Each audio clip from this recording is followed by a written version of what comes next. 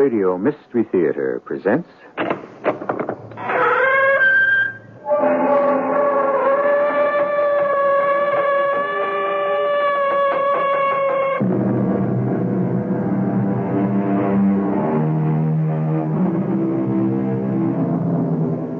Come in. Welcome. I'm E.G. Marshall. On October 24, 1929, an earthquake rocked the foundations of Wall Street.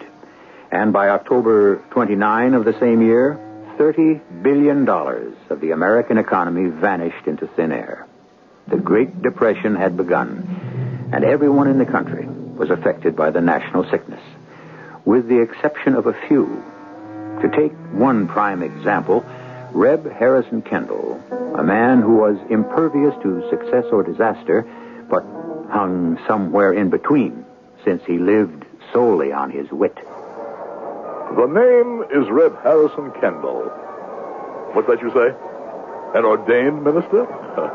Now that I never claimed to be. A natural mistake due to my name. It is spelled Reb with a B. The common mistake people make about me, just as they refer to me as doctor. I carry no degree, simply a wide scientific background. It's simply an impression I create. I am only what I am, the last, perhaps, of a dying breed.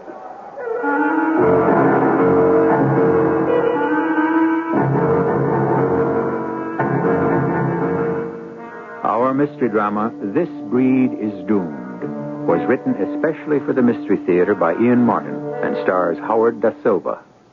It is sponsored in part by X-Lax and Buick Motor Division. I'll be back shortly with Act One.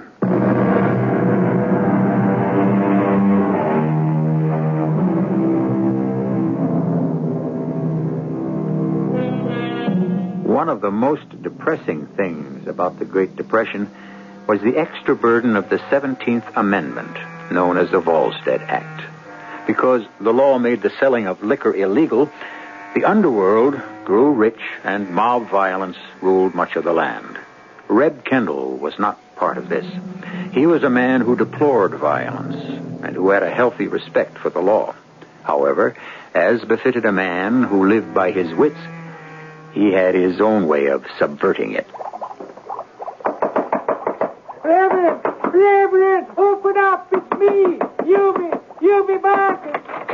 My dear boy, my auditory faculties are excellent. There's no need to shout. Reverend, we got to get the hell out. The feds have nosed out the still and they're on the way. Government agents, and we're just beginning to distill. Well, leave the shine to them. We got to get out. Leaving them all that precious Mountain Dew. Not in your tin type, my friend. I'm telling you, we hang around, we're going to end up in the pokey. Reverend, you promised me if I stuck with you, I wouldn't get into no trouble. Have I ever gone back on my word? I deplore the inconvenience, but come on, Eubie. Let's scram.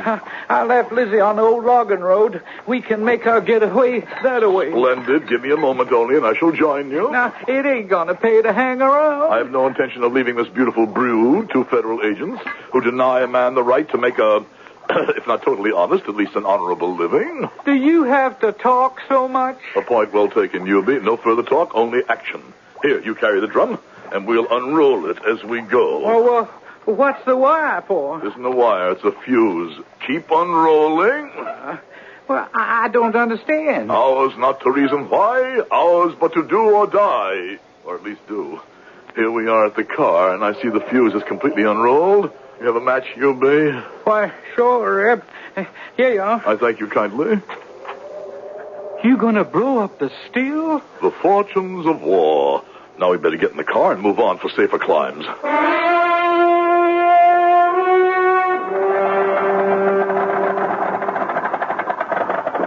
What are you stopping for? Just for a moment here on the ridge to say a long farewell. Well, not so long, perhaps, but farewell just the same. I'm loath to leave North Carolina. It's always been a favorite resting place for me. But I think under the circumstances, we had better heed Horace Greeley's sage advice. What was that? Go west, young man, go west. Or to paraphrase, if things get too hot in the kitchen, the wise man gets the hell out.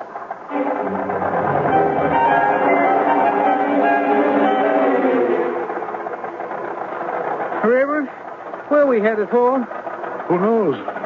Where fate or the dame with a cornucopia may direct us? What then? Lady Luck, my friend. The bountiful and the beautiful. For the present, let us abandon ourselves to the lure of the open road, the summons to high adventure, the challenge of the unknown. Well, just forgetting the unknown, Reverend. We got enough known challenges to knock us for a loop. Such as?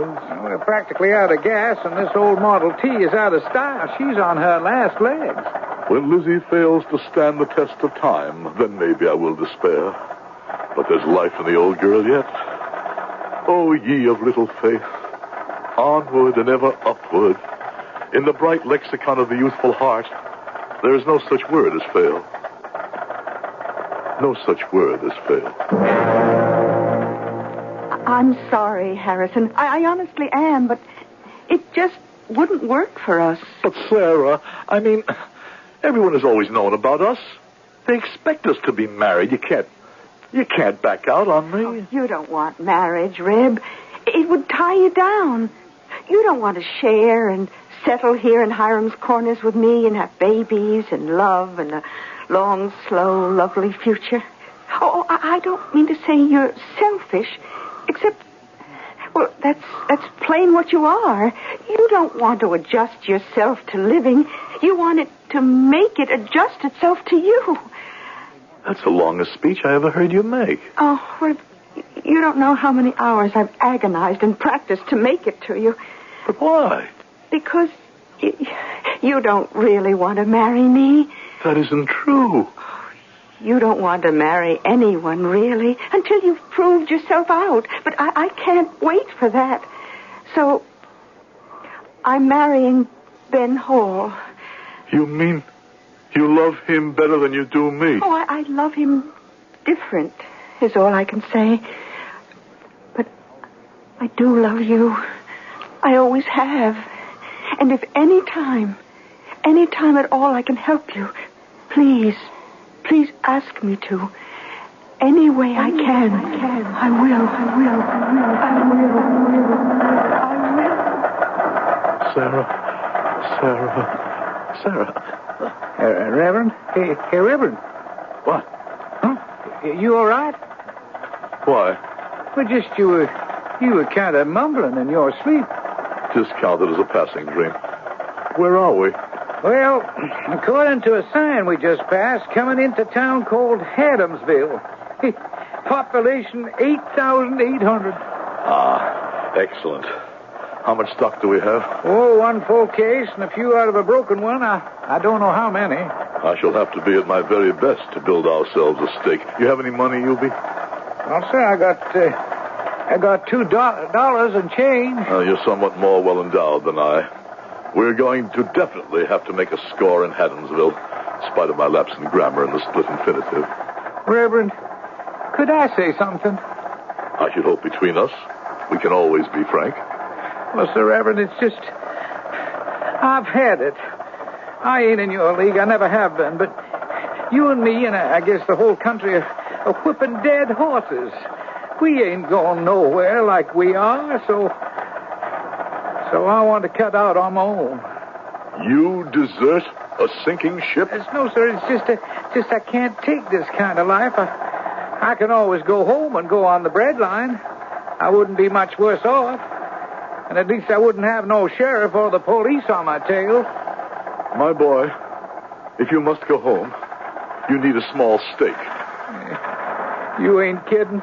We're running out of gas to take us where we're trying to go. Where?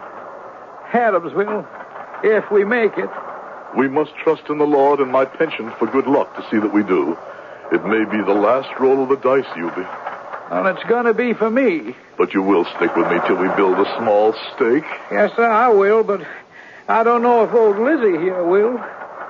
It isn't only just gas. She's plain wore out. If she quits on us, why, that's it. Oh. Now what? Well, as far as I'm concerned, I can answer that easy. How? Get out, take out of her what's worth saving, and shove her in the ditch. She's had it, and so have we. Never. Nil desperandum. as a colleague of mine that a famous writer named Dickens made famous, I echo Micawber and say, something will turn up. How far is it into the center of town? Oh, about a mile or so. Oh, well, all we need to do is somehow transport our precious remedy to a ready spot where we can draw a crowd, and once more we'll be back in business. Not me. I cannot operate without you. In the name of old friendship, you must assist me. Well, all right, but just this once. Between ourselves, let me admit it without qualification, I am a con man, as my father before me and his father before him. A distinguished tradition in its way, to live by one's wits and the gift of gab. In some ways, I am glad that I will not pass along my talent, if you indeed may consider it a talent. The one woman I desired, Sarah, did not desire me. As I say, perhaps just as well. I am not, I suppose, a family man. It is dubious that I would have made any kind of a husband. Not that I find relationships with people difficult. To the contrary, just give me a crowd, and I can bring them under my spell. I have no wish to divert your attention from the delights of a fair we are all attending, but I sound one note of warning to those who wish to listen. It needs no medicine man to tell all of you intelligent people listening to me that the basis of every man and woman's existence depends on the arterial and venous systems created by the great engineer to carry to the innermost limits of our bodies the life stream, that which we term the blood. When this is choked off or polluted, all of us are common prey for every one of man's dread diseases. So, I come to offer you paracuraria. This magic elixir captured in the bottle I hold in my hand. Why do I say magic? Let me cite my own example. This crystal liquid brought me back from the very threshold of death. 4 years ago, a massive and deadly infection held my wasted body in its irreversible thrall. My medical colleagues had given me up for lost. Then, one day, in my laboratory, experimenting with that magic extract from a rare South African plant, I stumbled, by the mercy of God, on the greatest boon to mankind since the discovery of What is it, sir? What is it? It's my heart. Permit me to pass through, please. If you please. Thank you. Excuse me, madam. Sir, let me through. The man needs me, please.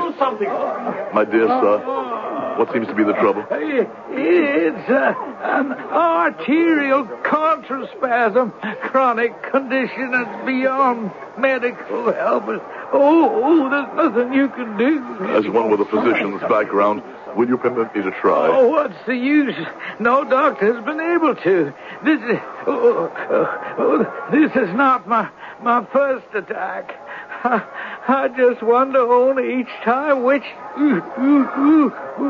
will be my last. Not this one, if I have anything to say about it.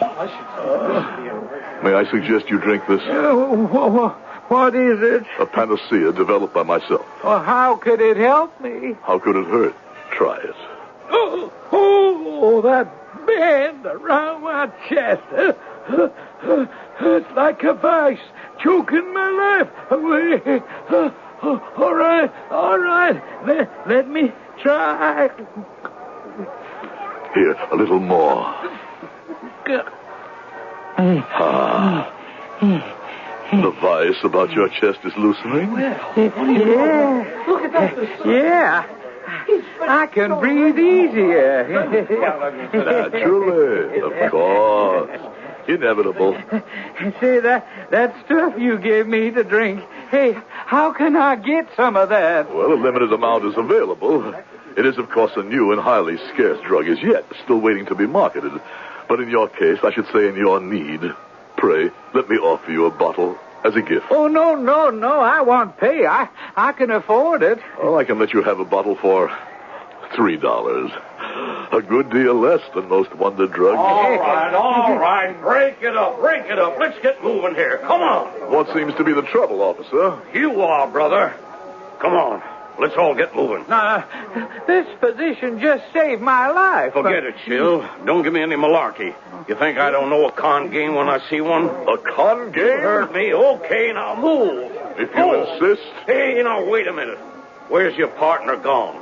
I haven't the slightest idea what you mean by that, and I have no intention of remaining here and being insulted by you. Oh, no, not you. You don't sneak out. You're under arrest. Arrest? What on earth for? I'll figure that one out at the station house. Right now, we'll call it disturbing the peace. I warn you, officer, you are obstructing the march of science. And I'll warn you, Buster, that I am instructing you in the science of marching. Now, move. A series of minor incidents mounting to a minor climax. The process of life. And yet, which one of us knows or can suspect how the smallest happenstance may shape the pattern of our fate? Who could suspect that a train of events has been set in motion which could lead to Reb's violent death? Surely a punishment that scarcely fits the crime. But that, of course, will have to wait till I return with Act 2.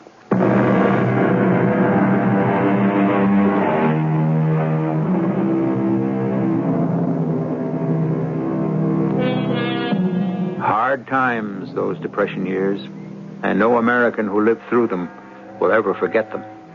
Selling pencils or apples was little solution since the competition was so thick, a man couldn't find a corner to himself. Defeat was the norm.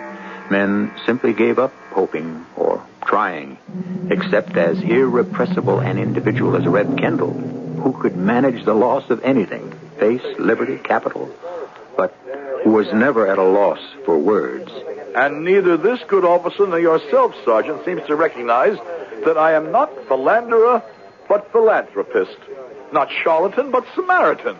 My mission in life is to do good. Turn it off, Mac. I'm drowning already. Why is it, Cooperman, every time I'm on the desk, I collect all the cons, kooks, drifters, and deadbeats? I resent the tenor of your remarks, Sergeant. Will you button up, Buster, before I book you? You cannot book me. I stand on my rights under the Fourth Amendment as a private citizen. Look, all you are is a public menace. I'd drop you right in the pokey if it wasn't standing room only already. On what charge, pray? Well, vagrancy would do for openers. Vagrancy? You know you ain't got a red cent to your name. A temporary embarrassment. My cash reserve happens at the moment to be tied up in my inventory.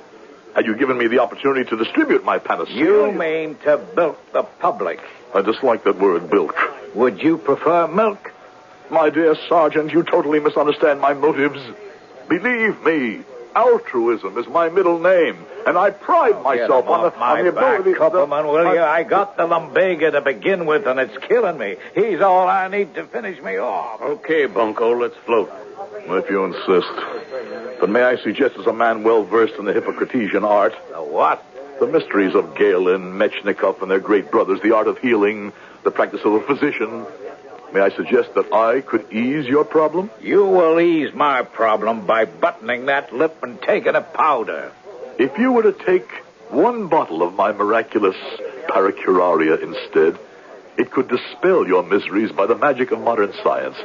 For a nominal price of $3, you could throw off the galling yoke of unnecessary pain, and you could walk out of here... Cooperman, will you run him outside and point him for the city limits? As for you, Dr. Reverend Indian Chief, or whatever you want to call yourself, if you're not out of my town within a half an hour, I will clap you in the can. But without funds, how can I travel? That's your problem. But half an hour... If you walk as fast as you talk, you'll make it. It's a small town. And take the sugar water or whatever it is with you, and the rest of your junk. Take the... Wait a minute. What's this? A pocket Bible. My daily reading. It will behoove you, good Sergeant, to peruse its lambent pages and allow its heavenly message to start the deep wellspring of the milk of human kindness flowing through your veins. Brother, all I got in my veins is blood, and you're bringing it right to the boy. Well, Cooper. Yes, Sergeant. Come on. Move it, Doc, or whatever you are. The title may be essentially a courtesy one, but I can say as a medical missionary... I am profoundly sorry for your superior, Officer Cooperman. Sure. I'll tell him when he's in a better mood. That stuff you got in the bottles there, is that any good for bunions? My dear boy, the pedis, as the ancient Romans referred to it, the foot, is at the root of all the problems of Homo sapiens. Who? The technical term we use for man himself. You see, he never was intended to walk erect. As a result, improper circulation of the blood through the nether limbs creates in its train a whole family of disease, phlebitis, arthritis, jurisprudence, and bunions. But expand the arteries, free the blood to bring its nourishment to the affected part, as my paracuraria does, and pain, pain becomes only a word, not a cross we have to bear. I'll tell you what. There's a bus at the next corner. Give me one of your bottles there, and you can ride out of town. By all means. You're a wise man. You may have the one I hold in my hand here. Okay. That'll be $3, please. You kidding? I'll give you a dime for the bus and help you on with your stuff. A dime? Look, officer, why not take the whole case and... A dime for one bottle. That's a deal. Take it or leave it. I'll take it. I'll also give you some advice. Free. I'm always receptive to suggestion. When you get to the end of the lines, you'll see Mary's Diner. It's where all the truckies stop. Maybe you can pick up a hitch out of town. Here's your carton. You sure you wouldn't like to make a bulk deal? Forget it. Okay, driver. Haul it out of here. So be it. And as Buddha himself would have said, Alamindab, Ada, Undra, Ranji, Espa. What does that mean? Roughly translated, it's always darkest before the dawn.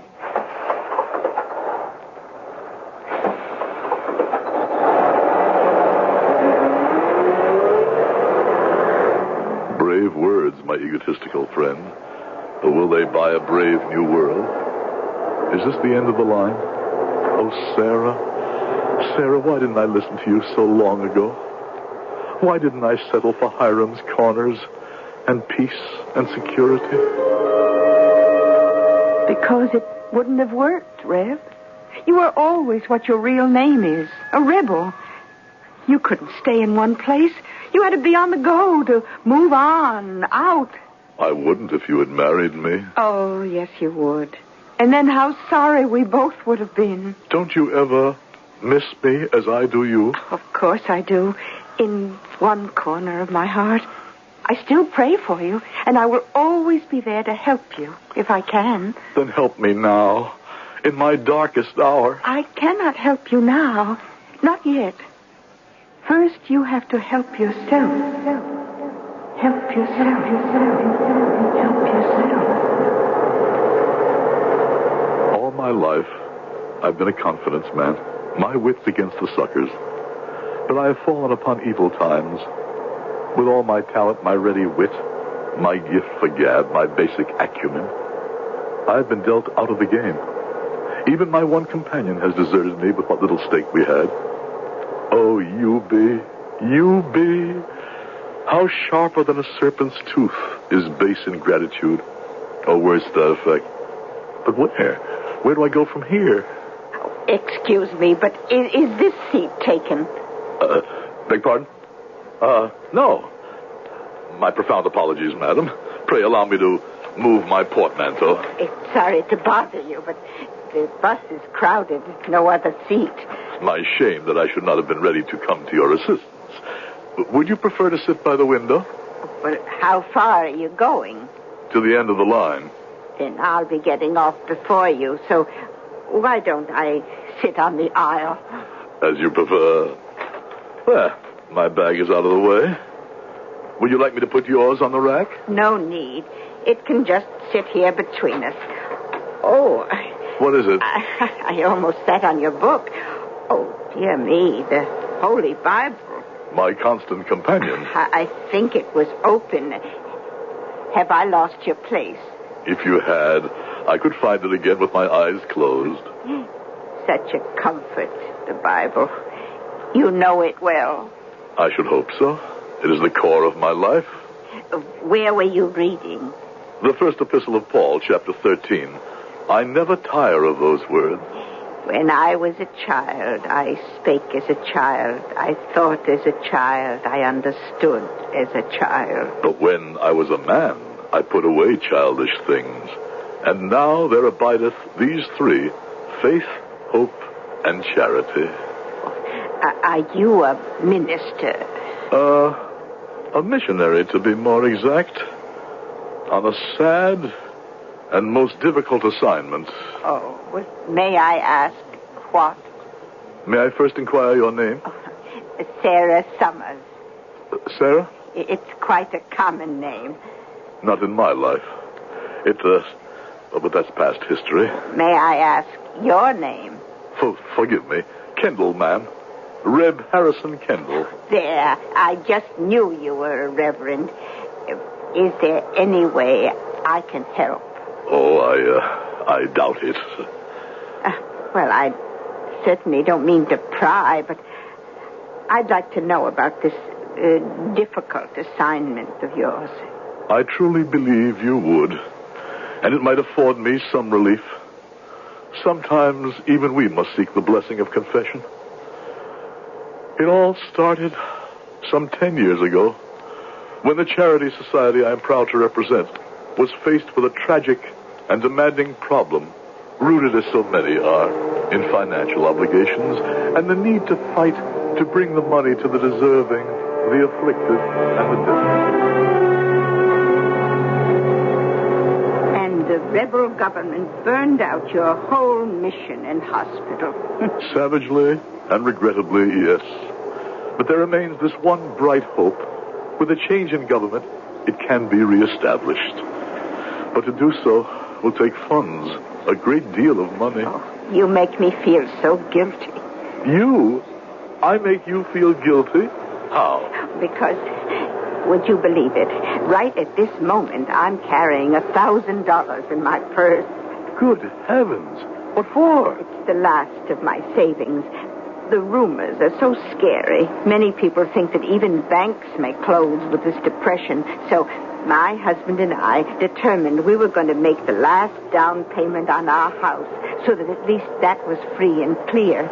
$1,000? Oh, don't. Don't what? Don't say it that way. You make me feel so ashamed. All that money just for the two of us when so many others are starving. But every dollar in your bag you deserve. Surely we could spare some for a deserving cause. Oh, I wouldn't touch a penny of it. Oh, I'll take that as a sign that someone thinks you do. I want to contribute to your valiant cause. No need. There is no pressure. No, I want to, and I must. Now, will you accept $20 toward your crusade? $20? Don't try to stop me. I want you to have it. Now, I want no thanks. My duty, and my stop is coming. Oh, dear, all this rain. I've got to put my pocketbook away and gather all my packages. Allow me to help, please. Thanks. Now, here's the money. If you'll just hold my pocketbook while I gather my shopping bag. A pleasure. Mrs. Summers, where can I write to thank you? Oh, 15 Pleasant Drive, right here in town. Oh, hold it, driver. I'm getting off. Here's your pocketbook. Oh, thank you. You're sure you have everything? Oh, yes, thanks to you. So glad. Because I only have a second to dump everything at home and rush away to bring my husband back from the hospital. Oh, you've been so much help. And all my hopes go with you in your good fight. Yes, I'm coming, driver. I wish I could have done more. You have done far more than you dreamed. Goodbye, Mrs. Summers. A nice old lady. The perfect mark. I have taken her for $20. Not much, but some getaway money. At least to get me to the next town. Only one thing clouds my new dawning horizon of optimism. I am a con man, an opportunist, a grifter. But one thing I've never done openly before. I've never stolen. I've never been a thief. By the window, pressing against my side, in my hand, where I have lifted it, is a wallet containing the last of a lifetime saving. $1,000, less 20 freely given. Given time, I could have conned her out of the total without a moment's hesitation. But to steal it, that's something else again. Can I do that? Or perhaps more important, do I think I can get away with it? Oh, what a tangled web we weave when first we practice to deceive. Sir Walter Scott is the author of that thought, but as it transpires in our story, the quote might well have been Reb Kendall's. The complications are only beginning, and the irony of a special justice is still to catch up with him when I return with the conclusion of this tale and Act 3.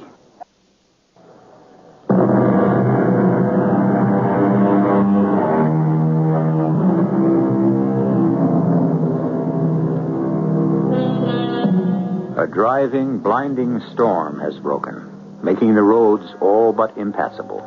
A wallet with nearly $1,000 is burning a hole in his inside pocket. And burning a deeper hole is the terror and the knowledge that he has made the mistake of committing, for the first time in his life, a crime rather than a misdemeanor. I am desperate. How long can it be before Mrs. Summers discovers her money is gone?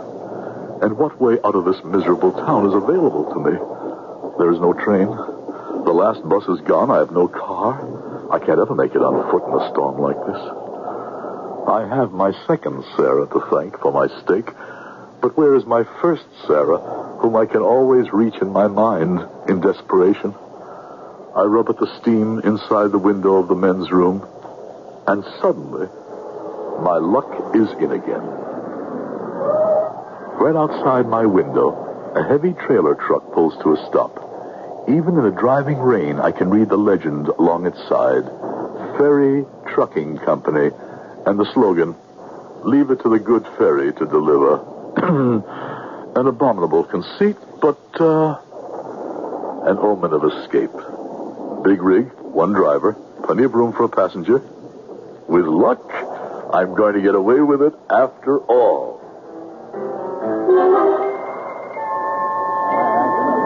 Black coffee, please. Easy on the sugar. And a slice of apple pie.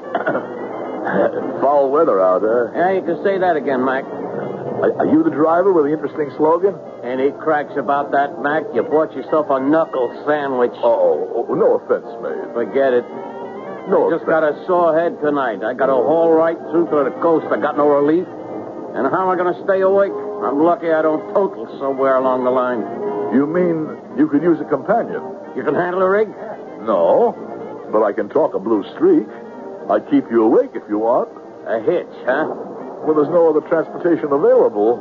You're in on one condition. What? Think you can talk for 12 hours straight?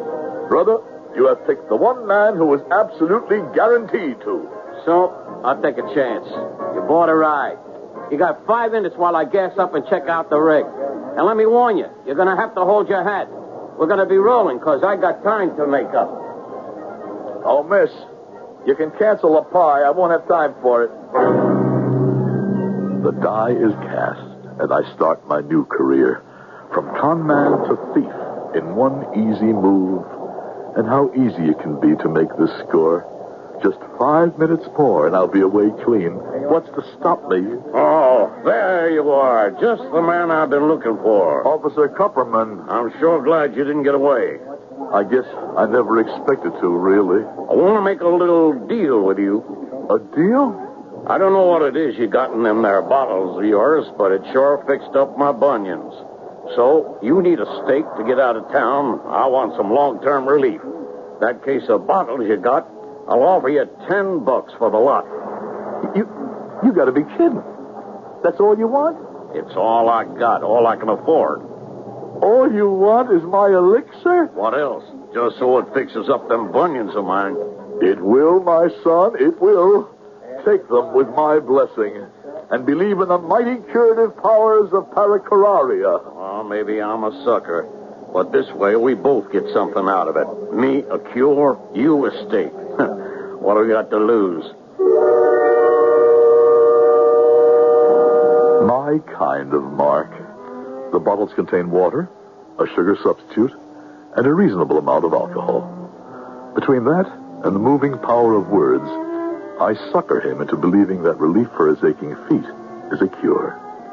I feel a warm glow as I finger his $10 in my hands and think of 1,000 others in my inside pocket. But thinking of my ill-gotten money, my conscience troubles me. I have committed an unpardonable sin. I have 30 honest dollars, by my standards. 10 con from Officer Kupperman and 20 from Mrs. Summers. Honest, well, let's say 30 I don't need to feel uneasy about. The other 980, now that's a different matter. They will put me on the lam for the rest of my life. Are they worth it? This is the moment of decision, and I have few moments left. Where do I seek help to make up my mind? Do it, Reb. Return that money. How can I? A man of your accomplishments? There's a way, and you will find it. Must I?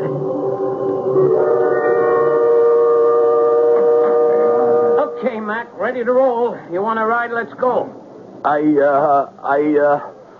changed my mind. You and the good fairy will have to roll without me whilst I make a delivery of my own.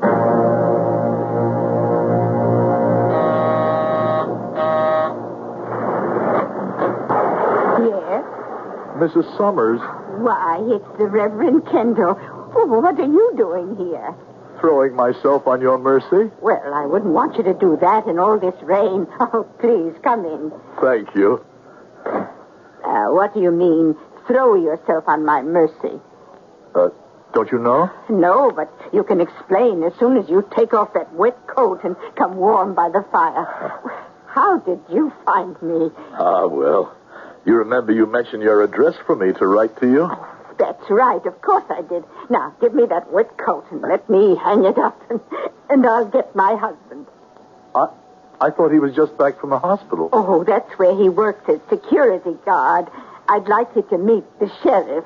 The sheriff? Oh, retired, of course, but we still use the old title.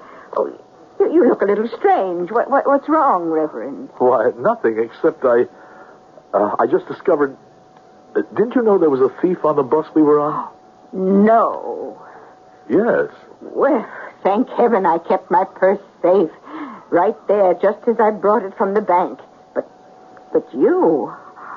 Oh, poor Reverend Kendall, you were robbed. Every cent I had. Oh. I've wired my church, of course, but I had to have an address for them to send me the money, so I took the liberty of giving them yours. In a strange town, it was the only place I could think of. Well, I'm delighted you did. And, of course, you'll stay here till your money comes. Now, you just dry off at the fire, and I'll hang out your coat and get my husband and a nice cup of hot tea. A dear little old lady. Just what my own Sarah that I lost might have become with the passing years. Naive and trusting. Her pocketbook still resting beside the phone. This is your lucky day, Reb. Take the wallet and return it. Just as if you'd never been tempted. All right, mister. Just hold it right there. You drop that wallet and get your hands up over your head. Now, just a minute. Who? Sheriff Summers. I got a gun on you. My dear Sheriff. You just keep your hands up. It's better. You know, ever since Sarah told me about meeting you on the bus, I had a hunch you were up to no good. You weren't satisfied with just 20, huh? You had to have it all. My dear sir, you completely misunderstand my motive. Oh, no, I don't. You're under arrest.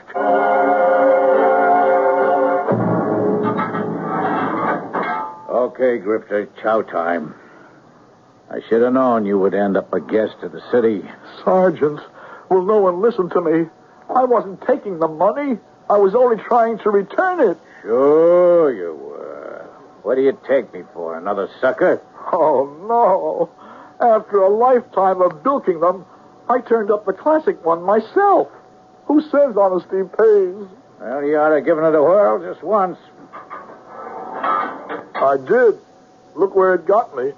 I'm sorry, Reb. You ought to be. Are you sure? You promised to help me. Wait until you're certain it's a promise I didn't keep. What'd you say? Nothing. I was just talking to myself. Yeah. I know how you feel. I get the same way myself. I got to put up with guys like Kupperman who ought to be here serving you supper instead of Kupperman, where the Sam Hill have you been? Multiple accident on the highway. Big trailer job, jackknifed at the Devil's Elbow. Driver was killed, crushed like a walnut. Yeah? Anyone else in that truck? Nope. Good thing, too. We'd had another death. What's the Rev doing here? Well, he tried to heist $1,000 from Sheriff Summers' wife. Can you figure a sucker play like that? Now we gotta jail him. It might not be a bad bargain. That wouldn't have been a ferry truck that crashed. Why, you named it. One time the good ferry didn't deliver. That may be in the point of view. What's the most I can get for whatever crime I committed? 90 days in jail? 6 months? A suspended sentence? But if I'd carried it through and tried to get away with it, I'd have ended up a mangled corpse in a jackknife trailer truck. I just want to say thank you, Sarah. What does that mean? I don't know myself, or even which Sarah. Just this. Barnum said there's one sucker born every minute. I'm the one that's lucky even to be alive.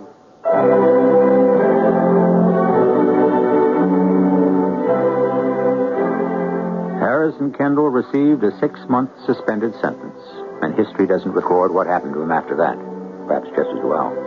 He was one of a vanishing breed, and one can suppose that time itself caught up with him just as surely as events. The medicine man and the con man have vanished from our civilization, as extinct in today's corporate living as the bison almost became. I'll be back shortly.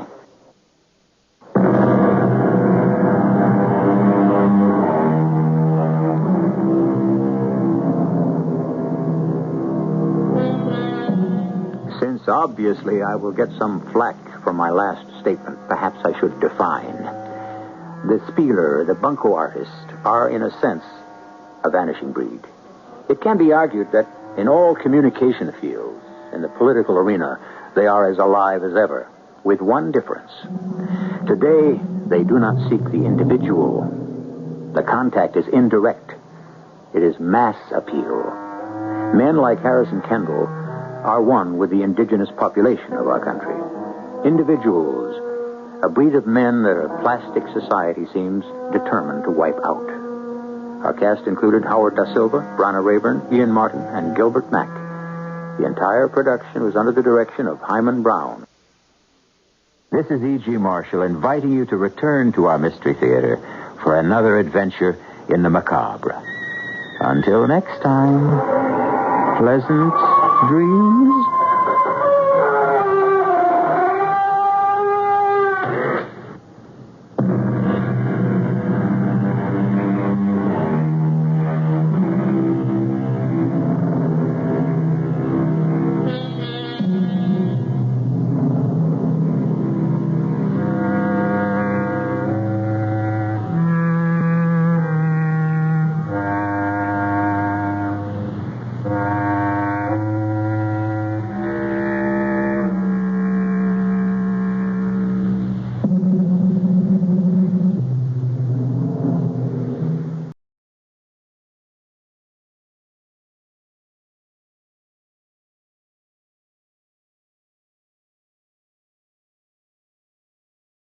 CBS Radio Mystery Theater presents...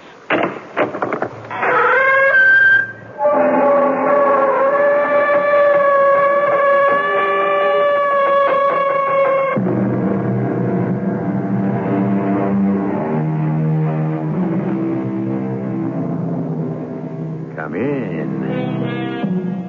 Welcome. I'm E.G. Marshall. I'm going to take you into a wonderful country where space and time and imagination are mixed up in a strange goulash, spiced with madness. You don't have to guess where this delightful land is, I'll tell you. It's in you. It's in everybody. It's the world of fantasy. This is a story about a man whose wild fantasies became real. with the help of a witch doctor. Private Hale? Yes, sir. Jeffrey Hale, PFC, 11009988. You are the last. Our final hope. Last what, sir? The last man who can save Western civilization. You alone can lead us to victory. Me, sir? But I'm just a common soldier, Mr. President. Jeffrey Hale, PFC, 11009988. Not anymore. You're now a 9-star general. I appoint you. Me, a general? Today you defeat the aliens. Tomorrow the world. Hey, wow, this is my big dream. It's come true at last.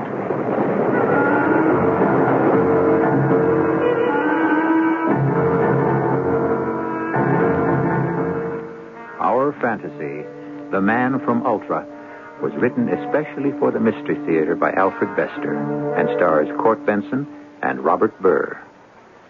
It is sponsored in part by Buick Motor Division and X-Lax. I'll be back shortly with Act One.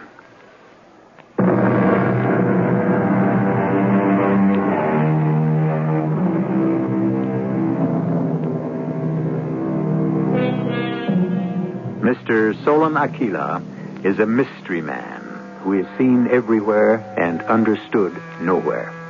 You run across him at first nights, in posh restaurants, playing squash, fishing for salmon, bidding extravagantly at auctions, buying comic books. He speaks a lunatic mishmash of languages. He's rich.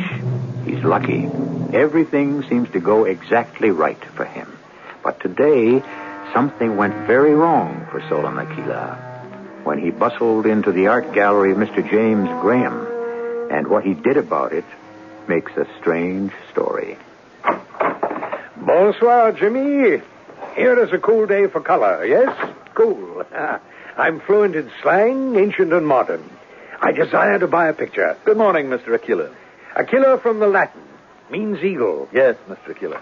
I'm in the mood to collect your man, what's his name, your prize, your greatest. Artists like Bosch. I already own 3 paintings. I think you mean Jeffrey Hale. Ah, what a memory. Exactly the artist I collect. I wouldn't have believed it. You know, it's extremely odd you're coming in at this moment. Odd? I always come in at the right moment. I'm born lucky. A Jeffrey Hale monochrome arrived just 5 minutes ago in the morning mail. Bravo! You see, I am lucky. I'd rather not show it to you, Mr. Aquila. It can't be sold. Why not? I can't say, sir. Must I judo your arm, Jimmy? You can't show, you can't sell, you can't say why. Jeffrey Hale, my favorite artist, show me the Hale masterpiece. All right, Mr. Aquila. This way, please. I have it hidden in this break front. Came in this envelope from the Babylon Clinic. Babylon? What is that? Den of iniquity? I'll explain later. First, see what was sent. Well, this is no work of art. It's merely coin of the realm, a dollar bill. Turn it over, sir. Look at the face. So, I turn the bill over and... You see, sir? This is not a portrait of George Washington. No, sir. It is a picture of myself, Solon Aquila. Yes. Jeffrey Hale drew it on a dollar bill. It's an outrage. It's libel, slander. I look like a fiend in human shape. Dracula, Godzilla, King Kong. That's why I didn't want you to see it. I didn't want to hurt your feelings. Oh, hurt? Well, I must own this work of art. Name your price, but answer me this. Sir? Is this accident or on purpose? I've never met your Jeffrey Hale. Does he know me? I don't know, Mr. Aquila. A mystery, eh? Why does the great Jeffrey Hale draw on money? My picture. Why? He's insane, Mr. Aquila. What? This genius? Insane? It's very sad. They've had to institutionalize him in the Babylon Clinic. He spends his time drawing these pictures of you on money. Only me? Only you. Why does he jump his tracks, Jimmy? Well, they say it's a withdrawal. He's still a very young man. Immature. His success came too soon. He isn't ready for it, for responsibilities. So he's turned his back on everything and withdrawn into childhood. That's what the doctors say. And the drawing on money? They say that's his symbol of childhood. It proves he's too young to know what money is for. And my portrait? I can't explain that, Mr. Aquila. You know something? I'm disappointed. Severely disappointed. No more art from Jeffrey Hale ever? We must do something about Jeffrey Hale. I will do something. I will save him. I am drawing, like Cellini. All art is one art. I was born, I am dead. I had peace, I had hope, I had art. And then the faraway fiend came and looked. Ah! Get away, I'm not here. There is no Jeffrey Hale, only the dead in here. It's all right, Jeff. It's only me. You remember me, Jim Graham? Can I have $1? It's all right, Doctor. I won't upset him. You can leave us alone for a few minutes. Jeffrey wants $1. Jeff, I brought some of your old work with me. I thought you might like to look it over with me. It might inspire a few new ideas. Can I have $1? Baby wants $1. All right, Jeff. I've got one here in the portfolio of your work. Baby wants $1. Just wait 1 minute. I've got a special one for you. Here it is. Nice $1. Nice. Jeff, for Pete's sake. A faraway fiend. His face. Look there. On the $1. How did he get there? He's after me everywhere. How did he get in here? Jeffrey, listen to me. I'm talking to you. I talk through my picture. You hear me, Jeffrey? I am your friend. Yes. I will help you escape from Sodom and Gomorrah Clinic. I put words in your mouth. I put a plan in your head. Ready? Listen.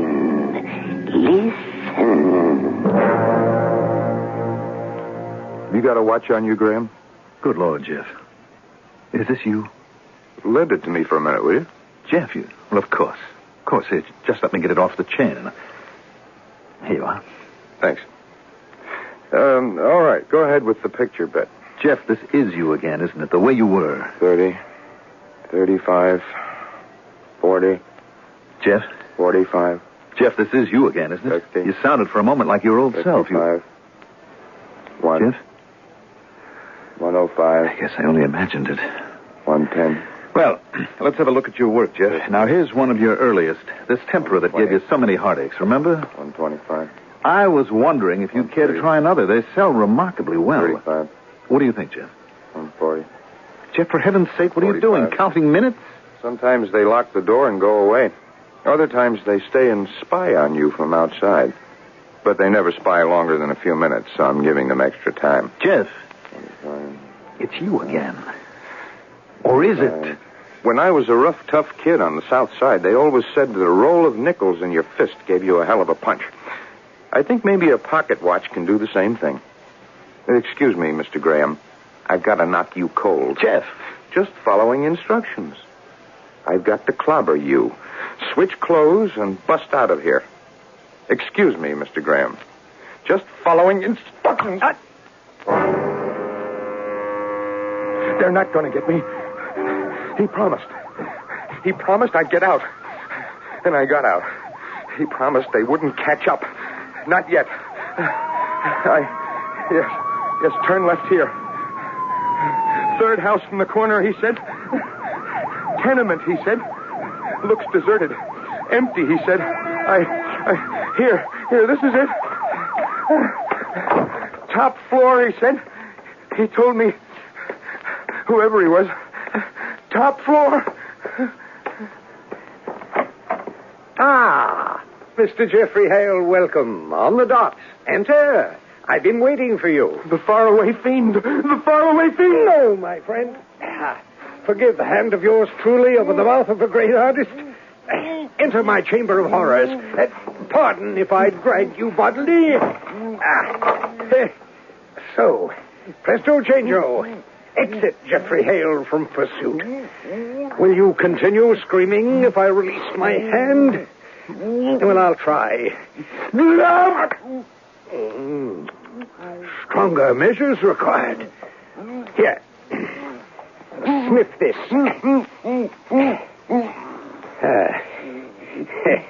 Better, eh? Bravo. Sit, my beauty. First, drink this. Warranted non-habit forming. What's happened? There's like a fever or something behind me. Nightmares. I know you. I know you from somewhere. I know your face. Oh, indeed you do. Ozart's ball. A long time ago. Ah, yes. It was 1/2 year ago. I was there. An unfortunate night. No, glorious night. Happy. Fun. Like a school dance. Like a prom in costume. Always back in the childhood, eh? Well, we must attend to that. I was with Judy. We realized we were in love that night. Everything was going to be wonderful. And then you passed and looked at me. Just once you looked. It was horrible. Now I remember. I was unguarded. You wore red and black, like Satan. The faraway fiend. We must bring you back to the land of the living. That is why I have arranged this meeting. Come into the laboratory. Sit on that stool, Mr. Hale. You're a doctor? No, let us say a warlock. Strictly speaking, a witch pathologist. Strictly modern magic. You're a witch doctor? You have to be putting me on. Oh, yes, I am. But in a way you don't expect. I am going to help you grow up. How? Your trouble is loss of sanity in flight from reality, brought on by one unguarded look from me. I apologize for that. But you should be fighting for the peace of maturity, not the fantasies of the child. No. Youth is the dream. Youth is the blessing. For some, yes, but not for you. We must dispel your fantasies with witchcraft psychiatry. We will wipe your slate clean at a very small price. What price? Ah, you'll see when we're finished. Now, are you ready? We begin the purge of your dreams. Chameron, Medrus, Casmiel, Hera, Sadirno, Lucifer. Jeffrey Hale sits helpless in the magic pentacle while the liquids and powers which Solon Aquila has placed around him burst into flame and drug him with their overpowering fumes. The black music roars in his ears.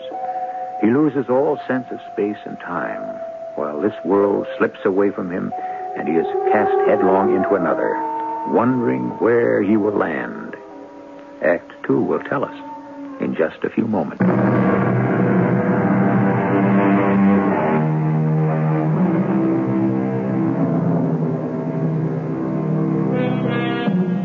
Honestly now, don't we all share the same childish fantasies with each other and with the young artist, Jeffrey Hale?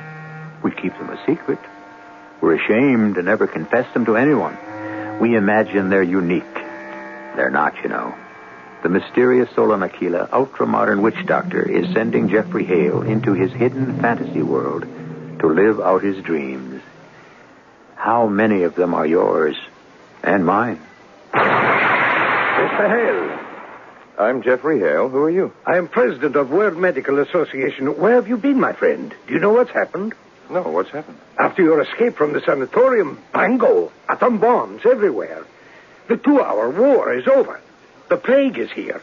Plague? What plague? Nuclear fission has turned urticaria into a deadly disease that is spreading all over the world. What's urticaria? Hives.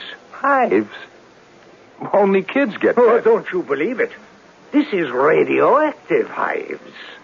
Everybody is swelling up like raspberries and dropping like flies. You are the one man capable of finding a cure. No doubt on account of a mysterious mutant strain in your makeup, which it makes you so different. Me? You. It is your responsibility to save the world, or else the human race will disappear forever. You mean like Louis Pasteur? Or like Dr. Fleming, or Dr. Salk, or Galileo. Take your pick. To save the world with a great discovery. This is my big dream. It has come true. But you know I'm not a doctor. You have something more important. You have genius. Anyway, you will have an assistant to help. Here she is, the beautiful Dr. Judith Field. Good morning, Dr. Hale. Good morning, Dr. Field.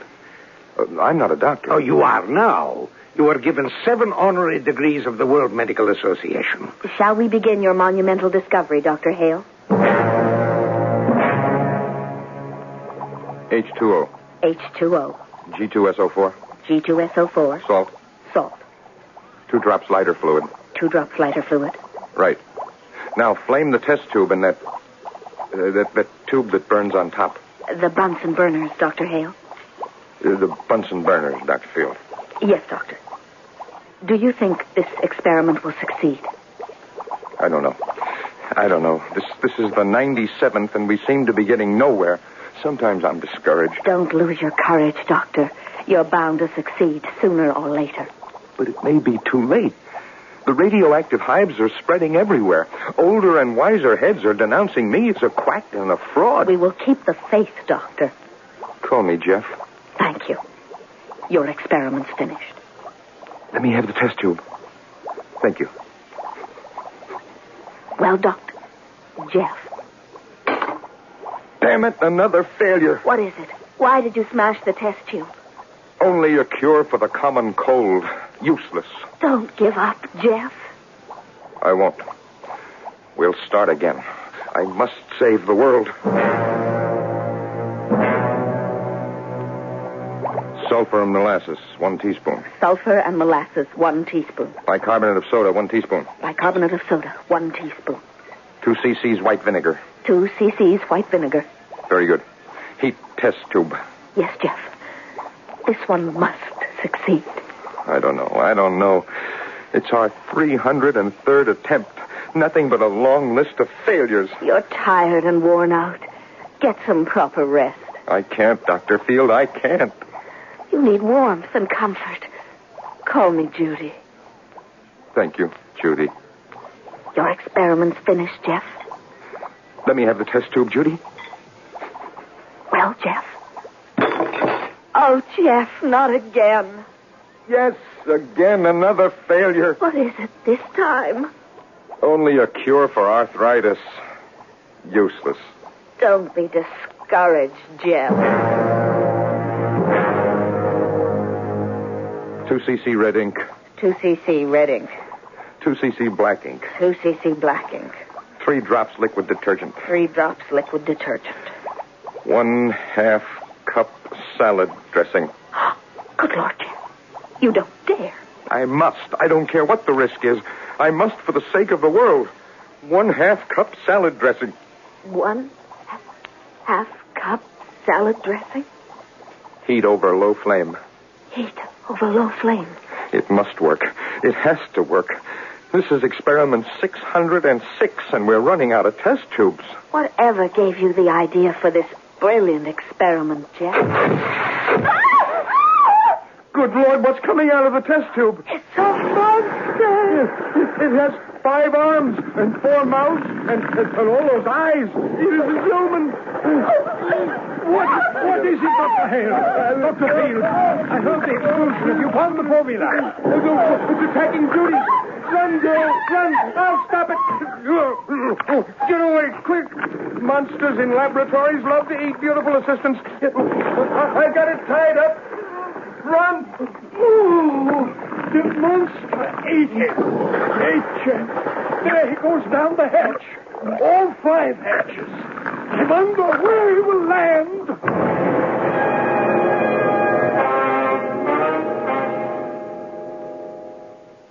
My name is Hale. Jeff Hale. Big J, the good guys call me. The creeps and goons don't have the guts to call me anything to my face. I run Hale and Storm, private investigators.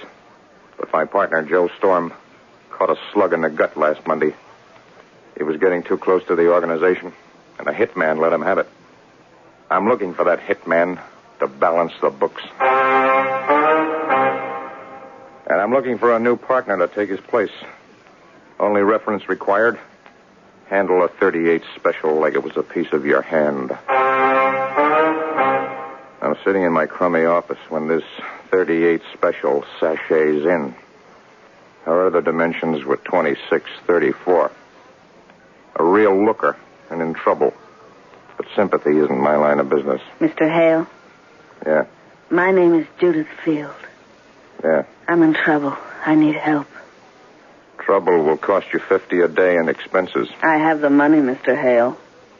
Help comes higher. Of course. So spell it. It's the Golden Zodiac which Merlin presented to King Arthur and Queen Guinevere. All the signs are worked in rubies and diamonds. It's priceless. So? It disappeared for 1,000 years. Last year it was discovered in a ruin in Wales. 3 men were murdered for it. It was smuggled out of England to the States. 4 more men were murdered. I believe it's in this city, and I must find it. You slipped, sister. Who's we? You're smart, aren't you? I can spell Mississippi. And tough. On account of a mysterious mutant strain in my makeup, which makes me different. So give, who's we? Your partner, Joe Strom. He never told me about the job. He was moonlighting for personal reasons. Yeah, so? He must have gotten too close to the Golden Zodiac. And? There's another man after at the head of the organization, Mr. 6x6. And this 6x6 had Joe wiped? That's what the grapevine says. Okay, girlie, you're a deal. And listen, I'm looking for a new partner. If you play your cards right, I may take you. I think I've already taken you. I thought that over on my way to see Lieutenant Jim Graham and get the scam on the Golden Zodiac. A goon sniper threw a little lead in my direction, so I knew we weren't playing girls' rules. Mr. 6x6 was playing for keeps. So was I. I had a score to settle with him. I don't care how many scores you've got to settle, Hale. Not in my precinct. I've told you 100 times. Take it easy, Lieutenant. You step over the line once more, I throw the book at you. Cool it, man. All I want is the scam on this Golden Zodiac. Oh, you're in on that, are you? Who's your client? Doll named Field, Judy Field. Keep away from her, Hale. She's poison. Like how? 7 men were murdered for that Zodiac. And? Every one of them was living with her when they got killed.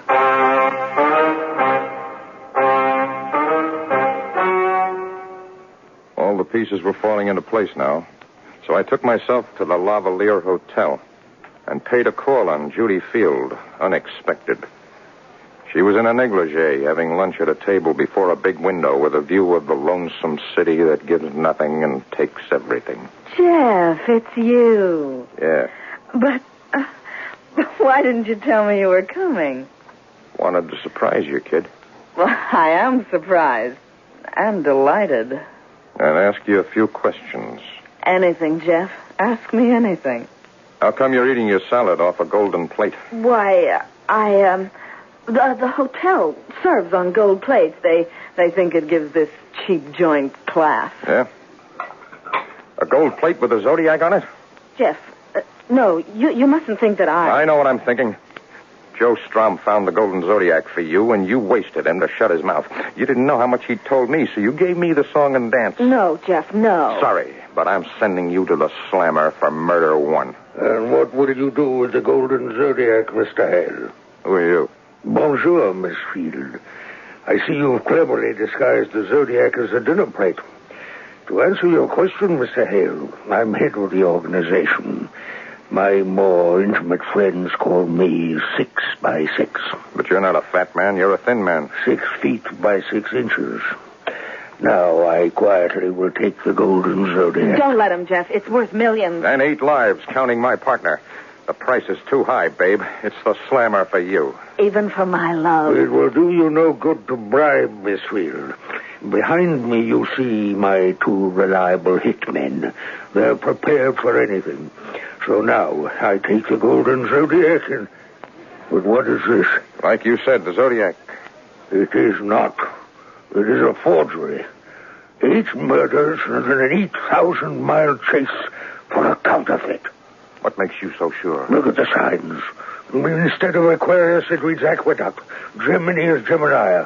Arius is Arior, and so on. I've been dupe. You'll pay for this. Both of you. Gentlemen? No, Mr. 6x6, no. I'll give you my...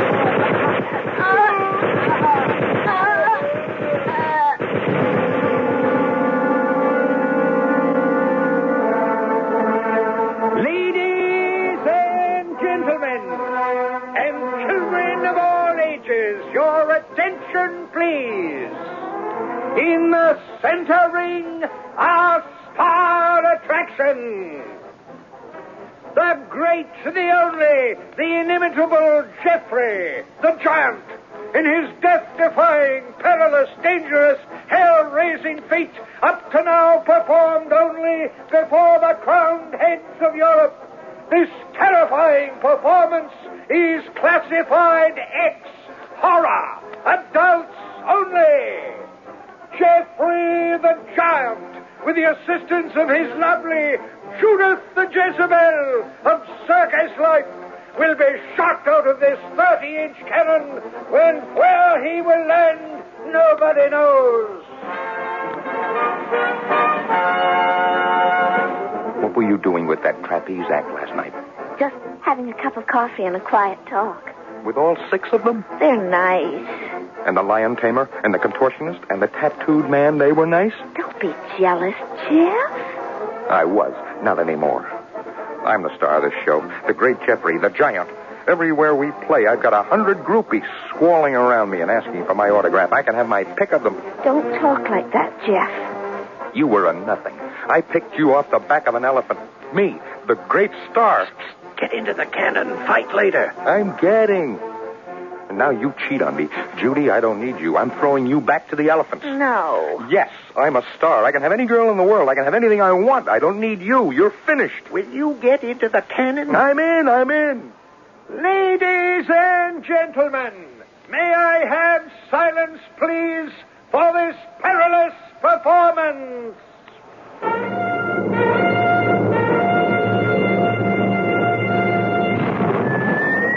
No. He's been shot up through the tent. What happened? I don't know. I guess I must have put a double load in the cannon. By mistake. By mistake, of course. And there he goes into outer space. Poor Geoffrey Hale. The artist's imagination and the witchcraft of Mr. Solon Aquila have shot him on another trip through space and time into another world of his fantasy.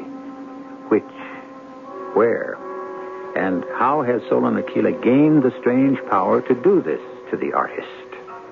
Act 3 will tell us.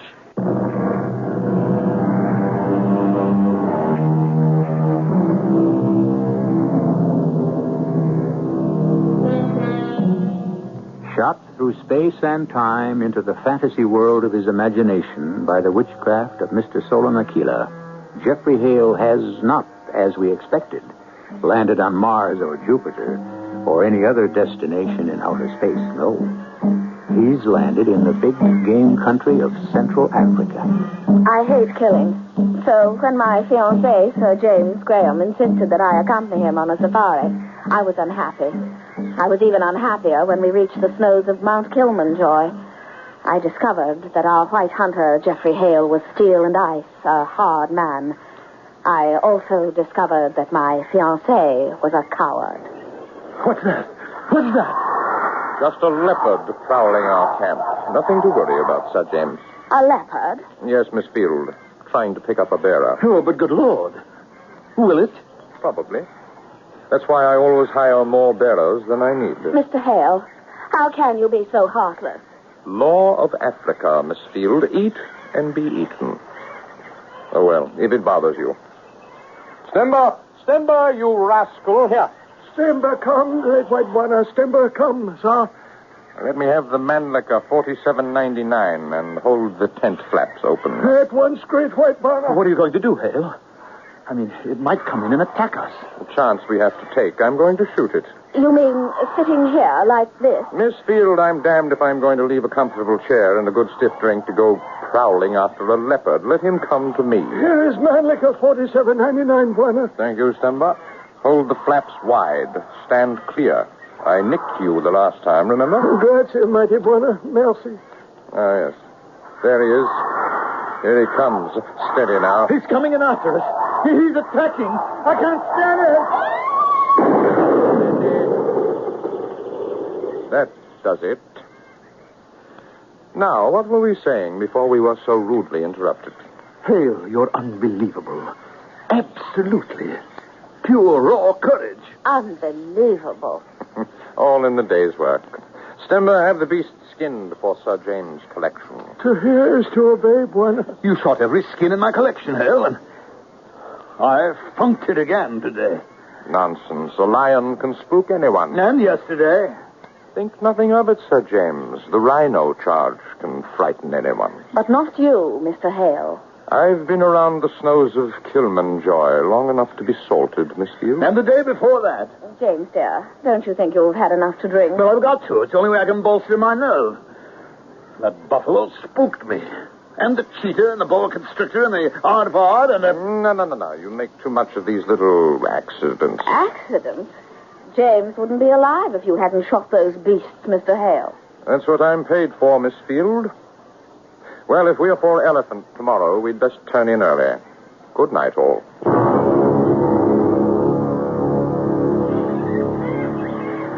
Mr. Hale, are you awake? Always, Miss Field. Law of Africa. Never sleep. There's a tarantula in my tent. Right. I'll take care of it. Got my Webley 44 under my pillow for emergencies. No, please, no. The shot would wake the whole camp. Please, Mr. Hale, may I come in for a moment? I'm frightened. By all means. Spiders can do that to anyone. Doesn't anything ever frighten you? Beautiful women like you. What else? Nothing much. James is a coward. Give him time, Miss Field. He's had enough time. I can't bear the thought of marrying a coward and a drunk. No? And what do you propose to do about it? Nothing. You'll do it. Me? You're after Elephant tomorrow. When an elephant charges James, do nothing. What? Pretend your gun jammed. Do nothing to save James. For heaven's sake, you're asking me. Don't you understand what's between us? It's the only way. Let James Graham die.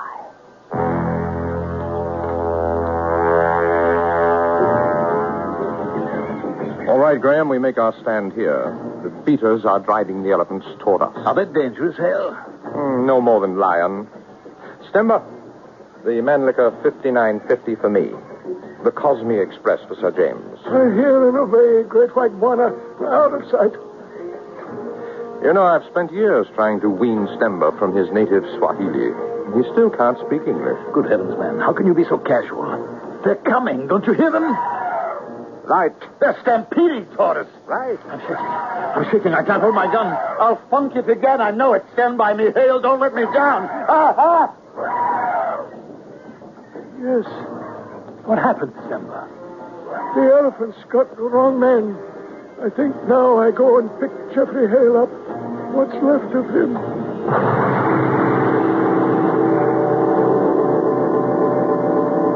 Bravo, Mr. Hale. Fantasy all finished. But you fell off your stool with a crack and broke the magic pinnacle before I could catch you. I feel like I put my head under an elephant. Oh, you did. You did in your dream. Now we discuss what I've done, eh? Make yourself comfortable. Oh, I feel like I've been through a ringer. You were. Your own. Listen. Man lives by his decisions. A man has some 11,009,998 to make in his lifetime, eh? If you say so. It is the maturity of these decisions that decides whether he is a man or a child. But a man cannot make mature decisions until he has purged himself of the fantasies of childhood. They must go. Agreed? I suppose I ought to feel grateful. But I feel, empty, cheated. Ah, that will pass. But I told you there was a price to pay for growing up. Look in this mirror. What does that mean? Gently, gently. The lines in my face, the gray in my hair. It's not so bad. It's good. You're still a youth in physique. You've lost none of your life. Only the pretty, unformed face of childhood. No. All right. Gently, my child. Here you are, purged, unhappy, bewildered, both feet on the hard road of maturity. Would you like that this never had happened? I can do. Spurlos verensk. It is 10 seconds from your escape. You can have your pretty young face back. You can be captured. You can return to the asylum, a child again. You can't. Oh, but I can. I can. There is no limit to the power of the 15,000 angstrom band. What are you, Satan? Lucifer? The devil? I'll tell you who I am, Jeffrey. I'm a scoundrel, a black sheep, a remittance man from the planet Ultra in the Tucana cluster. There's no place in the cluster that can tolerate me. They pay me to stay away on this primitive, lovely beach you call the Earth. Here, I entertain myself as best I can. I don't believe it. Oh, but it's true. And that is why the unguarded despair in my eyes struck terror into your innocent soul and ruined you. Now, I heal you. Like this? Yes.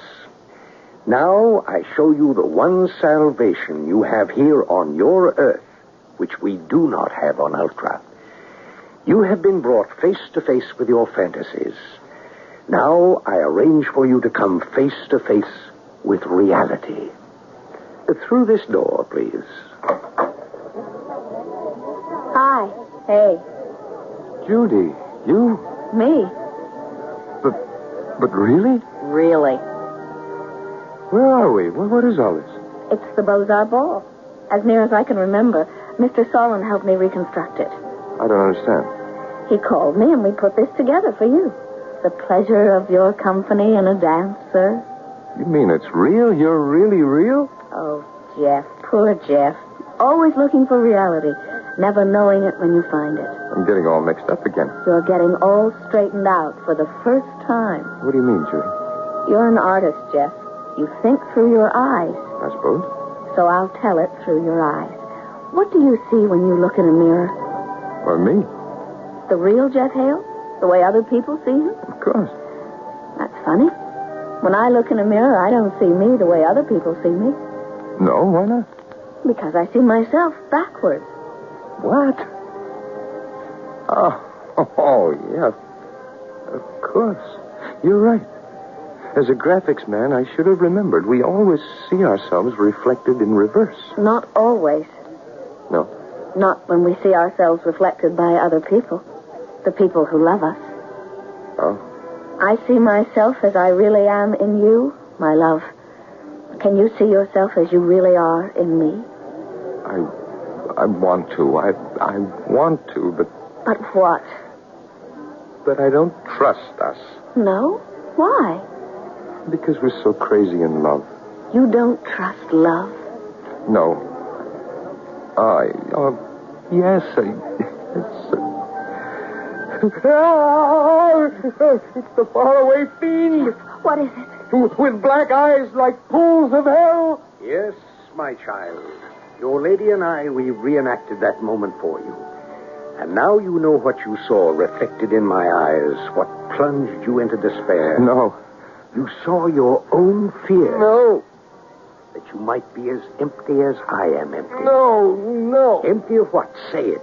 I don't know. You know. Say it. Please, Jeff. No. Of love. But you are not. Look here at this lovely lady who adores you and fights to save you. Could she love a man who cannot love? Never. Do you understand what you have here and what we do not have in Tucana Cluster? It is love. It's what I'm trying to learn. It's what may save me as it may save you. It's getting late, my Jeffrey. Time to make up your mind. All I have to do is throw a witchcraft switch, and you can be back where you started. Which will it be? The reality of life or the dream of life? Decide. Oh, this is the big one. That rests with your lady. They're all big, Jeff. I'm being forced to commit myself. Yes. But not to me, Jeff. Only to yourself. You have what we do not have. This dear young lady could save Ultra in the Tucana cluster with her love. She could save me. And I warn you, if you decide to withdraw into your easy way of escape, I will try to persuade her into saving me. Make no mistake, I can do it. So, escape is easy. Life is hard. Make up your mind. Oh. Then I'll take it the hard way.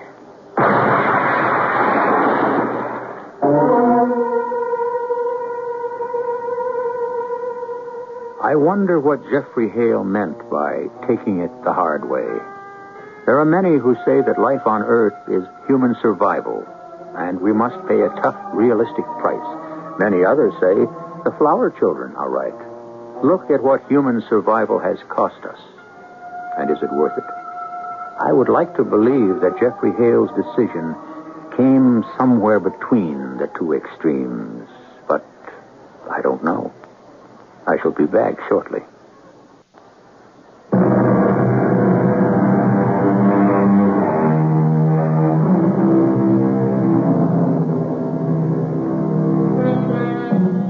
As I told you, I've run across Solon Aquila, the remittance man from Ultra, everywhere.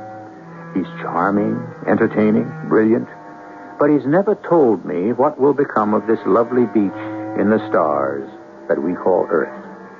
I ask him whether he'll preserve it or destroy it, and he laughs and says, "Comme ci, comme ça, my Goldilocks and the Three Bears, coup d'etat. It's all your decision." Our cast included Court Benson, Robert Burr, Mandel Kramer, Roberta Maxwell. The entire production was under the direction of Hyman Brown. And now, a preview of our next tale. No outlaws? Bandits? Gypsy band? Oh, not in this day and age. There were in other days and other times. Since the war... El Codillo ruled all Spain with an iron hand. Who is to say no to the general? Nor is it a wise thing to try. What happened? There's a tree trunk across the road. Senorita Welch, are you all right? Si, yes. But what are those flares ahead? An accident, perhaps. Probably a washout. I don't think so. You hear? Those are horses' hooves. How did that huge trunk get there? I don't know, but we cannot pass. There are caballeros coming. There must be police or local officials. With guns in their hands, I'm afraid you have got your wish. These are bandidos. Radio Mystery Theater was sponsored in part by True Value Hardware Stores. This is E.G. Marshall inviting you to return to our Mystery Theater for another adventure in the macabre. Until next time, pleasant dreams.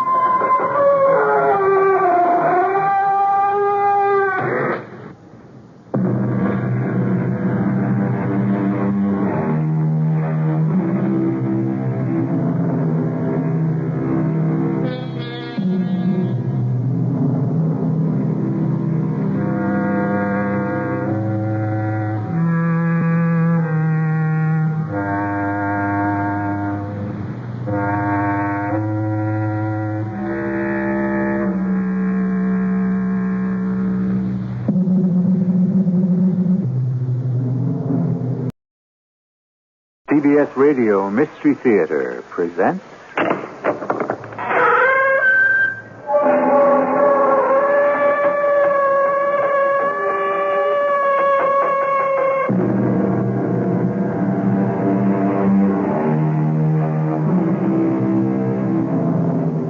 Come in. Welcome. I'm E.G. Marshall. The last I heard, there was an alchemy school in Utah. giving a 2-week course in how to change lead into gold. A prestigious university was bestowing a bachelor's degree in magical studies, and someone was offering subscriptions to a newsletter for witches. I'm old enough to remember when such things would have been laughed out of existence. But nowadays, who's laughing? Wouldn't you like to control things, people, events? Well, I don't think it's possible. But if it were, then I guess I'd like it. Of course you would. So would I. So would everyone. No one wants to admit it. No one has the courage. But we all think about it. Lust after it day and night. It's our God and our goal. Power.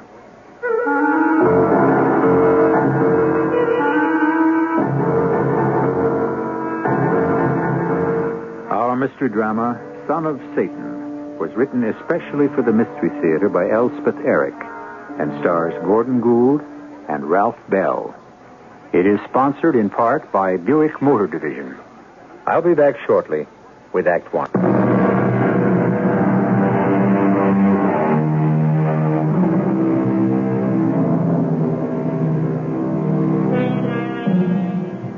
It's a coastal town, not far from a major metropolis. There are few high-rise buildings and a great many houses, none of them very new. Many of the streets are bordered on both sides with trees, and at night the town is very quiet.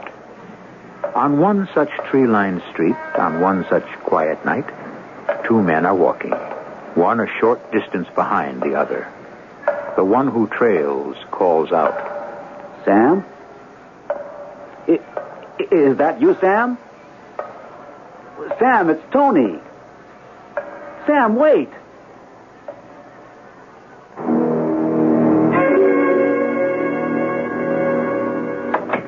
I'm home. You home? I'm in the kitchen. Well, get yourself in here. I have to put something in the oven first. I've got something to tell you. In a minute. I'll make us a couple of drinks. Okay. You're going to need one. I am. Why? Well, get yourself in here and I'll tell you. Well, dinner will be ready in about half an hour. Here's your drink. Thank you. Sit down. Must I? You'd better. All right. I am seated. Guess who I saw tonight? Guess whom I saw tonight. Oh, don't quibble. A professor should mind his grammar, and when he's wrong, his wife should correct him. All right. Guess whom I saw tonight? Whom? Sam. Sam? That's right. You don't mean Sam Van Camp? The very same. Good Lord. I thought he was dead. I don't know why I thought he was dead. I just sort of pictured him dead. I know what you mean. We hadn't heard from him in, well, at least 5 years. Just seemed logical that he'd be dead. Well, for heaven's sake, where did you see him? On La Costa Street. On that nice old street with all the nice old houses. How is old Sam? I don't know. I didn't get to speak to him. Why not? Well, it was getting dark, and at first I wasn't sure it was him. It was he? He, him. Then he went under a streetlight, and I was sure. So I called to him, but he kept right on going. Well, maybe he didn't know who you were. I said, Sam, it's Tony. He must have heard me. He can't still be mad at you, can he? After 5 years? Sam was never really in love with me anyway. He just thought he was. Actually, I'm not sure he even thought he was. He was just upset because we broke up our little menage at the beach house. He liked that little menage. Well, so did I. And so did you. Yeah. Swimming all day, surfing. Playing records all night, dancing. An occasional seance. It was fun. Then you and I grew up and Sam was left out. That's all it was. I wonder why he didn't stop when I called out to him. Oh, thinking about something else, probably. You know how Sam always was. Yeah, slightly kooky. Slightly?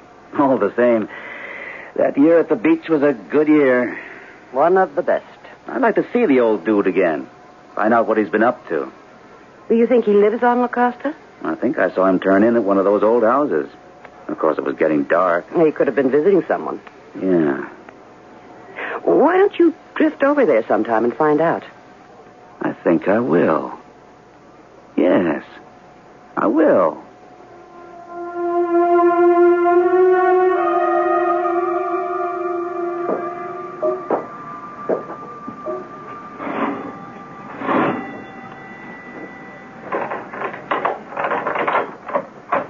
Yes? Sam. Well, it's Tony. Tony Marsh. Why, Tony. I didn't know if you lived here or not. How are you, Tony? Oh, great. Swell. Fine. You? Marvelous. Okay to come in for a minute? Oh, yes, sure. Of course. I said come in. Thanks. I won't stay. Come in. Sit down, eh? You're looking fine, Sam. How did you find me? Well, actually, I saw you on the street a few nights ago. You did? Well, why didn't you say something? Well, I did. I said, "Is that you, Sam?" Because I wasn't 100% sure. Then I was sure, so I said, "Sam, it's Tony." But you kept right on walking, trying to hurt my feelings. Sam. Huh. Oh, sweet shades of the past. Come again? Was I ever Sam? Well, you certainly were to me. And to Rowena. How is Rowena? Fine, fine. Rowena's fine. She wanted to be remembered to you if I could track you down. Ah, sweet Rowena. We got married, you know, Rowena and I. Well, I thought you might. It seemed inevitable. Well, we did. Tony, I'm terribly sorry I hurt your feelings the other night. Oh, that's all right. Rowena said you probably had your mind on something else. Oh, I did. Well, then? I always have my mind on something else. Something important? Oh, must have been if you didn't hear me. Oh, very important. Extremely important. In fact, I can scarcely think of anything more important. Care to tell me what? Perhaps in due time. Perhaps not. Tony, that's not the reason I didn't answer you when you spoke my name. No? You mean you really were snubbing me? Oh, no. You see, it's so long since anyone's called me Sam, I'd quite forgot it was my name. Really? Quite forgot. Old Sam has passed into oblivion. Well, what do you call yourself now? Cato. Cato? Cato Van Camp. Do you like it? Well, sure, yeah. But then I liked Sam all right, too. It didn't sound right after... After what? After I took the left-hand path. What's that? Left-hand path? Oh, well, if you don't know, then you just don't know. You could explain. It's all so difficult. It covers so much territory. How can I explain if you don't already know? If I already knew, you wouldn't have to explain. Ah, how right you are, how right. Well, Tony, after our frivolous year at the beach, we were no more than a trio, no? You, Rowena, and I. I know. I shudder to think how callow we were, how unripe. I guess we were. Even if you and Rowena hadn't fallen in love, I couldn't continue with that sort of existence. So what did you do? Remember when we used to talk, the three of us, about the age of Aquarius? Yeah? Well? And do you know how we bring about this golden age? Do you know how we prepare ourselves? Well, no, I don't. By blatant gratification of our egos. That's how. Oh? And do you know how we gratify our egos? No. By surrendering ourselves to ourselves. Sam, I don't think Cato. Oh, excuse me, Cato. I don't think I dig this sort of thing. Frankly, I don't know what you're talking about. Look, my friend, what is it we all want? The best of us, the worst of us, the highest, the lowest, the richest, the poorest. What do we all want? Money, love, I don't know. Power. Sheer, unadulterated power. Am I right?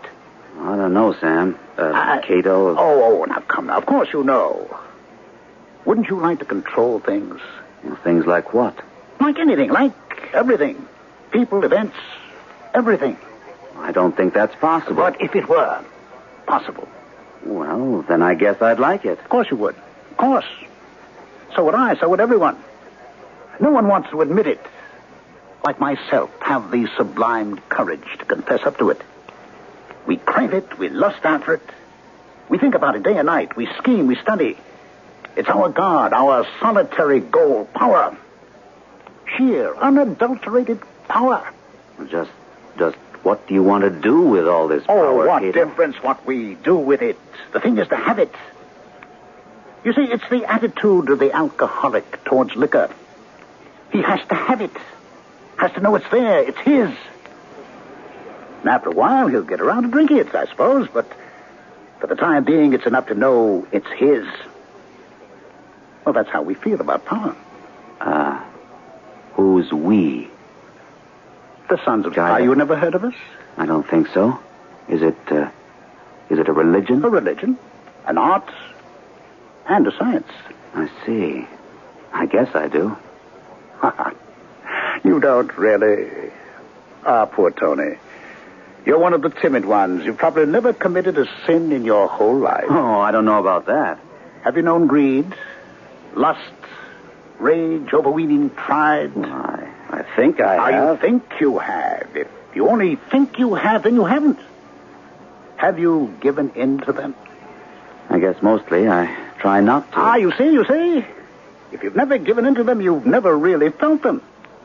If you've never given in to sexual desire. So, well, that. Well, enough about me. How is Rowena? Are you two happily married? Yes. Very happy, yes. Oh, that's sweet. You're not married? Oh, I haven't had time. She'd like to see you sometime. I'm sure she would. Well, we must get together. Maybe you'd come to dinner. Well, why not? Or you could come here. If you can spare the time. Oh, I think I can. My experiment only consumes the daytime hours. Your experiment? I've been working on it for almost a year now. Would you... Well, I don't suppose you'd care to tell me what it is you're working on. Or is it a secret? Well, I don't see any reason why you shouldn't know. We're old friends. It's a homunculus. A what? Don't you know what a homunculus is? No, should I? A homunculus, my dear old friend, is a small, artificial man. Like a dwarf. A mannequin. But made by man. The creation of a homunculus is as old as alchemy. It's an ancient art. And this is what you're working on? Creating a homunculus? Of course. Only my homunculus will be possessed of magic powers. This little man, I think he will be no more than 2 feet tall, perhaps less. But he will have the power to rule the world, which is precisely what I intend. What is the mystique of power? Everyone likes to think he has some influence. I know I do. That his opinion is listened to, respected. That he can even affect some decisions. But power over other human beings, power to help can turn into power to hurt. Power to raise up can become power to strike down. Power to create transmutes into power to destroy. A formidable thing, power. I'll come back to you shortly with Act 2.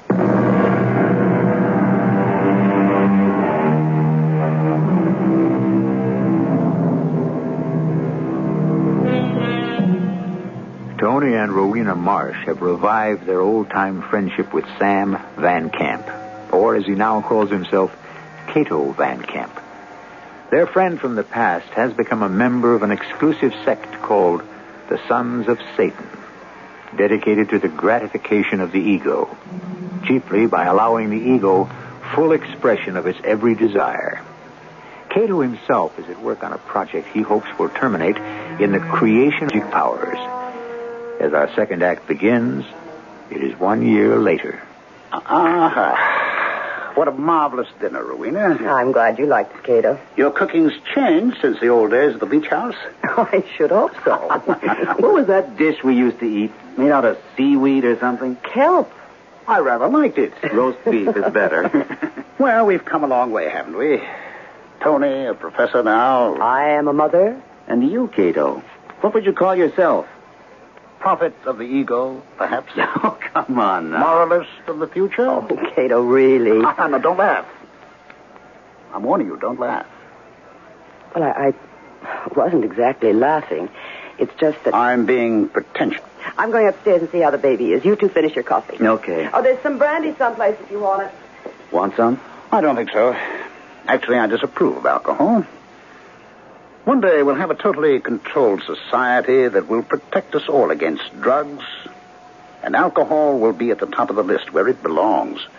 Drugs are false helpers. Treacherous. You never use them? Oh, a pinch of hemlock now and then. Hemlock? Well, that's what they used to kill Socrates, isn't it? I don't take that much, needless to say. In small doses, it's a mind bender, but I don't rely on it. It's too dangerous, like nightshades. I used to raise it in my garden, but I don't anymore. I'm glad to hear that. How would you kindly refrain from calling it a thing? Okay. Well, you're a little man with the magic powers. I'm waiting for a shipment of cordite. They're late with it, and it's holding me up. But your prospects look good, do they? For giving birth? Just what do you mean by that? I mean, one day soon you'll have your homunculus. You'll have your baby. My what? Your baby. That's what you want, isn't it? Are you crazy or something? I looked up homunculus in the dictionary. It means a little man, as mannequin. I told you that. First time you came to see me, I told you that. Yes, but it also means fetus. Fetus? That's what the dictionary says. You have your baby. Rowena's had hers. Now it's your turn. That's not excruciatingly funny, in case you thought it was. I guess not. By the way, have we ever thanked you for being so kind and thoughtful? All during the pregnancy and ever since. Rowena appreciated it. Oh, but I adore Rowena. And you've been wonderful with the baby. Not just all the presents, sitting with him and all that. But I worshipped the baby. Sometimes you forget to tell people things, you know. I just wanted to say that I'm glad we all got together again. We should never have been apart. Yeah. Well, those things happen, unfortunately. Oh, look, I ought to be getting on home. It's early. Yes. Well, if you must, you must. I'm sorry to eat and run. No, that's all right. I'll see you soon. My house next time. You bet. Night, Rowena. You leaving? I have to. Lovely evening. Many thanks. You're welcome. Anytime. Tony, just a slave to my project. I'll give my love to the little homunculus. Don't joke about it. Sorry. One day you'll see. That little man is going to take over the whole world, be in charge of everything. And when that day comes... Yes? What then? Watch your step, that's all. Just watch your step.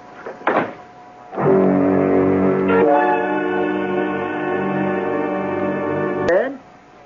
I don't much feel like it, and that's the truth. I had to get my own breakfast. Big deal. Oh, you sick? I don't know. I'm not well, I don't think. Hold everything. I'll take your temperature. Cato have a good time last night? I think so. Here, stick this in your mouth. He went home early. Oh, something about a shipment of cordite that was supposed to arrive and didn't. Cordite? Part of his scientific project, so-called. The homunculus thing. Oh, that. I made a little joke about it. He didn't much like that. I can't blame him. It wasn't much of a joke. But he sure takes that thing seriously. I told him homunculus also meant fetus, have his baby.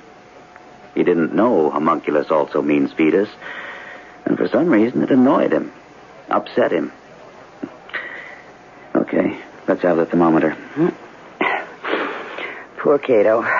Why poor Cato? Holy Moses. You've got a fever, you know that? What is it? 101 and 2/10. Must be the flu.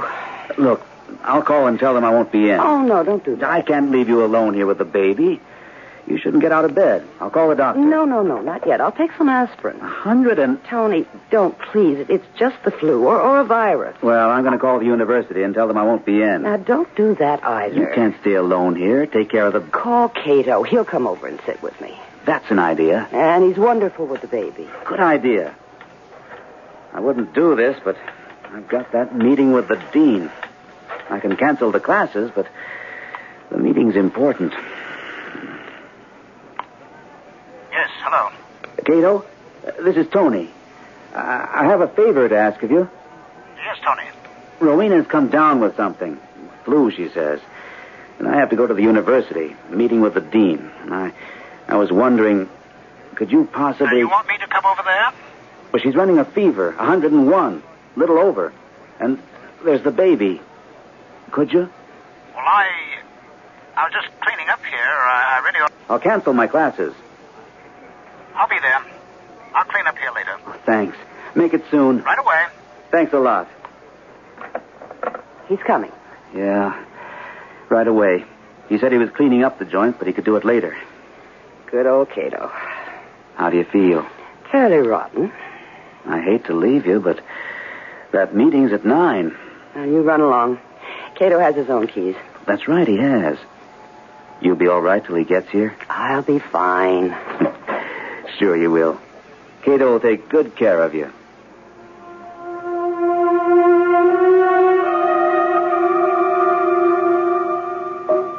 Rowena? That you, Cato? Yes, love. So good of you to... Now, everything's going to be fine and dandy. How do you feel? Not so good. This your thermometer? I just took my temperature. It's gone up 103. Oh, dear. Maybe I should call the doctor. Oh, no, not yet. Well, I'll call Tony. No, don't. He'll be home in a little while. Well, I brought you an ice pack and a thermos full of fresh orange juice. Could you drink some? Maybe. And I brought you a little pill to relax your nerves, help put you to sleep. Here we go. Oh, okay. Oh, dear. The baby's crying. No. You just lie back and I'll go see what's the matter with him. If anything, which I doubt, you just relax now, you hear? Mm-hmm. What's the matter, little man? You want to be picked up? Well, come on. That's it. Now. Caramundo, fel. Marlo canik tarummano, kin. Cato, what are you singing? Oh, just improvising, love. Now go to sleep. Saretosi, Santa Manta, Lone, Coritomanto, Love.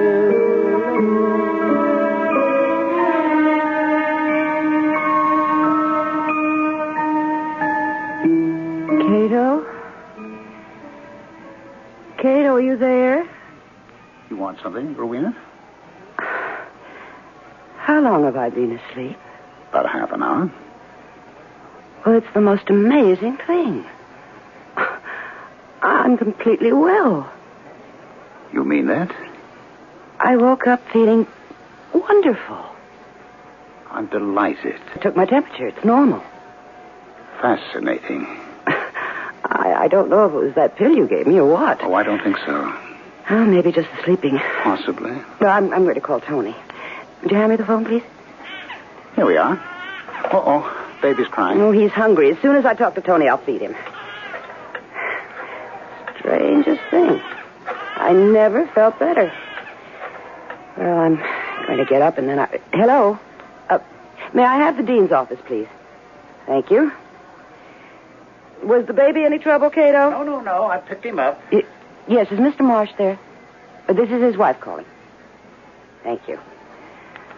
I'm glad the baby didn't act up. He does sometimes. No? Me? It's me. Guess what?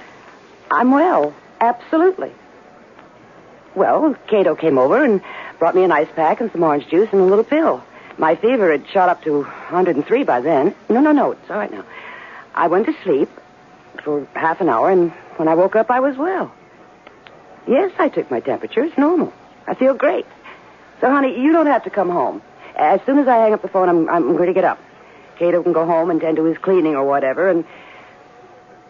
Well, if you've already canceled your classes. Of course I want to hear what the dean said. Okay, I'll see you. Well, whenever you get here. But I don't want you to worry because I'm fine. I'm halfway out of bed right now. Okay, see you. I'm getting out of bed. Tony will be home pretty soon, so you don't have to worry about me. You can go home. Cato, you hear me? You are in the baby's room, aren't you? Cato? Why, I thought you were in here. Where did you go? Oh, good Lord. Oh, no. Oh, no. No!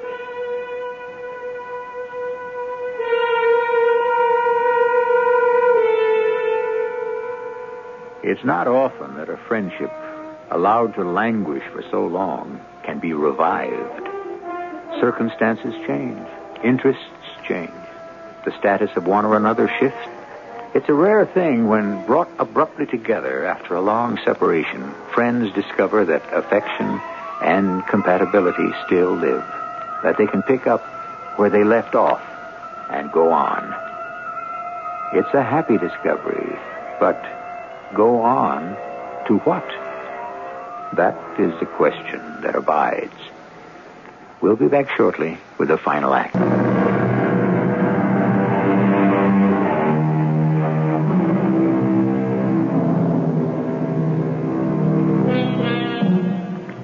Reunited in friendship after a 5-year separation, Tony and Rowena Marsh are enjoying the company of Cato Van Camp. While Tony teaches at the university and Rowena becomes a mother, Cato works earnestly at producing chemically a homunculus, a tiny man with magic powers. When Rowena falls ill with an alarmingly high fever so that Tony can keep an appointment. Now Rowena has awakened from a short sleep to find her temperature normal and her health restored. But when she searches for Cato in the baby's room... Cato? I thought you were in here. Where did you... Good Lord. Oh, no. Oh, no. No!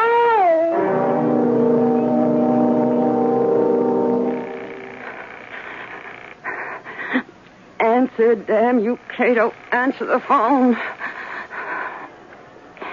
Oh, you've got to be there. If you're not, where are you? Where have you... Oh, Tony, please. Come home. Please come home. Be here.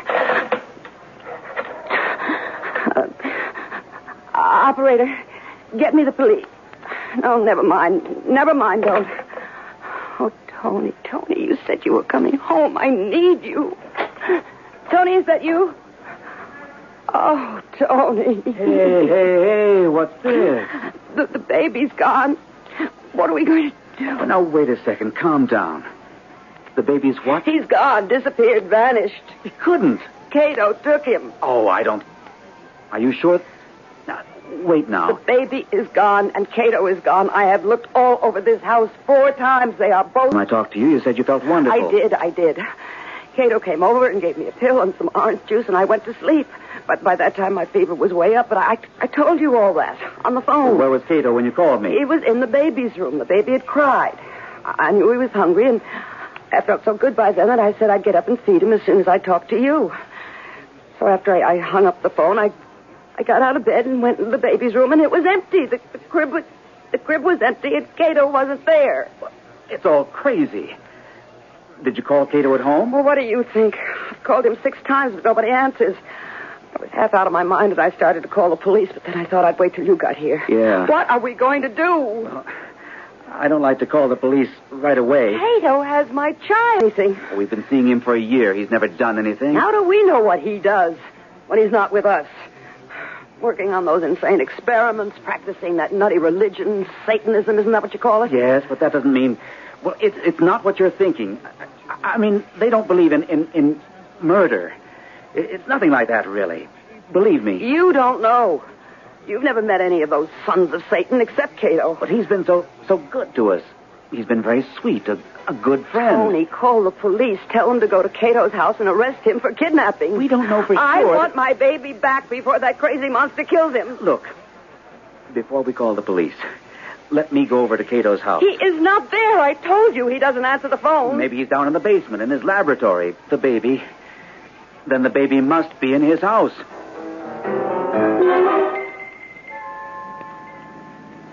End of the block, driver. Last house. This is it. Here. Keep the change. Come on. Tony, look. What? The basement window's all smashed. Blown out. It looks like there's been an explosion. In the laboratory. Do you think the baby is... I don't know. I don't know. If anything has happened to my child... Hang on. We'll find out. Tony. Break it down. Break the door down. Okay. Stand to one side. This won't be hard. In the basement. Do you think he's dead? I don't know. How should I know? The baby, Tony. This is the door to the basement.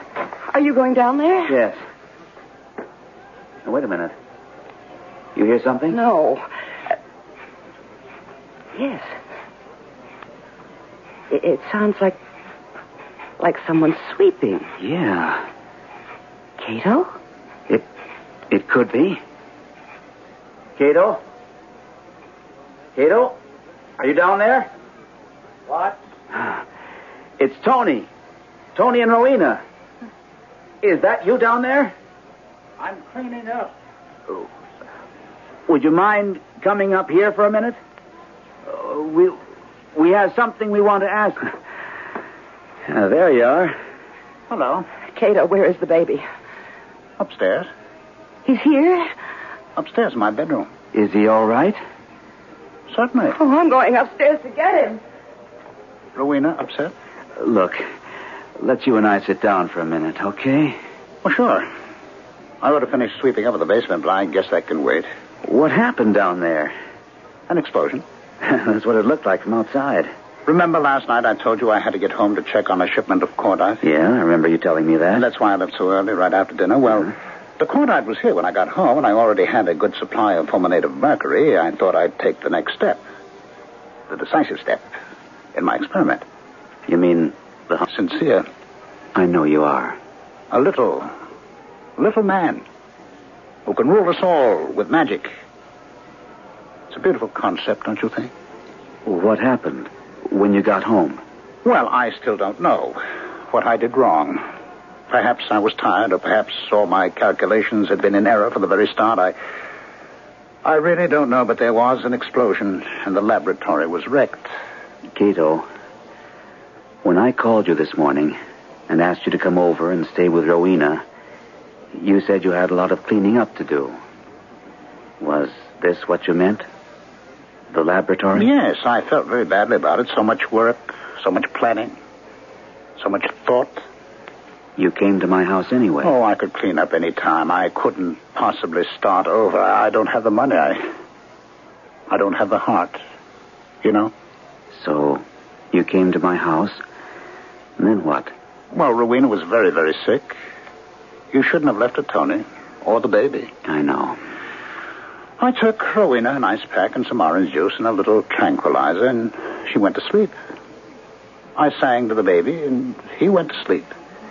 And when Rowena woke up, she was well. The fever had disappeared. I know. She called me, told me. Well, while she was talking to you, it dawned on me. The baby had done it. The baby had made Rowena well. Homunculus, you see? Cato, that was wrong. Wrong? The baby belongs to us. I can't keep it? No. Not even for a little while? No. Oh, well. I suppose somewhere there's another tiny little man with magic powers. I just have to find him. Have you given up your idea about the homunculus? Well, not completely. Someday, if I can find some money, if I have the heart for it, perhaps someday. I'm really sorry you can't. You would. And I'd have taught him magic. And one day, who knows? He might have ruled the world. Cato. Are you ready to go home, Tony? Yes. Rowena, Yes, Cato. you look very beautiful holding the baby like that. The baby looks very happy. Oh, maybe he's better off with you and Tony than with me.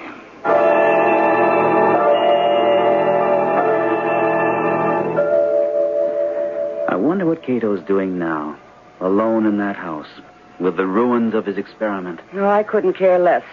I think he should be put away someplace. Sorry for him. You are? Why? Oh, he wanted so badly to be a big man. And he never was anything, really. He wanted to be rich, but he didn't know how to go about it. He wanted to be loved, but he never was. Not really. But most of all, he wanted to be powerful, to run things. What's the point of being powerful and running things? I'd rather be happy. Yes, but it's very important to some people to have power. But Cato didn't want to get it the ordinary way. And he didn't want the ordinary kind of power. He wanted it to be magical. You know, he took the baby because once he taught him magic. Oh, what nonsense. I got well because I... Yes. Why did you? Why did you get well so suddenly the way you did? Well, I slept. That wasn't enough. A pill? That was just a simple tranquilizer. I got well because I had to. For the baby's sake. Yes. While I was sleeping, I realized that the baby was in the next room with Cato and that he wasn't safe there. That I must... That's what happened. And you don't call that magic? No. It's mother love, that's all. That's all? Very powerful magic. You know what Cato said to me about power that first day when I went to see him? I asked him what he would do with it if he had it. What would he do with it? I don't think he had any idea what he'd do with it. He said it didn't make any difference. The thing was to have it. He said it was the way an alcoholic feels about liquor. He has to know it's there. It's his. And that's how Cato feels about power. It's crazy. He said if he could keep our baby for a year in this room. That's it. That's it. What? A baby's the only one who rules the world. His world. His little immediate world. That's what's wrong with Cato, of course. What? He wants to be a baby again. He wants the power back that he had when he was a baby. Anytime he opened his mouth and yelled, somebody put something in it. He didn't have to work for it. He didn't have to deserve it. No, it all came to him by magic. The magical power of a baby. Oh, of course. It's all very clear. The only person with power, the only person with magic, is the baby.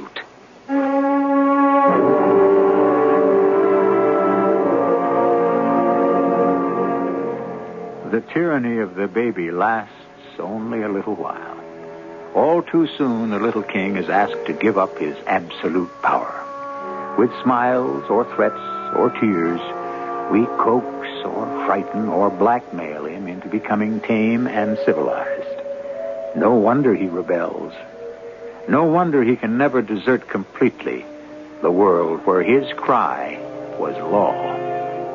The degree to which he can relinquish the memory of it is the degree to which he conforms to our reality.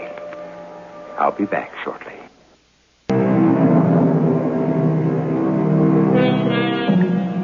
Poor baby. When he discovers that the world does not, after all, revolve around him. When for months it had seemed that it did. Now begins the laborious process of finding a place in that world, a place of warmth and welcome. He needs love. He needs money. Above all, he needs self-respect. Without these things, he will not find his proper place in the world. In fact, he will feel himself forever in terrible danger of falling off it. Our cast included Gordon Gould, Joan Lovejoy, and Ralph Bell.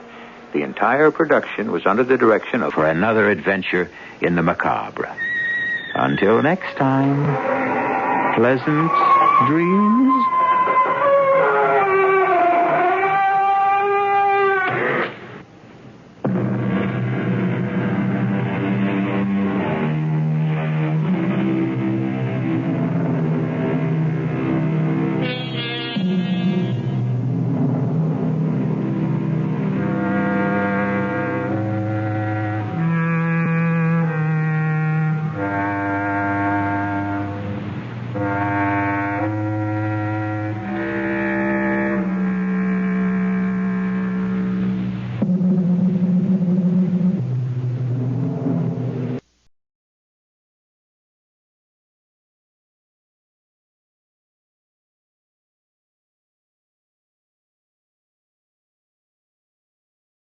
The CBS Radio Mystery Theater presents...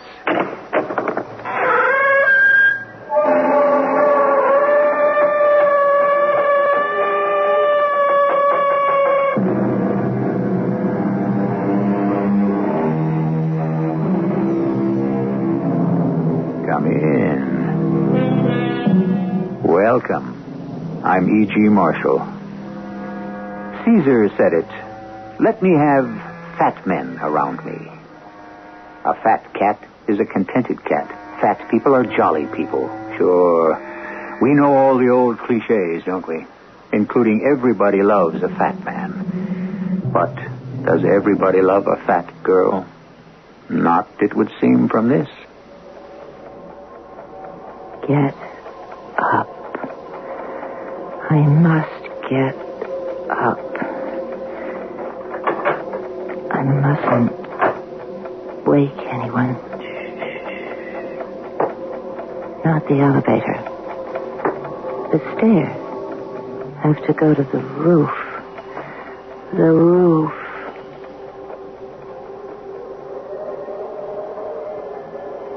Here I am.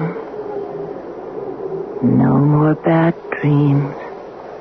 A whole new world for me. Just have to step off and fly. Step off and fly.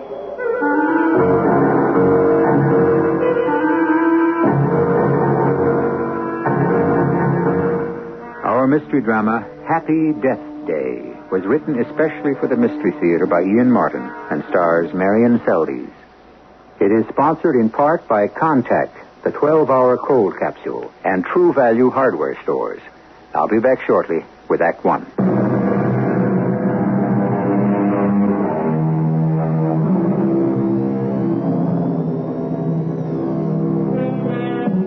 Dreams. Waking and sleeping, they are so much a part of all our lives. No problem in understanding the daydreams, the idle fancies and rosy wishes we would like to fulfill or have fulfilled. But what of the others? The ones that come unbidden in our sleep. The terrors of the night that haunt us like specters and bring us awake, blood drained by fear. The silent scream distending the throat. Is there any explanation for them? Any reason? And can they forecast the future? Even a person's death? No. Oh, no. No, please. Please. I can't stand this. It's killing me. Marge, honey, what is it? Oh, is that you? Well, of course. Who else? And in our own bed. Hold me. I'm terrified. It's so dark. It's so dark. Now, wait a minute. Now, that takes care of being in the dark. Now, come here. Come closer. There. Now, how's that? Honey, what is it? You're shaking all over. I'm scared out of my life. Another dream. No, Paul. This wasn't just another dream. This was a horrible, special dream. Paul, I'm going to die. Well, who isn't? What are you talking about, die? I dreamt it. I know it. Dreams don't mean anything. This one did. Well, how? Because It told me when I'm going to die. Well, then maybe you better tell me about it. Only two things about the dream. What you'd say, factual, I guess. I mean, they were totally clear, unmistakable. What, Marge? That it was just before midnight, and that it was my 28th birthday. Well, it doesn't seem so frightening. I didn't talk about the third thing, which I hope isn't real. At midnight was the exact moment that I died. Died? Yes. Oh, Paul. Honey, do I have to talk about it? I think I'd like to... To forget it? Yeah, but what I'd really like? You just name it. I'd like to just go down to the kitchen and have some cocoa or chocolate, or maybe I could make you a little snack. There's some Danish left from this morning, and we'll just pretend I never dreamed what I dreamed. Honey, it's late. I have an early morning, you know. Oh, come on. Wouldn't be the first time we stayed up late. That was before we were married. Does that make it so different now? No, of course not. All right, come on. Let's go have a midnight snack, and you can turn me to quivering jelly while you tell me about your nightmare.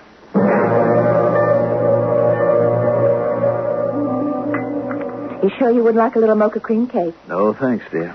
Well, all you had was coffee. Which I'm out of my mind to be having at 1 o'clock in the morning. Ah, then why did you have it? I just wanted to keep you company. Marge? Mm-hmm? You're not going to eat any more cake or stuff, hmm? Why not?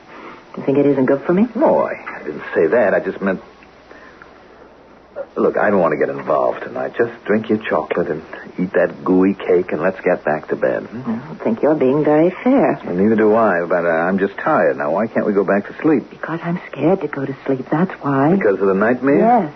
Come on now, baby, be reasonable. It was just a dream. How bad could it be? Well, so far, you haven't cared enough to be interested. I'm sorry. I did ask you to tell me about it. A little more than that, hubby love. You suggested that I turn you into a quivering jelly while I related it. Okay, convert me to aspic right now. Oh, I wish I thought there was anything funny about it. But I don't. No gags, no cracks. Now lay it on me quietly. What did you dream? I was in this place. It was dark and shadowy. The sort of space where there are only elevators and stairs. I mean, staircases going up. The elevators weren't running, and so you had to go up the stairs.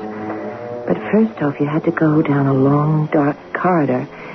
And then there was the door, and the staircases began.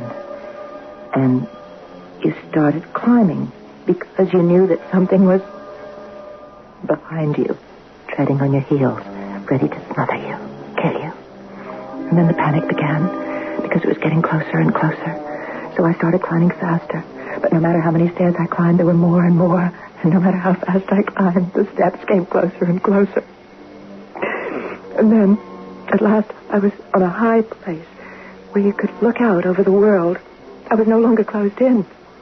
But that presence, it was right behind me. If I had to escape, I'd have to run back down all those steps that went on forever and ever, or jump all the way down to the distant lights below. So I turned to face whoever it was that was dogging my heels. So terrifying because whoever it was, he had no face. Everything else was a man, but no face. And he kept coming towards me. He was like a leper. I couldn't bear to have him touch me. So what else was there left for me to do but to jump? And did you? What? Jump. In my dream? Well, of course. What else? I don't know. That's when I woke up. And now you're safe. Yeah. Come on, darling. You had a bad dream, but you're awake now. Yeah. The lights are on, and you're in your husband's arms.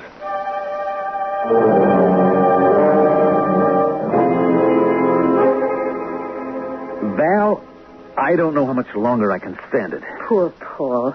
I know my sister's a trial. A trial? She gorges herself on cake and candy. She's blown up like a balloon. And now all this dream nonsense.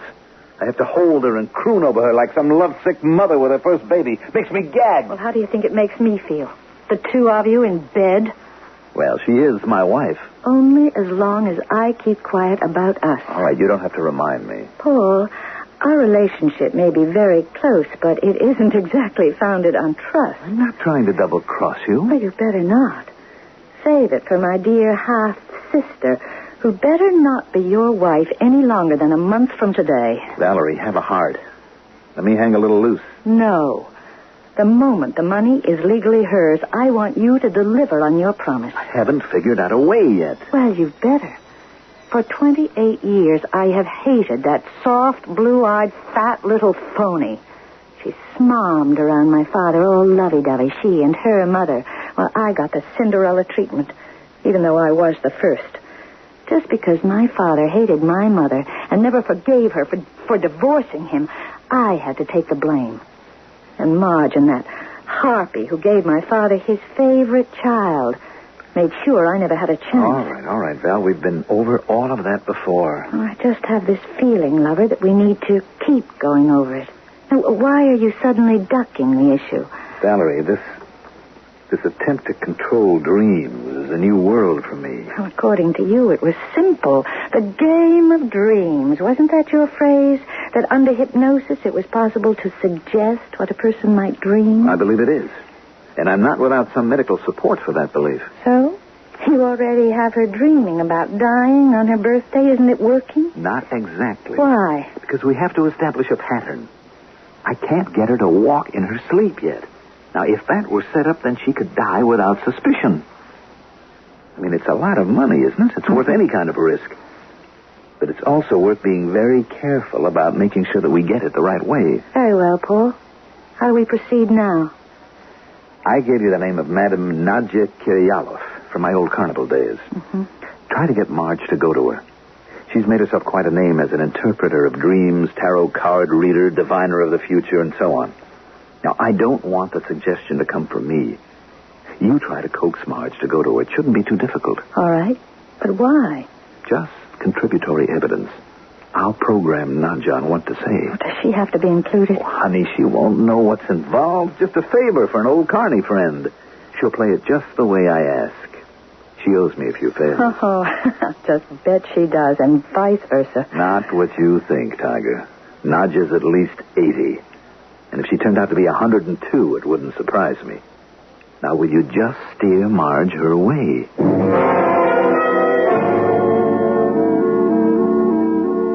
Did Paul leave? Yes, I think so. He said something about a luncheon appointment. Oh, yes, that's business. He thinks it'll be a job offer. Oh, good. I'll make you some fresh coffee if you like. I didn't make any more because I thought you were still asleep. No, I couldn't sleep. I was afraid. Afraid of what, Marge? Oh, afraid I might dream it again. Oh, come on. What's so scary about dreams? Well, let me make you some nice hot coffee. That'll wash away the cobwebs. No, not these cobwebs. Not this dream. What does it mean when you dream you're going to die, Val? Nothing. Dreams don't always mean something. But wouldn't it mean something to you if you dreamed that in just about a month on your birthday you were going to die? Why would I dream a thing like that? What does it mean? Marge, how can I tell? But there are people who, well, you know, read dreams, sort of, I don't know, divine what they're all about. I wish I knew someone like that. Someone I could go to. I'm so... Val, there's a box of chocolates on the table. Hand them to me, will you? Oh, sure. But shouldn't you... I know. I eat too many, but it helps me to calm down. It's like smoking, you know. Mm-hmm. Well, there's this girl who works at the office with me. She was having all these terrible dreams, and they were giving her migraine headaches. And then somehow she found out about a Madame Kiryalov. Mm-hmm. Well, she's kind of a seer-like. And she can read dreams and explain them so you understand and you don't have to be afraid of them. Where is she? Where can I get to see her? Well, I could find out from my friend. Oh, wait a minute. I think she gave me a card. I'll go look for it. You think she could tell me I wasn't going to die? Oh, she might. But supposing she told me that my dream was going to come true. Oh, well, she'd never do a thing like that, even if... It was? Oh, well, just the same, I think I'd like to go and find out.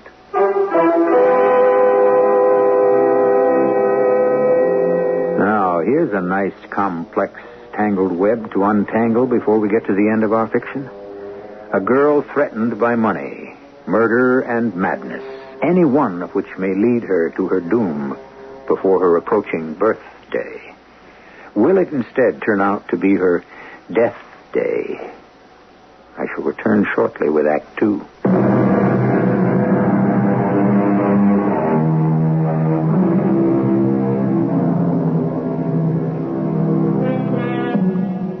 Somebody, sooner or later, is always saying something familiar, and usually more than once.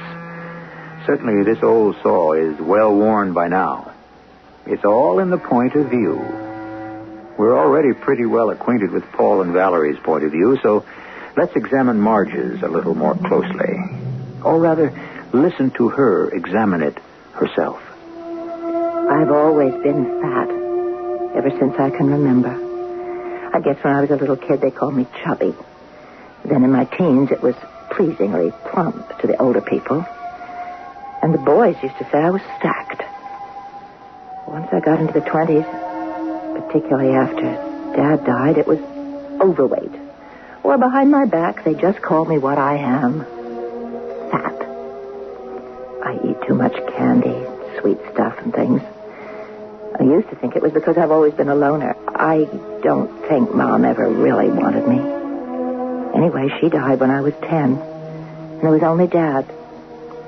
And when he went, I guess I would have been lost if it hadn't been for Paul. He was so sweet from the first time I ever met him. Oh, here he is now. Paul! Oh, Paul! Hi, Valerie. Oh, could you come over for a minute? Well, that's an offer too good to turn down. Well, you're too good to believe. I only aim to please. Oh, I don't know whether I'm doing you a favor, Marge, or just making trouble, but this crazy guy is Paul Werner. Well, I'll admit to the name, but not the nature. Hi. Hi, Mr. Werner. Paul, this is my little sister. I've told you so much about Marge. Yeah, not so little. Oh, Val and I we're half-sisters. That's why we don't look anything alike. Oh, there's Dick Patterson. Oh, Dick! Oh, say, would you excuse me, kids, but I've got to ask him about the dart tournament next month. Do you mind? No, not at all. Well, I don't want to leave you alone, Marge. She won't be alone. Not if she can stand my company. I couldn't believe it was happening. Just like in a movie or a storybook, he walked right into my life, like that. You look lovely. You're putting me on, Paul. Why would I do that? Oh, the other night when we met, you made a crack. Listen, I don't blame you, but I wasn't so little, remember? Yes. So? Well, I meant that you were very much a woman. What else did you think? I thought you meant I was, overweight. Marge, you can't believe that I would make a remark as awkward as that. Sorry, I don't know why I brought it up. Well, neither do I. But as long as you have, let's get one thing straight. I don't like skinny women. Oh. I love a figure that flaunts what it is. It says, I'm a woman, and I'm proud of it. Now, before we order dinner, would you like to dance? I'd love to.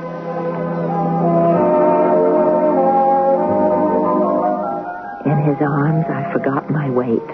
I was floating. He was a marvelous dancer, and his body, lean and strong against mine as he held me close, put thoughts in my mind I was less ashamed of than thrilled by. You're marvelously light on your feet. I used to dance with my father. I always thought he was the best dancer in the world. Till now. You must be a professional. No. But I do love to dance. What do you do? Oh, that's a good question. I suppose I was spoiled being left so much money, but I traveled a good deal. I became, what shall I say, jack of all trades. But I decided to become at least master of one, so I'm a promoter. What do you promote? That really would be a bore. It all has to do with money. It's investing, managing, finding the right tax shelters, protection of capital growth plans, you know. But that isn't anything to talk about on a romantic evening. I don't want to bore you. I want to charm you. You don't bore me. You in a little over a year, I'll have quite a bit of money of my own. Maybe you could help me with some kind of investment plan. Look, I couldn't care less about that. I have other plans for us in which you might share. Or will, I hope. Now, let me hold you close and let's dance.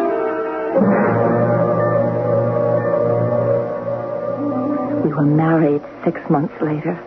Paul gave me the most beautiful engagement and wedding rings, and I promised myself that my present to him was going to be to slim down. Somehow I never quite seemed to manage, just as I never seemed to be able to stop my dream. Tell me what you dream.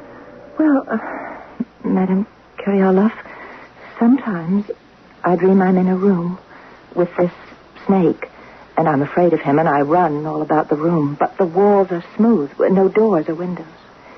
And the snake keeps rising towards me, and then he reaches up, coiling on his tail, and just as he strikes out at me, I wake up. And that is so difficult to interpret. He is the symbol of man, of fertility. And I think you must not be afraid. You love your husband very much, no? Yes, I do. And you would like to have his child? I suppose so. But you are a little afraid since you never had a child yet. So that is all the meaning. Now, what other dreams? Oh, there's so many. Well, mainly the one that I came to see you about.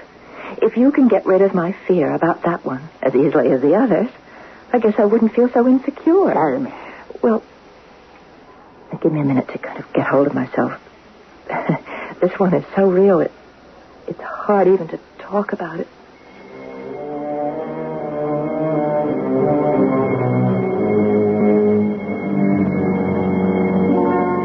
And everything else is a man, but not a face. And it comes towards me like a leper, and I can't bear to have him touch me. So what else is there left for me to do but jump? Well, can you read that dream for me, Madame Kyrioloff? Mrs. Werner, you will forgive an old lady, but what is it? Are you ill? No, not ill. Not in the body, but in the soul. I don't understand. There are people like myself who find paths to the supernatural, but there are others for whom there are no signs, only absolute knowledge. The true mediums, the apostles of the new truth, the future knowledge. You are one of those. And before you, I am humble and afraid. What are you saying? That I'm going to die within the month? My dream is foretelling me that? I have a splitting headache, Paul. Let me massage your neck the way I used to. Now, what's wrong, darling? It's the dream, Paul. I'm scared. I know I'm going to die. Just because of a dream? How many people dream the exact date and the exact age that they're going to die? I don't know. Darling, why don't you let me sit here facing you and persuade you to relax and forget about any fears or dreams? Just the way you've always been able to, since the beginning. I hope I can always help. Oh, Paul, you've always been able to hypnotize me. I don't claim any such magic power. It's true. Something about your voice. That strange amulet you wear around your neck with all the colored brilliance, the little slivers of mirror in it. You mean my Indian charm? Whatever it is, I love it. As I love you. Makes me feel so drowsy. Sometimes I think it swings back and forth like a pendulum. The mark of time. The measure of the tiny bridge we all can cross between the waking and the sleeping. I can feel all the tensions drain away. As they should. As they should. You're falling softly, softly into the transition between the conscious and the subconscious. But you want to forget everything but the peace of being in suspension. Go to sleep. Sleep. Sleep. Until I tell you, I don't want you to hear me when I speak again. Marge? Marge? You are asleep.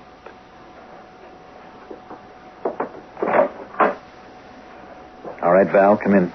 I don't want to wake her. You can't.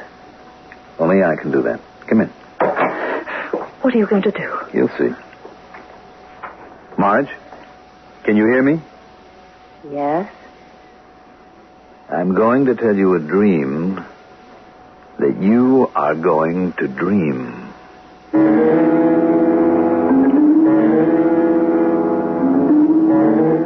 But you will not stop to look at the man or whoever is following you, right? I won't try to see him. You will run from him because you know there is only one escape. There is only one escape. To jump, to fly free and know that you will fall to safety. I will fall to safety? Because I will be waiting to catch you. There is no danger. You will be safe. You must try it tonight. Tonight, Paul? It's too soon. Val, it's only the first of a few times. We need to set it up so that it might happen. And that no one is to blame but Marge herself. What are we going to do? Test it out. Post-hypnotic suggestion. I'm going to tell her that at 11:45 she's to get out of bed. Walk out the door and climb the stairs to the roof of the apartment house, thinking all the way of the dream, remembering it, making it come alive. Can you do that? I can try.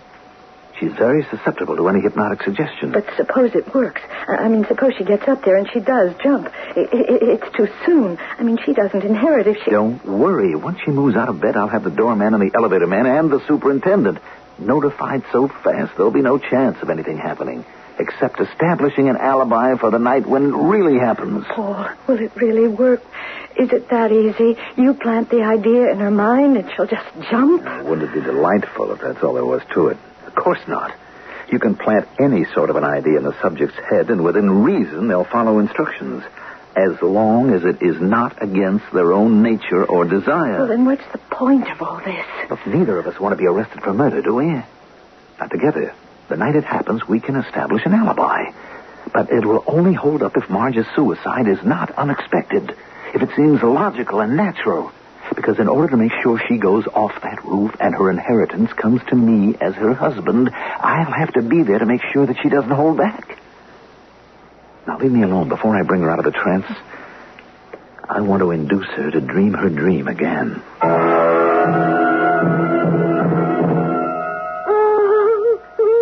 What is it? What is it, darling? Dream. That terrible dream. How did it get? Oh, Marge, dear, it's just a dream. Now go back to sleep. Oh, thank heaven you're here to take care of me. Oh, Paul. You love me. Of course I do. I don't know how you could. I'm fat. Nobody ever loved me except me. Oh, why do I eat and eat? I don't want to be overweight. Paul, Hush, darling. Hush. You're just the way I want you to be. And it's late. You have to sleep now. Sleep. I'm so tired. What time is it? Almost 11:45. Oh. Sleep, darling. Sleep. Yeah. Yes, I can now. And remember. Remember. Yes, I remember. I remember.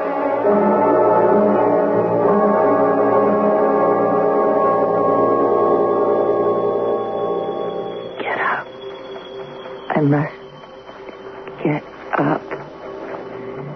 Put on my robe. Have to go to the roof. The roof. Oh, mustn't wake anyone. No. Not the elevator. The stairs. The stairs. And then when I climb them to the open sky, no more bad dreams. No more defeats. It's a whole new world waiting for me. All I have to do is step off and Fly. Fly. The best laid schemes of mice and men gang aft gley, said Mr. Robert Burns. In this case, for mice, you could read rat.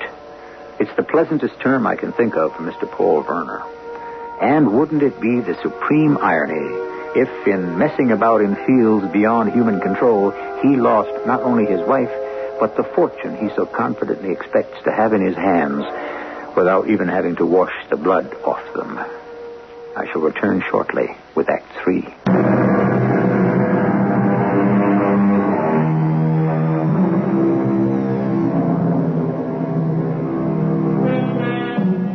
Murder, for all it is the most unforgivable of crimes, is seldom planned. Most murders are committed in the heat of ungovernable rage, by accident, in the heat of some passion. Murder in the second degree. But first-degree murder, the coldly contemplated ending of another person's life, is more complex.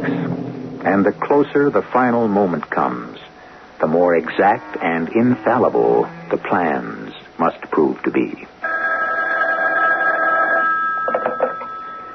Yeah, Superintendent speaking. This is Mr. Werner, apartment 11A. My wife is sleepwalking again. Send the elevator man to the top floor and meet me there just in case. Good Lord, you don't think... Yeah, Mr. Werner, right away. Help, Mrs. Rook, quick. Her sister's with her, but... Right with you, Mr. Werner. No, Marge, you can't. You're asleep. You don't know what you're doing. Alone, I can fly. I can fly. All right, Mr. Werner, I got her. I have her, too. What? Marge, what are you trying to do now? Wake up, darling. Come on. Wake up. Wake up now. Come on. Oh. What am I doing here? All right, Marge. You're walking in your sleep again. Has this happened before, Mr. Werner? Oh, just once or twice. There's nothing to worry about. She's never gotten this far before. Real dangerous with someone... I mean, fire laws. We have to have the doors able to be open from inside to the room. Yes, I know. It won't happen again. We'll make sure of that. Just get us an elevator to bring her back down to the apartment. I didn't dream again that night because I never went to sleep. I was afraid to. I knew I needed help. Someone beyond even my darling Paul or my sister. Professional help. I was going to see a psychiatrist. Mrs. Werner, have you any idea why you dreamed this dream? No, Doctor. A lady that I went to that divines dreams, she... I don't. Tell me. Well, she really made me afraid. She said that my powers of divination were stronger than hers. And I could tell she believed just what I do. And that is? That in a few weeks, when I'm 28, I'm going to die. Well, let's just see if we can't change your mind. You're not your father's first child. No. Valerie was. Except by another mother. I mean, he was married before. But you were the only child your father and his second wife had. Yes. And your mother died. When? When I was just 10 years old. Your father didn't remarry? No. He'd already been married twice. So you were an only child? Well, no. There was Val. By another mother? Yes. You were your father's only child by his second wife. The one who didn't divorce him. You were special. You were his favorite?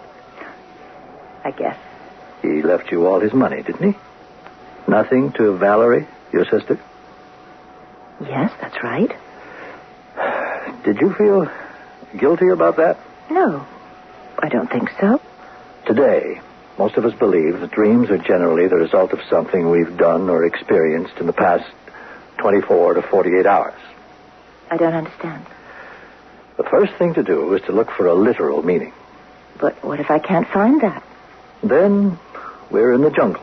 We must take each dream as it comes and try to interpret it. Well, what about my dream? I mean, the one I have again and again. I think it's wholly symbolic. How? I'm going to be very frank, Mrs. Werner. I think, subconsciously, you would like to kill yourself. Commit suicide? In order to be reborn in a new shape. The shape you would like to be. Slim, attractive to everyone, especially men. Attractive to yourself. That's all it is? A kind of death wish? Oh, dear me, no. You have no wish to die. Only to change. But who is the man who pursues me? The one whose face you never see? Yes. Probably your father. You loved him very much. You looked for his approval, existed on it. How many times as a little girl have you thought, I'll die if Daddy doesn't like this dress, or the way I look, or what I'm doing? My visits to Dr. Stowe were beginning to be of enormous value to me. I didn't dream anymore. Didn't dream at all. And although it seemed to hurt Paul's feelings a little, I wouldn't allow him to try hypnotizing me anymore. I didn't want anything to interfere with my new sense of well-being. I was even losing weight. Mrs. Werner, I'm beginning to see quite a change in you. Thanks to you, Doctor. Inside and out. I notice you've dropped quite a few pounds. Don't overdo the dieting. Oh, I'm not really dieting. I've just cut out sweets and cakes, things like that. I find I don't need them anymore. A little security was all you needed. How about the dream? Not once since I've been coming to see you. Oh, you've taught me so much. But suddenly, 2 days before my birthday, I dreamt it again.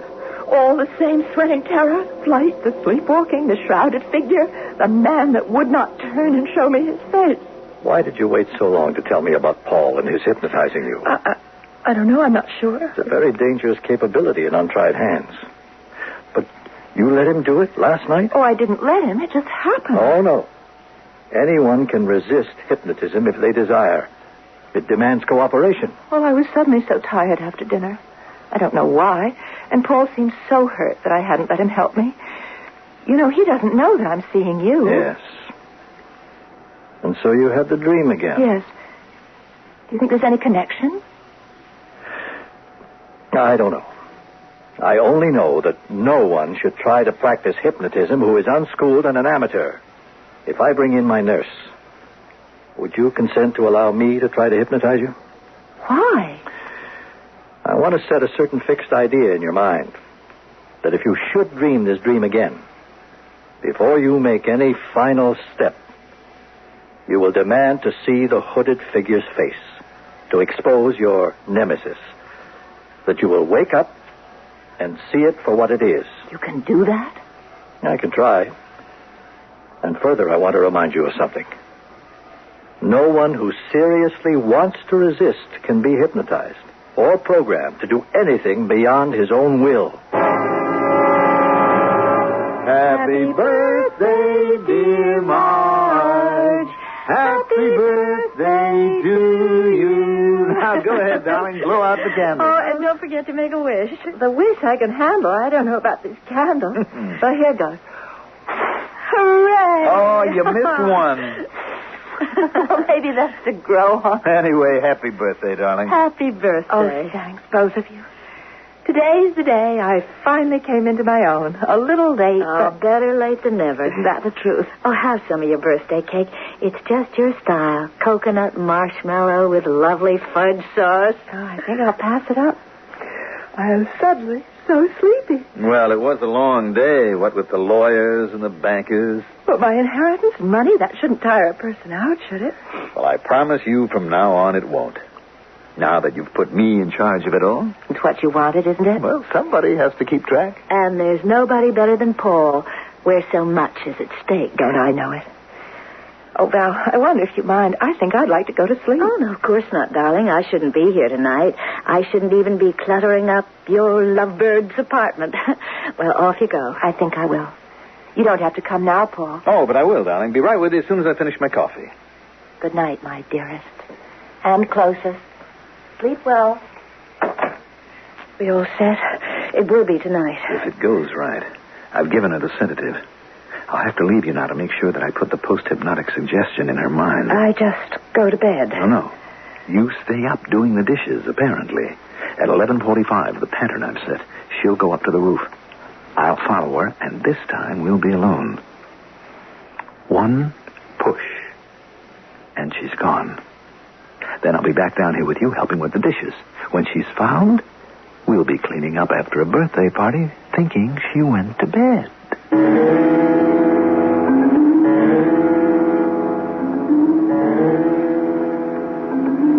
Get up.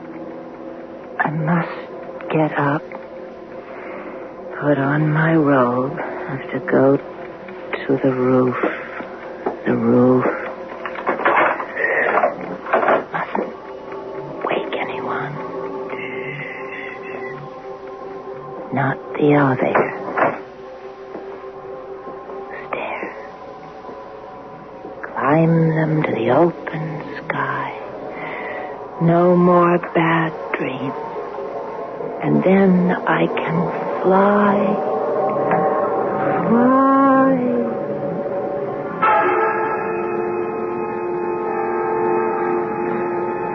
All right, Marge. Time to fly. Why don't you jump?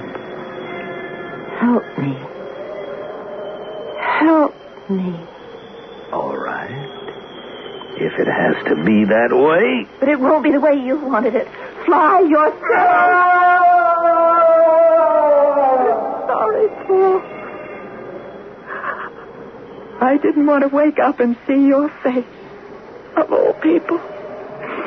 But thank God I woke up in time.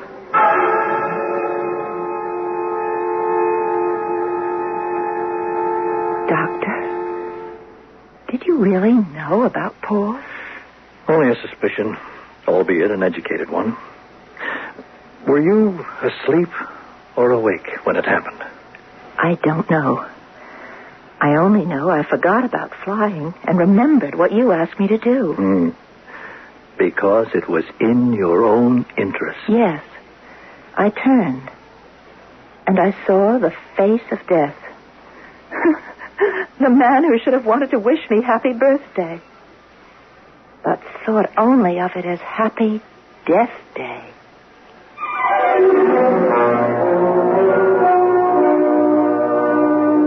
A little more to add. The story is told. Mr. Shakespeare said, "We are such stuff as dreams are made on, and our little life is rounded with a sleep." Not quite Marge's experience. All she needed was to wake up to life, and apparently that she has done. I'll be back shortly.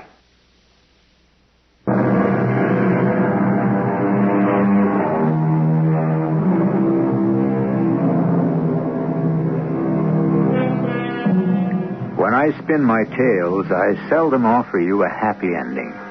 For the fabric of life is a wild game of chance, which promises nothing but what you reach and strive for. And all of us need some part of the element of luck. In Marge Werner's case, it was a dedicated psychiatrist named Dr. Stowe who steered her carefully through the wilderness of the mind. Our cast included Marion Seldes, Mandel Kramer, Carol Teitel, and Ken Harvey. The entire production was under the direction of Hyman Brown.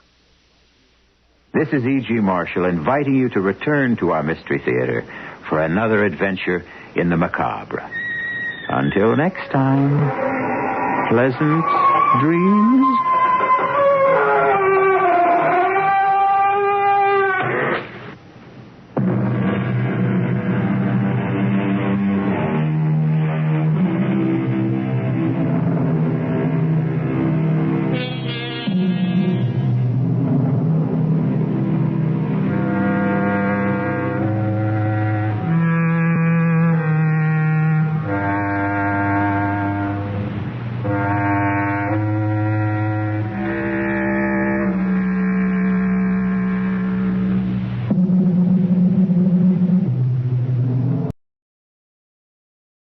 The CBS Radio Mystery Theater presents...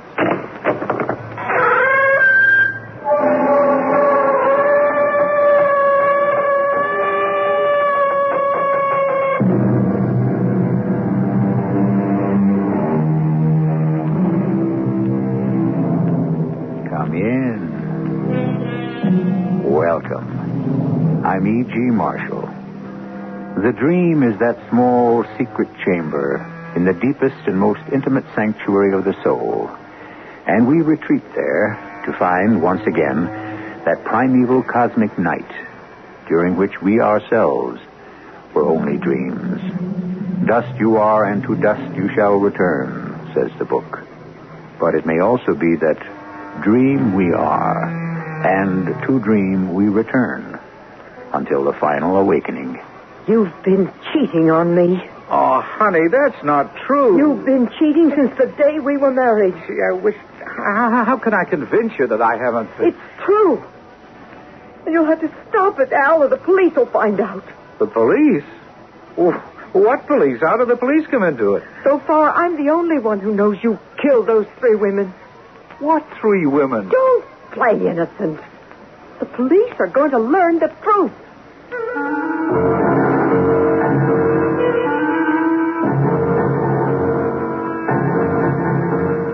Our mystery drama, My Fair Lady Killer, was written especially for the Mystery Theater by Sam Dan and stars Michael Tolan. It is sponsored in part by X-Lax and True Value Hardware Stores. I'll be back shortly with Act 1.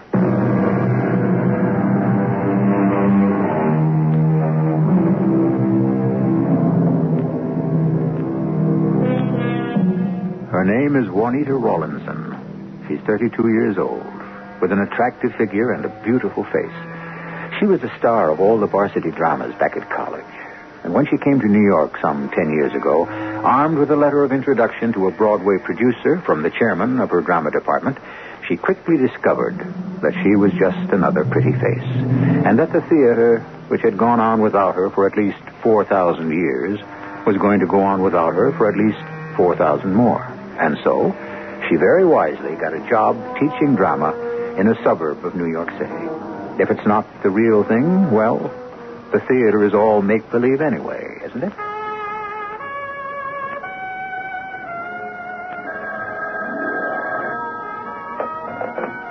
Hello? Hi. Oh, who can this be? Juanita, I've got to see you. Really? Do you want to bring your wife along? Oh, look, I have to explain about that. What precisely is there to explain? I was going to, Yes?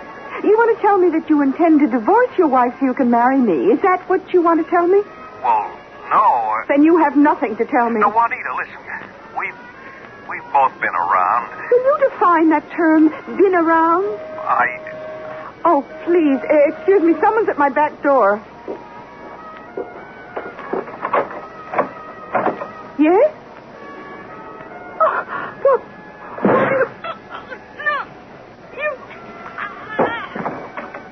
Juanita? Juanita, are you okay? Juanita!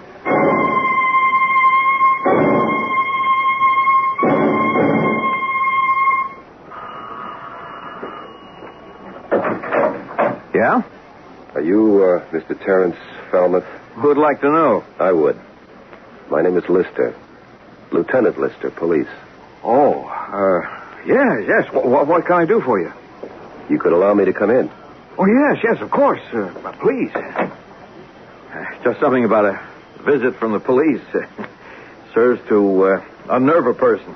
Oh, why? Oh, that's a good question. I don't know. Exactly 4 days ago, a Miss Juanita Rawlinson was murdered in her apartment. Oh? Yes, I believe I read about it. She lived in a garden apartment on Llewellyn Circle. Yeah, I think I remember reading about that address. Did you happen to know Miss Rawlinson? Did I know Miss Rawlinson? No, I didn't. You are Terrence Falmouth, aren't you? Well, certainly. You work for Northeastern Marketing Associates? Yes, I do. I see. Lieutenant Lister, is it? Yeah. May I just ask what it is you see? Let's begin all over again. Did you know a Miss Juanita Rawlinson? Oh, what is the purpose? The purpose is to get a truthful answer. Are you saying I answered you falsely? I'm saying I'm willing to start all over again. Did you or did you not know Miss Juanita Rawlinson? I know what you're thinking. You're wondering, how much does this cop really know? Can I stonewall it? Who knows about Juanita and me? What can they prove? My advice to you is to tell the truth. But I don't understand. I didn't know Miss Juanita Rawlinson. I guess then that's your answer. Miss Rawlinson's sister is in town. I don't know her either. And she advised us to pick you up for questioning. There has to be some mistake. I have here copies of several letters Miss Juanita Rawlinson wrote to her sister, Mrs. Andrew Toth. Letters? In her first letter, she talks about meeting the most wonderful man in the world.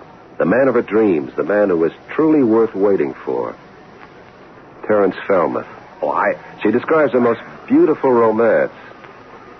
The interludes were brief because wonderful Terry travels constantly for his company. But we meet where we can, when we can. I don't know what you... It does get more specific. For instance, she mentions the fact that you spent time with her at the airport motel. Well, you can't... Can't what? Prove it? I'm sure you could be identified by the employees there. Now then, to save time, I will ask the question again. Did you know Miss Juanita Rawlinson? Yes.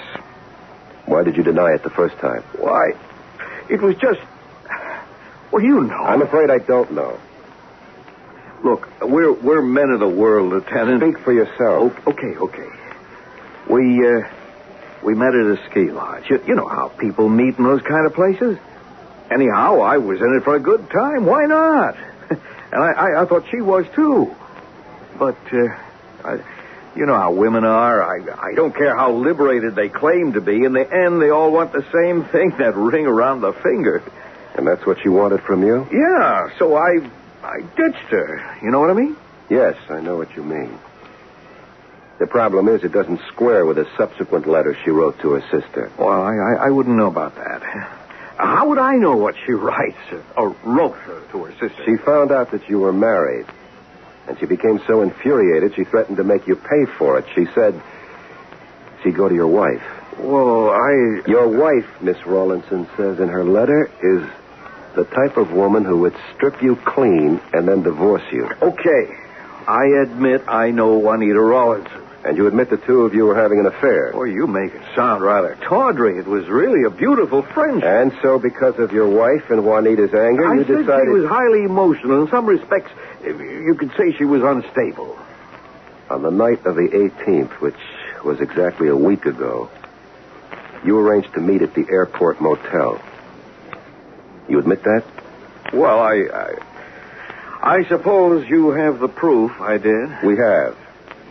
She confronted you with the fact of your marriage. She threatened to expose the affair to your wife. You told her if she ever tried a thing like that, you'd kill her. Well, I deny It was a pretty good fight. There were complaints about the noise. The desk clerk came up. All right. Yeah, that's true. And you did make threats. No, I didn't. We can produce witnesses who will swear they heard you. Just a minute. What's a threat? Huh? Tell me. I'll tell you. A threat is something you really mean to carry out. Sure, I said to her, I'll kill you, but I didn't mean it. No, but for that reason, it wasn't really a threat. You see what I mean? No. Well, didn't you ever blow your stack at somebody and say, I'll kill you? Never. I know you don't like me. And maybe if you knew what I have to put up with... We have a murder. And we have a man with a motive. But I didn't kill her. I can prove I didn't kill her. Yes? Just before she died, I called her up. You did? On the telephone. I had to see her again. You know women. Some women, they're like a drug. You say you telephoned? Yeah. We were talking. And I heard the doorbell. She said, someone's at my back door. And she put down the phone to answer it. And then I heard kind of a groan or a moan. And she didn't come back to the phone. And what did you do? Well, I hung on for a while, and I didn't know what to do, so I hung up.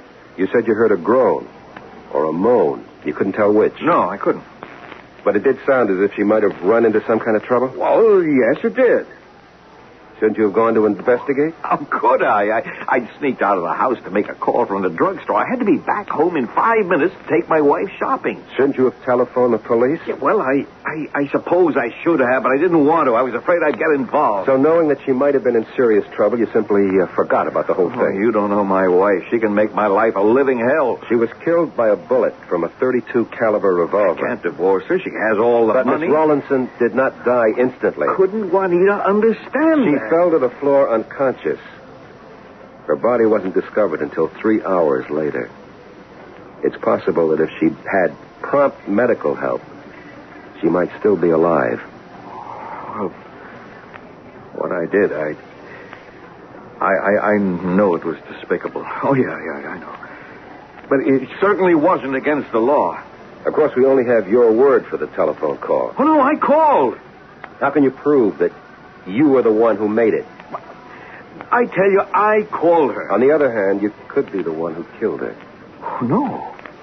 No, I didn't. You had the motive? You've got to believe me.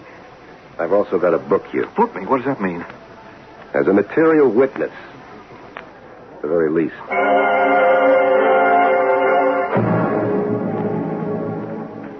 Hey, what makes you think this Falmouth is the killer, Lister? Captain, it's written all over his face. Maybe, but it's not written down in a confession. No, he's never going to confess. Why not? He can't afford it. He has to maintain his innocence in front of his wife. Yeah, but what have we really got on him? Motive.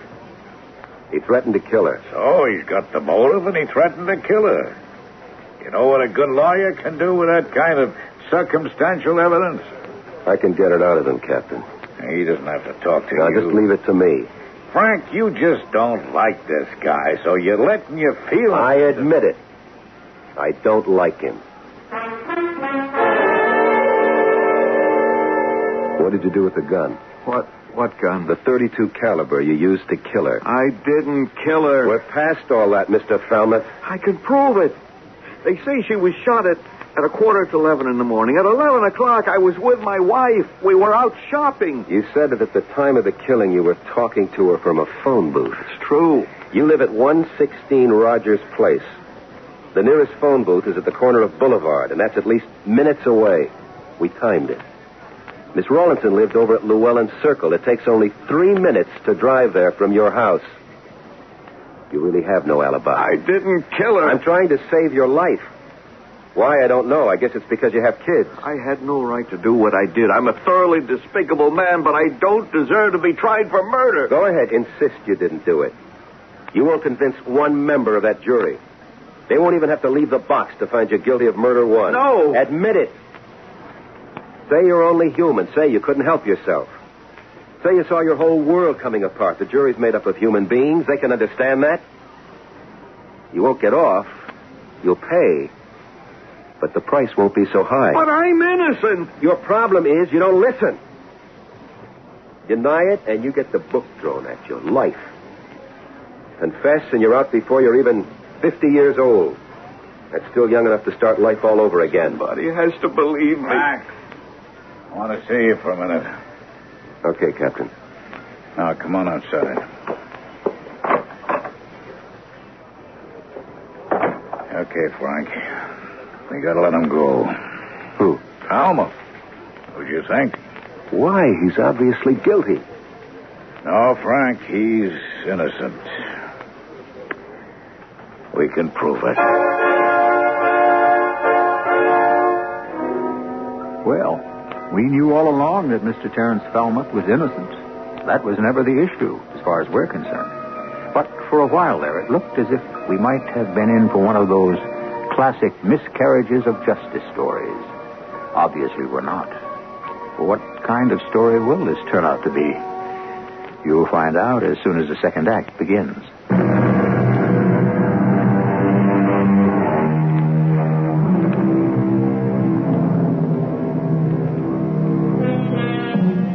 Some people are so suited for the role of murderer, and we are so anxious to have them found guilty because they are so thoroughly unlikable that we would actually enjoy seeing them punished.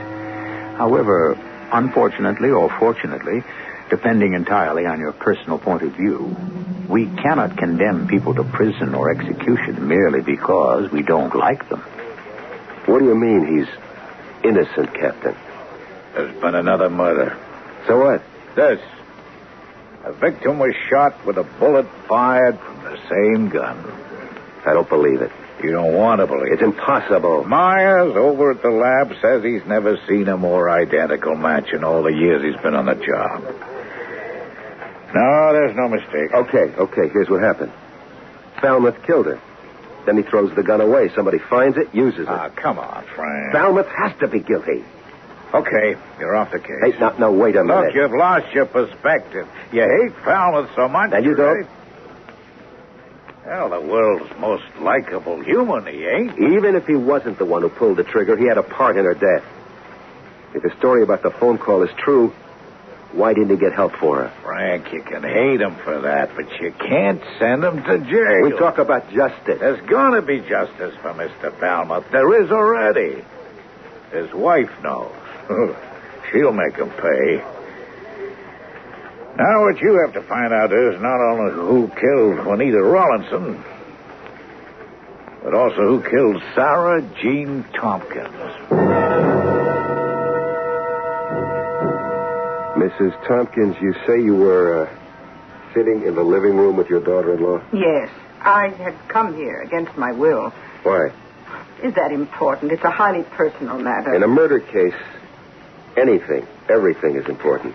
Even washing dirty linen in public? Mrs. Tompkins, the police will try to protect your privacy. Oh, I doubt it. I came here to see if I could effect a reconciliation between Sarah Jean and my son. They'd been separated. Why? Why? Because the woman was simply a tart. Yes? She claimed that Bertram, my son, was too dull for her. And that made her a tart? A mother knows. Did you approve of the marriage? Certainly not. Then I take it you were not made unhappy by the separation. Oh, a divorce would have made me happier. Then why were you trying to get them back together? Force of habit. I don't understand. Ever since he was born, I indulged Bertram in all of his whims. Perhaps that was wrong, but I gave him whatever he wanted. He wanted her back, so it was a case of Mummy gratifying another one of her little boy's wishes. You were here when it happened. Please tell me about it. She sat there, the minx. She knew she was in complete control. In a sense, each of us knew. We'd made a deal, and she was now about to set the price. But the door buzzer sounded, the rear door. She said, "Excuse me." She went back there to answer it. Someone was there, and that someone killed her. You couldn't see anything? Oh, no. There's a door in between, the kitchen door. You didn't hear a shot? No, but I wasn't listening. Still, you would have heard a shot. Could the killer have used one of those thingamajigs you see in the movies? A silencer. Yes, a silencer. I saw one in the film, and it makes this sort of popping sound. I may have heard something like that. What did you do? Well, I didn't do anything at first. A few minutes went by, and she didn't come back. Finally, I called out to her. She didn't answer, so I decided to go out to the kitchen. And there she was, on the floor. She was dead. I called the police. And you saw no one? I didn't see or hear a soul. In exactly 5 minutes, the police car arrived. Do you know anyone who would want to kill her? Well, I would, but I didn't. Anyone else? She was let me state this correctly. She was a sexual woman. By that, I mean she had that aura about her of promise. Do you follow me?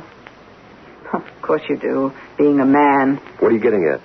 Such a woman attracts a great many men and must end by disappointing them. Really? Lieutenant, you know what I mean. They go from man to man, and some men refuse to be dropped. They become violent. Could your son have been such a man, Mrs. Tompkins? Oh, no. Bertram couldn't have killed her. How can you be sure? Well, Bertram is in Paris on business. He's been there for the last 2 weeks. He's due back today, however.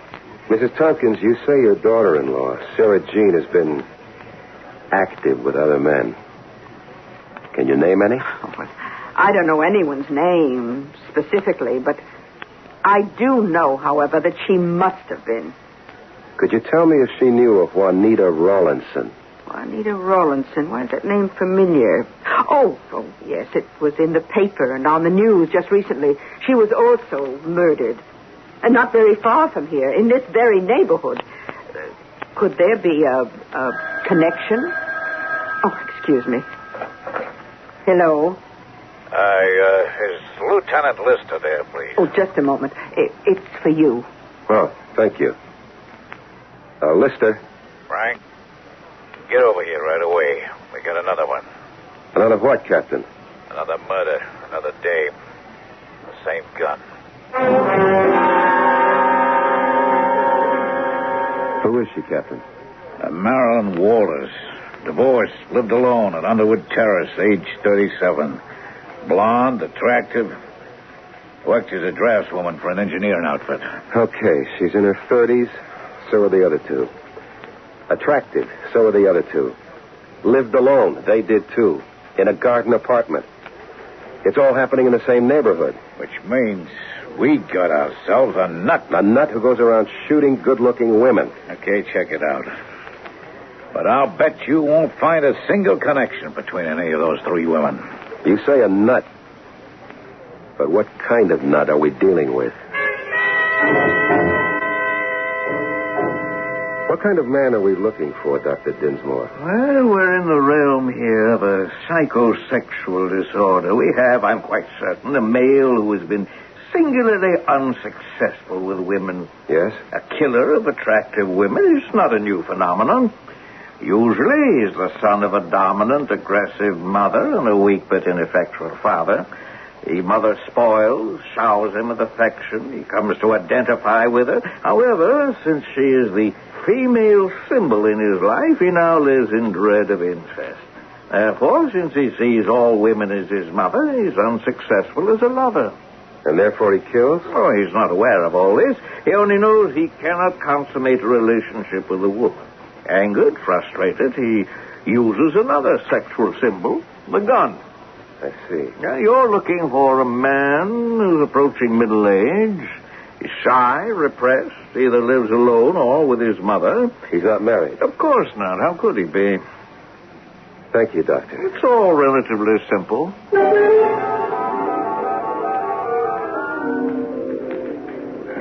Where'd you get with the shrink? The doctor told me we were looking for a nut. Didn't we always know that? Well, now we know what kind of nut. How do you want to handle this, Frank? I know who we're looking for. A guy who isn't out of place. What do you mean? It's all respectable middle class. The killer is a guy who belongs there. You don't see him because he's too obvious. He lives there. He's the mailman, a delivery guy, a maintenance man. Yeah, a cop. A cop? Anybody who has legitimate business. Anybody who would go around to the back of the garden apartments without giving anyone a reason to say to himself or herself, hey, who is this? What business does he have back there? Yeah, I follow that. Here's what we have to do. We have 3 addresses. We have the times for the 3 murders.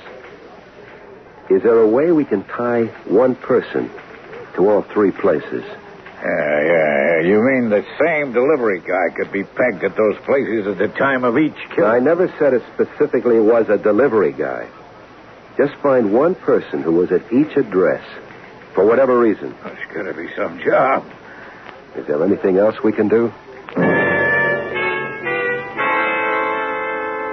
Now, Mrs. Carey, I want you to think. Well, it was almost 3 weeks ago, officer. I have a heart. It was a day that should stand out in your memory. Miss Juanita Rawlinson, your neighbor, was murdered. Oh, yes. Oh, the poor girl. Now, did you notice anyone around the building? Well, no. Were there any delivery trucks? A delivery? Oh, well, yes. The one from Roby and Townsend. You know, the department store. Yeah, I know. What time did the truck show? I remember. I had to stay home and wait. I think it was about 11:15. Oh, they were prompt. They promise you, yes, the truck was there at 11:15. Thank you, Mrs. Carey.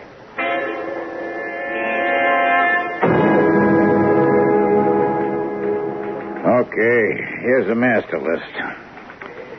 We have 17 delivery trucks. No two were at all three places. We got a telephone installer, but he was only at the Tompkins location.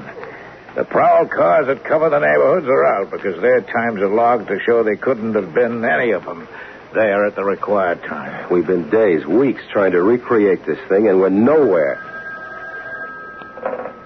Lieutenant Lister. Yes, I remember you, Mr. Janowski. Yes, I did say if you could remember anyone else. You remember? I wish I could get rid of this old guy. He'd just chews your ear off. Who is he? Janitor at the place where this divorcee, Marilyn Walters, was murdered. Yes, Mr. Janowski. Yeah, I know how hard it is to remember. Yeah. Well, keep it... What? What do you mean? What's his name? Price? Alvin Price. Well, thank you. Yes. Goodbye. What do you got, Lister? I don't know. A guy named Price. Alvin Price. Yeah, what about him? He's a landscape gardener. Why wasn't his name on the list? Maybe because of the way we've been asking the questions. Most people think we've been looking for strangers, for delivery men and maintenance people they don't know. So what about this Price? He's a landscape and garden man. He works there regularly. And, at the other places, too? That's what we're going to find out.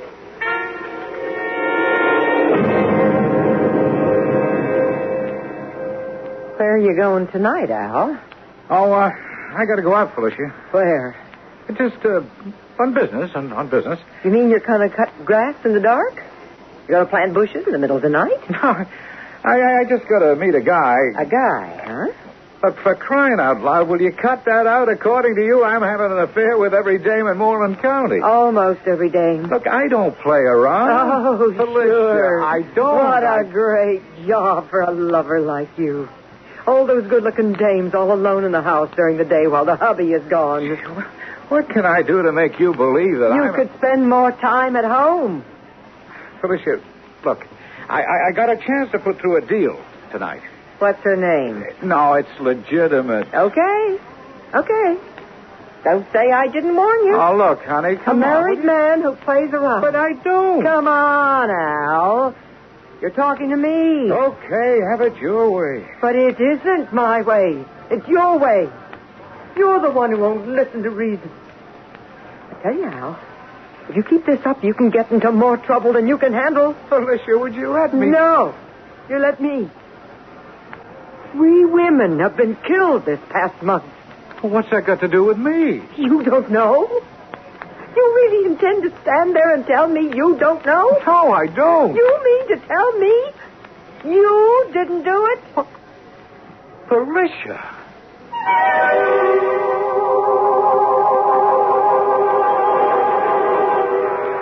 You must admit, we have suddenly introduced not only 2 new characters, but quite likely the solution to our problem. We have here Mr. Alvin Price and his spouse, Felicia.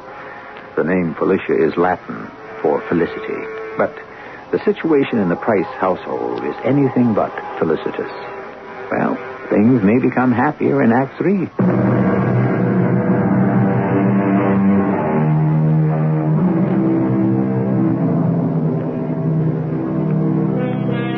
We're involved, as you know, in a series of brutal, senseless murders. 3, to be exact, of women whose only offense seems to be that they are beautiful and seductive. Are we dealing here with a Jack the Ripper syndrome? Who knows? We only know there is a serious confrontation between a landscape gardener named Al Price and his wife, Felicia. Felicia, what are you saying? I'm saying you killed those 3 women. Well, you're crazy. And you'll kill others. And I'll tell you why. Felicia, you... Oh, shut up. I'm trying to save your life, Al. You can't resist a beautiful woman. But you're all promise, no performance. Oh, you're as handsome as a Greek god. But it's only on the outside. They fall for you madly. And then they laugh at you. You can't stand that. That's why you killed them. Well, you are crazy. And you're a fool. Sooner or later, you have to get caught. Oh, Al, stop now before it's too late. Oh, come on, Loretta. I'm getting out of here. Oh, you'd like to kill me, too, wouldn't you? Well, I don't care. Go ahead. Kill me like you did the others. Felicia. I don't care if you kill me. I love you, Al. I want to save you. Oh, stay home. Stay with me. Be happy with me. Don't be tempted, Al. I understand you. I love you.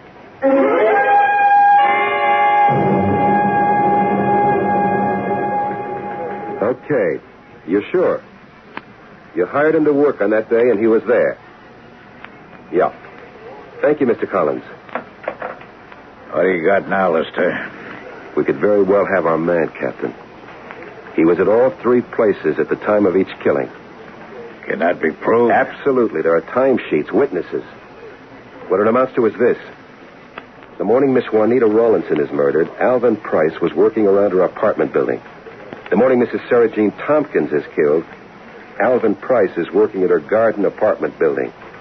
The same thing for Mrs. Marilyn Walters. Yeah, well, it's a good start. I'll tell you what bothers me. Al Price simply doesn't fit the psychological profile. Yeah, that may be true. No, all the psychiatrists and psychologists have been having a field day with this thing. They've come up with a repressed, timid, unmarried guy. And Al Price is anything but. Yeah, Price is tall, good-looking. And he's married to a good-looking woman, too. So, what do you suggest we do now? I don't know. We don't have enough to get an indictment. The fact that he was at all three places when the killings occurred sounds great. But can you get a jury to convict on that alone? I don't know. No, we need more. What do you suggest? Well, we could shadow him night and day and maybe catch him just before he can do the next one. Yeah, but he could decide never to kill again. Or maybe not for another 5 years. Then where are we? Where are we now? He uses the same gun. If he had any brains, he'd get rid of the gun and get a different one for each killing. If he had any brains, he wouldn't commit murder in the first place. Now, the fact that he uses the same gun means he has to keep it hidden somewhere. Well, he works out of his house and keeps his tools in the garage. We got to find that gun. It's the only way we can tie him into it. It's a problem. Because if we give him any cause to suspect we're onto him, he can get rid of that gun, and then we've lost him forever. Well, we don't have him this way either. I say let's go for broke. Okay, we'll get a warrant.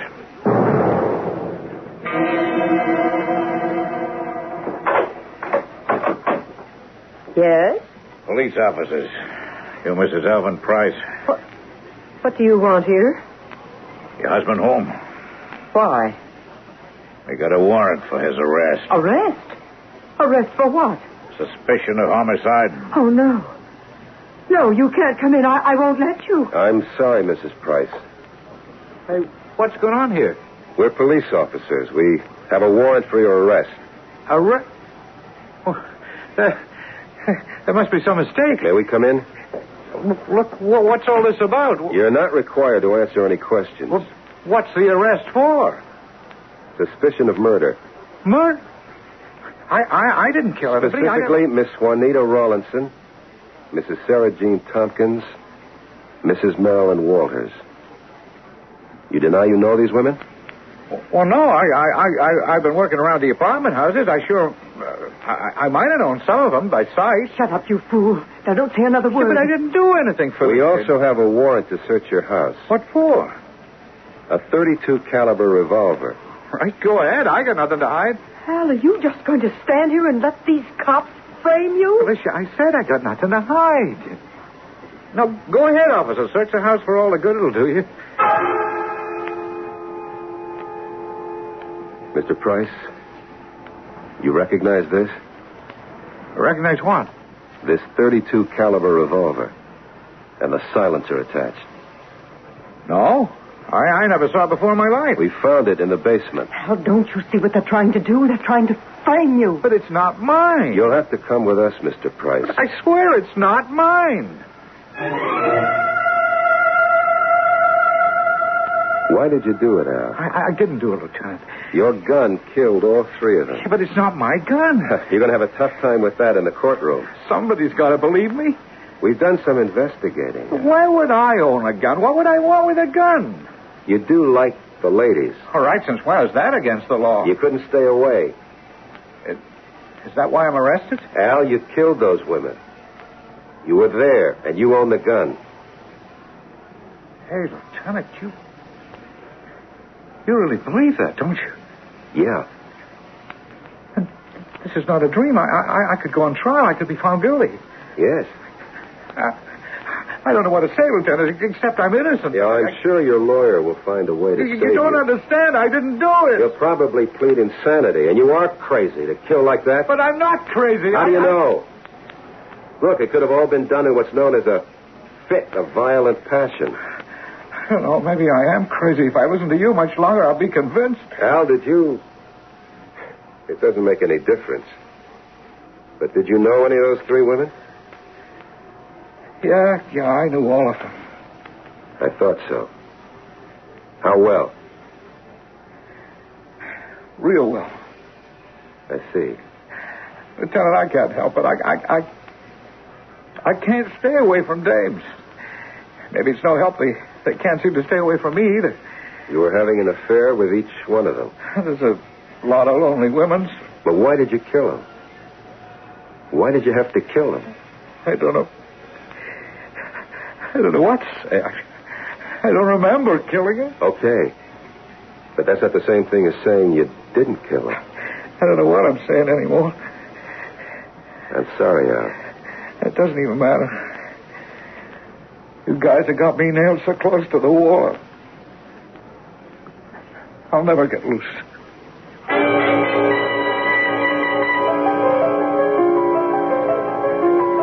Hey, Frank. Where you been? At the sentencing, Captain. Yeah, who's sentenced? Al Price. Oh, that was a long time ago, that case. He was just sentenced today? Yeah. I didn't know you were following it. To me, when they turn over to the DA, they're out of my life. Yeah, well, it's just that this guy, Al Price, I couldn't make up my mind about him. Why not? I thought it was open and shut. He knew the women, he was intimate with them, he was there when each was killed, and he had the murder weapon. Maybe, but it's too open and shut. Why, you trying to say he didn't do it? I'm saying, well, I don't know. What did the judge say? Life. Well, see, that's how it goes. Something about it. What? I wish I could put my finger on it. I wish I could really believe he was guilty. Or be absolutely convinced he's innocent. Meh. I guess we'll never know.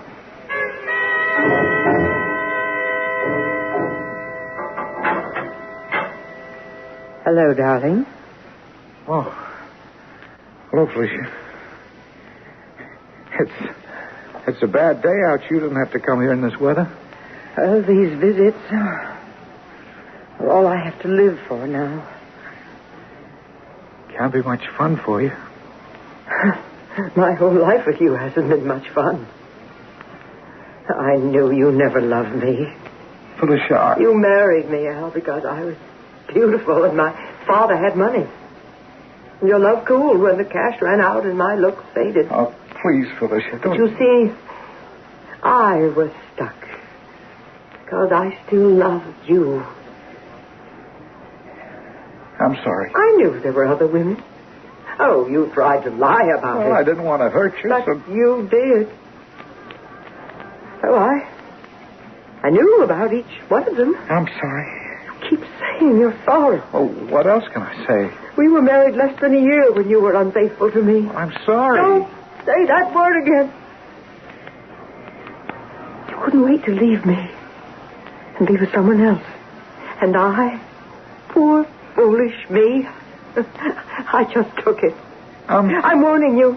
Say anything you wish, but don't say you're sorry. Because you're not. This went on for our entire married life. And then, one day, I decided to put a stop to it.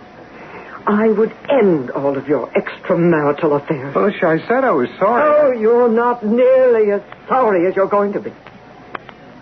Why should I sit home, the poor, helpless little housewife, wringing her hands, crying her eyes out? Oh, Felicia, I'm being punished. Oh, no. Not yet. I said I would stop it. And months ago, I decided how. I bought a gun. A .32 caliber revolver. A silencer. Felicia. I followed you when you left for work, Al. I saw who your new lady friends were. And You you didn't. Yes, I did. I made sure you'd never be unfaithful to me again. That's why I killed them. You killed them? That's right. And you're going to stay here for the rest of your life. Why, Felicia? Why? I swore no other woman would ever have you. No other women ever will. You're here. You're safe. You're mine. God! She's guilty. She killed him. She admits she killed him. Hey, God, I didn't do it. She killed him.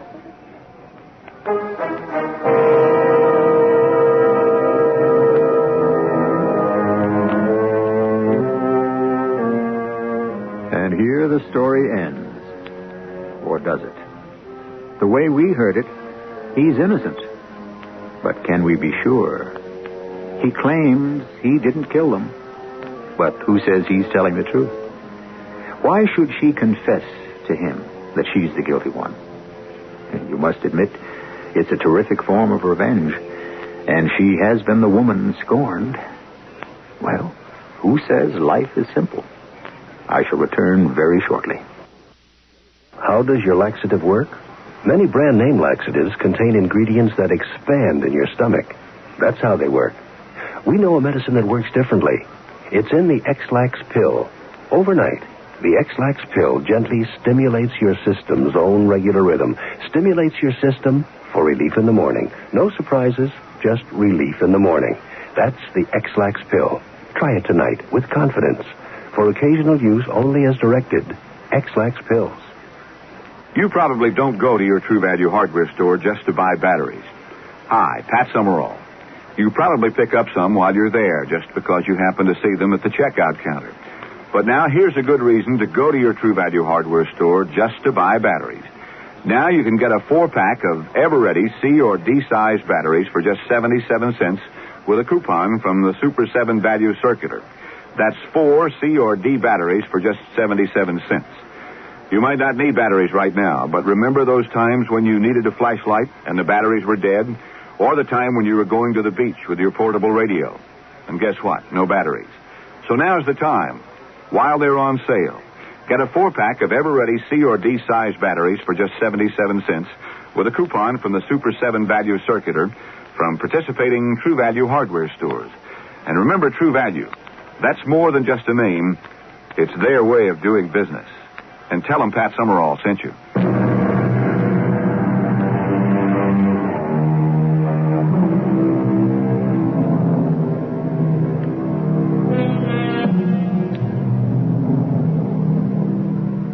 What we've been listening to is a story that deals with the ways of men and women. Now, surely, there is no other field of activity so volatile, so unpredictable. The problem is, we really don't know why we fall in love or out of love. The same passion that will inspire us to love another human being can drive us to kill him or her, as the case may be. Our cast included Michael Tolan, Bryna Rayburn, Joan Shea, Ian Martin, and Bill Griffiths. The entire production was under the direction of Hyman Brown. This is E.G. Marshall inviting you to return to our Mystery Theater for another adventure in the macabre. Until next time, pleasant dreams.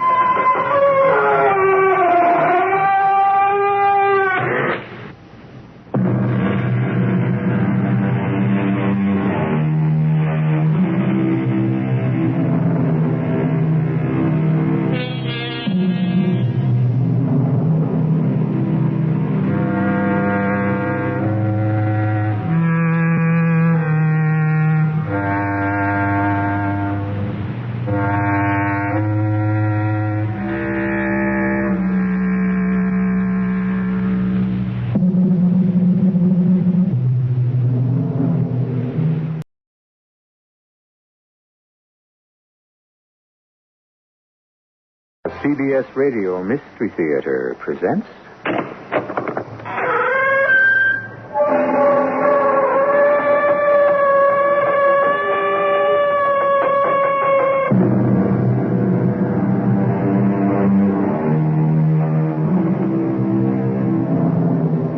Come in.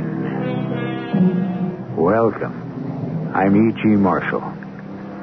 I think it was Charles Kingsley, that notable 19th century clergyman and novelist, who said, "There are more ways of killing a cat than choking it to death with cream." I leave it to you to decipher exactly what he meant to suggest by that. I bring it up only because this is the story of a cat with many lives who at length, without violence, had to end his career. The police are coming back. You better report it to them, Nicole. No, Josh. But if you love me and you want to marry me, say nothing. Let me do the talking. Mademoiselle, I see you waited. Oh, you didn't find the man you were chasing? No, as usual. He has given us this slip. Who is he? I wish we knew. A burglar who roams the rooftops like a cat. That is the police force's only name for him. Le Chat.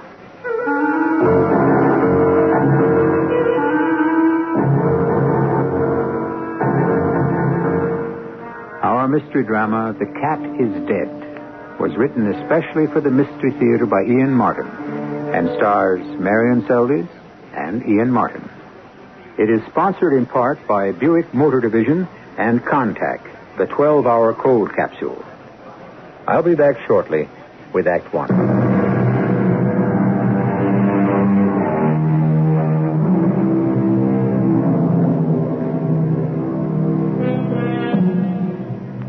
Are you a people watcher? I mean, whenever you pass or sit with others on the street, a bus, wherever, can you resist the impulse to speculate who your fellow travelers are, what they do, what kind of people they are? For example, we're on flight 843, bound from New York to Paris. And across the aisle is a tall, slim, still stunning woman in her early 50s. Beside her, in the window chair, is a ramrod-straight, all-whipcord and steel man, whose age is only attested to by his almost silver-white hair. Who would you guess them to be? Well, why guess? We're about to find out. Nicky. I'm awake, Josh. I just wanted to be sure your belt was fastened. The sign's up. I didn't have to see it. I felt us losing altitude. You? Oh, I never take mine off. Habit. I love you. Because I keep my seatbelt fastened? Just habit. Now, there's a left-handed compliment. Well, I mean, after 30 years. No, Josh, not even a general can make me fall into habit. I wake up to it fresh every morning. What time is it? 5 a.m. Paris time. Midnight our time. American. Happy anniversary, dearest. Ditto. 30 years. How's Paris? You were looking at it out the window. Oh, Paris. Incredible as always. What is the mot juste? Formidable. No. For coming to our other home. Mine, not yours. Except that I am American now. And part of me will always be what you were, my French siren. Oh, thank you, Josh. It is the most wonderful 30th anniversary present you can give me. Already I feel 23 again, or younger. Well, that makes two of us. Oh, Nicole. Never ask a general to defend war. Except me. Because the war brought me you. Vive la guerre. Vive la résistance. Because it brought me you. Darling. Oh, Mommy. Well, he should be down any minute. He's gone into his approach. We don't have anything to declare, do we? No, why should we? Oh, I don't know if I like that hesitation. Are you up to something? Don't you trust me yet? Wouldn't I be a fool if I did it all the way? You know you manipulate me like a puppet. Why, Brigadier General Josh Maynard, I declare, how can you talk that way? Nicole Lautier, where did you get that phony Southern accent? It wasn't phony. All right. Was pretty good. But, I still want to know about the hesitation.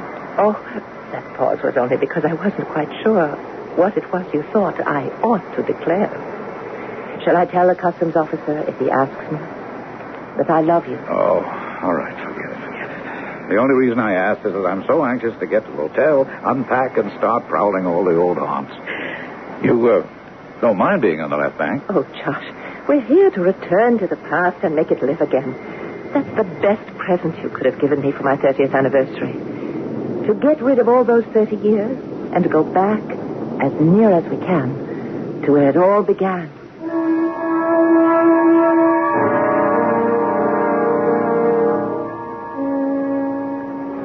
What's on the agenda for today? Oh, nothing. Rien, pas du tout. We're on vacation. Why don't you munch a croissant or brioche? Let me read my journal. What's in the news? Oh, who knows? Who cares? I'm in the back pages. I thought maybe we could have a look at what's playing at the Comédie Française. Or maybe... Or what? L'opéra? Folie Bergère? The café? Attendez. How easily we slip into the past. Wait a minute. Well, what's the matter? It's something I just ran across in the obituaries. Listen. Monsieur Paul-Étienne Cramois, mayor of Montcarnet, a small town in Normandy, died quietly last night in his sleep. Mayor Cramois, prominently identified after World War II as a leader in the resistance, had been known for some time to be suffering from a heart condition. As well he should. What? Never mind. That settles it. Well, settles what, Nick? We've been talking about making a memory tour of Normandy, haven't we? Well, we decided not to, I thought. Well, now we can't. We have got to go back. Back to Montcarnet. Oh, I was afraid of this. Back to Montcarnet? Are you crazy, Nicole? Oh, darling. Don't you remember? Yes, too damn vividly. Look, Nicky, in spite of time, 30 years, technically we are still accessories after the fact and liable for arrest. Not me, I'm an American, but you. Well, you know the French still consider you a citizen of La Belle République on their soil. It's crazy. Just give me one solid, sensible reason for returning to Montcarnet. I have to. Because I have something to return. You see, Josh, for all that happened to us there, I never told you the full story. Oh, happy anniversary. Now she's ready to tell me 1 generation later. Look, let me billboard it for you. Once upon a time, a long time ago, a war was fought to make the world safe for democracy. That was its particular slogan. Its number was World War II. The only point I would care to make for it is that one day, at long last, it ended. And a sexy, sensational, loving young woman named Nicole Lautier, who had saved the life of a young pilot who had crashed in France. And whose name was Josh Maynard. You know, you were the only one I helped pass through the underground and back to the 8th Air Force. That made me want to defect and keep you in France, even in German-controlled France. Oh, you don't mean that. Well, of course not. It's just that I loved you, and I still do. Well, do you think after I met you, I was that eager to get back to Great Britain and start flying again and trying to get myself killed? That was the best part. I mean, that you didn't get killed. Well, obviously. Now, where was I? After the war, thank heaven. Oh, yes.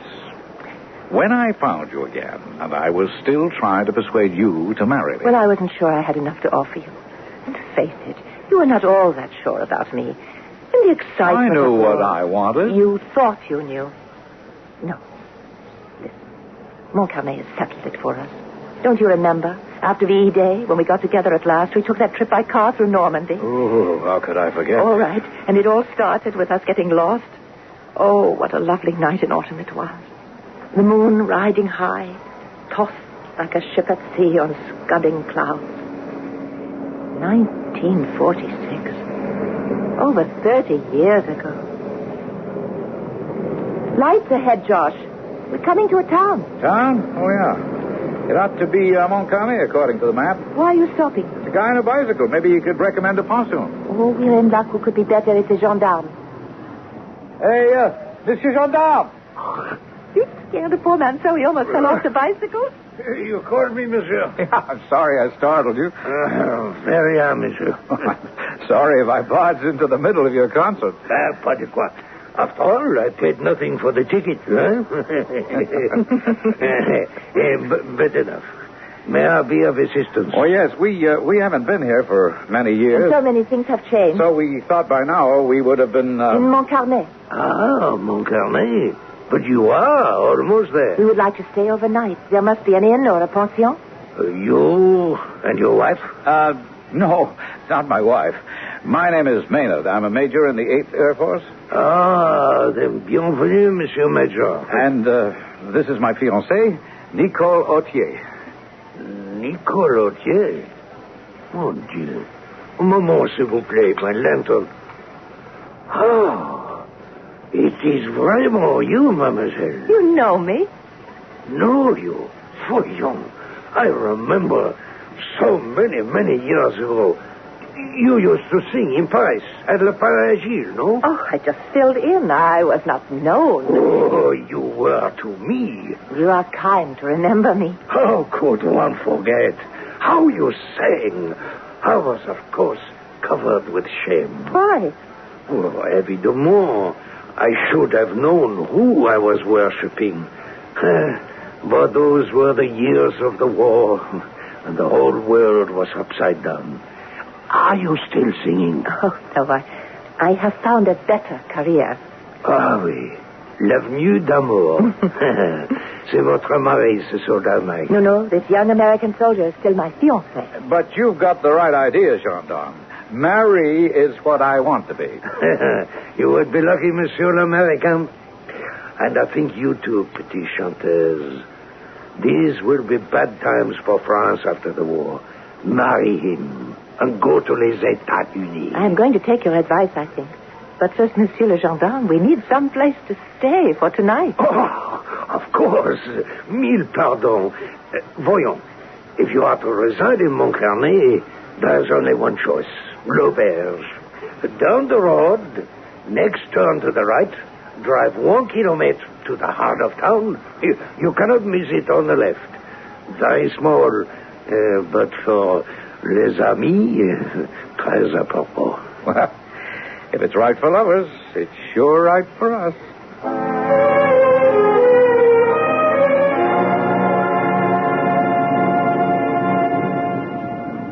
Oh, brother, I finally found it. Well, it's my fault. I should have made you turn left. I never can learn the difference between droit and gauche.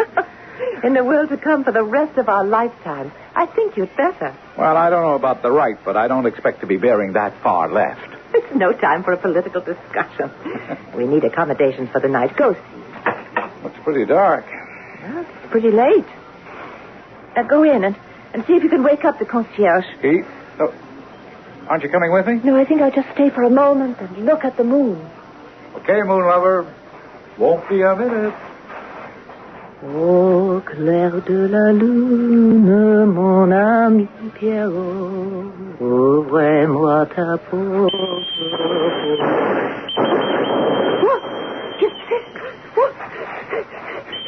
Mademoiselle, pour l'amour de Dieu, je vous en prie.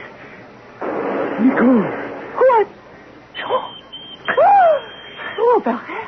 What is it? What's wrong? No time. For the sake of old days, I beg you, hide me. From whom? The police. Where? In your car, will lie on the floor in the back. Have no fear, Jean. You will be safe. Mademoiselle, pardon me, but did a man run past you? A man? What man? A thief. I'm sure he came this way. I was following him. Oh, yes, the man who was running. He turned. I saw him turn that corner. Down that way. Dubois, did you see him? No, Lieutenant. Well, this lady said he came your way and turned the corner. I just came from there. Ah, mademoiselle, we meet again. You know this lady. Can you vouch for her? With my life, Lieutenant. A young thief. He must have run off the road. And perhaps he could be in the car. I have the door closed, I thought. Oh, look if you want. I just got out when I heard all the excitement. I know the mademoiselle. You can trust her. Quickly, mon lieutenant, or le chat will escape. Very well. But I warn you, mademoiselle, do not leave. I will be back to ask you some questions. All right, Jean. They've gone. Like old times, eh? Yes, Jean. But what? No time for words, ma chérie. Only for this.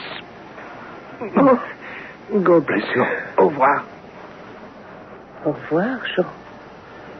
But why should it be like old times when the war is over for more than a year? Or is it?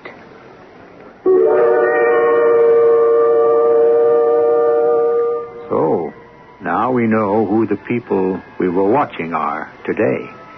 And we're beginning to know who they were over 30 years ago, before they became Brigadier General Joshua Maynard and his wife, Nicole, who once was a member of the French underground. We've opened a door. Want to come into the past with me and find out where their story began all those years ago? If you do, I'll be back to escort you with Act 2.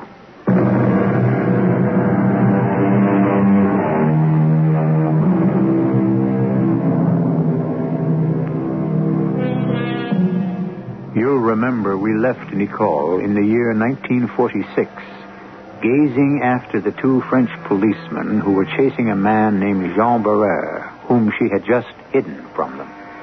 And that the moment they were out of sight, she had released the man from the car where he was hidden, that he had embraced her fervently, kissed her, and vanished also into the night.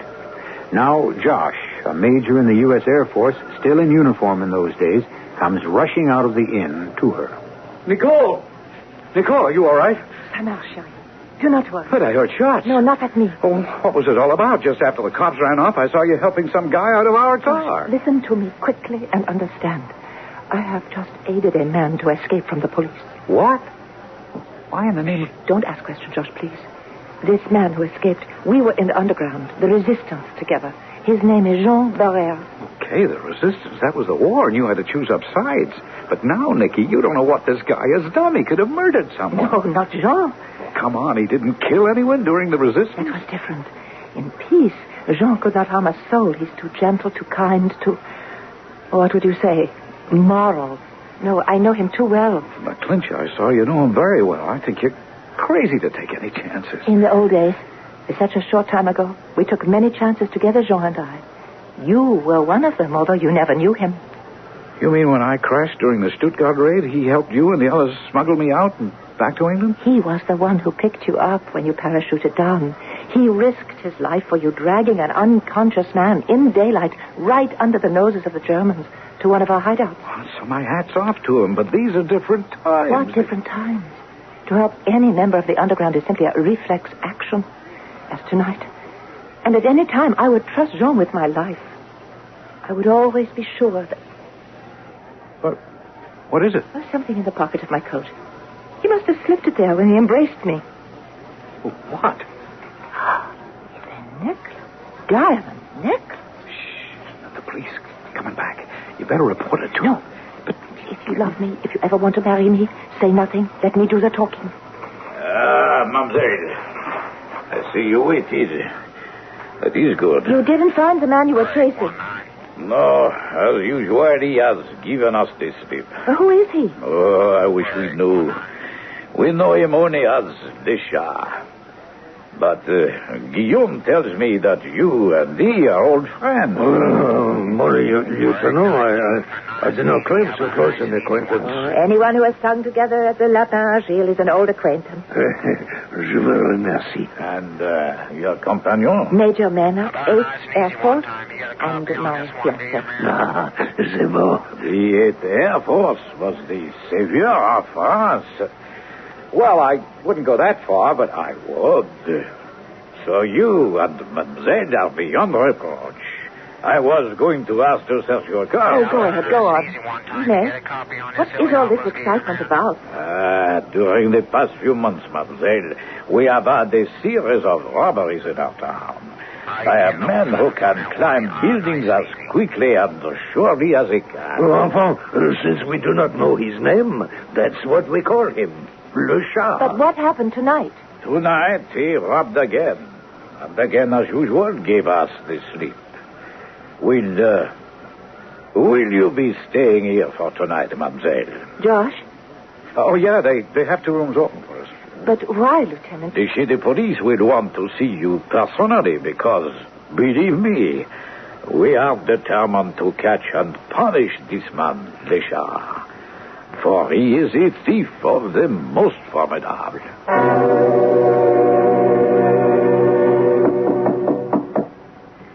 Nicole, it's Josh. Just a moment. Look, I have to talk to you. Is that all? Haven't you noticed I've changed since dinner? Oh, I'm sorry. You look good. Look, can I come in? I shouldn't let you after the way you brush aside all the trouble I've gone to make myself look beautiful for you. Nicky, I've been getting stewed about this whole thing, and for the last few hours, Please. We discussed it after the police left. We agreed to get settled in the hotel and forget about it for tonight. But for Pete's sake, don't you recognize that you're compounding a felony? That you're making yourself an accessory after the fact? Yes. All right. So now will you march right down to the police station, turn in the necklace, and identify this Jean Barreur as the thief? No. What? Oh, don't you see, George? It's a little late for that. I am already an accessory after the fact, whatever you call it. Yes, but... I don't know. I give up. What are you going to do then? Something else I learned in the underground. What? Wait. For what? For Jean to get in touch with me. I'm quite sure he will. Oh, and then I suppose you'll just turn the necklace over to him, no questions asked. I don't know. It depends on what Jean will tell me. Oh, fine. Well, I just hope they run a clean jail in Montcarnet and the chow's up to scratch. Oh, darling, don't be mad at me. It's very late and we should get some sleep. But tomorrow this will all be straightened out. And then we'll talk about our plans for the future. I wish I could be as sure of that as you pretend to be. I mean, it isn't even so much this crazy thing you've done as the guy himself. What do you mean? Well, the way you act, you could almost be in love with him. I'm in love with you, Josh. Can't you trust me? Yes, but you do sort of crumple it around the edges. Trust isn't a matter of degree. It is all or nothing. You either have it or you haven't. You know something, Bibi? You're quite right. Okay. I'll back you all the way down the line. That's all I need to know. No. Yeah, that's good. Happy? Moderately. What now? I just can't help asking one more question. Were you ever in love with this guy? I mean, these last couple of years during the resistance, like a fellow says, in those days? In those days, we were all in love, Josh. But not with each other. We were in love with a cause. Good night, darling.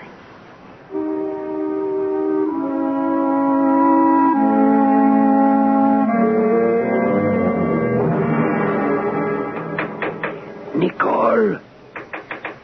Nicole, open the window. C'est Jean.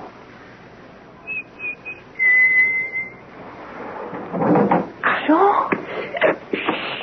A moment. Now, close it. Vite. Bien. Draw the curtain. So. Now we are safe enough. You answered my signal quickly. I was waiting for you. I knew you'd come. How could you be sure it was... The old one? Beethoven's Fifth. Why did you come? To thank you for what you did for me earlier tonight. There are no words. None needed between old comrades in arms. How many times you have saved my life? And pourquoi? What time do you have? 4:45. It'll be light in a few minutes. I have to go. And this time it must be adieu. That's all you came for. To bid me goodbye. Of course. And to get the necklace, obviously. You found it? I found it in my pocket. Then, may I have it, please? No questions asked. There never were in the past. Must we start now? Oh, times have changed, my dear. Is the necklace yours? No. Was it stolen from someone last night? Yes. And have you stolen other things recently? Yes. Let me show you something. Here. Pictures of my wife, my children. You never knew about them. You see, during the war, we were individuals, people with only a false name, no background, no future. But now, you see here in Montcarnet, I am a man of position. The slightest whisper of scandal might ruin me. The best for you, for me, is to give me the necklace, leave Montcarnet, and forget what has happened. I have involved you enough already. Please, give me the necklace and leave Montcarnet forever. And the police? If you say nothing more, there's nothing that they can hold you for.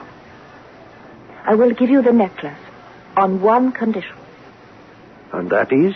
That you will return it and everything else you have stolen to the rightful owners. To the rightful owners? The people they were originally stolen from. Do you agree? I agree. But it will take time. Why? 24 hours should be enough. Right? Yes. That should be enough time to complete everything. Then what? I have promised to stay here in Montcarnet till the chief of police returns. He's out of town till tomorrow night. I have no choice till he returns because the lieutenant is very suspicious of me and of the way you disappeared. So, you have until the day after tomorrow. And if the stolen property has not been returned by then? I will tell the chief of police everything I know. Eh bien. I shall give you my word that if you are not satisfied that the property is back in the right hands, I myself will confess to the thefts, and you will not be involved. Will it? Who's that? I don't know, but... It could be the police. I must go. Wait here. The necklace. Oh, bien. Now the window. My thanks. I commend you to le bon Dieu. It is you who needs the commending. Hurry. Nicky! Nicky, you all right? Huh? Who is it? Josh. Just a minute. Hurry. I'm coming. What is it, Josh? Come in. I don't know. I thought I heard voices in here. Were you talking to someone? Yes. Oh. Jean? Yes. Where is he? He's gone. The window? Yes. The necklace? Gone. With him. Nicky, what are you letting yourself in for? The man is a thief. No, perhaps, but he was a comrade and a patriot. He deserves a chance to redeem himself. What chance? He has promised to return everything he has stolen within 24 hours. I gave him that chance. You trusted him? I trusted him. I can only hope he will not fail my trust.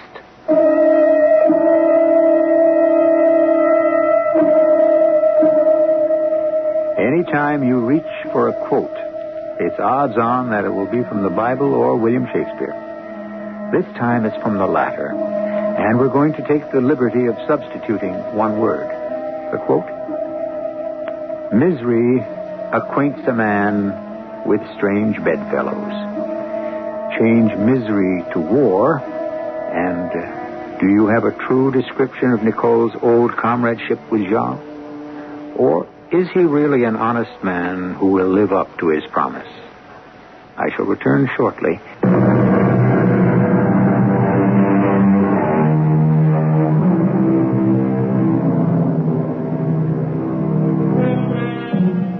Examining that quote again. Misery acquaints a man with strange bedfellows. There is perhaps one other word that has a bearing on our tale, which affects only one in our cast of characters. Remember that we are back in the year 1946. That Josh is a young man deeply in love with, but not yet married to, Nicole. So suppose we paraphrase the quote thus: War acquaints a woman with strange bedfellows. And with that in mind, we can understand Josh's fury as he bursts into Nicole's room the following day. Josh, what's the matter? Oh, nothing. Nothing at all. I just thought you might like to see the afternoon paper. Don't tell me we're back at war. Just read it and weep. Le Chat prowls again. Daring robbery yields him over 200,000 francs. Yeah. There's your knight in shining armor. Not only has he failed to return all the things he has stolen as he promised, but he laughed at you and did it again. I can't believe it. I just can't believe it. I would have trusted Jean with my life. You've trusted him with part of it anyway. Nicole, if you have to confess your share in this, I don't see how you can stay out of jail. What are you going to tell the chief of police? I don't have to tell him anything. Yet. Oh, you've got to be kidding. Nicole, what were you and Jean Barreur to each other that you still can trust him? Comrades in arms and nothing else. That gets a little hard to swallow when you're willing to go this far out on a limb for him. And if you think I'm going to stand by and see a generous impulse get you in trouble... No need. A few more hours, I can cut myself free. I gave Jean 24 hours, and I will live up to that. And then I'll go to the chief of police.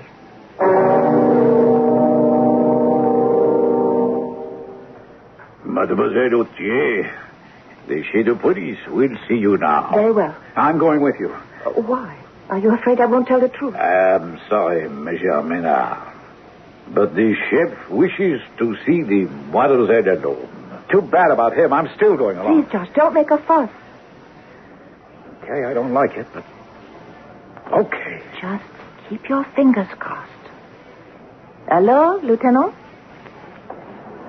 What is the name of your chef de police? Capitaine Georges Girard.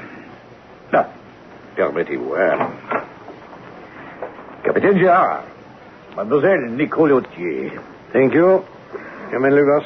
Oui, mon capitaine. Capitaine Girard. Georges Pierre Girard. My real name. But you are Jean Barreur. What are you doing here? I belong here because my true name is Georges Girard. And I am chief of police of Montcarnet. Like most others, during the resistance, I did not use my real name. You knew me only as Jean Barreur. But you actually are chief of police here in Montcarnet? Yes. And you are also the criminal Le Chat, who committed a fresh robbery last night. Quite correct. I could not explain fully to you because this one last job remained to be accomplished. And, as you so correctly pointed out, values have changed. Now, just what does that mean? I was no longer sure that you would recognize the same values as I. Well, one value I do recognize is a promise. Evidently, you don't.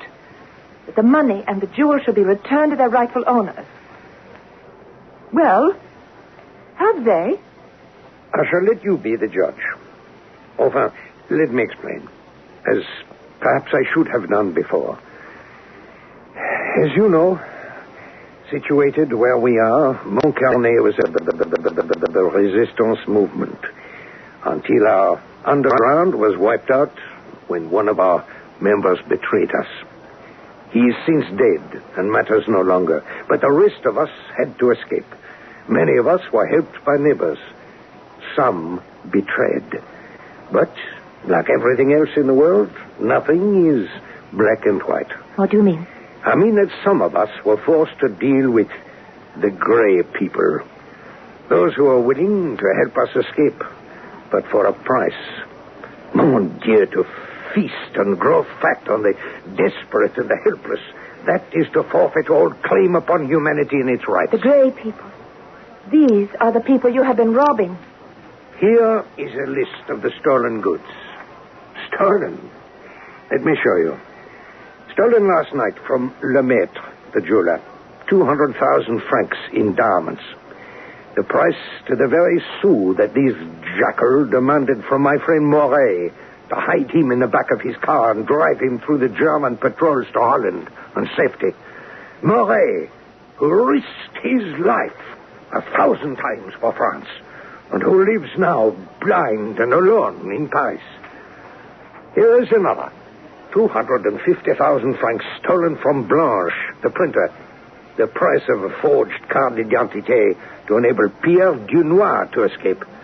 Pierre, long since dead, but leaving behind him a wife and 3 children without resources, with little future, less hope. I could go on down the list. But must I tell all the other sad and tragic stories? They are substantially the same. No need. Except the necklace The necklace. A bribe to Paul Etienne Cramois. At this moment, our esteemed mayor of Montcarnet. Blood money to secure my own escape. Except that it will never be turned into money. It was my mother's. That cannot be returned to its rightful owner, since my beloved mother is dead. She has no need for it. Here it is. I couldn't bear for it to be owned for greed in place of love. Well, there you have it, Nicole. For myself, I have no regrets. I will stand on my own values of right and wrong. But for my wife and children, I am afraid. And for the good job I believe I have done here otherwise as chief of police. So, it's up to you. You can save me or ruin me. Which shall it be? You make a very hard choice for me, Jean. You ask me to condone crimes, whatever good they were committed for. You ask me to join you in setting yourself above the law. You ask me to trust you for the future.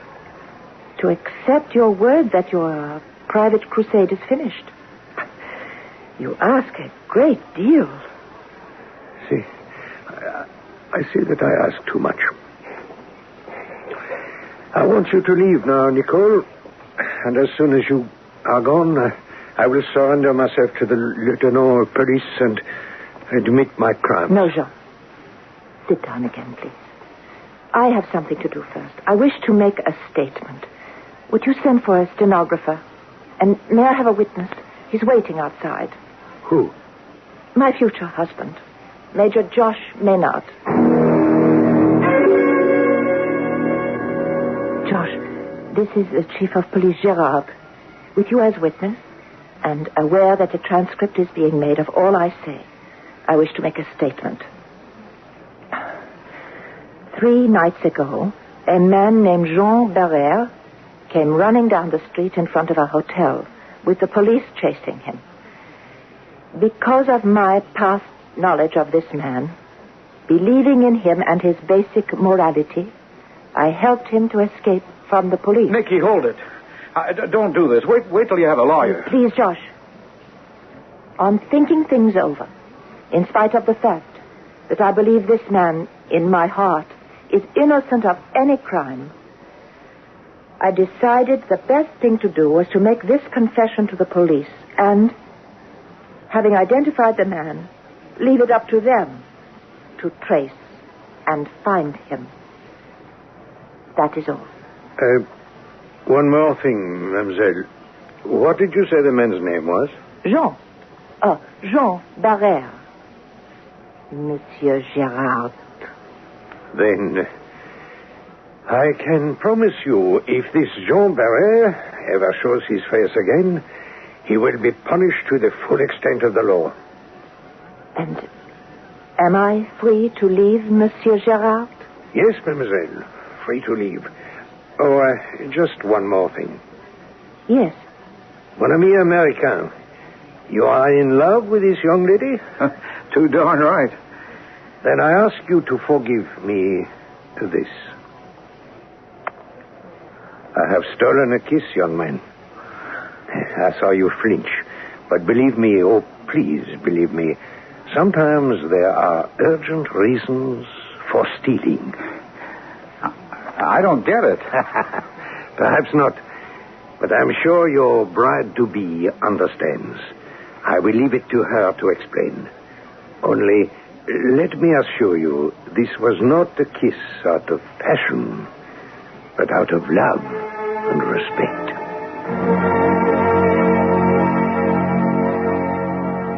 So now, 30 years later, at last you have the whole story, Josh. And you can understand why when I pick up that paper and learn that the mayor of Montcarnet is dead, I have to go back to Montcarnet. I'm sorry, honey, but I don't understand.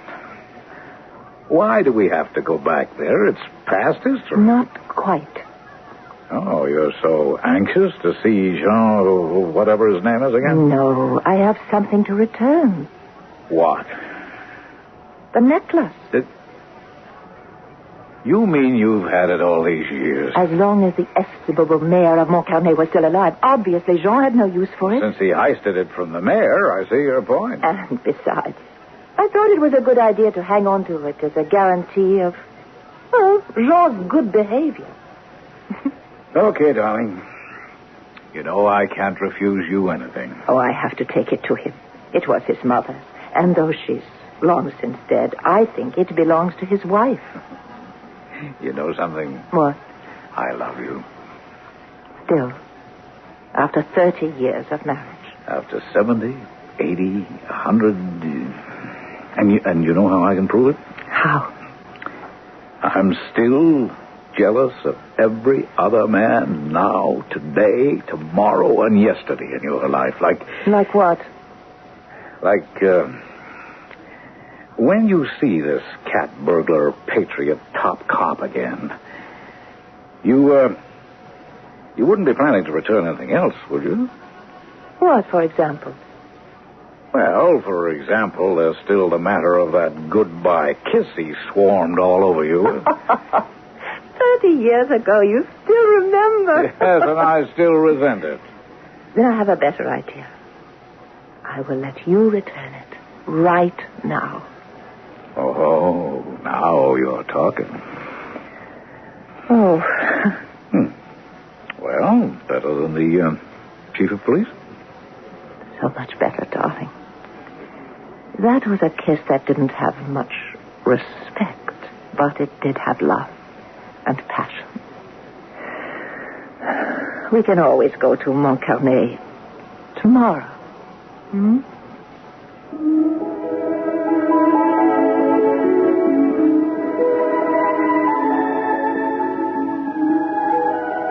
Never put off till tomorrow what you can do today. Someone is responsible for that statement. Who? Benjamin Franklin? What does it matter?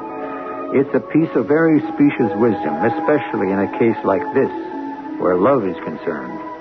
Love is immediate, demanding, necessary, and should be taken while it can be had. So with that, we draw the final curtain on General Josh Maynard and his wife, Nicole. I'll be back shortly. I'm Hyman Brown, producer-director of the Radio Mystery Theater. Before we continue with today's play, I'd like a word with the young people in our audience. When we went on the air with the Radio Mystery Theater, we were delighted to hear from so many of you, telling us how much you enjoyed our radio dramas. Well, now I have more good news for you and your parents, too. On February 5th and 6th, we're starting a new weekend drama series. It's the General Mills Radio Adventure Theater. Every Saturday and Sunday, we'll bring you 2 different radio plays, some based on famous books, plus many new and original stories never heard before. All will be filled with action, suspense, and adventure. The popular television star Tom Bosley will be our host each week. I hope you'll be looking forward to it as much as we are. And join with us for the General Mills Radio Adventure Theater starting February 5th on many of these stations. Radio Mystery Theater was sponsored in part by X-Lax and Buick Motor Division. This is E.G. Marshall inviting you to return to our Mystery Theater for another adventure in the macabre. Until next time, pleasant dreams.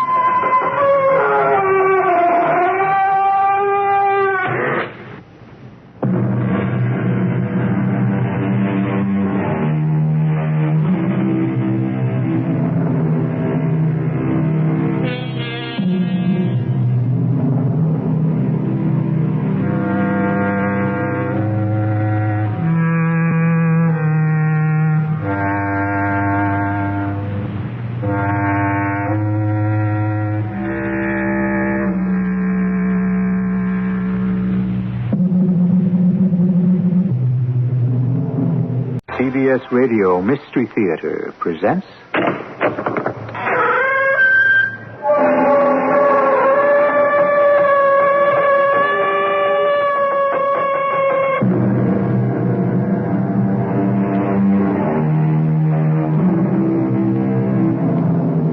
Come in.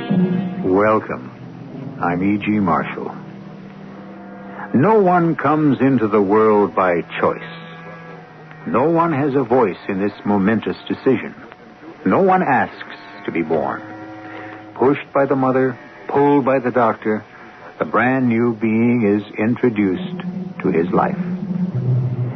There is a highly respected theory that all later anxieties reproduce the trauma of this first bloody battle, the one called birth, the one from which no one emerges without wounds. This has a logical sound to it, and for all I know, it's true. I am youth. I am beauty. I am a creative person. I am light and love and everything harmonious. I am in tune with the universe. I am everything that is good. I am that truly remarkable human being, myself. A precious thing to be. Separate and unique. I am a goddess.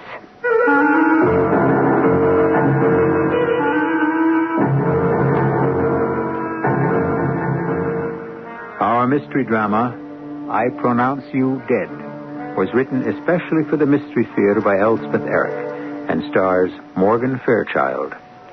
It is sponsored in part by X-Lax and Buick Motor Division. I'll be back shortly with Act One.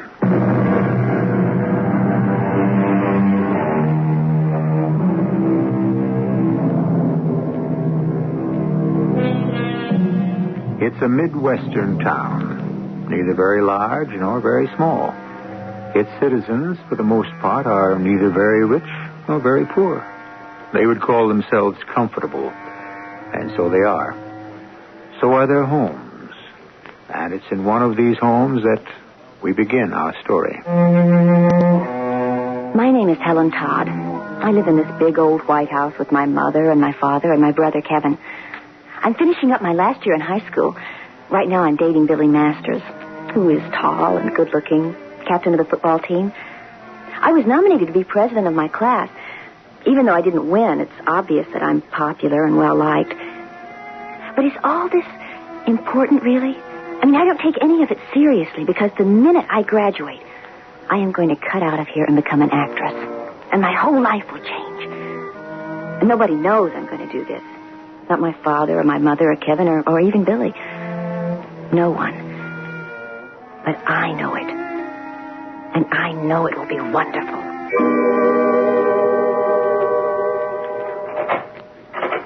That's your father. I heard his key in the lock. Put the roast on the table. Why can't Kevin do something? Oh, he's out back fixing his motorcycle. He never does anything. Now, that'll be just about enough out of you, young lady. Dinner's on the table, Daddy. Practically. Well, how's my girl? Okay. Kevin? Come inside, dinner. Roast beef, huh? And corn on the cob. Coming through. Hello, dear. Have a good day? So. Where's Kevin? Oh, working on his precious motorcycle. Sometimes I'm sorry we bought him that thing. Oh, there you are, Kevin. Dinner ready? Sit down. Oh, before you sit down, get the phone, will you? It's not for me. Now, how do you know? Kevin, get it anyway. Okay. You never want to do anything. No. He gets everything he wants, and he never has to do anything. Well, he's a boy. Kevin, hurry up before everything gets cold. Start carving, dear. And Helen, pass the corn. I told you it wasn't for me. Well, who's it for? You, Your Highness. Oh. Excuse me, I better answer it. It's old creepy Billy Masters. Billy? Helen? Who do you think? Hi, this is Billy. I know. Helen, I called you because, you know the big dance Saturday night? What about it? Well, you see, We are going, aren't we? That's why I called you. Turns out I can't. Can't what? Can't take you. Why not? I haven't been feeling so good, and my mother says... Well, what's the matter with you? Well, nobody knows yet. The doctor isn't sure. Billy, I bought a new dress. What am I supposed to do? We can get somebody else to take you. Well, everybody's got a date by now. Helen, I'm awfully sorry. Never mind. Just never mind.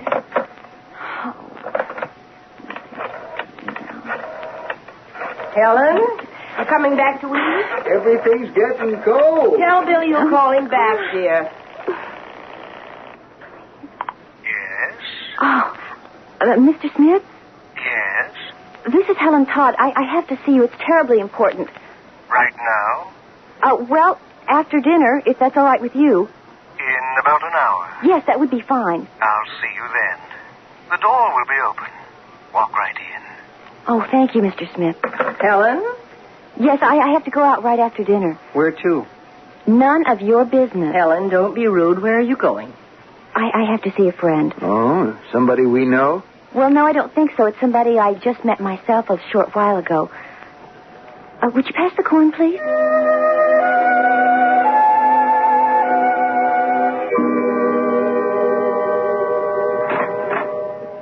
Mr. Smith? In here, Helen. Come on in. How are you? All right, I guess. You're disturbed about something. I can see that. Well, yes, I am. Well, tell me about it. That's what I'm here for. I know, you told me. Sit down. My attention is all yours. Well, Mr. Smith, Why don't you call me Caesar? Caesar? It's my name. You're my friend, and all my friends call me Caesar. I haven't known you for very long. Do you really believe that? I just met you last week. Don't you feel that we have known each other forever? Since the beginning of time, or before that? In a way, I guess I do. You remember when we met?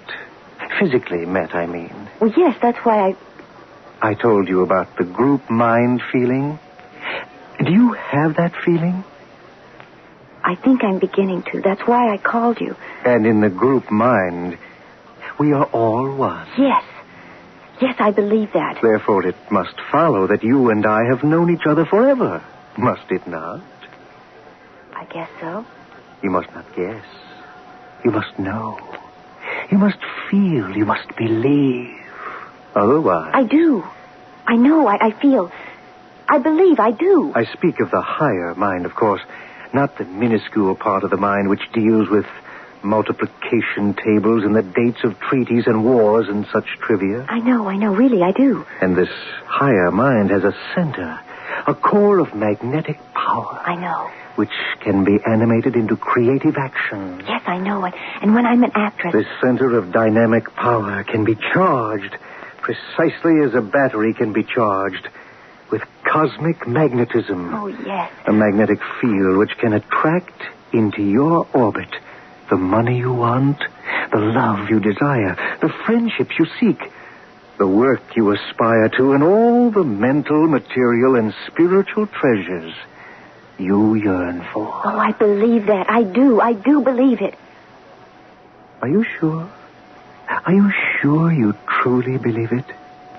Yes. Yes, I do believe it. To the depths of your soul? Yes. Then why are you here? Because I can't believe it all the time. Things happen. What happens? People do things. They hurt my feelings. What people? Oh, my mother, my brother, even my father, and now Billy. Billy? Billy Masters. We've been going steady, and tonight he called me and told me he couldn't take me to the dance Saturday night because he's sick or something, which I can't believe for 1 minute because I saw him at school today and he looked fine, and it's too late now for anybody else to ask me, and I have a new dress that I bought especially, and... Well, anyway, when he told me, that's when I called you. Because your great faith, your great belief wasn't so strong anymore. It was wavering. It needed reinforcement. Yes. Yes, is that possible? It can be done. Can you? Will you do it? I can. I will. Oh, please. Please, it was such a beautiful feeling when I believed. I loved everyone. I was in love with everyone. I even loved myself. I loved the world. Look deep into my eyes. Are you going to hypnotize me? I'm going to make you believe. Call it telepathic hypnosis if you like. Now, look into my eyes. I'm looking. Give me all your attention. Listen to what I am saying. And repeat my words. Yes, I will. I am Helen Todd. I am Helen Todd. I am youth. I am beauty. I am a creative person. I am youth. I am beauty. I am a creative person. I am light and love and everything harmonious. I am in tune with the universe. I am light and love and everything harmonious. I am in tune with the universe. I am everything that is good. I am everything that is good. I am that truly remarkable human being. Myself. A precious thing to be. Separate and unique. I am that truly remarkable human being. Myself. A precious thing to be. Separate and unique. Separate and unique. I am a goddess. I am a goddess. How do you feel, Helen? It's come back. What's come back? That feeling. Tell me about it. I feel as though I could reach out and touch the air. Is it a good feeling? Oh, yes. Would you call it... What would you call it? Happiness and... No, it's more. It's joy, rapture, ecstasy. Will it stay with me? For always, this feeling? It may have to be renewed from time to time. Nothing lasts forever. Will you renew it for me? Of course. What if you're not here? What if I can't come to see you? It's not absolutely necessary. I could produce the same state of consciousness if I were 1,000 miles away. I could produce it over the telephone. You mean that, really? You could do it over the telephone? Call it traveling clairvoyance. Call it astral projection. Call it what you will, so long as it produces the altered state of consciousness. That's all this is? What I feel? Just an altered state of consciousness? Like falling asleep. Another altered state. Oh, it's much more than that. It's much better. I feel so strong. Oh, Mr. Smith, I can't thank you enough. No thanks are due and none expected. But I've been a nuisance. I've taken up so much of your time. Wait. You're not leaving. Oh, well, I think I should. What about what's his name? Young Masters. Billy? Yes. What about him? I don't know. Do you propose to leave him in peace? I don't know what to do exactly. There's nothing I can do. Nothing? Nothing I can think of. But he has disturbed the peace and quiet of your existence, has he not? Well, he did, but I feel all right now. I feel wonderful. Until he disturbs your tranquility again. Well, Do you think he should be allowed to do this? I don't know. You do. You do. Well, there's nothing There's something. A curse? A blast? You mean like a hex? I mean, I've heard of... Call it what you will, but I assure you, Helen, a hex or a curse or a blast can only be brought down upon a person who deserves it. It cannot be used promiscuously. Those who make trouble for others deserve what they get. I'm trying. Have you ever heard of the Fellowship of Ancient Mind? It is 6,000 years old. And the arch-druid Tyron...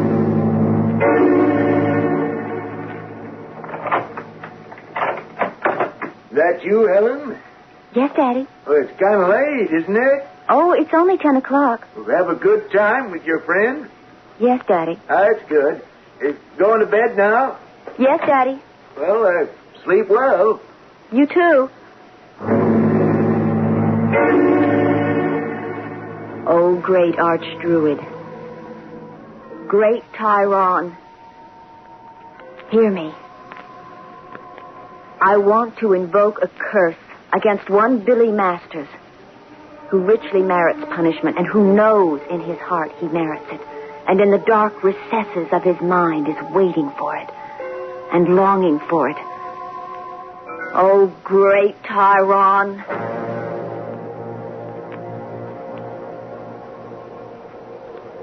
I spoke to the great archdruid Tyron for nearly an hour. By then it was very late. And I got undressed and went to bed. I myself believe there are those who invite punishment. Among them are those who seek suicide in drugs or the rash, incontinent behavior that drugs induce. Then there are others who do not resort to drugs to bring about their own destruction, but slowly, quietly, with a plodding sort of determination, subject themselves to humiliation and defeat. I shall continue with Act 2 in a few moments.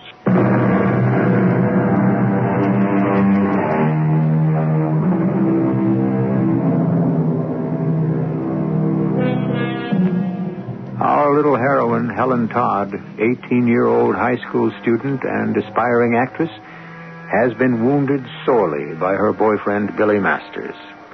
Seeking relief from her hurt, she has gone to see an older man, Caesar Smith, who has produced in her an altered state of consciousness, whose chief trait is a feeling of great power. Close upon this, he has tutored her in the ways of the fellowship of ancient mind and the great archdruid Tyron. O great Tyron, hear me. O holy and revered archdruid, I invoke a blast against Billy Masters, who richly deserves punishment, who knows he deserves it, who in the dark recesses of his mind is waiting for it and longing for it. I spoke to the great archdruid Tyron for nearly an hour. By then it was very late, and I got undressed and went to bed. But I couldn't go to sleep. I stared up into the dark. I was sure now that I would be a famous actress. I repeated the words Caesar Smith had taught me. I am youth. I am beauty. I am a creative person. I am light and love and everything harmonious. I am that truly remarkable human being, myself, separate and unique. I am a goddess. I remembered the first time I'd been on a stage. It was a morality play in the 6th grade. I played the part of cheerfulness who introduces the little girl to all her feelings, good and bad, and explains them to her. Everybody clapped hard when the play was over, and then somebody shoved me on the stage to take a bow by myself. I was so surprised. I was so embarrassed. I was so exalted, all at the same time. But afterwards, at home... Boy, did you look stupid. Stupid? That dumb grin on your face. I laughed fit to bust. Kevin, leave your sister alone. But Mother didn't really stick up for me. She never did. Just because Kevin was older and a boy. My mother didn't like girls, I don't think. Anyway, she never really liked me. Not really. Like when she made me that blue taffeta dress. Stand still, Helen. What's this? Oh, it's some plaid I had left over. I thought we'd make a sash. I hate it. I hate the whole thing. It doesn't fit. It makes me look dumpy. Helen, I've worked a week on this. Well, dress. I hate it. Is that the thanks I get? Work and slave and go without? And that's my thanks? You're selfish, Helen, and you're thoughtless. I never liked that dress. I never liked any of the dresses she made me, but I never told her so again. And when I got to high school, she let me buy my own. Oh, I don't see why, Mother. I think the dresses you make are pretty. It's just not worth it. She doesn't like anything. And I have to put up with her complaining. Store clothes. And with my heart the way it is, I just can't do it anymore. Oh, well. All right, then. It wasn't for my sake. It was for hers that I got to buy my own clothes. I thought about the pretty beige lace with the black velvet butterflies that was hanging in the closet. I'd saved and saved out of my allowance to buy that dress to wear Saturday night. Now Billy Masters had spoiled everything. I can't take you, Helen. I see, I haven't been feeling so good. My mother says, well, the doctor isn't sure, but... I felt as though I'd never get to sleep. Never. So I got out of bed and went into the bathroom and opened the medicine chest. There were a whole bunch of pills. Kevin's antihistamines, Mother's digitoxin for her heart, and... Yes, these must be Daddy's. Some sleeping pills. I took one. Then I took another, just to be sure. And I went back to my bedroom and looked out the window. I could see Kevin's motorcycle in the backyard. The moon was shining on the handlebars. How he loved that motorcycle. So proud of it, sitting on his damn cycle. He thought he was some kind of king or something. I went and laid down on the bed and stared at the dark. I'd never even had a bicycle. I mean, Daddy had promised me one, but Mother talked him out of it. She can talk him out of anything. He shouldn't give in to her the way he does. I mean, he should have known how much I wanted a bicycle and not let her talk him out of it. He gives in to her about everything because she has a bad heart. Her heart isn't that bad that he has to give in to her about everything, but he does. Like the bicycle. I don't think he loves me at all. Not the way he loves her. I didn't know how I got there, but there I was, in the kitchen, standing there, opening the drawer where the knives are kept. I picked the sharpest knife I could find and went outside. There was Kevin's motorcycle, gleaming and perfect. It looked like a throne, and I hated it. I hated it, and I took the knife. The seat of the motorcycle was blue and white leather, all shiny and new and perfect. And I slashed at it with the knife. I slashed it then from the front and to the back and then sideways, and the stuffing came out, and I was slashing. What do you think you're doing? Are you nuts?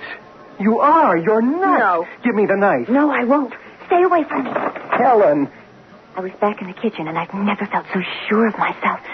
The knife was in my hand, and all of a sudden, there was my mother.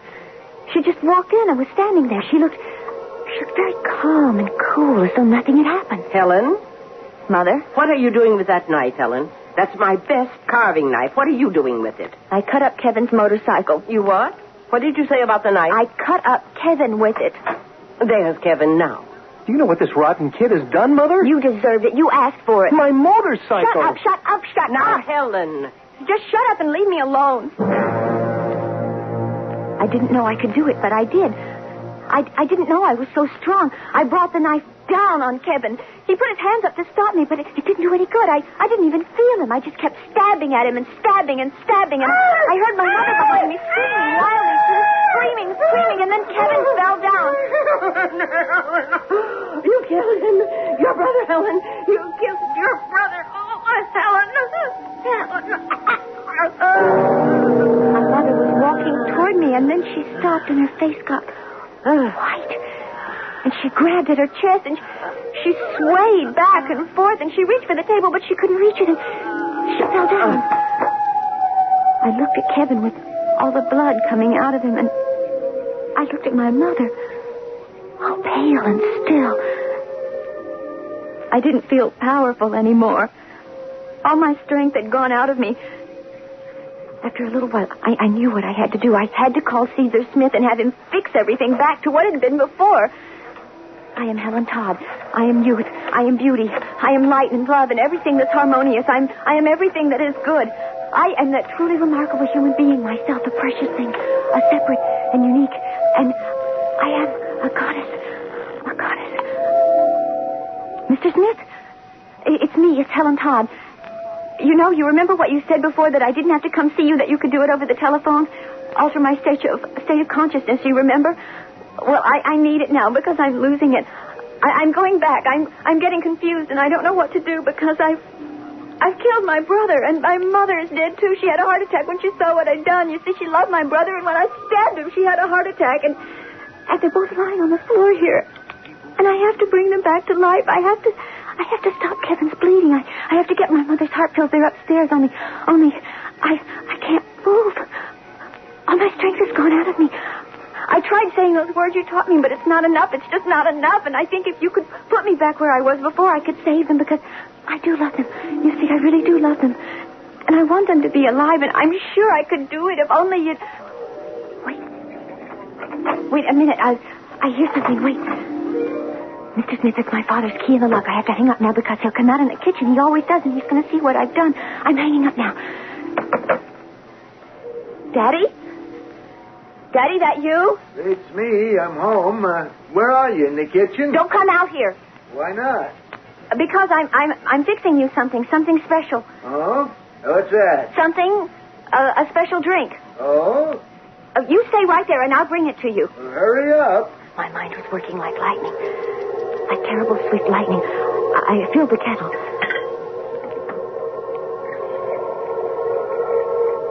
I got out the tea. And the brandy. And then I took the sleeping pills out of my pocket. Very carefully, I broke them open. One by one. All of them. And I put the contents into a cup. Helen? Yes, Daddy? Where's your mother? I don't know, Daddy. Where's Kevin? I don't know. Nobody home? Nobody. Except me. And you. Me and you, Daddy. The water was boiling by now, and I poured some into the cup. And added the brandy. Almost ready. Good. I stirred it and stirred it. I even took a little taste of it just to be sure. The tea was strong, and with the brandy, you'd never know there were 22 sleeping pills in the cup. I put the cup and its saucer on a little tray, and I took it into the living room. Well. What have we here? Tea. Oh, tea. Tea with brandy. Just the thing for a cold day. Aren't you going to drink it? Where's yours? Oh, I didn't want any. Well, I don't want to drink alone. Oh, well, you go ahead. I really don't want any. Have mine. No. Go ahead. No, I really don't want it. Sure you do. Daddy, I don't. It's for you. I'll go out in the kitchen and make myself a cup. You take this one. No, that's not the way it's supposed to be. Why not, Helen? Here, take the tea. You deserve it, honey. Go on, take it. You want it. Take No, it. I don't want it. You do. Sure you do. No, But I don't. want you to have it, Helen. No. I want you to have it. No. Come on, now, drink it. That's my good girl. Drink it down. Drink it. Oh. I've never tried it, but murder can't be easy. Of course, the thesis of this drama is that there are some people who invite all sorts of disasters upon themselves, even death by violence. The unproved thesis is that these people, the world's masochists, bring these things upon themselves. But do they really consent to being slaughtered? What happens when they decide not to be murdered and turn upon the murderer? I shall come back shortly to you with Act 3.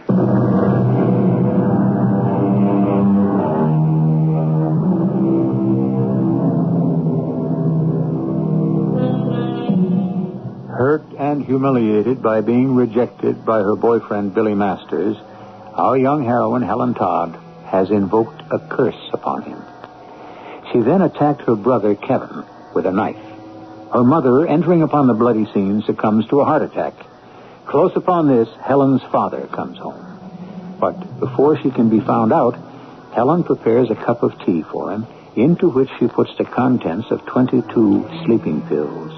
This she offers to her unsuspecting parent. Or does he suspect? Take the tea, Helen. No. You want it. Take it. No, I don't want it. Sure you do. No. I want you to have it, Helen. Come now. Drink it. That's my good girl. Sit down.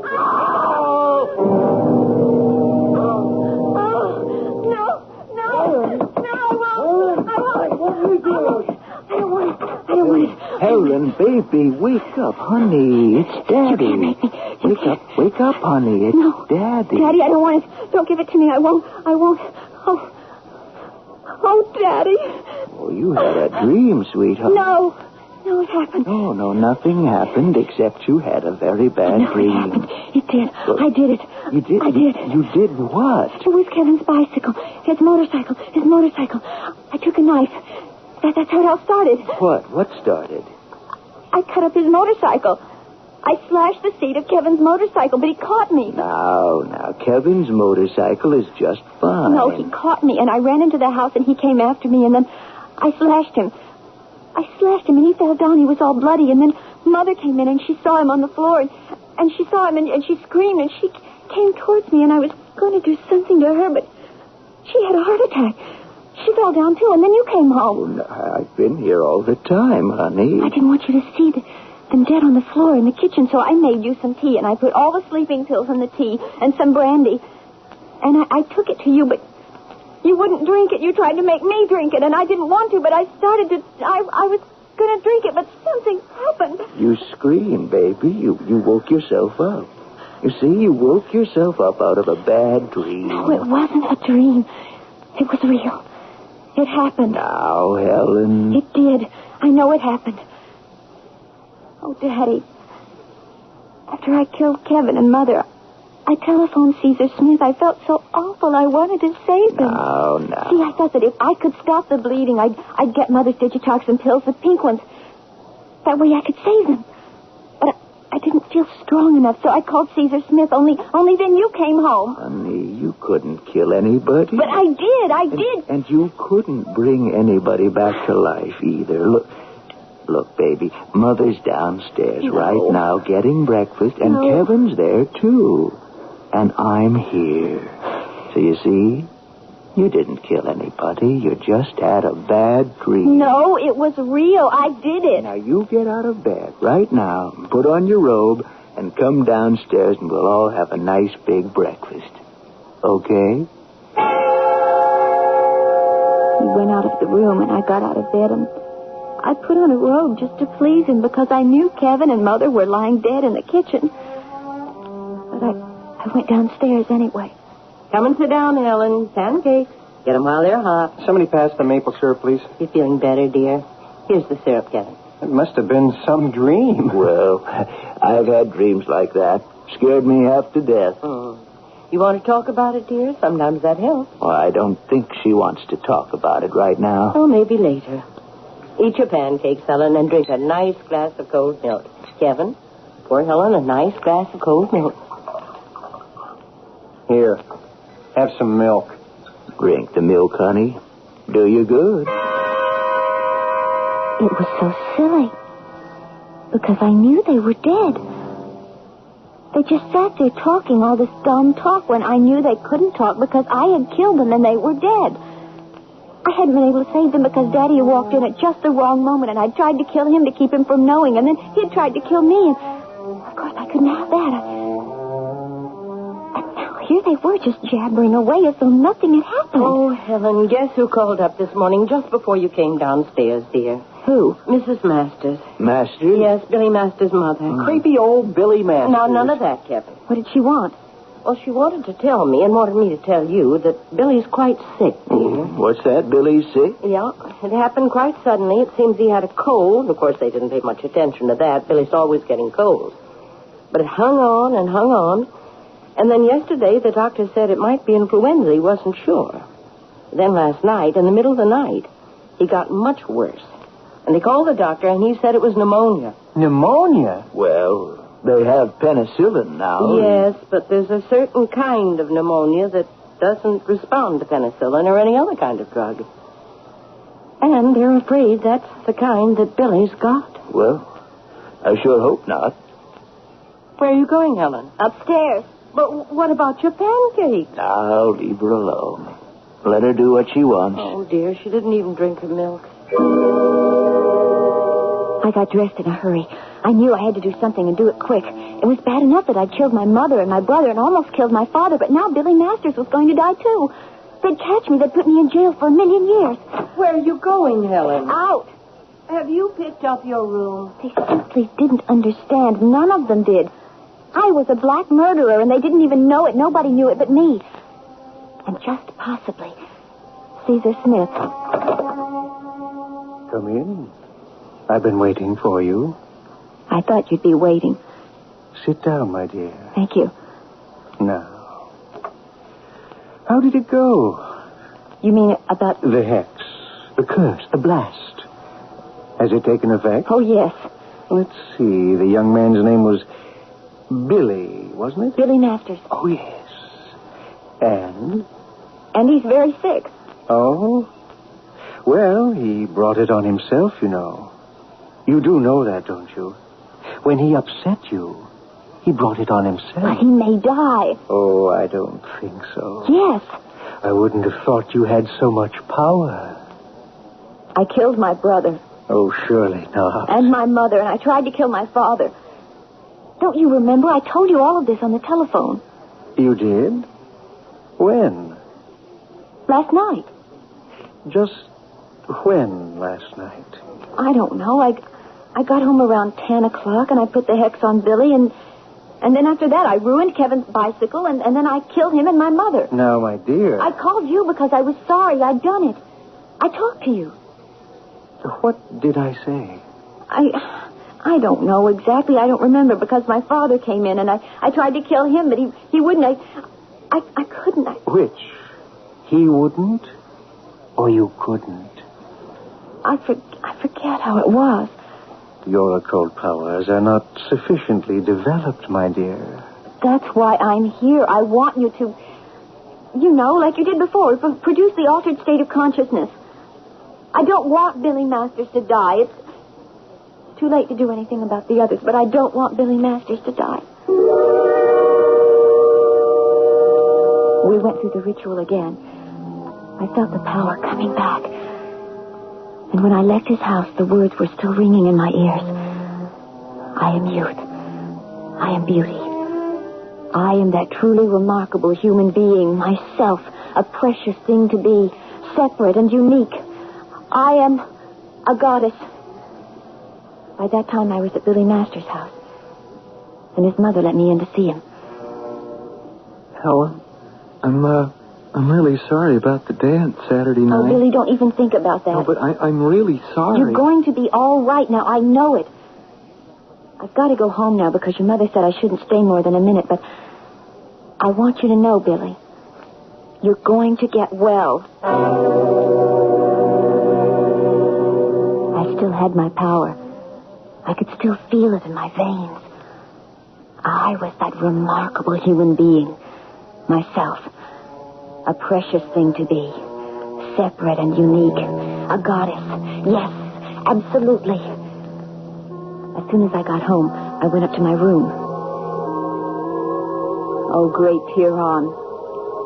Oh, great archdruid. Take back the curse I placed on Billy Masters. Let him be well. Let him recover. Let him not die. Let him take me to the dance. Helen? Let him... Well, I have some news for you, Helen. Mrs. Masters just phoned. Billy's much better. His temperature's gone down. It's not normal yet, but... Oh, my goodness. Why don't you ever pick up your room? It looks a sight. I'll do it later. Mrs. Masters said she thinks your coming to see Billy did him a lot of good. Oh, gracious, what a mess. Oh, both you children, you're so untidy. Look, I said I'll do it. Well, at least I'll hang up your dressing gown. What's the good of buying you pretty things? You just throw them on the floor. I told you time and again, hang them up the minute you take them. What's this? What? What's what? In the pocket. It's a bottle of sleeping pills. What are they doing in your pocket? You don't take sleeping pills. I took one last night. Oh, now, I don't like your taking sleeping pills. Helen, you didn't just take one. Why, this bottle is empty. Is it? I'm certainly going to speak to your father about this. I thought he only took a sleeping pill now and then, but he's been taking them every night. Well, I'll soon put a stop to that. Now, please, finish picking up your room and then come downstairs and help me decide what to have for dinner.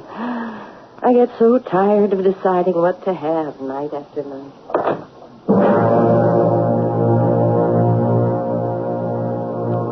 It was weird. listening to her carry on like that about all those trivial things. She didn't know I had the power of life and death over all of them. Even Billy Masters. I thought maybe if he's well enough by Saturday, I'd go to the dance with him and wear my new beige dress with the black velvet butterflies. Then I'll start making plans for my career. I'll go to New York, and I'll become an actress.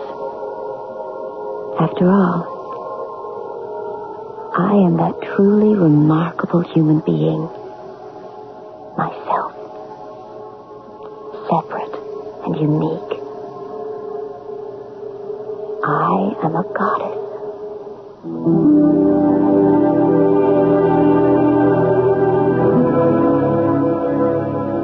It's a marvelous thing to feel that you are young and beautiful and a truly remarkable human being, able to command the world. At least I guess it is. Later on, it's apt to be painful to discover that your power is not quite so great as you'd once felt it to be. That you cannot pronounce people dead. That they, too, have strengths of their own. That they persist in living even after you have killed them. And when they do, in truth, die in their own way and time, you do not have the power to bring them back to life. A painful discovery, but still a necessary one, if you live long enough to make it. I'll be back shortly.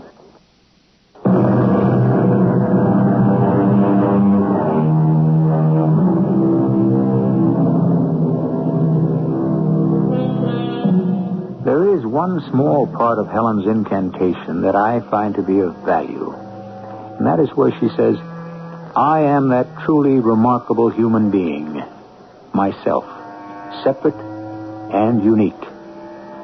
For I believe that each of us is a remarkable human being, a particular set of genes that is duplicated nowhere else. Each of us is absolutely unique, and each of us is separate from every other set of genes, every other remarkable human being. The travail of life is learning how to overcome that separateness and at the same time to respect it, which is why life is hard. Our cast included Morgan Fairchild, Mary Jane Higby, Bob Caliban, and Russell Horton. The entire production was under the direction of Hyman Brown. And now, a preview of our next tale. Yes? I have a coin here, and I want you to look at it. Yes. Well? Interesting. Yes, I thought so. This is a Washington 25-cent piece. They were first struck in 1932, the bicentennial of Washington's birth. The obverse is the face of George Washington. Yes, I know. The reverse is the spread eagle. Yes, sir, but... Originally, and until 1963, they were made of silver. Well, what I want to know... Now, however, they consist of a copper-silver alloy. Is it counterfeit? Oh, no, never. This is from the Denver Mint, I can tell. Yes, sir, but the date... What about the date? Well, read it. I read it. That's all you can say? What do you want me to say? This coin was minted in 1986. How can you say it was minted in 1986? Yes, interesting point. Should I say it will be minted in 1986? Radio Mystery Theater was sponsored in part by Buick Motor Division and X-Lax. This is E.G. Marshall inviting you to return to our Mystery Theater for another adventure in the macabre. Until next time, pleasant dreams.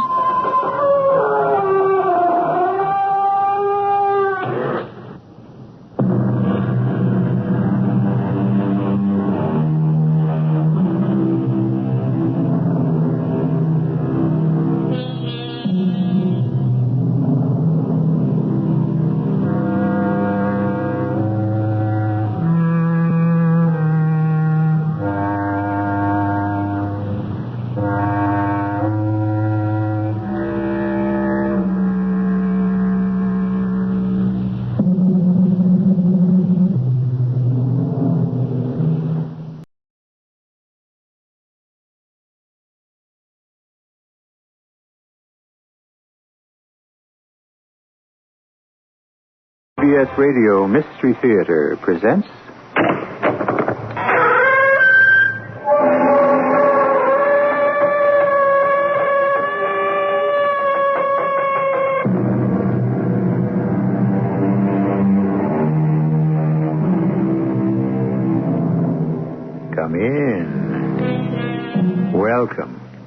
I'm E.G. Marshall. Consider, if you will, the earthworm, one of the lowliest of creatures. If you're an average person, you probably never have thought about an earthworm at all, except perhaps as bait for a fishhook or breakfast for a robin. And yet our lives would be impossible without him or her. Or do earthworms have sex? See, we're not even sure. But unless you had earthworms constantly, ceaselessly boring their holes in the ground, it would be virtually impossible for things to grow. Why, then, are not earthworms hailed and honored by all mankind? Well, whoever said you always get what you deserve in this world? I love you, darling. And I've never loved anyone as much as I love you. I'm so happy. I only hope you're as happy as I am. Are you really happy? Yeah. That doesn't sound very enthusiastic. Darling, I'm happy, except, What is it, darling? Well, I have these terrible dreams. Dreams? Yeah. Dreams. In which I keep killing you.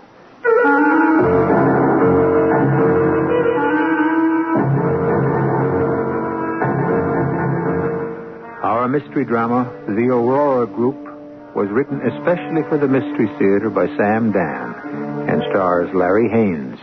It is sponsored in part by Buick Motor Division and General Electric. I'll be back shortly with Act One.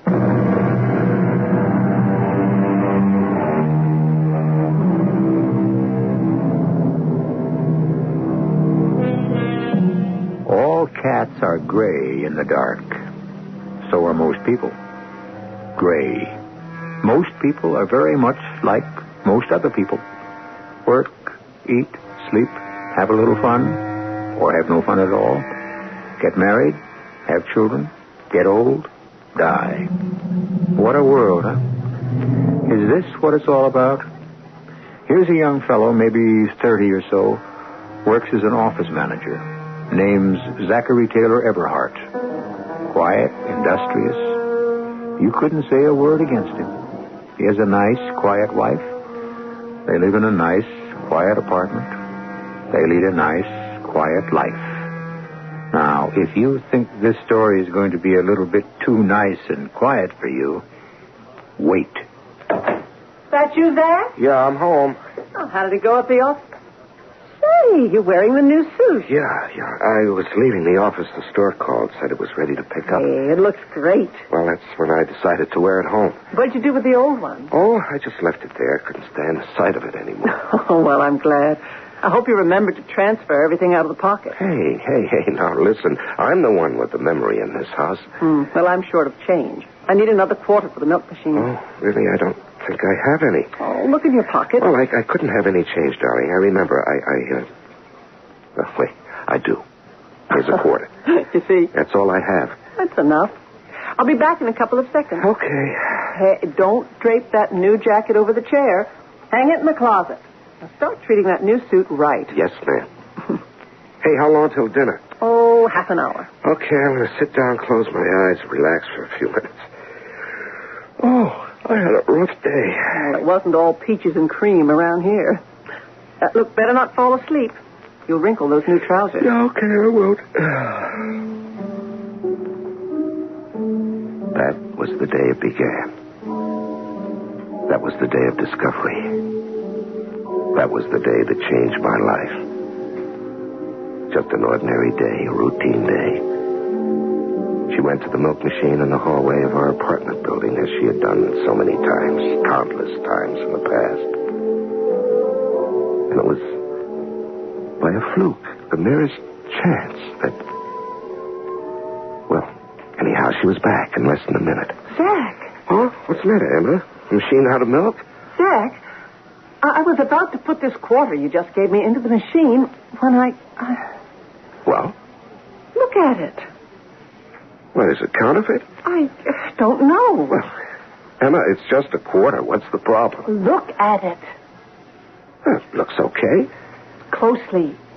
The date. What about the date? Well, what does it say? Oh, come on, Emma. Read the date. 1986, okay? No, it is not okay. Why not? How can it say 1986? Well, it does, very clearly. And that's not peculiar. Well, why should it be peculiar? Hey, wait a minute. Yes. Wait a minute. Well, that's got to be a mistake. Do they make mistakes like that? Well, I don't know. It's just an ordinary U.S. quarter, except for the date. Why does it say 1986? I can't understand that. After all, it's not going to be 1986 for a long time yet. I just don't understand. I can't figure it out. Look, can you remember where you got it? No. Well, think. You had to pick up change somewhere today. No, I didn't. I can remember all the money I handled. I had 4 quarters. Well, was this one of them? No, and I'll tell you why. I spent 2 of them on the bus this morning, the other 2 on the bus tonight. And those 4 quarters were all the change I had. Well, during the day? Coffee break. It was Johnson's treat. Lunch, I ate at the counter, came to $1.60, and I left $2 bills. Well, you had to pick it up somewhere. Well, darling, I had no other change. I know it. Don't you remember when I came home, you asked me if I had a quarter? I said no. And then I found this in my pocket. Maybe it was in the suit when you got it. No, it couldn't have been. Well, how can you be sure? Well, I took it out of the jacket pocket, and the pocket was still sewed up. The tailor had to slit it open. It was empty. Then how did the quarter get in there? Well, I'm sure there's got to be an explanation. Well, it's kind of scary. Why? Well, you're holding a coin there that's got a date almost 10 years away. Yeah. Suppose that coin was really minted in 1986. Now, Charlie, how is that possible? It won't be 1986 for at least... I didn't ask you if it was possible. I asked you, suppose it was. No, Emma, it wasn't. It couldn't be. It's impossible. Now, why don't we forget it? Forget it. Okay. How do you forget a thing like that? And there's just no way to explain it. After a couple of days, I think she forgot about it. I mean, she got all excited over it in the beginning, but that's Emma. After a while, other things come up. And she just goes on to something else. But it kept bothering me. So one day, on my lunch hour, I noticed this little shop. R.V. Zoltan. Coins. Yes? Sir, I have this coin here. I'd like you to look at it. Yes? Well? Interesting. Yeah, I thought so. This is a Washington 25-cent piece. They were first struck in 1932, the bicentennial of Washington's birth. The obverse is the face of George Washington. Yes, I know that. The reverse is the spread eagle. Yes, but tell me. Originally and until 1963, they were made of silver. Yeah, what I want to know, sir... Now, however, they consist of a copper-silver alloy. Yeah, well, is it counterfeit? Oh, no, never. This is from the Denver Mint, I can tell. But, the date. What about the date? Well, read it. I read it. That's all you can say? What do you want me to say? This coin was minted in 1986. How can you say it was minted in 1986? Yes, interesting point. Should I say, it will be minted in 1986? But it exists. Well, could there have been a mistake at the mint? No. Why not? We would know about it. Well, then what are you telling me? I'm telling you have a coin from 1986. Well, how is that possible? That is not my field. Possibilities. I am an expert only in numismatics. Now then, I suppose you wish to know the value of this 25-cent piece? Well, I would imagine it would be worth... A fortune? I'm sorry. Right now, all I could offer is the face value less 20%, which is my normal commission. But a coin from the future? A coin from the future is worthless. Only a coin from the past. But sir... You see, value is based on rarity. Since I do not know how many 25-cent pieces will be struck in 1986, I cannot assign any true worth. But it would seem to me that... How did you happen to come into possession? I don't know. Forgive me. I have no right to ask that question. Unless, of course, you wish to sell it. Sell it? Isn't that why you came in here? Well, I'm sorry. You thought it might be worth a fortune. If only you know how many bubbles it is my misfortune to burst. He said more. A great deal more. But I wasn't listening. Where did that quarter come from? How did it get into my pocket? I felt completely up against a wall because there was no place to go, nobody to ask. If it was something in my mind, I could see a doctor, a psychiatrist. But here was the quarter. The quarter from almost 10 years in the future. The physical, actual quarter. Who could get around that? How could I get around that? And then, when I got home, another problem. Zach! Huh? What is it? Didn't you check through that new suit when you got it? Well, sure. No, you didn't. I was hanging it away for you when I noticed a stain on the sleeve. Look. Oh. Oh, that's right. Oh. You let them sell you a suit with a stain on it. Well, darling, I didn't notice any That's stain. because you never looked. Emma, this is the first time I ever spent so much money on a suit. You can bet I looked. Well, meanwhile, the stain is here. Well, I got off the bus, I went into the store, I put on the suit, and I walked home. It's only 3 blocks. There's no way for that stain to get on there. When I got home, I changed clothes before dinner. Or are you going to let them get away with it? Get away with what? People can do anything to you. And you just take it. Now, just a minute. I'm bringing the suit back tomorrow. It's a coffee stain. A coffee stain? No doubt about it. Did you stop off on the way home for a cup of coffee, maybe? No. Are you sure? The stain must have been in the suit when I bought it. That may be.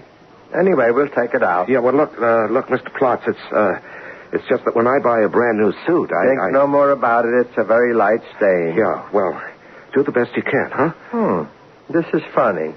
What's funny? It's an old stain. Old? How can it be an old stain? It's a new suit. See how the stain has set and faded? Why, it just looks like a stain to me. It's black coffee. Also has picked up over the years. Over the years? But it's a new suit. The suit is new. The stain is old. Well, how can that be? I don't know. I'll take out the stain. I'll remove it.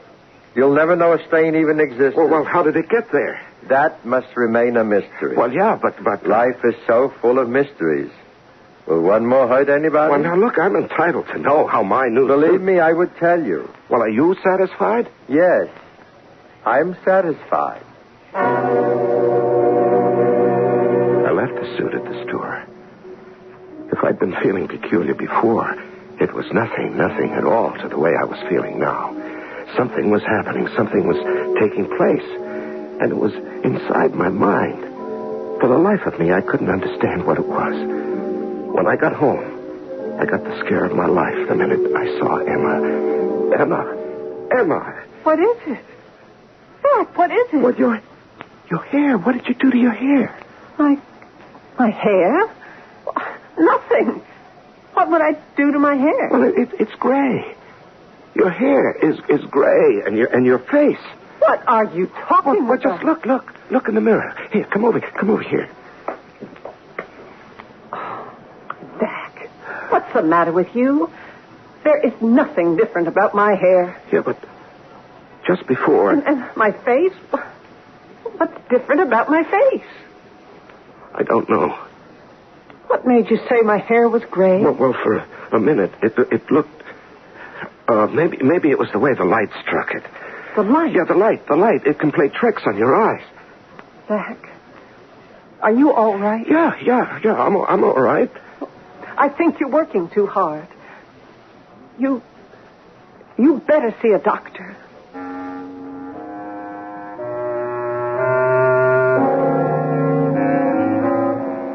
You're working too hard. You better see a doctor. how often do wives say that? If you had $1 for each time, you'd be rich beyond all dreams. But even though you'd be fabulously wealthy, you'd still be curious to know what was going to happen in Act 2. Well, join the rest of us here in just a few minutes.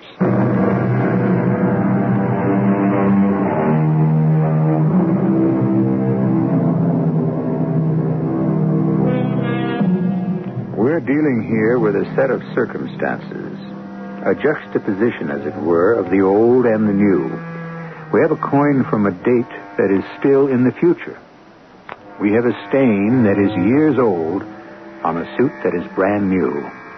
Ordinarily, we could say that the person to whom it is all happening is, hallucinating. But the problem is, he has witnesses. You can get an attack of fever, but what you cannot do is live at fever pitch indefinitely. Okay, the coin from 1986, the stain on the suit. Mysterious, it's puzzling, it's even frustrating, but life has to go on. So the weeks went by, the months, maybe even a year. I forgot all about the coin. And as far as the suit was concerned, well, by now it was a suit that I wore without thinking about it. And then one day... Zach? Yeah? Aren't you home early? Yeah, I guess so. Anything happened at the office today? Yeah. I got fired. Oh, that's nice. What? What did you say? I got fired. What? But out of a clear blue sky. Out of a clear blue sky. What did you do? I didn't do a thing. Well, you must have done something. No, I arrived at the office, hung up my hat and coat. Oh, Zach, tell me what happened. And Mr. Bistamy called me into his office. What did he say? He said, "You're fired." But without any reason. And he said, "I'm fired, too, if it'll make you feel any better." Why was he fired? We're all fired, every last one of us. Why? Well, you can't fire everybody in the company. There is no longer a company. What do you mean? It's no longer... It's finished, ended, over and done with. Will you please make sense? Does any of it make sense? I gave this company 9 years of my life, 9 of my best years. I thought I was building a future. I thought I had someplace to go. And where was it? The scrap heap. But what happened? Did you ever hear of the Aurora Group? No. The Aurora Group. You never heard of it? It never heard of you either. And yet it has altered the entire course of your life. You still didn't tell me what happened. Somewhere in Chicago, Illinois, 1,000 miles from here, there's a group of men, maybe women, too. And they play Monopoly. Only it's with real money and for real business. And they say, "Let's buy Taylor and Cornwell." Well, that's your corporation. And then they say, "Taylor and Cornwell have a marketing division called NOLA Research. Let's get rid of it." Why? Look, here. Shh. Right here. On this table, there's a fly.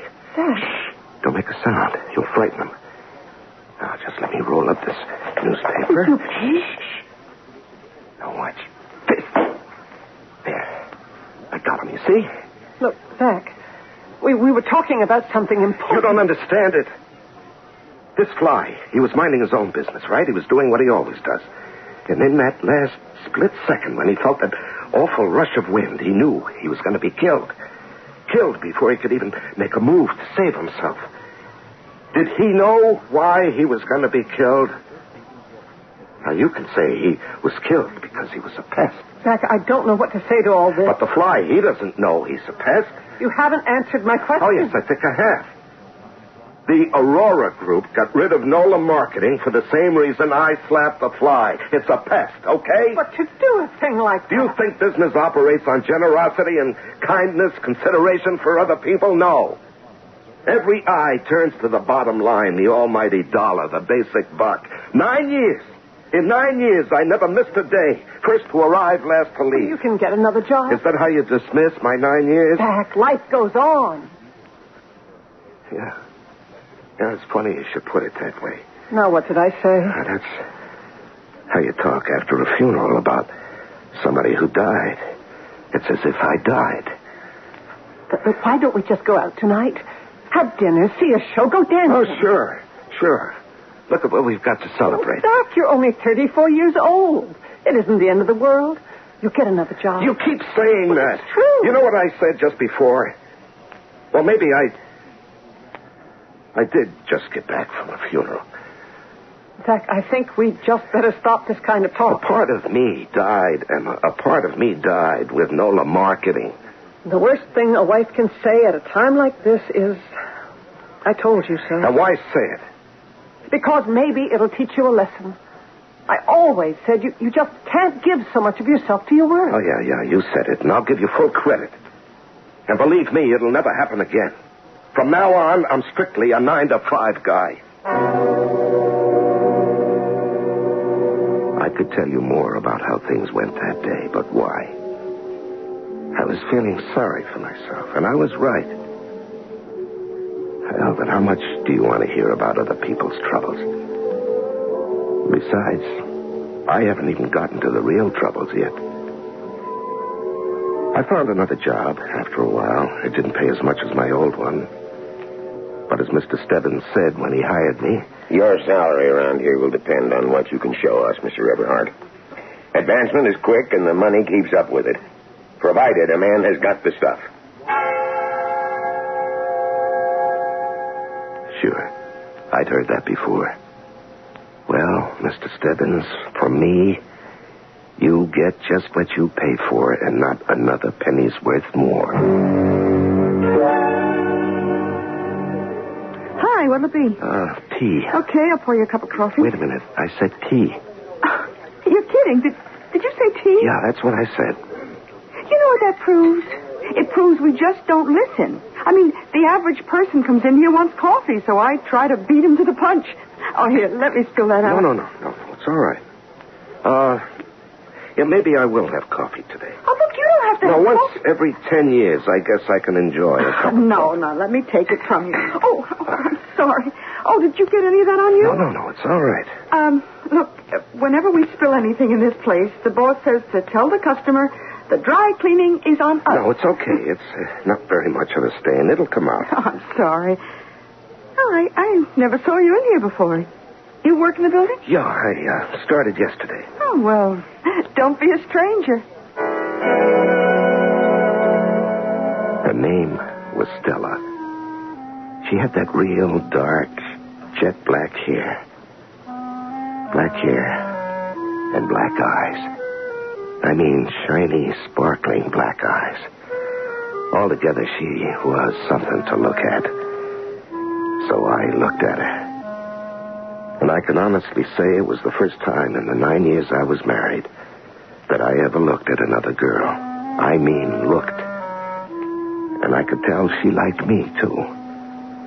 But I wasn't the kind who fools around. That kind of thing leads into more trouble than you can handle. Anyhow, that's what I told myself at the beginning. Meanwhile, I was getting settled in on the new job. Zach. Yes, Mr. Stebbins. Sit down. The Anderson contract. You remember it? Yes, sir.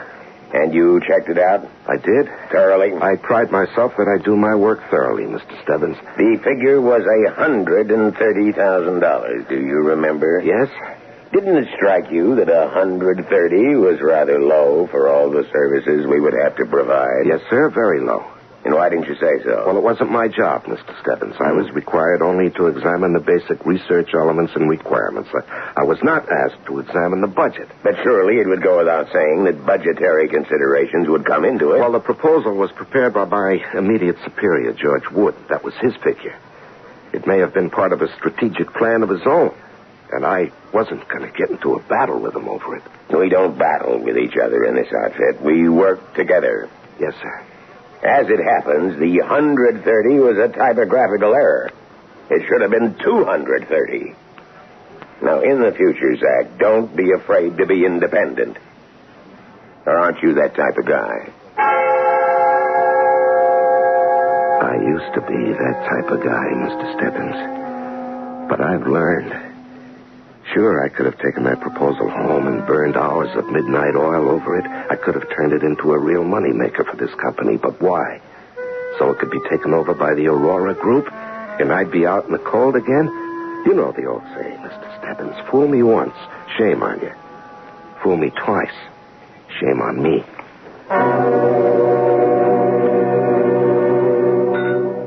Zach. What is it? Well, it's stew, if you must know. It's about all we can afford every night for supper. And the meat in it gets smaller and smaller and less. You've simply got to earn more money. Now, look, Emma, I have no illusions about my job. They promised me the moon when I took it.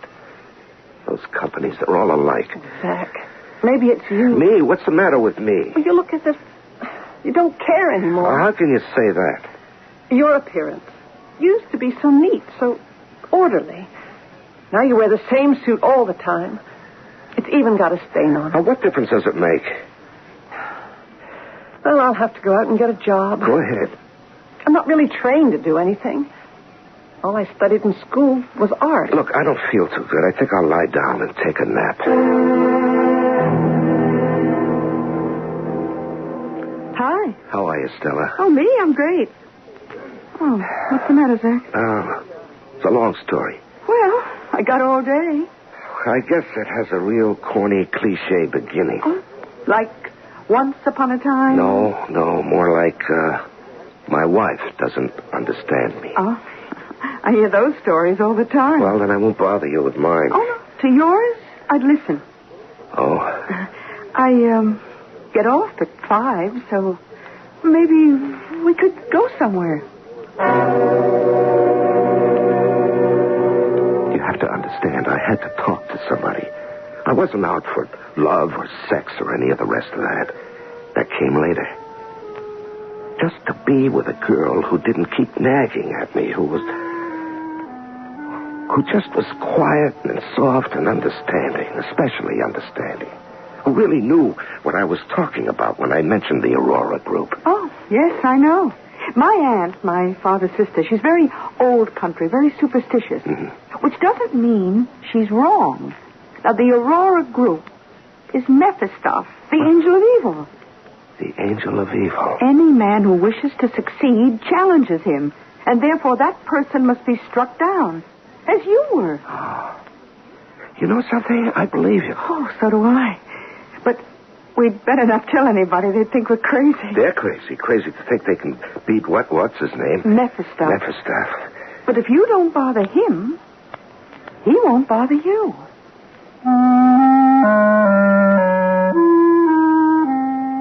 You may ask if that's how things had progressed between Stella and me. Why didn't I get a divorce? Well, religiously, it was impossible. Emma didn't believe in it, and neither did Stella's husband. He was a merchant sailor, and he was away for months at a time. But Emma was around.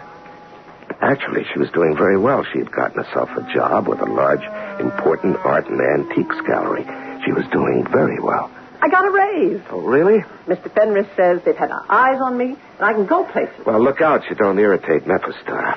Who? Skip it. Are you still wearing that same suit? Well, I can't afford another one. Well, I'm making more money now. No, thank you. Why don't you ask for a raise? If I do, they'll fire me. I'm stuck away in a neat little cubbyhole. Well, then get another job. It's the same thing everywhere. I don't want to start that thing all over again. Besides, I have work to do. Oh, bringing work home? I see you didn't learn. Look at this. Beautiful. All right, what's it supposed to be? What does it look like? Well, it looks like a dagger. It's a fine damascened Florentine dagger. Here, you can read the information. On the tag. I brought it home because there's some spots to be cleaned. What kind of information is this? Well, read the tag. It has all the history. Well, it says on this tag, Exhibit A. Exhibit A. Let's see. That's how the various things are marked for a trial. Exhibit A, Exhibit B, and so on. Exhibit A is usually the murder weapon. Murder weapon? What murder? What murder? Are you thinking what I'm thinking? Well, I'm thinking we'd all better be here for Act 3 in just a few minutes.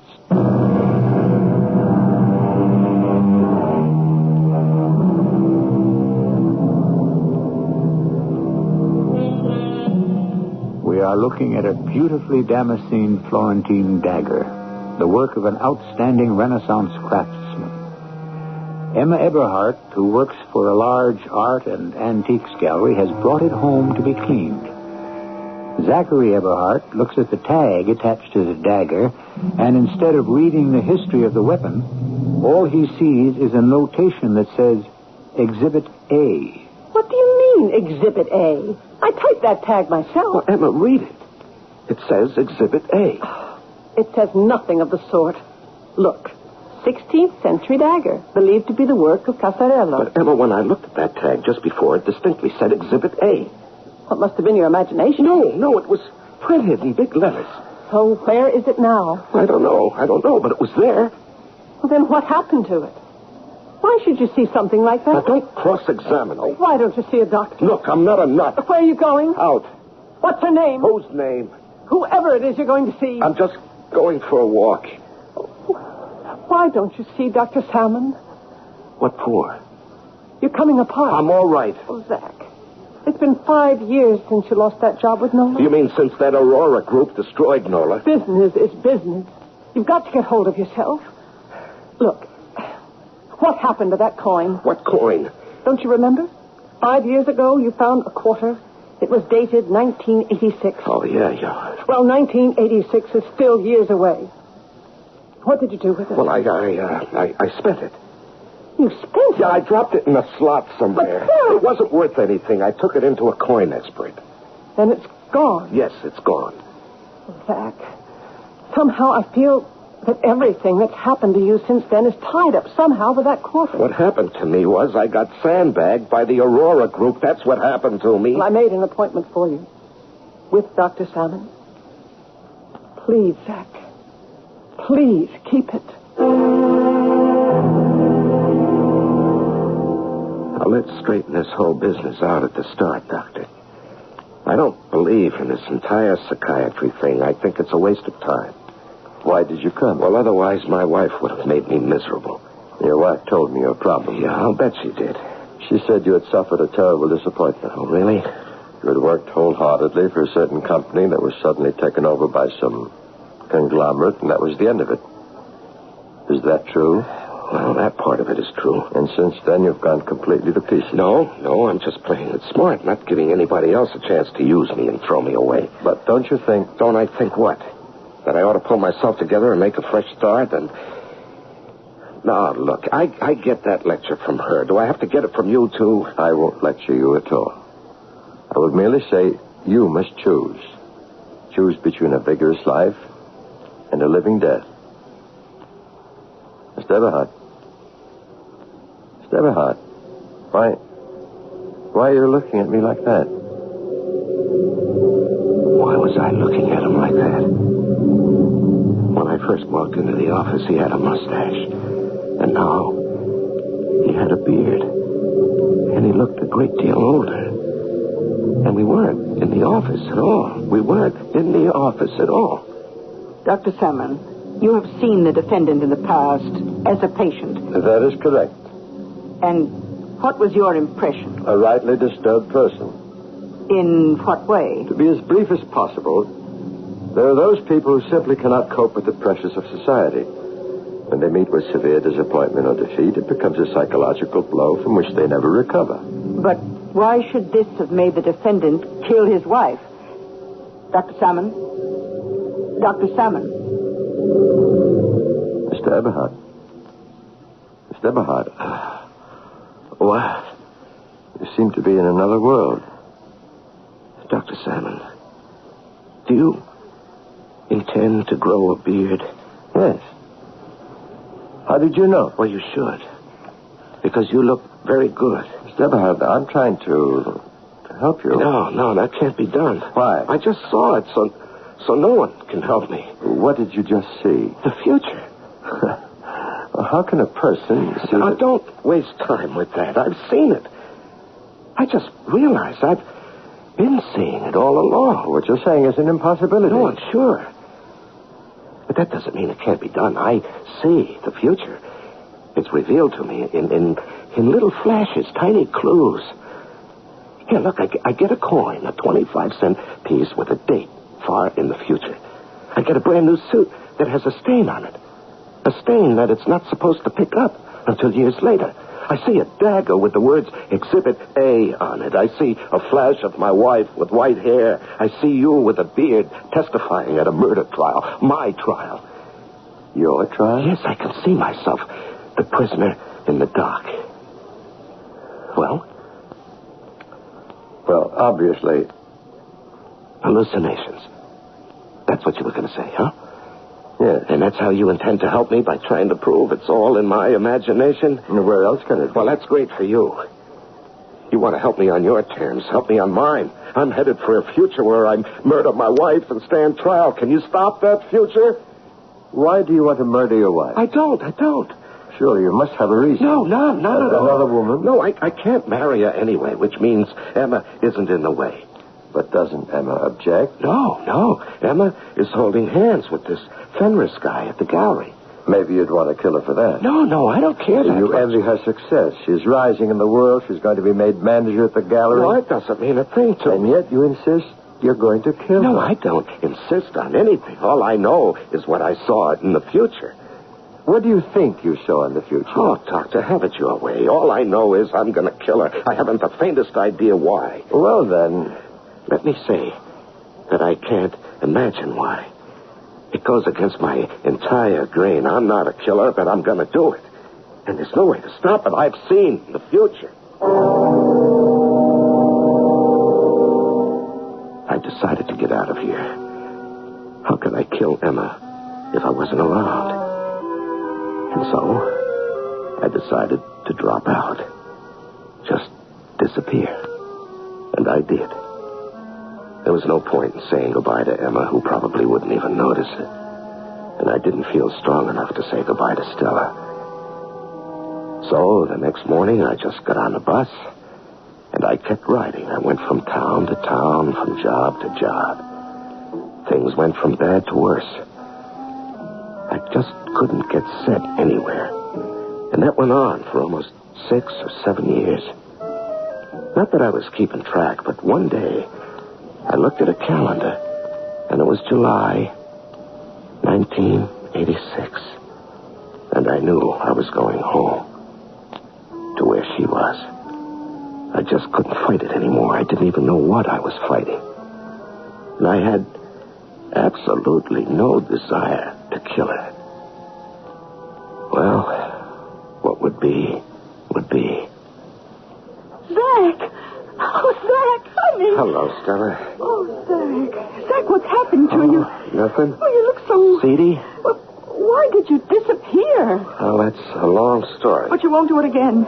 Oh, honey, you'll stay with me. If you'll have me. Oh, Zach. Darling, I never loved anyone but you. Yeah, I can't understand.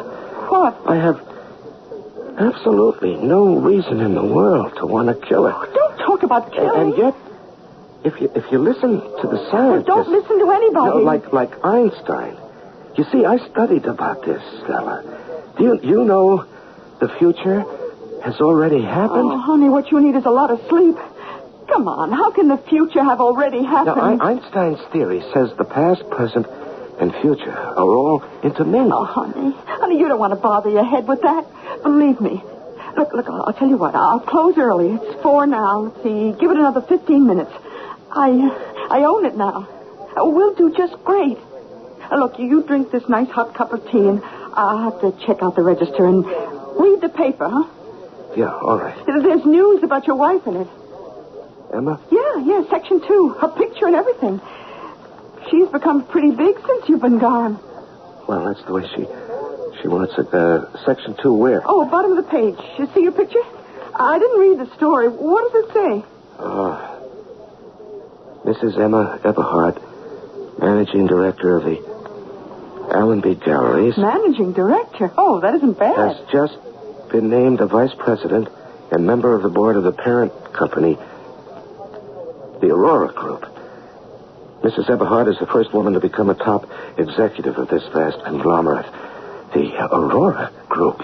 The Aurora Group? Zach, what? Mephistoph. Who? Well, you should know Mephistoph. Zach? She is a member of Mephistoph, the Aurora Group.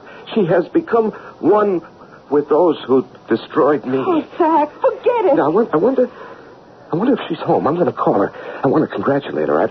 I don't have any money. Let me have a quarter. Zach, look, what... Just give me a quarter, huh? Oh, sure, Zach. Here. Thank you. Hey, that's a nice, brand new, shiny 1986 quarter. Oh, my Lord. My good Lord.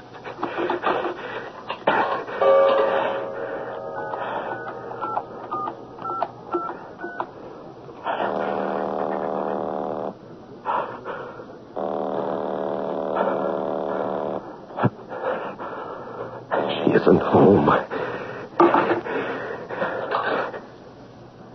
Here's the quarter. That's why I needed the quarter. Jack, where are you going? I knew where I was going. To the gallery. To the gallery that was owned by the AURORA Group. The AURORA Group, which slowly but surely was taking over everything and everybody. Jack, what are you doing here? Where have you been? I tried to stay away because I didn't want to kill you. Jack. But you became one of them. You're a member of the AURORA Group. Well, I'll have to ask you to leave. Here it is on this tabletop, this beautifully damascened Florentine dagger. Do you see? See how it was ordained? How it was meant to be? Jack, what are you doing? Help! Nothing can help you. No one. You joined them. You became a part of them. I always wanted to kill them, and I can do it by killing you.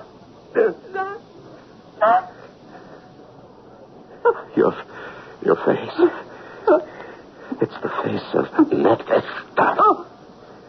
And now, Nefesta is dead. I killed her. I killed the AURORA Group.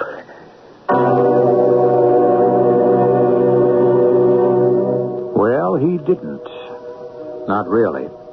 The AURORA Group is still around, bigger, richer than ever. But just as every man has his price, every man can have his motive. And if you think you're not the type who could kill, well, it all depends on the game and the stakes, doesn't it? More about the game in just a few minutes.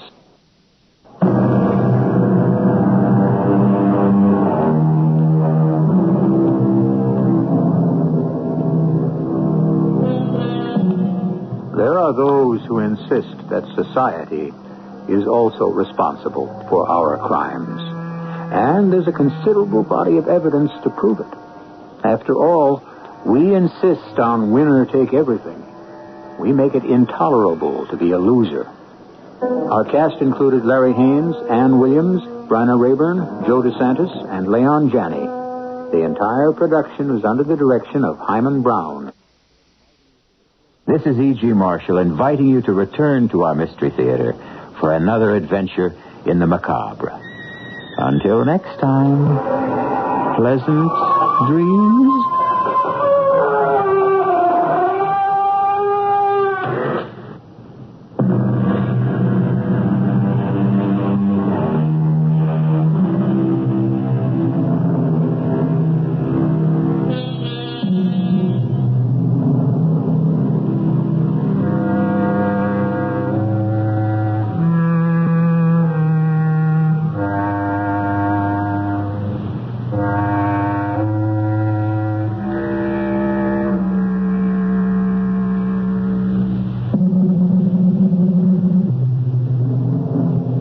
CBS Radio Mystery Theater presents...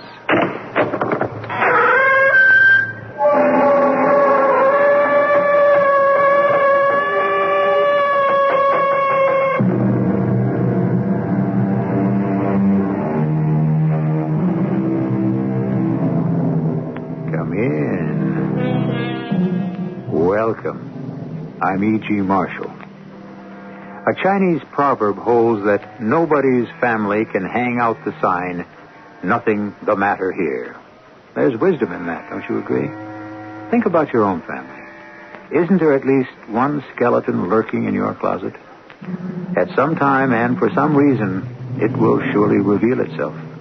The consequences have raised Cain with ruling powers, business, and even love between two persons.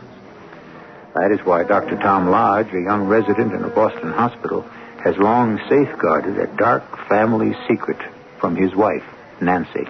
Tom, what are you hiding? Nothing, darling. Now, that doesn't ring true. We don't have secrets between us. Or do we?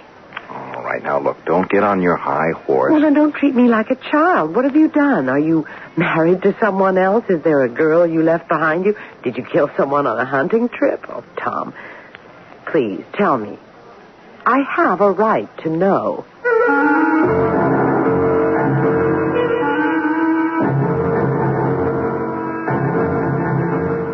Our mystery drama, The Recluse, was written especially for the Mystery Theater by Roy Windsor and stars Tony Roberts and Patricia Elliott.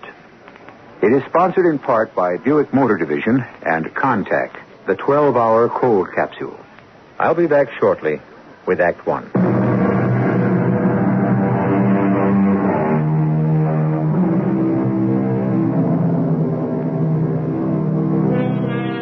When we are young, family, especially our immediate family, is to us the world in microcosm. And we know that we are part of a self-contained unit in which we are fed, clothed, and protected. When we become adults, however, we can view our parents and relatives more objectively. Uncle Bill never was really that amusing, was he? And why did Father always unthinkingly vote the straight ticket? Because he read only the sport pages. And so family unity becomes subject to the strains of objective thinking, as we are about to find out. I'm home, darling. So you are. What a treat. Give me a kiss. What happened? It's only 6 o'clock. Did the patient die? You're too much, Nancy. Hey, something smells good. Stew. Or call it bœuf bourguignon. It's all the same. Oh, that's a sacrilege, and you know better. And no, the patient did not die. It was a hot appendix, and she'll be up on her feet tomorrow. Now, what's the news of the day? Well, not good. My mother? No, arthritis is wicked, but I don't think it's a killer. No, it's your grandmother in White River. She died this afternoon. Your mother called. I see. Your mother wants us to attend the funeral. She can't. Well, neither can I. I just can't up and leave the hospital. My mother should know that. Well, somebody has to represent the family, and your mother and you are the only living relatives. You can't not go, Tom. You seem so unfeeling. After all, she is your grandmother. I know. Didn't you like her? I thought everyone liked his grandmother. Well, sure, but... You really adored her, didn't you? Oh, come off it, Nancy. Well, first your mother sounded as if she didn't care that her mother had died, and now here you are not caring either and feeling that her death is an imposition. Hey, what are you so worked up about over this old lady? I mean, you never even met her. Maybe I'm lucky. What was Mrs. Schuyler? Some kind of witch? No, but... Oh, well, let it go. Why won't you talk about her, Tom? Look, I don't remember her very well. I've kind of lost track. Hey, look, let's have our... Supper will keep.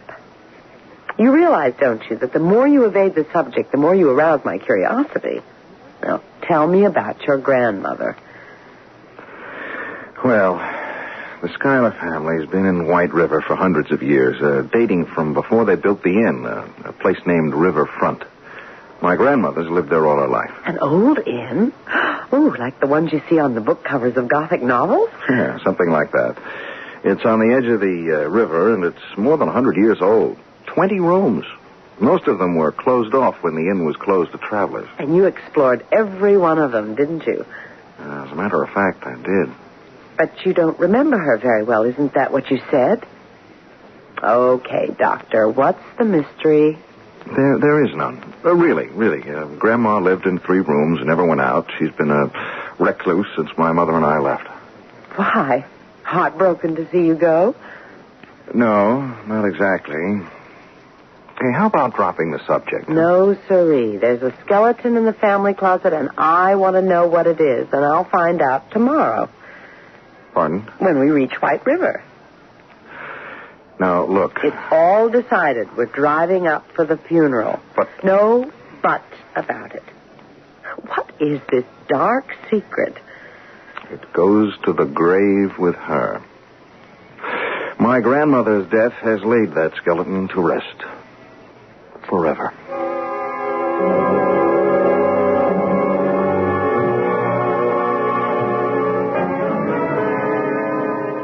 You stay here, Nancy, in the waiting room, huh? I'm not sitting here while Mr. Martin reads you the will. As your wife, I'm entitled to know the provisions of your grandmother's will.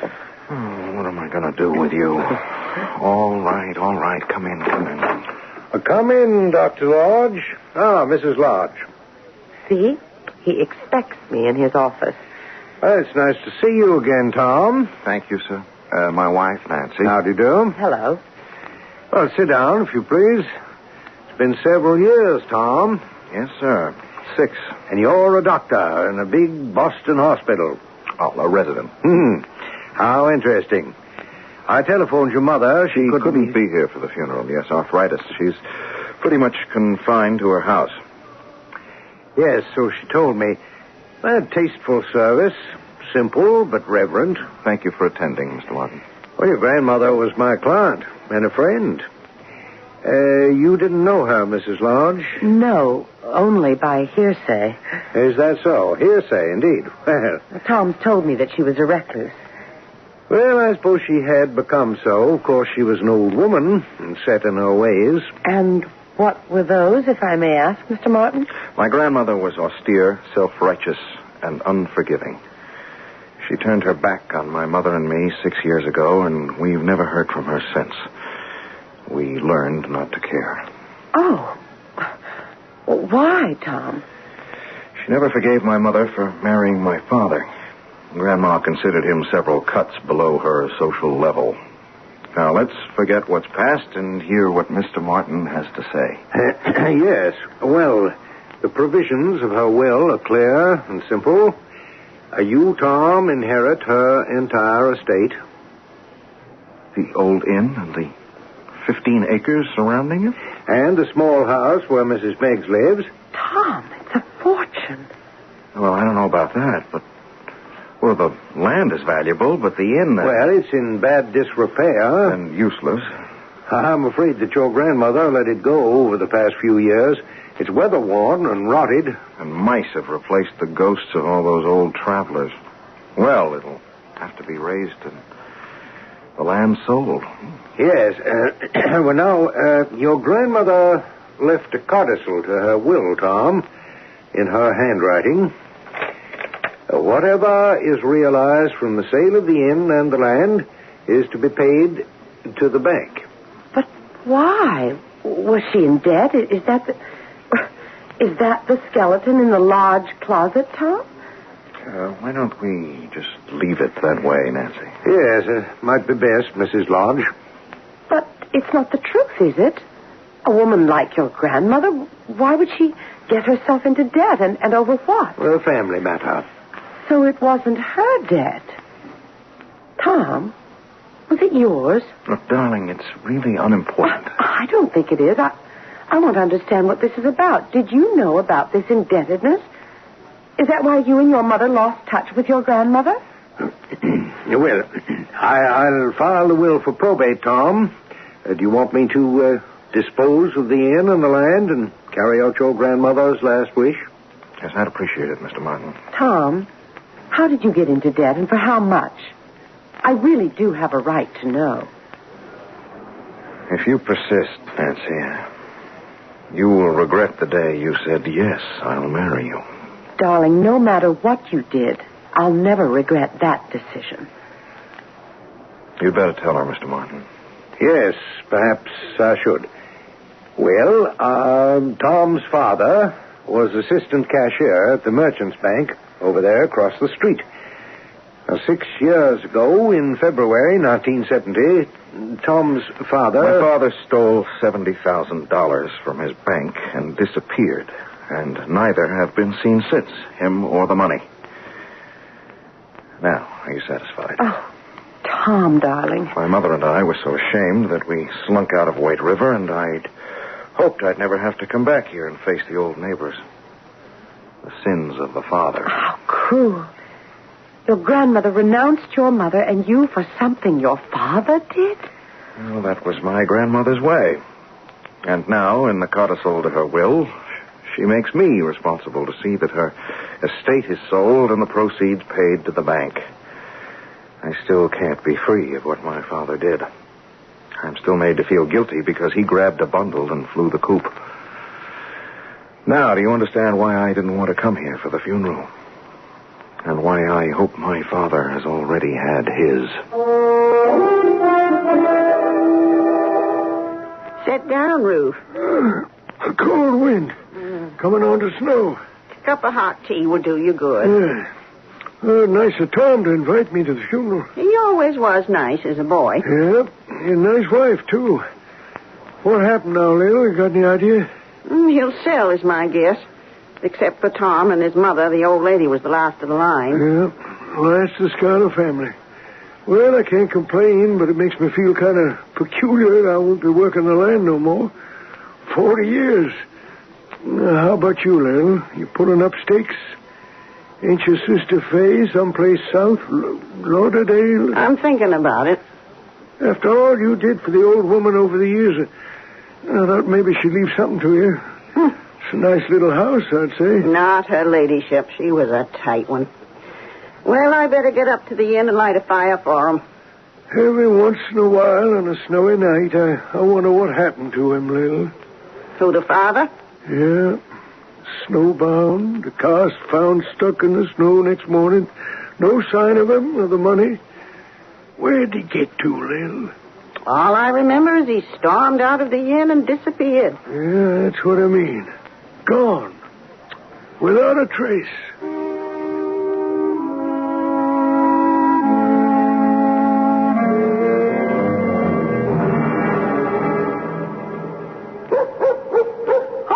Oh, my goodness. Oh, it's just Ruth's dog. I'll chain him up in the barn. Thanks, Mrs. Meggs. Anything else I can do? I left bacon and eggs in the refrigerator and then... No, nothing. Thank you. That's fine. Well, then I'll say goodnight and get back while I can see my way. We'll have snow. I wouldn't wander around, Tom. The old place is falling apart and some of the floors ain't too firm. I'll say goodnight. Mm-hmm. Good night. Good night, Good night. Ooh, it's creepy. I hate this place. There's been a pall over it ever since what happened. I'll tell you one thing, Nancy. I am not spending the night in this mausoleum. What did happen to your father? How could he have gotten away? Search me. Police went all over the inn for days. There was no trace of him. You lived here as a boy? Yeah, sure. My friends and I used to play games here. You know, hide and seek. I remember those days. And you were the hero. I mean, did you ever hide where no one could find you?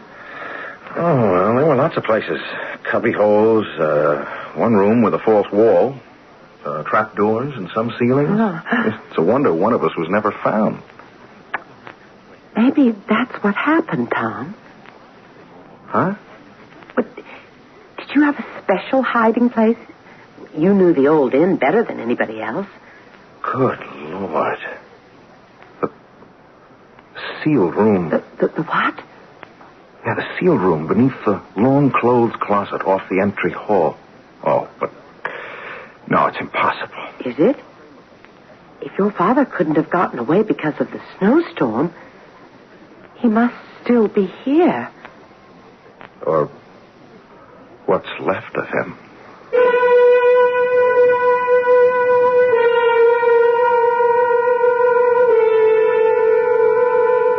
Well, what have we here? Old deeds have a way of coming to light, and the skeleton in your closet can be made to rattle because of an inquiring mind. If a major premise and a minor premise are true, so is the logical conclusion. Tom Lodge's father disappeared. It was impossible for him to have left the old inn. Therefore, he never left the inn.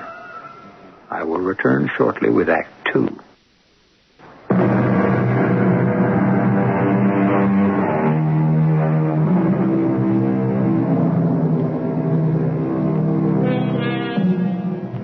It is unusual and unlikely for a person to disappear and never be heard of again. Exceptions are rare. Rip Van Winkle, to be sure, but that was fantasy. Dr. Livingston, and that was fact. Both were presumed to be lost, but after their disappearance, neither was accused of a crime. Tom Lodge's father was. He absconded with $70,000, and therein lies a difference. He was a criminal and in danger. What happened to him? Tom Lodge hopes to find out. Strike another match, Nancy, and I'll let myself down the ladder. Haven't we got a flashlight? In the car. I'll get it later. I want to see if anything's in there right now. You could slip and break a leg, Tom. No. The ladder's strong. Let's strike a match. It's really black down here. I can't see a thing. I'll hand the matches to you. I'm flat on the floor on my stomach. Reach up. Okay. Now, let me see. Oh, darling, be careful. Don't worry. Oh, there's the pot-bellied stove and the wood scuttle, a chair, small table, cot, and... Good Lord. Oh, what is it, Tom? Tom, answer me. I'm coming up. Tom? Yeah. Look, let's get back to the common room. Tell me, did you... Is there something there? My father. His bones. A clothed skeleton. Oh, how horrible. I've got to think. You said that the police went all over the inn, Tom. How could they have missed the sealed room? I don't know. Nobody remembered it, probably. Well, what was it for? The caretaker, back around the turn of the century, he acted as a registration clerk and a handyman, and he lived down there. In that hole in the ground? Yes. It's a real room with flooring and walls of wood, and it was very snug and warm. After he closed the inn for the night, he lifted the trapdoor in the long closet in the hall and pulled it closed after him. I see. Then the flooring in the closet was covered over. With carpeting, and that sealed it off. Unless a person knew a room was down there, he'd never find it. But you did, as a boy. Was the floor covered over then? I don't think so. No. So, the carpeting was laid over the trapdoor recently. 6 years ago? Right after your father disappeared? Yeah. Your grandmother must have known about the room, Tom. Yes, of course. Would Mrs. Meggs have known about the sealed room? I don't know. Why? Well, who was here the night your father disappeared? No one. My grandmother and Mrs. Meggs. And, of course, my father. Your father stole money. He came here, and 6 years later we find his remains in a sealed room. Why did he hide? And why did he die? I can't answer those questions, Nancy. We'll never know the answers. I know one of them. He came here and told your grandmother he'd stolen money from his bank. Why would he tell her? No idea.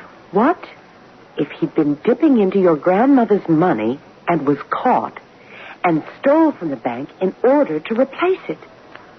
Oh, that's far out. Well, your grandmother refused the money. That's why she wanted the proceeds from her estate to go to the bank, to help repay a debt of honor. Hey, that's pretty far-fetched, darling. Maybe. I have the answer to another one of my questions. Your father hid here because he couldn't get away. Was he a healthy man, Tom? Yes? Why? How did he die?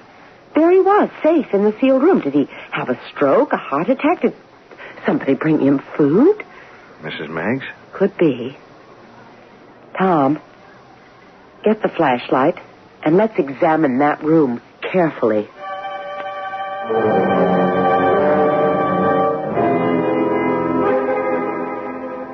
Oh, I feel like I'm in a tomb. It's my father, all right. Look, where I'm shining the light. You see this break in the skull? Oh. Now, that's how he died, Nancy. He was struck a hard blow. He was murdered. And look at this. His watch. Huh. The strap's rotted, but it's his watch, all right. Look, his initials are on the back. Oh, let's get out of here. In a minute. Now, it's my turn to ask a question. What became of the money? The 70 grand. Well, whoever murdered him took it. That was the motive. Yeah, but it was hot money, Nancy. It was hard to use for a long time. And the sealed room would be an ideal place to hide it. Where? Where could it be hidden? And I went over the mattress on the cot. It's not there. And the small closet is empty. Well, let me see. In the stove? Oh, why not? Tom, How about that? Look at this wad of money. wrapped in oilskin. Oh, I'm afraid, Tom. Leave that money and close off the room. It was only 15,000. 55,000 is gone. Someone squirreled it away. Tom, let's go back to the hotel and think it through. Okay. I'll telephone my mother. Maybe she'll know the answers to some of our questions. Gee, you are scared, aren't you, darling? Of course I am. Someone committed a murder for money. We found it. If the murderer discovers that we know, he may try to kill us.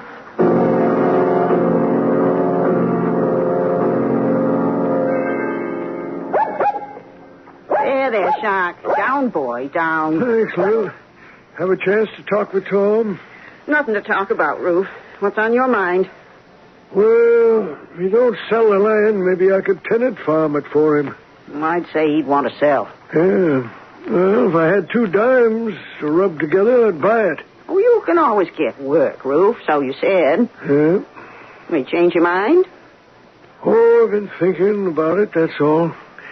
I'm getting on. The winters around here are mighty rugged. I wonder if they could use me down south. Sure. An experienced field hand like you, I'd say so. Why, what got you thinking about moving south? I guess you did, Lil. Talking about your sister down in Lauderdale. That's where you're going, ain't it? Oh, I think so. Of course, if the old lady had left me the house. But she didn't. You got money laid aside? Ooh, a little. I could help you out, Ruth. Not with much, but enough to give you a stake. Oh, no, it's mighty nice of you, Lil. When you thinking of heading on down south? Soon as I can sell my furniture and pack, we could spell each other at the wheel. Yeah. Oh, I'd like that. Then it's settled. I'll be back after I make quick inspection about the inn. If the snow's piling up, maybe I could drive Tom's car down here and put it in the barn. Otherwise, it might get stuck in the morning. Yes, that's true. It's happened before. Yep, I remember. Tom's father. Chains. That's what you need in heavy snow. Mr. Martin had 'em. The lawyer? Yeah. He left that night around 10 o'clock. I saw him drive away. Chains. That's what got him through. You didn't know he'd been to the inn. Thanks, Mother. This has been very helpful. Well? My father did manage my grandmother's money, and he had begun to dip into it. So he dipped into the bank to repay her. That's why he absconded with all that money. How did he think he'd get away with robbing the bank? Oh, who knows? Your grandmother must have been furious. Well, it was through her that he got his job at Merchant's. He must have loved your mother very much. Yes. Well, I'm afraid he wasn't much of a banker. Oh, it's all tragic, and they're both dead because a willful old matriarch couldn't form him into her own image. Well, let's pay a visit to Mr. Martin, huh? I'll turn this money over to him, and he can give it to the bank. 15,000? What about the rest? It's gone. Can't be traced now. I wonder.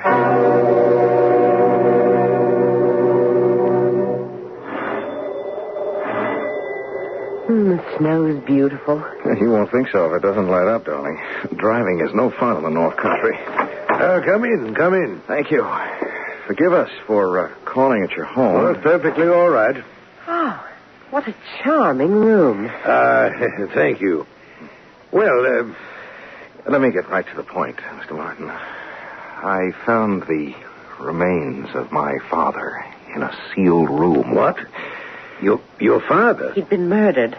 In heaven's name. And here is 15 of the $70,000 he stole from the bank. Oh, you stagger me, Tom. Well, he didn't disappear. He was murdered and hidden in the sealed room, and the money, most of it, was taken away. I came to you. Well, of course. I'll notify the police in the morning. Not tonight. We're in danger, Mr. Martin. Danger? I don't see how. Well, if the murderer finds out what we've discovered, he'll come after us. Well, who knows about your discovery? Well, no one. Except you, of course. You didn't speak to Mrs. Meggs? No. Why not? Well, we think that she must know something about all this.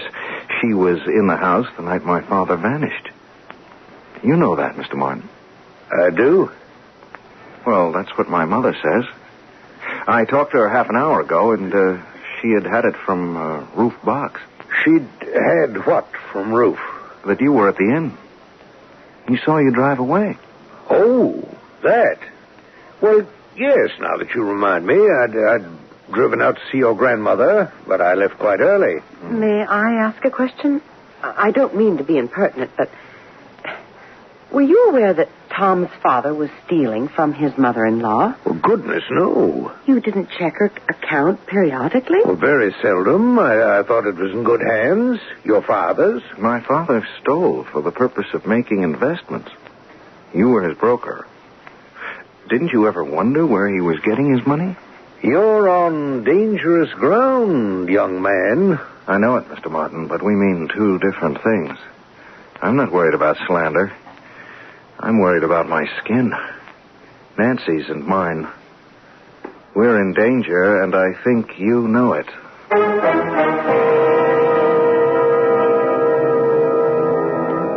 200 years ago, Samuel Johnson remarked, "There is nothing which has been contrived by man, through which so much happiness is produced, as by a good tavern or inn."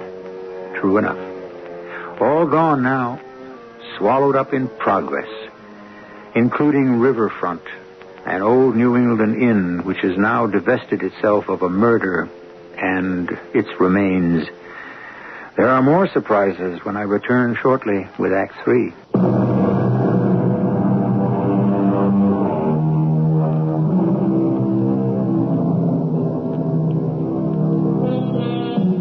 Other sins can only speak. Murder shrieks out. That metaphor by John Webster from his 16th century play, The Duchess of Malfi, best expresses the repugnance we feel when we learn that someone has been murdered. Murder cries to be solved. And Dr. Tom Lodge confronts one, that of his long-missing father. We still have 3 suspects, and one of them is the handyman at Riverfront, Rufus Boggs.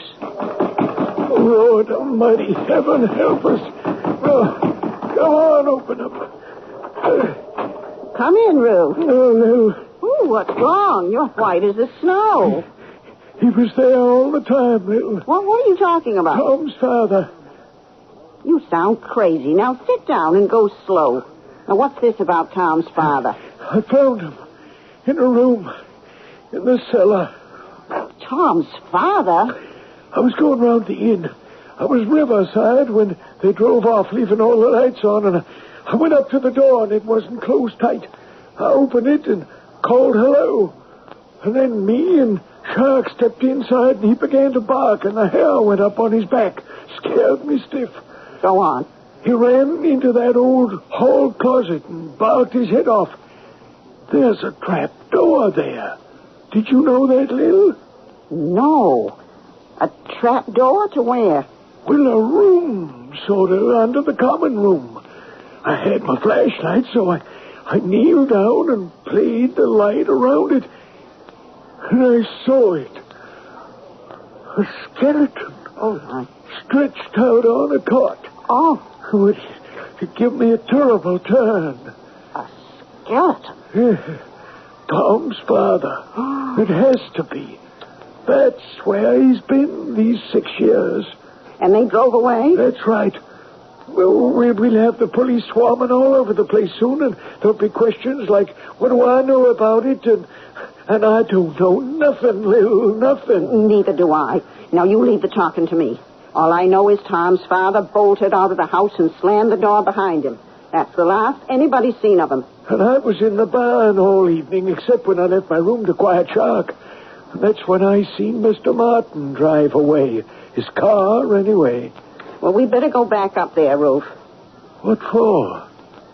Well, they found out the murder. He was murdered? Well, that's my guess. The man wouldn't just stay in there and starve himself to death. No, I guess you're right. Tom and the wife, made the discovery, and you can bet whoever killed his father is going to do something about it. Like what? Like get that evidence out of there and then kill them. Now, we've got to stop that, Ruth. What's the gun for? Why, I may need it. Why don't we wait for the police? No, there's no time. There's no time at all.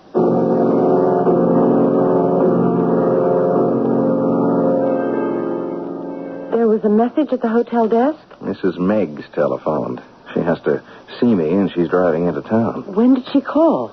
Half an hour ago. Sure to be here any minute. You were pretty rough on Mr. Martin, darling. Yeah, but his role strikes me as funny. I mean, funny odd. Look, he was my father's friend and broker. He must have wondered where the money was coming from for those stocks my father bought.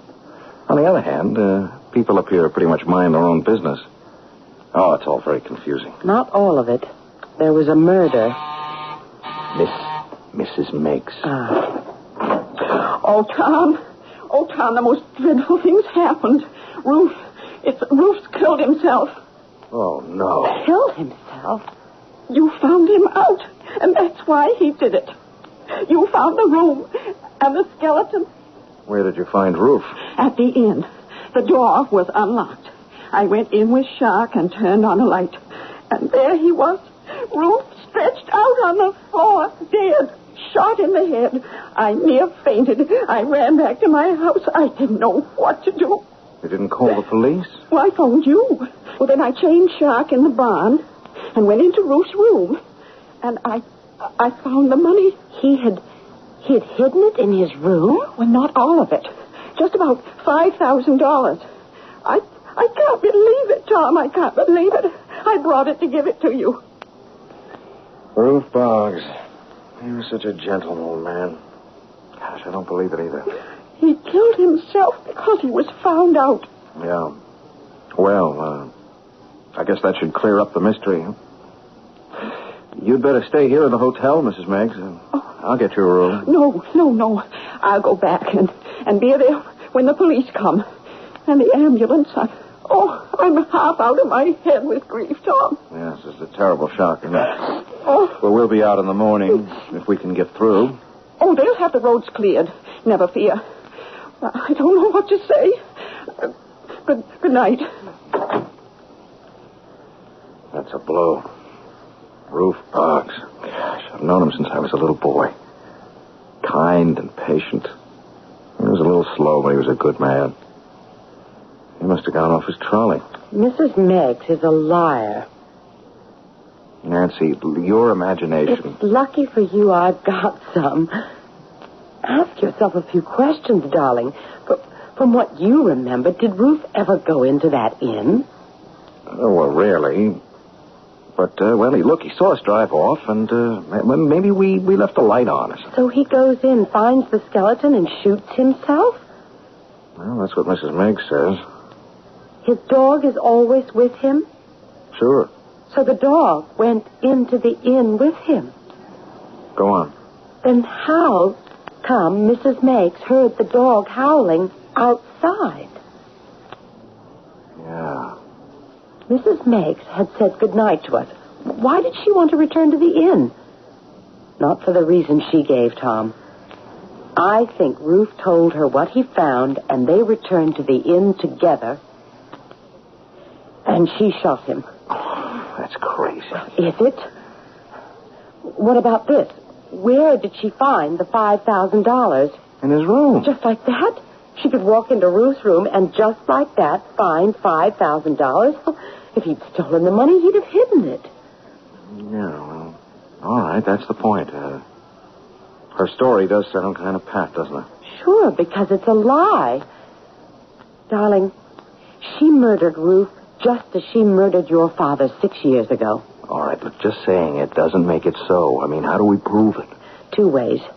The police can check on the gun used to kill Ruth, and they can also help us to find the rest of the money. I kept asking myself, where did it all go? Well, for all I knew, it just flew away. Oh, that's what I think, too. Are you serious? Very. The money flew away? Yes. you give me a day with the police, and I think I can find that money. And when I do, we'll put Mrs. Meggs behind bars for life.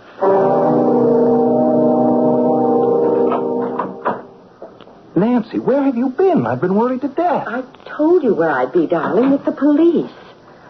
You want to hear something interesting? Go ahead. Every time your father placed a stock order, he placed a similar one from Mr. Martin and paid for all of it.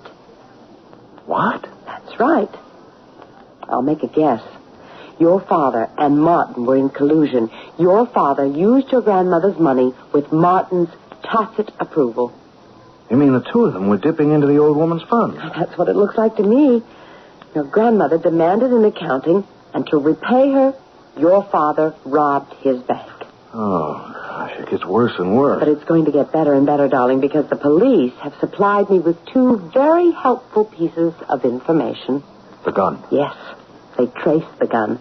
Rufus Boggs never had a handgun as far as the police can tell, but old man Meggs did, and he had a permit to carry it. The permit expired when he died, but the gun was never turned in. It was Meggs's gun, which was used to murder Rufus.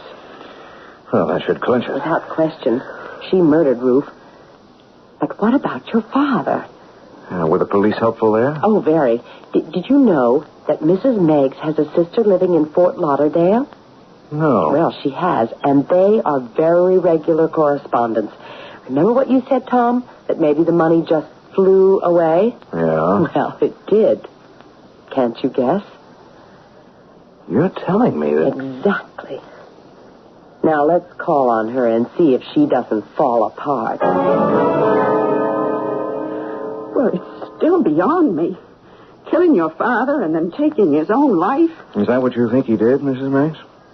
Why, it's plain as the nose on your face, Tom. But why would a man shoot himself unless he was guilty of some terrible crime? I guess you're right. I've decided to sell the estate, Mrs. Meggs, because I'm tied down in Boston, and I just couldn't manage the place from there. I'm sorry about that. You've lived here... Rent-free for over 30 years. That was part of the agreements when Meggs and me moved out here. Yes, I know. Well, if you would like to stay on... No, thanks. I don't want charity. Have you thought about what you're going to do?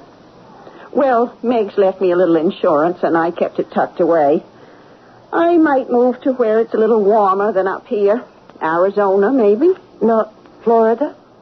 Pardon me? Isn't that where your sister is? Why do you ask? Your sister confessed that there are 5 savings accounts in Fort Lauderdale banks in your name, Mrs. Banks. And the police here in White River want you to explain how it happens that there is a small fortune waiting for you down there. Over $15,000. It's no business of theirs. Oh, yes, it is. I found $15,000 in the stove in the sealed room. You placed 5 more where you said Ruf had hidden it, $20,000. That plus the 15 makes $35,000. Half the amount my father stole from the merchant's bank. How do you explain that, Mrs. Meggs? And how do you explain that the bullet that killed Rufus Boggs was fired by your handgun? My handgun? I never in my life owned a handgun. Your husband did, and he didn't fire that shot from the grave, did he? You murdered Ruf to save your skin, Mrs. Meggs, so you'd better tell me, and tell me quick, what happened 6 years ago to my father.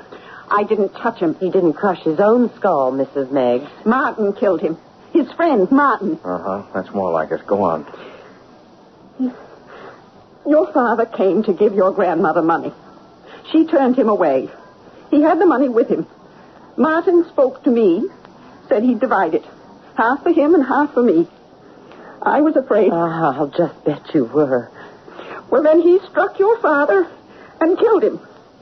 We hid the body in the sealed room. And from time to time, you dipped into your half of the money and sent it to your sister for deposit. And you murdered Ruf to cover the old crime. Well, I didn't know what to do. I was crazy with fear. I just lost my head. I doubt that, Mrs. Meggs. You deliberately murdered the old man. Tom, please, be merciful. If you and Martin don't hang for the crime, the court will be merciful. You cold-blooded killers. You deserve to die.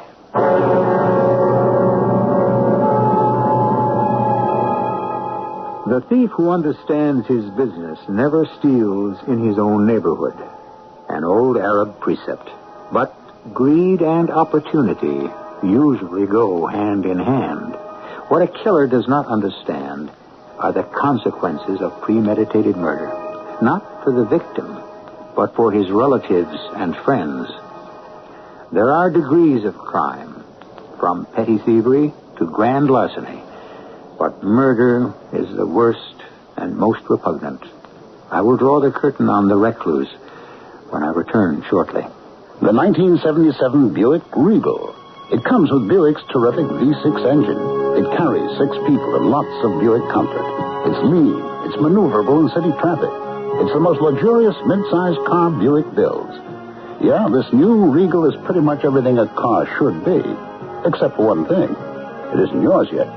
But it can be. Just see your Buick dealer for a test drive. Soon. Just about everyone.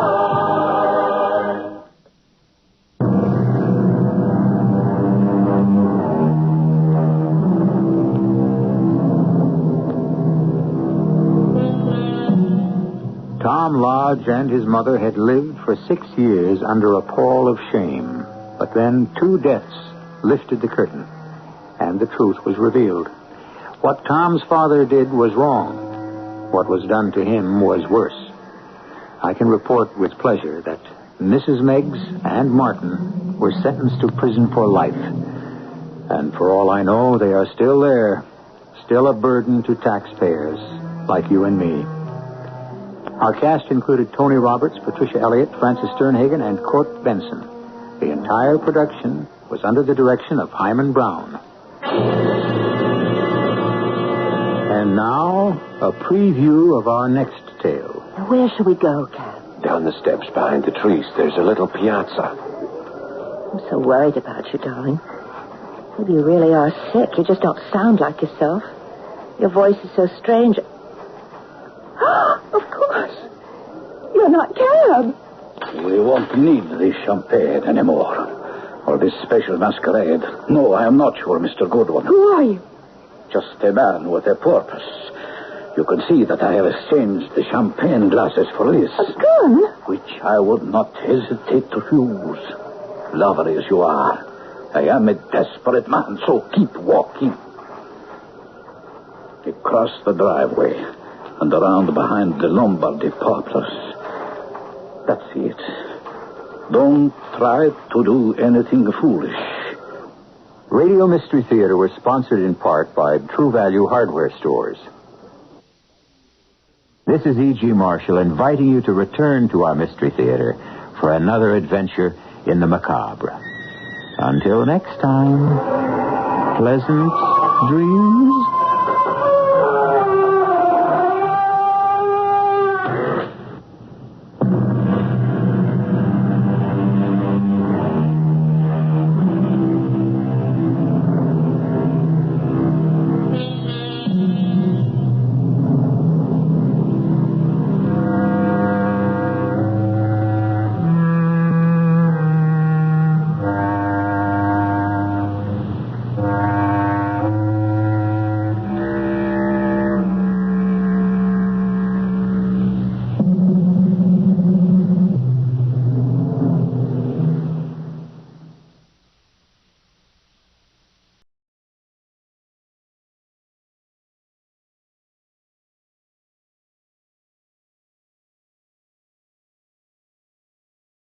CBS Radio Mystery Theater presents...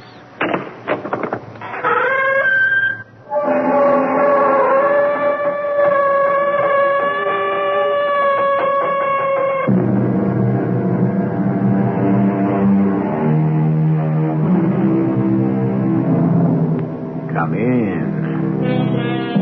Welcome. I'm E.G. Marshall. We all know the phrase brotherly love, used to express strong ties of affection. But actual brothers may be bitter enemies. Is it because they are so different? or because they are so much alike that their ties are twisted into a tangled web of misunderstanding, a form of self-hatred rather than love, with the shortcomings of one blamed upon the other.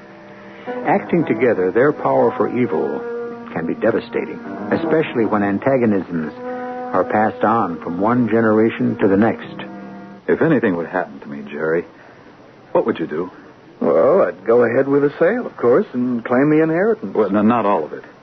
You can't. Now, don't worry, Gordon. Nothing's going to happen. But, Jerry, if it does, promise me you'll take care of my family. Look, I don't have any obligation whatever to your wife and kids. Please, Jerry. Promise. I'm scared. Something's happening to me. I can't breathe.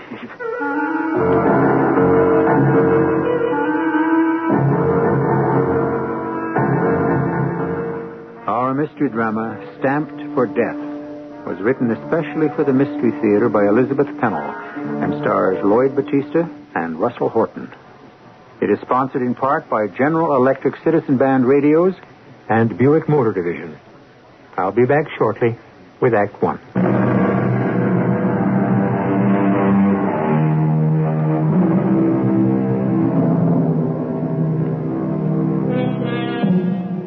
George Taylor was a stern and taciturn man who was never close to either of his two sons, although he seemed to favor his younger son, Jeremy. If he ever shared his true feelings with anyone, it was his wife. But he had been a widower for some years, and today, if anyone knew anything about his personal affairs, that would be his lawyer. Now George Taylor is dead, and his sons have returned to the Midwestern town of their youth to attend his funeral. Although they arrived from opposite directions, they are now together, waiting impatiently in the lawyer's outer office. Come in, Gordon. Jeremy, it's been a long time. I want to know why my father's house is locked. No one met me at the plane, and you didn't tell me where to get the key. I had my instructions. I thought you might stay with your uncle. Have you been in touch with him? Well, no. Did you call him, Gordon? I haven't talked to Uncle Morgan in years. I left a message, but his wife said he might not be able to come. Well, what's the matter with him? Well, your uncle's a very old man. Don't tell me Dad left something to Uncle Morgan. Well, since the other party has already been informed, we might as well... Just a minute. What other party? I will proceed with the reading of the will. That's what we're here for. I, George Taylor, being of sound and disposing mind, declare this to be my last will and testament. First, I bequeath my house and its contents to Miss Agnes Bodwell. What? Agnes who? Agnes Bodwell. She's a registered nurse. A nurse? You said Father died suddenly. Healthiest man I ever knew all his life. Who the devil is Miss Bodwell took care of your mother years ago when she was bedridden. Well, I'll be damned. Where is this Miss, what's her name? Now, she's been called away on a case and won't be able to attend the funeral. What about the house? She hasn't had time to decide what to do with it. Who cares about that old house? I don't want it. You please, read on. To my brother Morgan, I leave a single stamp, the one known as the Brattleboro Eagle. He will know what to do with it. A single stamp? Oh, that's rich. Shows what Dad thought of Uncle Morgan. Perhaps he thought more of him than I would have guessed. What do you mean? Well, your father was a stamp collector. Well, of course he was a collector. But what good is one stamp? I understand there are rarities. Oh, some stamps are valued at $50,000, $75,000 apiece. You're kidding. Well, keep reading. I'm the eldest son, and I want to know what my father left me. Yeah, and you can skip the legal mumbo-jumbo. And he goes on to say there's enough money in his executor's account to cover funeral and burial expenses and to clear any outstanding debts. And who is the executor? I am. That follows. Well, go on. Get to the substance of his will. Yeah, what about stocks and bonds or whatever else he had by way of investments? Well, that I don't know. You don't know? Your father was a very secretive man. Even with his lawyer? With everyone. Look, you haven't finished reading the will. Now where do his heirs come in? I'm getting to that. The remainder of my estate I leave to my two sons, Gordon and Jeremy. It is sealed in a case which has been turned over to my executor for safekeeping. Ah, that must be the stock certificates and bank books. In witness thereof, I have hereunto set my hand and sealed it. Oh, look, forget all that.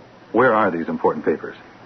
Well, I have no knowledge of the contents of the case, but I do have the key. Where is it? Right here. My instructions are to unlock the container in the presence of both of you. So what are we waiting for?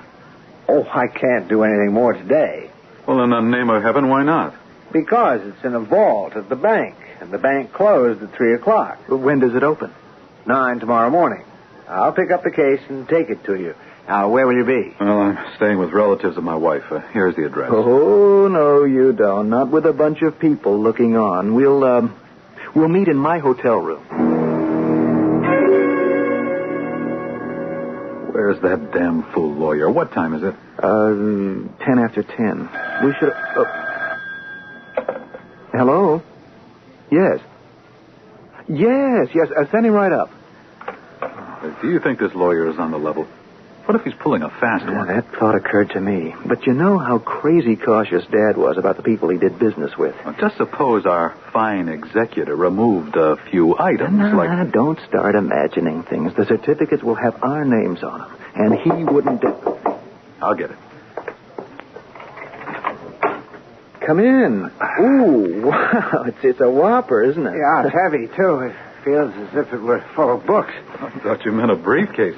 That's practically a trunk. It's a suitcase, actually. And you see, it's sealed with tape as well as locked. Well, here goes. Let's rip the tape off. Come on. Where's the key? I have it right here. I feel like the male counterpart of Pandora. There. It's just a bunch of folders. I'll take that gray one. By George, there are books in there. Wait a minute. There's nothing in this folder but stamps. Sheets and sheets of them. The other stuff must be at the bottom. This book is filled with stamps, too. Colorful, aren't they? Yeah, I'm only interested in one color, green. Don't be stupid. That wouldn't stash away folding money. Well, there's got to be something more. Look in the pockets for bank books. I felt all along the sides and inside the top. Keep looking through those folders. Yeah. Nothing but crummy sheets of stamps. I don't think you're going to find anything else. You said you didn't know what was in here. I didn't. But your father told me not long ago that he had consolidated all his holdings. Well, then where are they? He had stocks and bonds. I know he did. And a large bank account. At one time, maybe, but it looks to me as though he converted everything into his stamp collection. What a dirty trick. Not with all these unused stamps in perfect condition. You may have inherited a sizable fortune. How much do you think? Well, I'm no stamp collector. I wouldn't have the slightest idea, and I don't know anyone in this town who would. Well, then I'll take them back to New York with me. The big city will have several stamp appraisers. I'll find out who's the best. Nothing doing. As the eldest son, I'll take charge of this suitcase. Don't you touch it. I can find an appraiser just as well as you can. There must be plenty in Southern California. I think you'd be better off in New York. Down by Wall Street on Nassau, there's a whole city block full of... So it's settled. I'm taking them with me. Not unless I come along. I'll change my plans and fly back east with you. Well, then I'll keep the case right here for the night. I wouldn't trust you alone with it for 5 minutes. Well, what do I know about stamps? You know enough to remove something which might look tempting. We could divide these folders up right now. Half for you, half for me. Well, you'll be sorry if you do. I imagine it's the total collection that would have the highest value. Well, when do we leave? I'm booked on the first flight out after the funeral tomorrow. 3 o'clock in the afternoon. Well, my mission is complete as far as you two men are concerned. I'll be leaving. Not without the suitcase.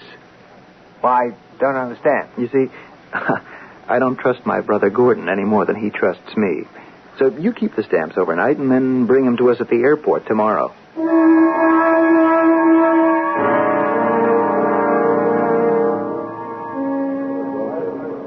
Are you quite sure your flight hasn't been canceled? Yeah, seems to be right on schedule. Yeah, what I thought with all those hurricane warnings on the East Coast... Doesn't mean a thing to these big jets. Well, I'm glad to see the last of this suitcase. Here you are. Oh, thanks. Thank you. Incidentally, they won't let you take it along on board the plane. It's too big for hand luggage. I'll check it through on my ticket. No, you won't. I have almost no luggage, and I'll check it out on mine. All right, snap out of it, boys. Am I still the family arbiter? All right, here, I'll toss a coin. Your call, Gordon. Heads. Tails. Suitcase goes on your ticket, Jeremy. He always did get the breaks.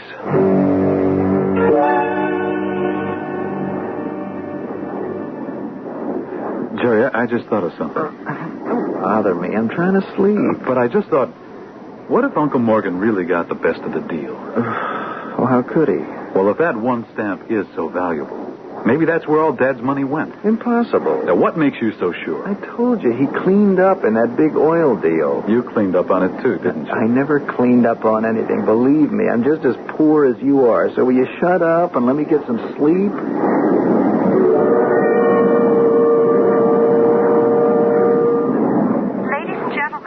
Captain has just turned on the fasten your seatbelt sign. Jerry, wake up. What do you want now? Fasten your seatbelt. Why, are we getting ready to land? Well, not yet, but the stewardess made an announcement. Where is she? Stewardess, I'd like a cup of coffee. Sorry, not right now, sir. We're experiencing a little turbulence. Must have slept longer than I thought. Pitch black out there. Except for the lightning. We've hit some really rotten weather. I don't like it, Jerry. I just thought of something else. Oh, what is it now? Is that suitcase insured? Well, I didn't insure it. You should have thought of that before we left. How could I? Anyway, we don't know the value. Well, relax. We'll soon know what it's worth. Please be sure your seatbelts are fastened and observe the no smoking sign. What the devil's going on? Gordon, will you take it easy? Ladies and gentlemen, your captain has asked me to assure you there's no cause for alarm. You may experience a few moments of discomfort until we have passed through the eye of the storm. Jerry, where are your baggage checks? Well, they're in my wallet. Show me where. Oh, for Pete's sake. Yeah, but what if something should happen? What, to you or to me? Either way, show me the baggage check so that if I had to get... Stop being morbid. Suppose something happens to both of us. Then I guess our friendly lawyer will be left holding the bag again. And if something should happen to me, promise you'll take care of my family. Now, what makes you think a bachelor doesn't have responsibility? Well, not like mine. Promise me you... I don't have any obligation whatsoever to your wife and kids. Ladies and gentlemen, your attention, please. Your captain is in full command. We can all cooperate by remaining calm. Why doesn't the captain come on and tell us so himself? I imagine he's too busy handling the plane. How can you be so calm? Jerry, something's happening to me. I can't breathe. We are coming in for an emergency landing. I repeat, we are forced to make an emergency landing. Should the plane become depressurized, the compartment over your head will open automatically. Take the oxygen mask and place it firmly over the mouth and nose. Gordon, do what she says. Look, promise me, Jeremy. Promise me that you... Good Lord.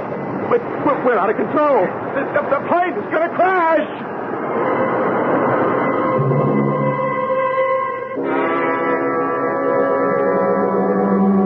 I don't want to frighten anyone with details of a plane crash. Actually, statistics prove that air travel is the safest means of modern transportation. And many a storm has been weathered with little more than a few moments of uneasiness. Nevertheless, our unloving brothers are in a situation ominous enough to terrify the bravest. We'll find out what happens when I return shortly with Act 2.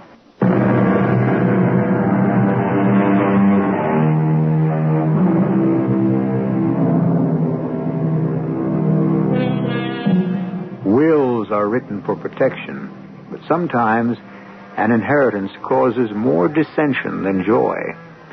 We have yet to find out who will reap the benefit of George Taylor's estate, a stamp collection which could be of great value.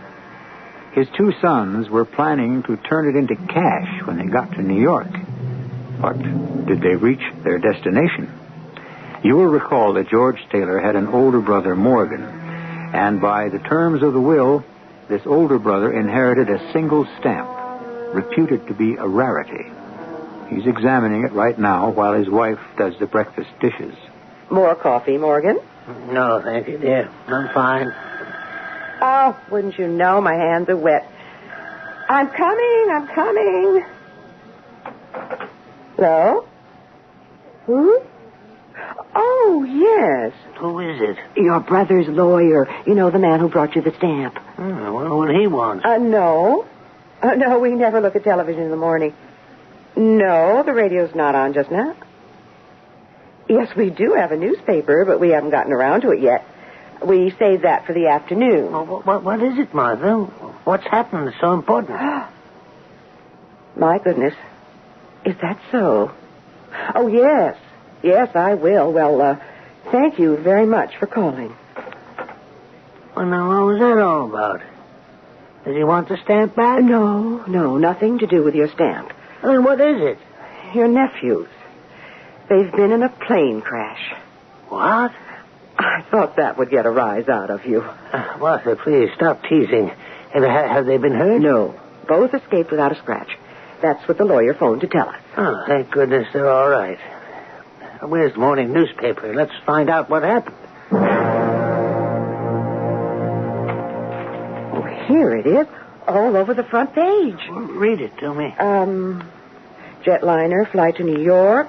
The plane was caught on the tail end of that big hurricane we heard about yesterday. Oh, a really bad storm. Uh-huh. And it goes on to say, emergency landings skillfully handled by the pilot. Courageous crew evacuated all passengers without a casualty. Are the boys' pictures there? No, but take a look at what was once the plane. It caught fire right after all the passengers escaped. Think of that. It says the mail bags burned up and every bit of baggage completely destroyed. Oh, what difference does that make as long as no lives were lost?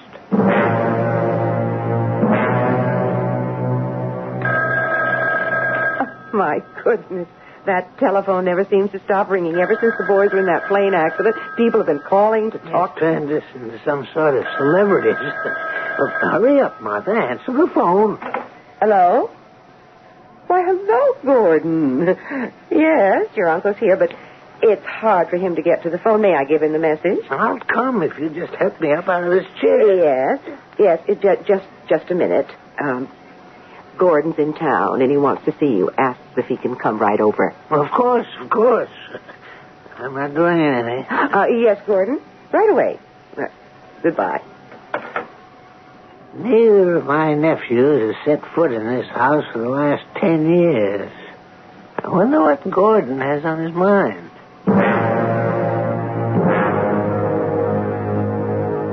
It certainly was a relief to learn that you'd come to no harm, Gordon. But it must have been a terrible experience for both of you. You bet it was. But I'll come right to the point. Yeah, I wish you would. Uncle Morgan, how much money did my father have? Well, that's a strange question for you to ask me. How would I know? Well, you must have some idea. Well, your father bragged to me once a long time ago that he was well on the way to becoming a millionaire. Did you believe him? He never discussed his personal affairs, but when your father made up his mind to get what he wanted... But all that money, what became of it? I was under the impression from your father's will that you and your brother inherited the bulk of his estate. What we inherited was a collection of stamps. Oh, you're lucky. Your father had a very valuable collection. How valuable? Why, his block of Colombian inverts alone would be worth, say, $20,000. And that one sheet of misprinted commemoratives... Uncle Morgan, I don't know anything about stamp collecting. You see, the entire collection burned in that plane crash. Oh. Well, now, that does make a difference. Darn right it makes a difference. Jerry and I are wiped out. Maybe you don't know that I was recently laid off, and I am completely broke. Oh, I'm sorry. Uncle Morgan, you're the only person I can turn to. You have to loan me some money. I've got to have money to live. Well, so do we all. Yeah, but you're comfortable. Look at this house. Mortgage to the hilt. I only want to borrow some money. Your aunt and I get by just barely on Social Security and the interest on a few small investments. It's hardly enough to pay our monthly bills. Look, there's no use beating around the bush. I happen to know that by the terms of my father's will, you were left a single stamp. Oh, Gordon, you've upset him. Now, your uncle can't talk anymore. You'll hear me out. Not now. I will have to ask you to leave. Uncle Morgan, you... Now, that will be all, Gordon. Your uncle has had enough for one day. I'll be back. You can count on it. I'll be back.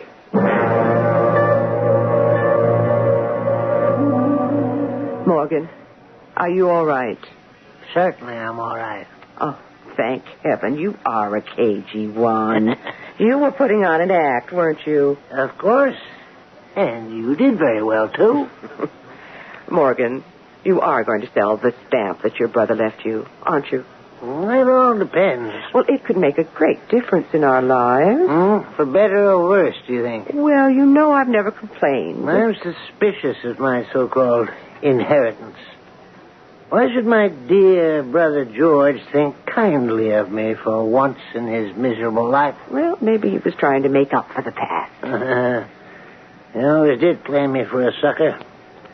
And his sons are nothing but chips off the old block.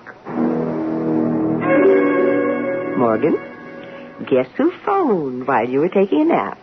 No need to tell me. I've been expecting to hear from my second nephew. Jeremy will be here this afternoon. Good. When he comes, bring him into my bedroom, and I'll be working on my stamps. How are you, Uncle Morgan? Oh, well enough, I suppose, for an old man. Sure looks familiar, seeing you with a stamp collection. I remember when I was a kid how you and Dad used to compare notes. You're quite mistaken if you think we ever compared notes. But you both collected stamps. Well, I was never anything but a hobbyist. My father was an investor. He always said I didn't know a damn thing about stamps. Uncle Morgan, I'd like to see the stamp my father left you. Is it here? No, it's been put away for safekeeping. Oh, you mean it's not in the house? Well, I didn't say that. But my eyesight is not what it used to be, and I wouldn't want to get it mixed up. Well, tell me where it is. I'll get it for you. Oh, not now, Jeremy. Let's just have a visit. Tell me, how's your business doing? Oh, my business. What a laugh. Uncle Morgan, the fact is I need money, and I have a proposition to make to you. I've already made it clear to your brother that I'm penniless, so don't ask me for a loan. I know a way we can both benefit from the stamp my father left you. Tell me. Turn the stamp over to me, and I'll put it up as collateral for a business loan to tide me over. Then I'll give you your share of... My share? Well, that stamp was left to me. Well, sure, but you and Aunt Martha will have plenty of money to live on, and when I get on my feet, you'll have the stamp back. Don't you see? Well, that's a proposition I'd have to think about. Why don't you think about it now? Oh, in good time, Jeremy. That's enough for today. I'll get in touch with you when I've thought it over. Well, Gordon, you said you were going to talk to your lawyer. Have you come to any conclusion? Well, I haven't been able to see him yet. But I'm convinced that my father was not in his right mind when he made his will. So, what are you going to do? Unless you agree to sell the stamp and give me my rightful share, I'm going to sue you. Why, come in, Jeremy. What lovely flowers. For a lovely lady, Aunt Martha. Oh, thank you. I suppose you want to see your uncle. No, not at all. I came especially to see you. I can't believe this is strictly a social call. Oh, but it is. I thought you and I could get together and do something nice for Uncle Morgan. Oh, that's very thoughtful. I realize that now he's mostly confined to his bed. You must be the family decision maker. Morgan and I have always worked together. Oh, it's only natural with someone his age. Uncle Morgan's mind works slowly. On the other hand, if you and I... You want that stamp for collateral, don't you? Exactly. Where is it, Aunt Martha? Perhaps I shouldn't be doing this. But if we can do anything to make your Uncle Morgan more comfortable, I'll cooperate. Well, you have the right idea. So, now, if you would give the stamp to me? We've been keeping the package in this desk drawer. I assure you, you will never regret this, Aunt Martha. Here. Martha!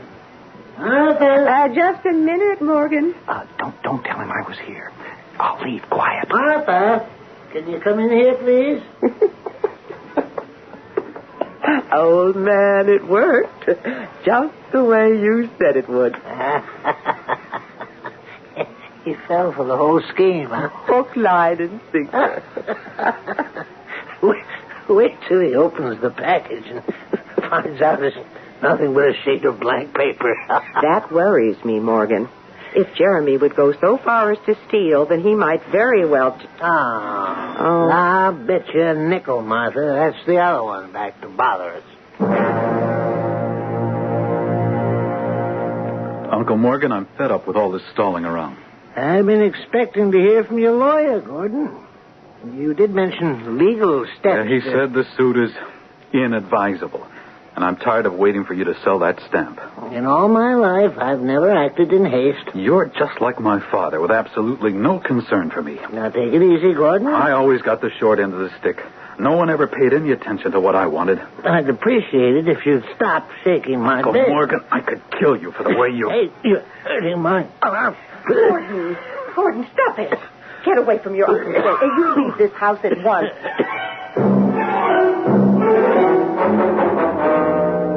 Dearest, are you sure you're all right? Yes. He didn't hurt me. Oh, but the coughing fit. You aren't putting it on this time, are you? No, Martha, no. I feel better now. I'm going to call the doctor. The best medicine will be to keep those wretched nephews away. I will do anything Not to worry, Martha, dear. Just get a paper and pencil and let me dictate a letter. It certainly was good of you to come all this way to look at my husband's stamp. Oh, I'd travel around the world if I thought there was a chance to purchase the very rare rattle-barrel eagle.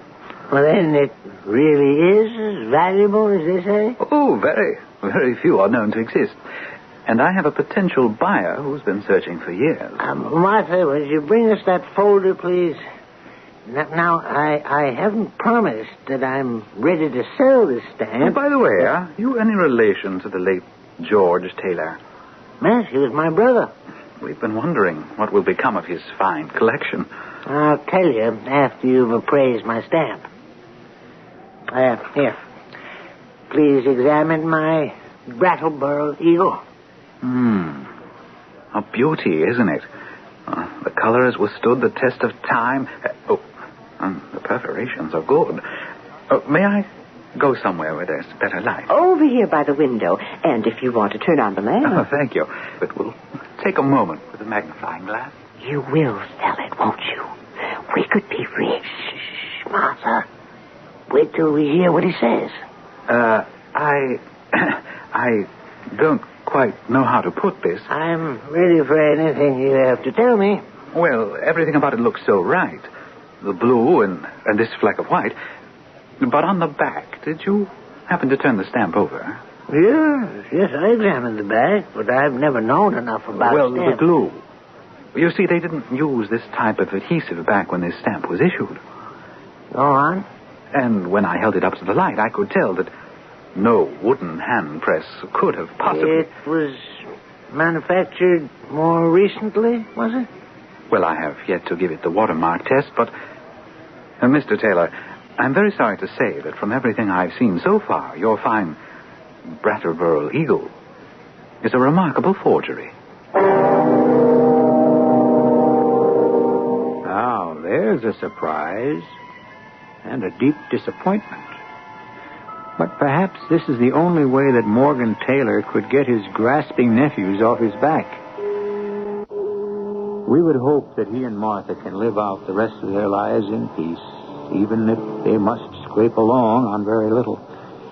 You might think this is the end of our story. Far from it. I assure you there are still some quite startling developments in store, which we'll come up with shortly in Act 3.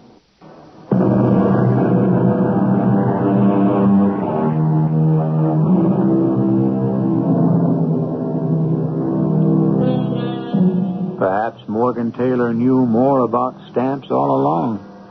It would seem his brother had played a cruel joke, leaving him nothing but a worthless forgery. The valuable stamps in that collection are lost forever, and Morgan, who now knows he does not have long to live, is worried not about his own future, but about his wife. I'm sorry, Mother. If it had worked out differently, I would have put it all in your name. Oh, now, don't you worry about me. All we both must do is to help you get well, the doctor said. I know what the doctor said. And I can read between the lines. Now, Morgan, you're overwrought. But you can be sure we'll hear no more from your nephews once they know the truth about your magnificent inheritance. That's just it, Mother. I don't want them to know. What? Oh, my dear husband. I should have guessed that you'd keep on playing the game. Well, if that's what you call it, a game.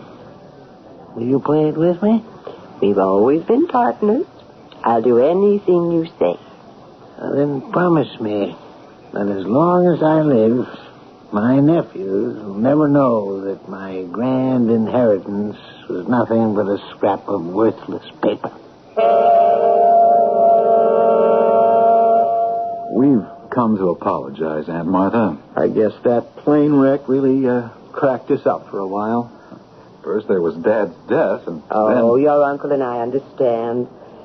You boys have been through a great deal. How is Uncle Morgan? Well, I'm afraid he's not well. These past weeks have taken their toll. He must be kept very quiet. Well, may we see him? Oh, I think not. Oh, honestly, Aunt Martha, we just want to tell him how sorry we are. Well, just for a minute. But only if you talk about cheerful things. Uncle Morgan? Is that you, George? No. No, I'm George's son, Gordon. I always wondered, George, why you didn't come to see me. But now, after all these years... Hi, Uncle Morgan. It's me, Jeremy. Come closer, George. Let me get a good look at you. He's in bad shape. Boy, this is hopeless. You think I fooled the mother? You came close to fooling me. I'm deeply concerned. No, you mustn't be. I may have gotten even with Gordon and Jeremy, but there's no reason for them to take it out on you. No, they never will. But when I'm gone... Morgan, why don't we burn the forged stamp? I have a much better solution. What have you done with it? Open the drawer in the bedside table and take out that envelope. Yes, Morgan? I want you to take that envelope right now and put it in the corner mailbox. Anything you say. Look at it. Look at the address. Morgan, you've addressed it to the dead letter office? Well, that's exactly where it belongs. The dead letter office.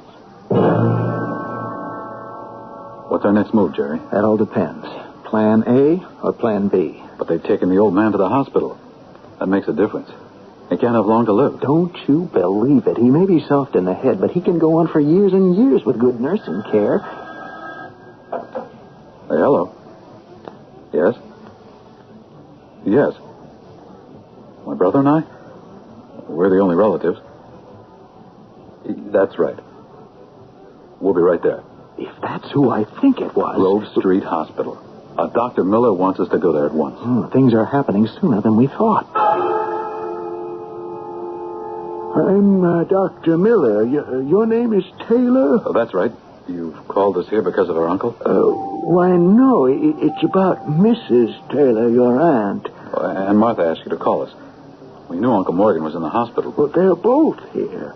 Mrs. Taylor was brought in this morning with a coronary. Aunt Martha? Well, how is she? Resting comfortably at the moment, but I felt it wise to notify the next of kin. Well, of course, you did the right thing. I'll take you to her room. Hello, Gordon. Jeremy, nice of you to come. Well, we only just heard. Martha, this is no place for you. You're looking much too healthy. Oh, you'll soon be out of here. Well, I hope Uncle Morgan and I both will. Aunt Martha, after all that's gone on, Jerry and I have been doing a lot of thinking, and, well, we'd like to really be members of the family. Morgan and I have always been quite self-sufficient. Of course. But since he's been so ill and all... We have a plan we'd like to tell you about. Go on. Well, the woman who lives in Dad's old house, well, it's much too big for her, and, well, we understand she's looking for a couple to share it. You're suggesting that your uncle and I... You see, Aunt Martha, this woman's a nurse, and she could help you take care of Uncle Morgan. Well, I must say that's very interesting. Do you like the idea? Oh, it's incredible.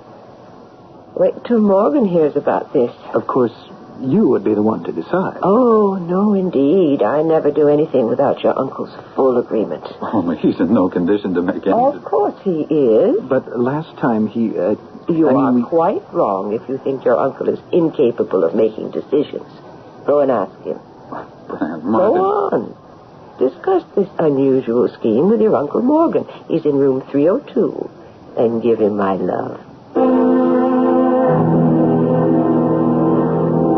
This is ridiculous. If the old boy's in as bad shape as he was last time... Hold on. If he doesn't know what he's saying, maybe we can talk him into anything. Oh, there you are. I was coming to get you. Doctor, we're looking for Uncle Morgan's room. I regret to inform you that your uncle is dead. Oh, well, that's unhappy news, but you must agree, Doctor, it was not unexpected. Very true. Morgan Taylor was a fine man. I've known him for many years. Shall we go back to be with Aunt Martha? Well, I wouldn't if I were you. Let me be the one to tell her. You can come back later. Well, we have clear sailing. That's what you think. Well, of course we do. Aunt Martha has nowhere else to turn. You mean we're stuck with her? Stuck is hardly the word after what I found out. You've been doing something behind my back. I wondered why you were so agreeable. I've simply been using my time to learn more about rare stamps. You got hold of it? No, but I've discovered that the Brattleboro Eagle is one of the most sought-after stamps in the world. Worth how much? At least $200,000. Why, Aunt Martha's rich. Certainly, and when I give her all the details, she'll sell. I won't leave her alone with you for 1 minute. Didn't think you would, but we can't spring this on her right away. Why not? Diplomacy, you fool. We must treat her very gently. All right. I'm the eldest. I'll take care of the funeral arrangements for Uncle Morgan. Flowers, telephone calls, all that sort of thing. Yeah, but first, we must get to the hospital and give Aunt Martha our deepest sympathy.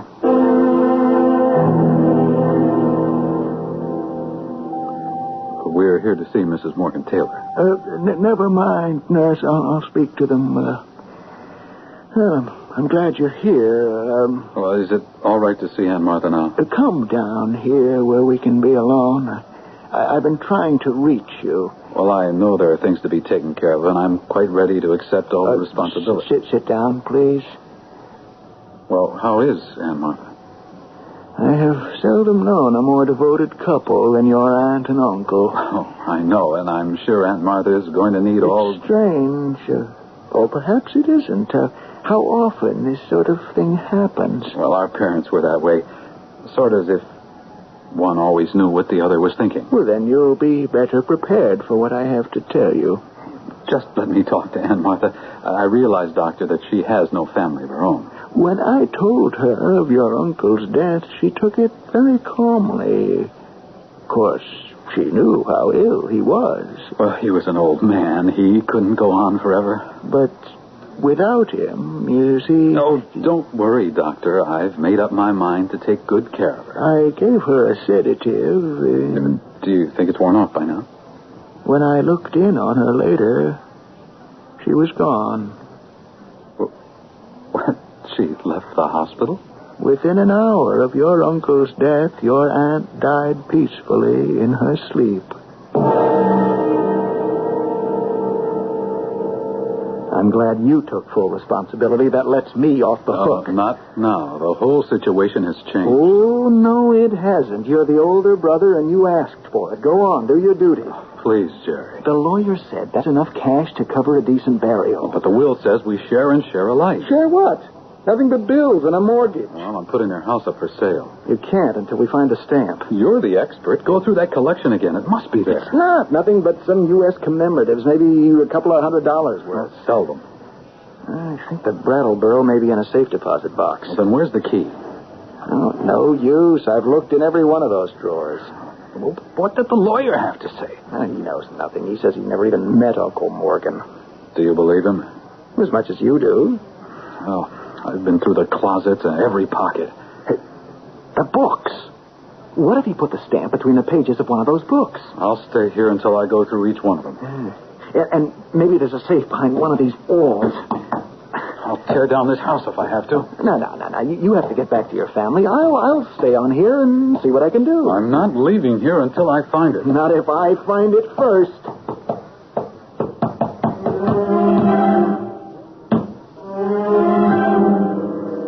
Good luck, boys. We know that no amount of luck in the world is going to help you find that stamp. Retribution? Perhaps.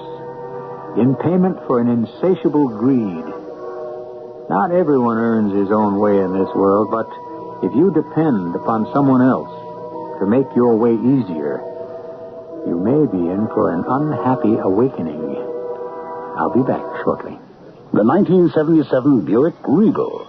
It comes with Buick's terrific V6 engine.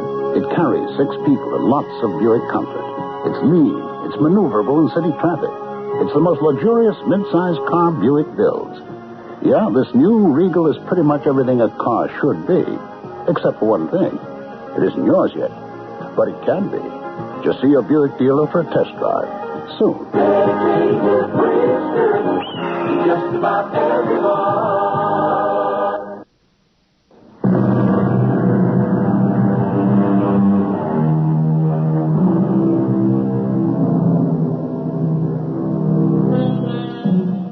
One of the mistakes the brothers Taylor made was writing their uncle off as a man too old to know what he was doing.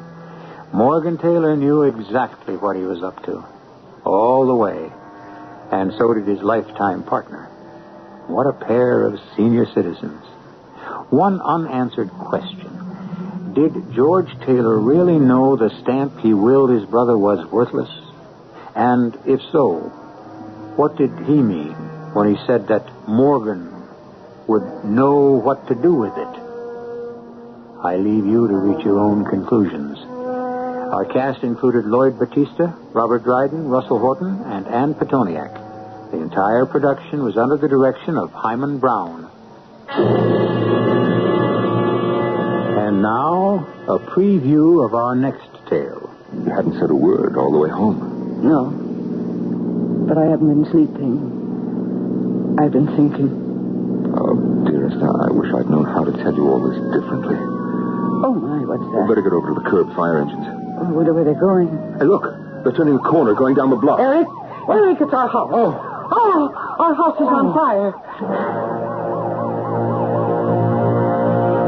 Look at our house, Eric. It's in flames. How did it happen? I don't know. Our house is burning, Eric. Where are you going? My papers, all my work. I can't let them burn.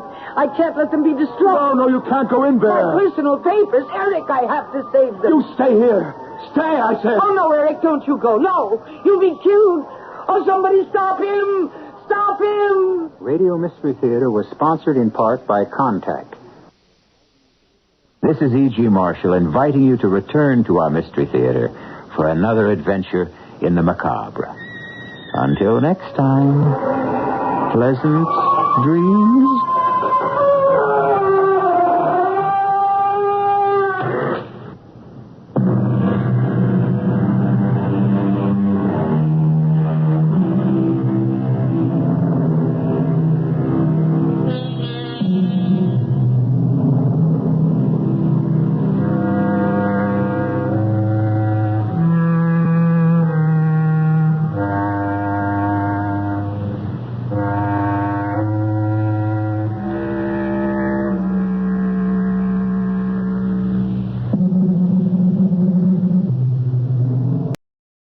Radio Mystery Theater presents...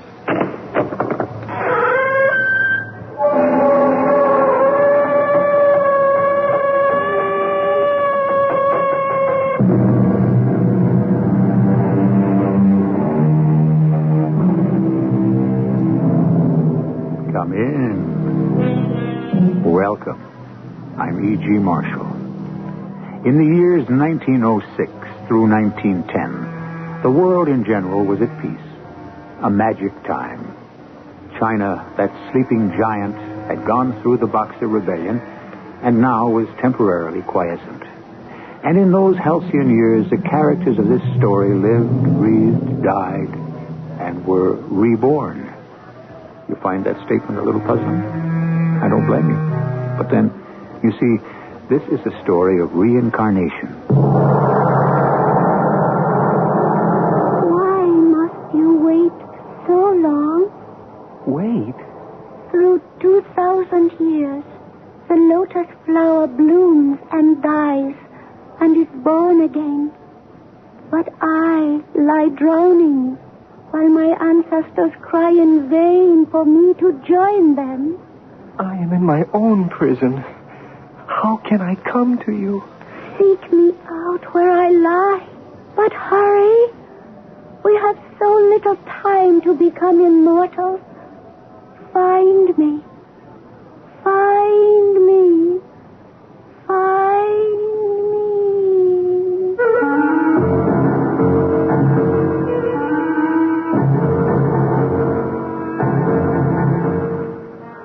Our mystery drama, Legend of Phoenix Hill, was written especially for the Mystery Theater by Ian Martin and stars Howard Da Silva. It is sponsored in part by X-Lax and True Value Hardware Stores. I'll be back shortly with Act One.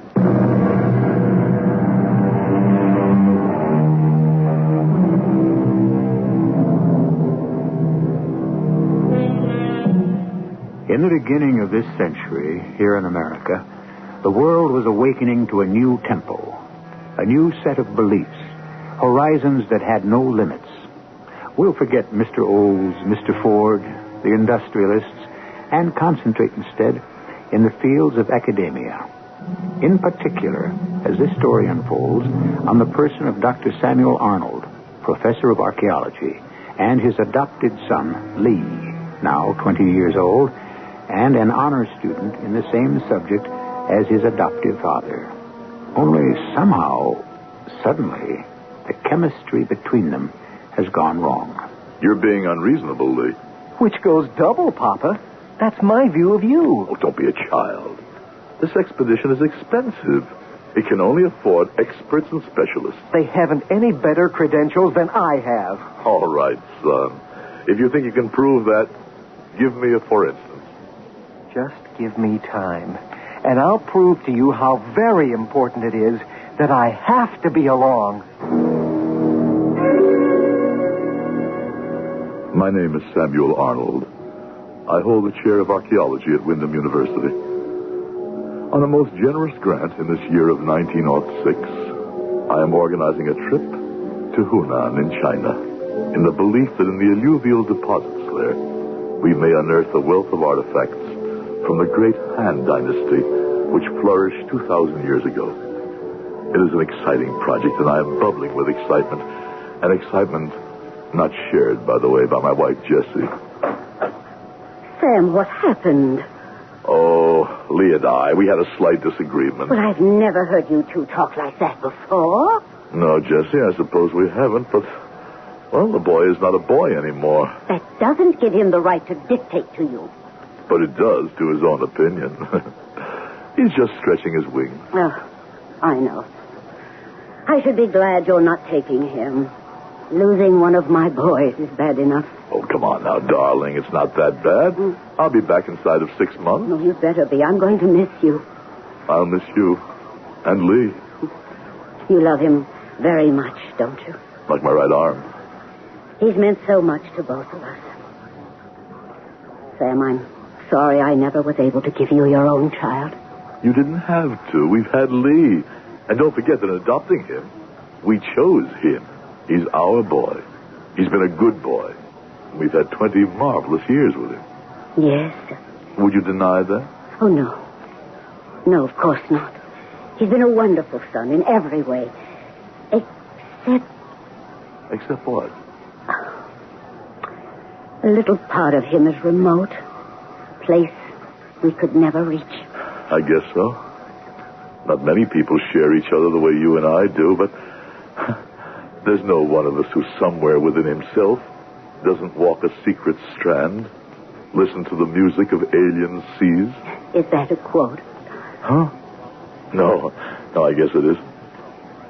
Sam, I don't know, but I think somehow you should take Lee along.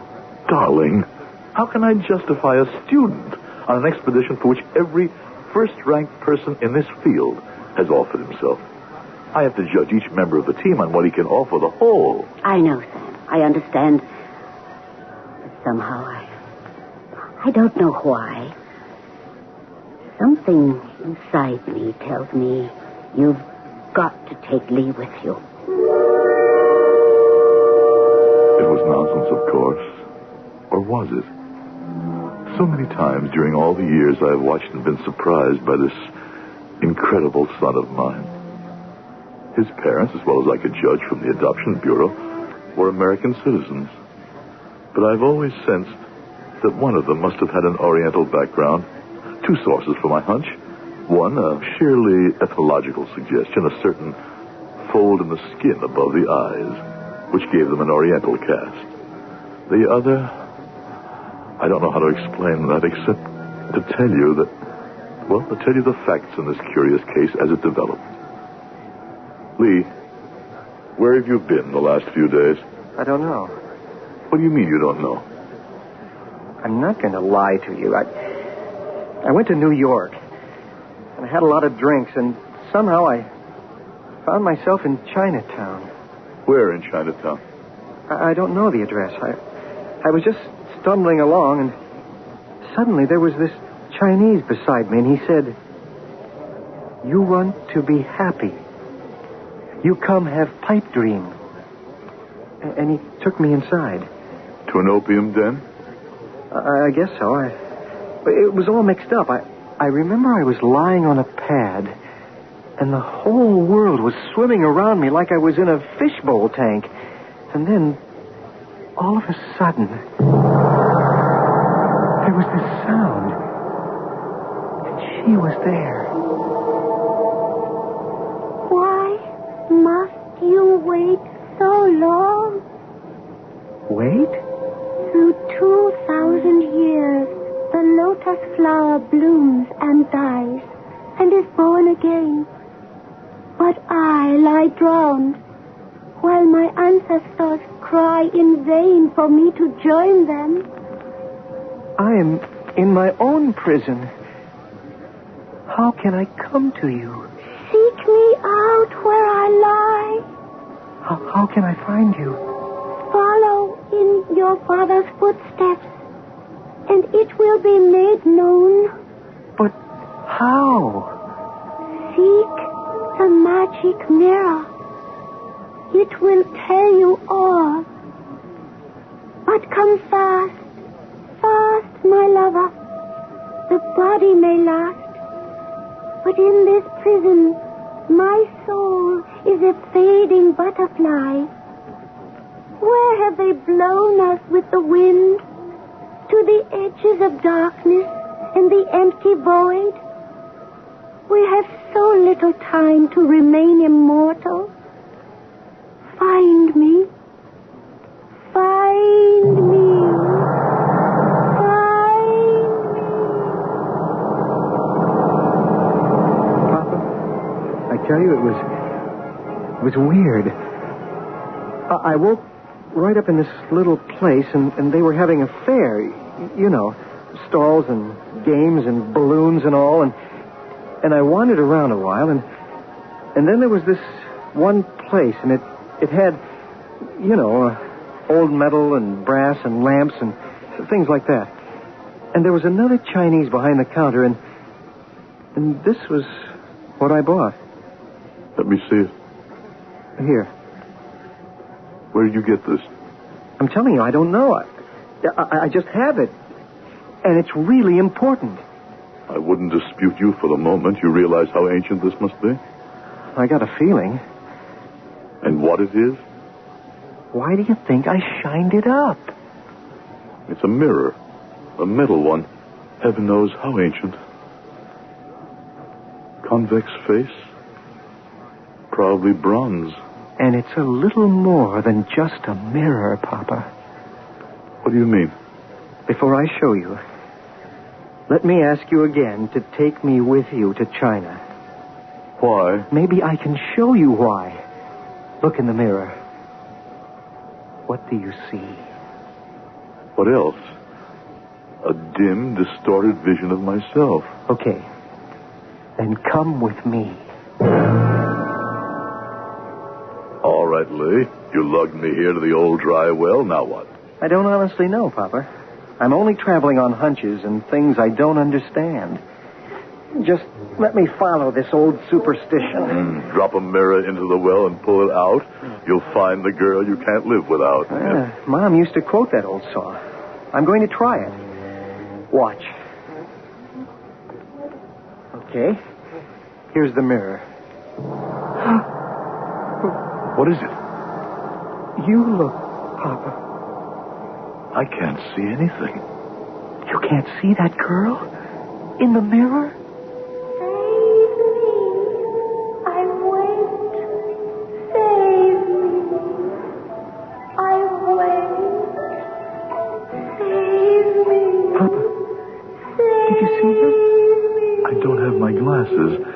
It's a poor image, shadowed and shaky. I'm sorry, son. What did you want me to see? What has to be seen? Didn't you even hear her? Hear her? Oh, what's the use? You can't understand why I must be with you when you go to China. Just convince me you would be of use, and I will take you. Where will you know to go for the dig? That's all mapped out. What do you expect to find there? Artifacts, utensils, evidence of a culture that goes back over 2 millennia. You hope to find more than that? Yes, son, I do. I've done some private research that suggests we might even find, preserved, some remains of actual people who lived B.C. in the Han Dynasty. And I can tell you that you will. Not partially preserved, but wholly so. After 2,000 years? After 2,000 years. How do you know? The voices which have been with me all my life. What happened to me a few minutes ago is not surprising to me.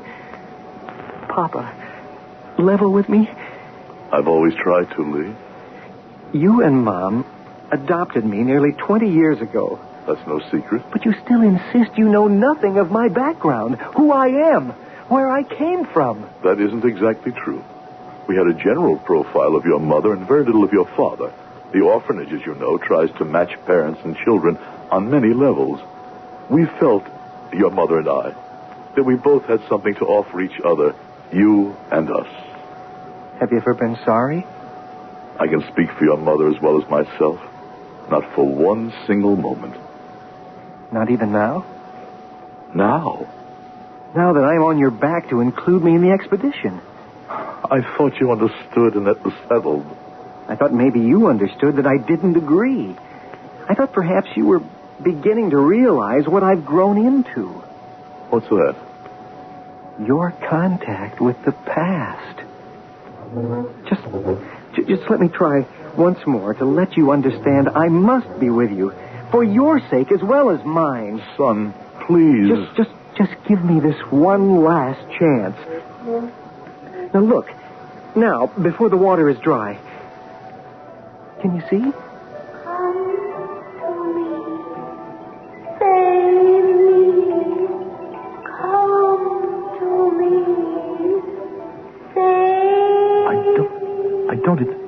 It's not possible, but there is a face.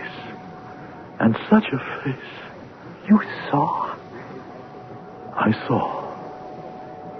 Then may I go with you? Yes, son. You may go. Thanks, Papa. The question that haunts me is, will you come back?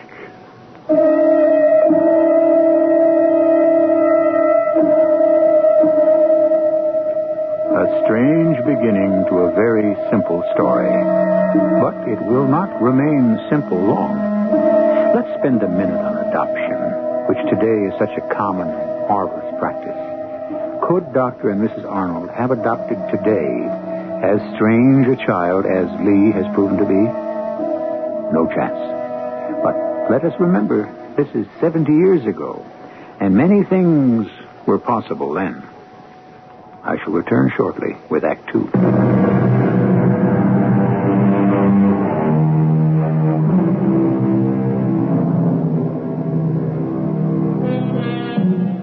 In 1906, the two great methods of commercial travel were the railroad and the steamships.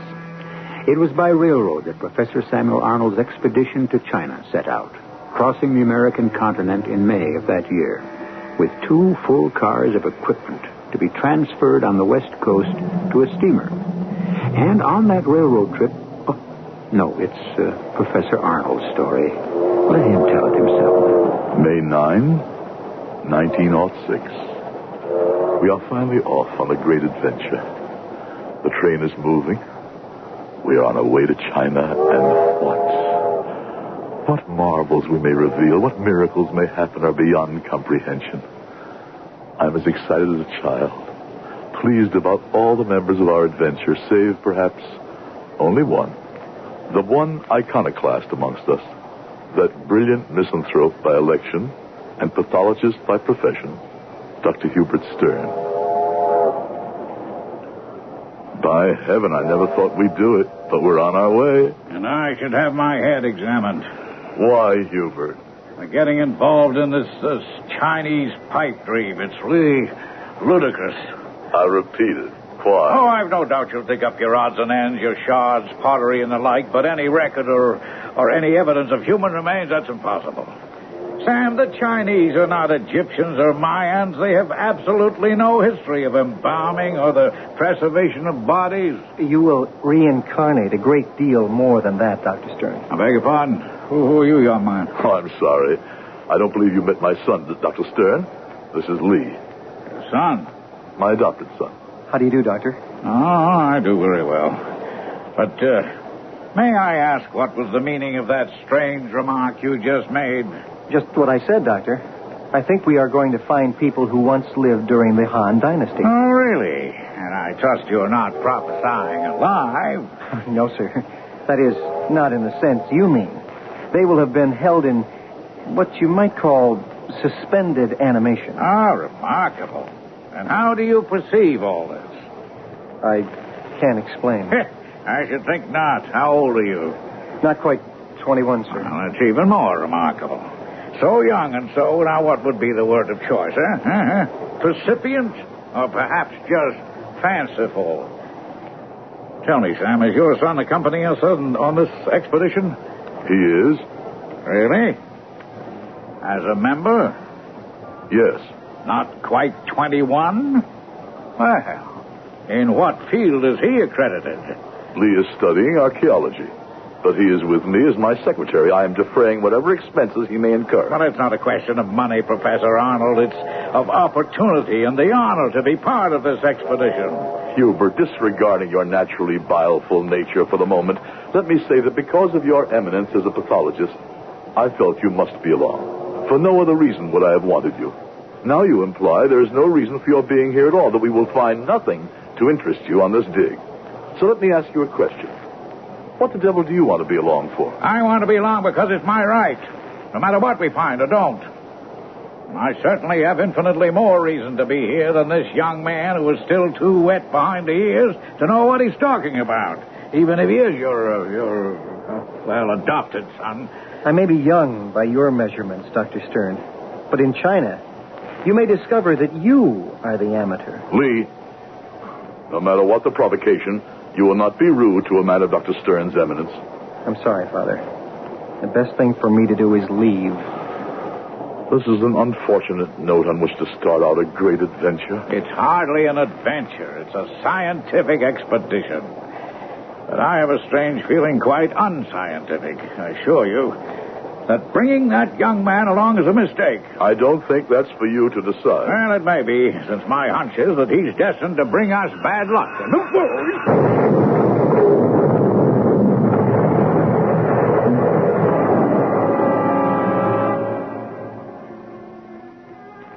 April 19, 1906. We are at last in San Francisco, and the refurbished supplies and equipment lost in the train wreck on March 9th, scarcely after we had begun, are now on the dock waiting to be loaded on the ship. Everyone has taken the unfortunate delay very well. The loss of a month on our special calendar, with the exception of Dr. Stern. He unreasonably has marked Lee as a sort of Jonah, as though he was some threat to our plans. Morning, Sam. Morning, Hubert. Are you joining me? Yes, if I may. You look a little tired. Not tired.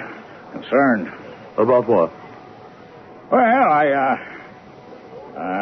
if you must know about the expedition. Sam, I can't explain this, but I'm asking you to send the boy home. What for? Well, I know he's your adopted son, but he shouldn't be on this trip. He carries disaster with him. What are you talking about? If I explained, I don't suppose you'd believe me. But if you persist, I warn you, we are headed for disastrous failure. April 20, 1906, San Francisco. I've been unable to keep up my log for a couple of days. I'm heartily ashamed now that I laughed at that ridiculous little man, Dr. Hubert Stern. His prophecy has turned out to be true. This vital, throbbing port now lies in agonized ruins after the terrible earthquake that struck it the day before yesterday. Not that I think my son had anything to do with such an elemental force of nature. It is only that my conscience gnaws at me. What strange, mystical voice cried out a warning to Dr. Stern? And why was he so certain our mission was doomed? Dr. Stern is gone, crushed in the first tremor. And when the port will return to normal is anyone's guess. We are facing, at the very least, another long delay. I'm determined that's all it will be. Captain says we should be making land soon, Papa. Thank heaven. I don't like this weather. Neither does the captain. The barometer's dropped out of sight. Looks like there's a typhoon on the way. Granddaddy of them all. Oh, but look! I can see. That must be Hong Kong. I only hope we can make it before the storm hits. But we didn't. For that was September 19, 1906. And we were in the path of the biggest typhoon in recorded history. The wind slammed into us like a giant hand, sweeping up the ship like a cork and whirling it away clockwise from the coast and out into the China Sea.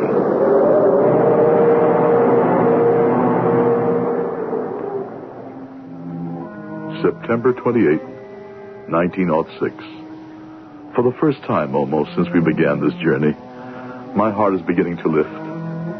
Today we watched the ship from which we were all rescued when the storm had blown itself out, towed into port, and made fast at the dock. By some miracle, waterlogged though she may be, she did not go down. And I'm awaiting now a report from our British contact here in Hong Kong as to how badly damaged our cargo is. Come in. Hello, Sir Reginald. What news? Rather good, Sam, actually. Take a little time, it's drying out, one thing and another, but I don't think we have to be too down in the mouth. Oh, by the way, Professor Arnold, allow me to introduce His Honor Huang Du Cheng. I am most honored, most estimable Professor. Thank you. How do you do? Mr. Cheng is, shall I say, Mandarin or governor of the area where we all hope eventually to dig in Hunan. Well, this is a pleasure. I'd expected to meet you on your own home ground. Surely it's a long trip here to Hong Kong from Saragossa. A long trip, yes, but I felt an imperative one. I wish you to call off your expedition, Professor Arnold. Call it off? Certainly not. Sir Reginald, I thought I had the assurances of the British government that... Oh, no one's going back on his word or anything like that. The point is, the matter is more or less academic for the moment, don't you know? No, I don't know. Why? Well, with the delays, we've rather come a cropper. I mean, we've lost the good summer weather, and winter is hardly the time for a dig. We still have a couple of reasonable months. Certainly enough time to make a start. The delays have been unfortunate, of course, but accidents of nature... Excuse me, Professor, but we Chinese do not consider them accidents, and certainly not wholly of nature. A train crash because of a river flooded and swept away the roadbed, the San Francisco earthquake, a monstrous typhoon. Surely you can't believe our expedition had anything to do with them. I'm afraid we do, Professor. What? Our ancestors, we think, have spoken. They do not wish to be disturbed. But good Lord, this is ancient superstition. We are scientists. You can't seriously believe, Mr. Chang, that there's any logical connection between the accidents we've weathered and our expedition. At least one member of your expedition did, Dr. Stern. He felt there was a bad influence traveling with you. How could you know about Hubert? You may remember Dr. Stern visited China several years ago and made our acquaintance at that time. Before he died, he wrote to both of us about... Damn it, I'm sorry to bring this up, but about your son. You can't think that the presence of a boy, not yet 21, is any way injurious to the success of our mission? Let me please explain. First, I must recall to you a legend of our people. In the year of the peacock, or as reckoned in the Western world, the year 23 BC, exactly 2 millennia ago, the Sun Emperor in the Han Dynasty was Han Chu-Xiang. And the Emperor had a daughter of surpassing beauty who was called Mai Lung. According to custom, this princess was promised in marriage to the highest of the mandarins in the province of Hunan. But Mai Lung thirsted after a young warrior in the imperial guard, as he did for her. There was no hope for their love, so the night before the imperial wedding, hand in hand, the lovers climbed the 77 steps of the tower, the sacred temple, and hand in hand flung themselves to their death on the rocks below. The emperor, prostrated by sorrow, had the broken body of his daughter reclaimed and restored and buried in a tomb, so that her beauty would remain undimmed for twice 1,000 years. I am aware of the legend. In part, that is why we are here, with a hope that by some miracle of the embalming art, we may find this ancient princess who lived 2,000 years ago. And my answer to that is over my dead body. And not at least if your so-called son is part of that discovery. So-called? Just because he is adopted? And why? What do you have against him? The young warrior with whom Princess Mai Lung met her death was called Li Tseang. When he lay broken on the rocks, he was not yet dead. It is said he screamed aloud that in another world, another time, he would come back to reclaim his love. We believe, my countrymen and I, that your son Li is the reincarnation of that man. And we will not let him take our princess from us.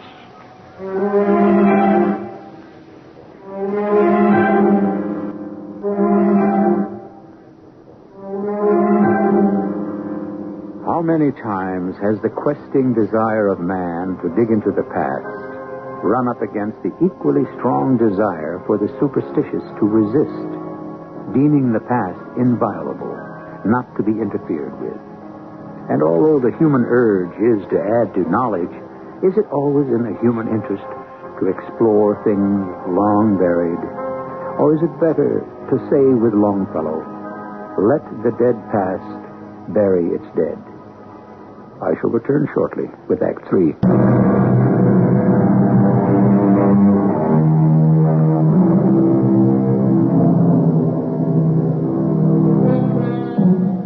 Whatever Henry Wadsworth Longfellow's feeling about leaving the dead undisturbed was, it is not shared by Professor Samuel Arnold. He has come to China to dig. And to paraphrase a utility company slogan, dig he must. So, unwillingly, he has forced himself to a disagreeable task. So what you're trying to tell me, Papa, is I'm out? It's so ludicrous, I know, but we are on an alien shore when in Rome. I know this is important to you, an adventure, a call, a dream, even something more than that. But... A lot more than that. Remember the mirror in the well? Remember the face? Yes. And remember you agreed that I was your contact with the past? Oh, that was 1,000 lifetimes ago after what we've been through in the last few months. Son, if I try to take you with us, they will not grant permission for the expedition to leave.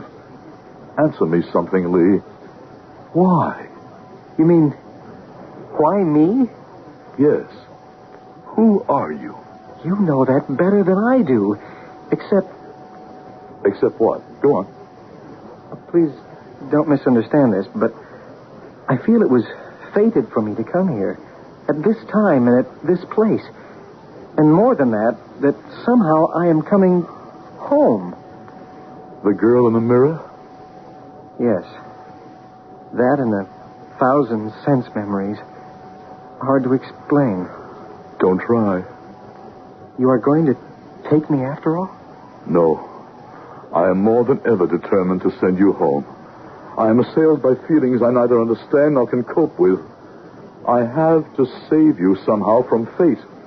And for your mother, who might never forgive me if I didn't. I'm arranging for your departure on the first boat I can book you on. 5 October, 1906. At last, we are on the site. A whole lifetime of anticipation, dreaming, speculating. I feel guilty about Lee, but I mustn't. I can't think of that for the moment. With Sir Reginald today, I scrambled all over Feng Huanshang, which means Phoenix Hill. It's really quite incredible when you face it. What? That you are so convinced we will uncover human remains. Why?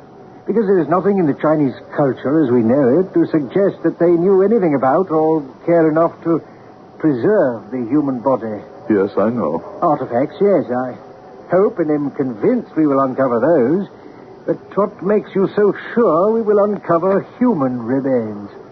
I don't know. Write it off in American terms to what we call a hunch. A little more than that, I should think.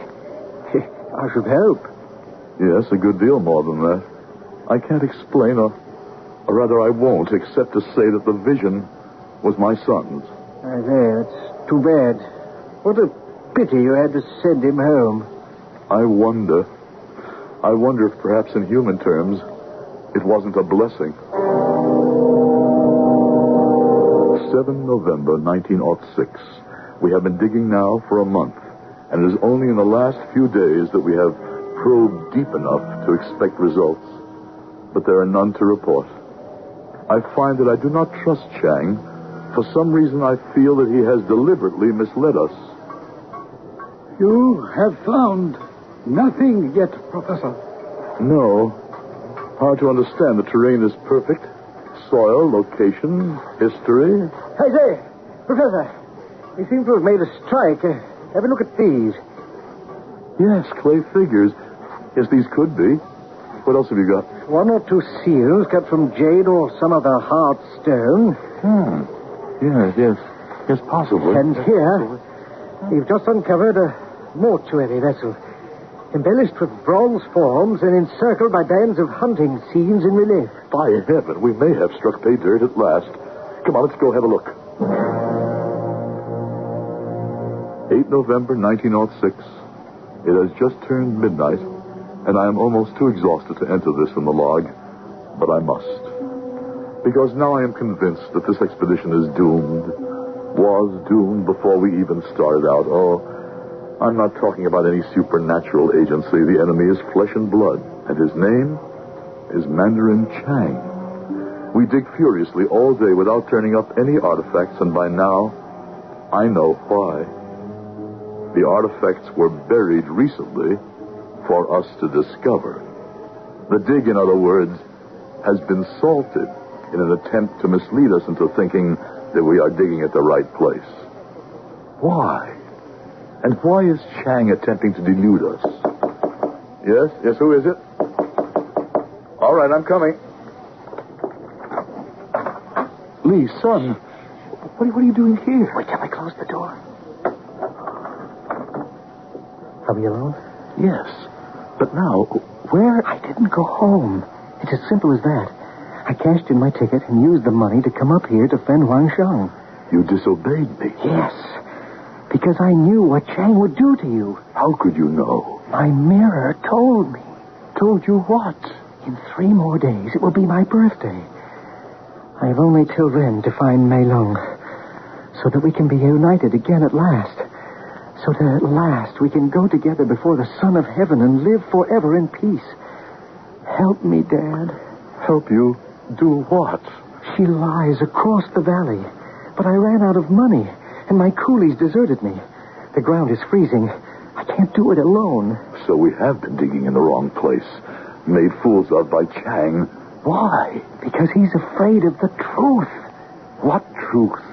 2,000 years ago, the Princess Mai Lung and I gave ourselves to each other in marriage in the sacred temple of the 77 Steps. But before we could run away together... Seize him! You are too late, Mandarin Chan. We are married. Seize the priest, too. Take him outside, kill him, and burn the body. No! No! Do not hurt him. He knows too much. He has to die. And Lee, not Lee, too. That depends on you. If you will marry me, I will let him go. But I cannot. I am already married. Only the boy, you, and myself know that. And my soldiers, they can be trusted to keep the secret. If you wish to save Dik Setung, you must marry me. I will not lose face. You cannot force me. Take him. One of you help me with the girl. Let me go. Let me go. When my father hears Your of father this... promised you to me, and I intend to have you. Don't think of me. Think of yourself. To die is not so much. And you will join me one day.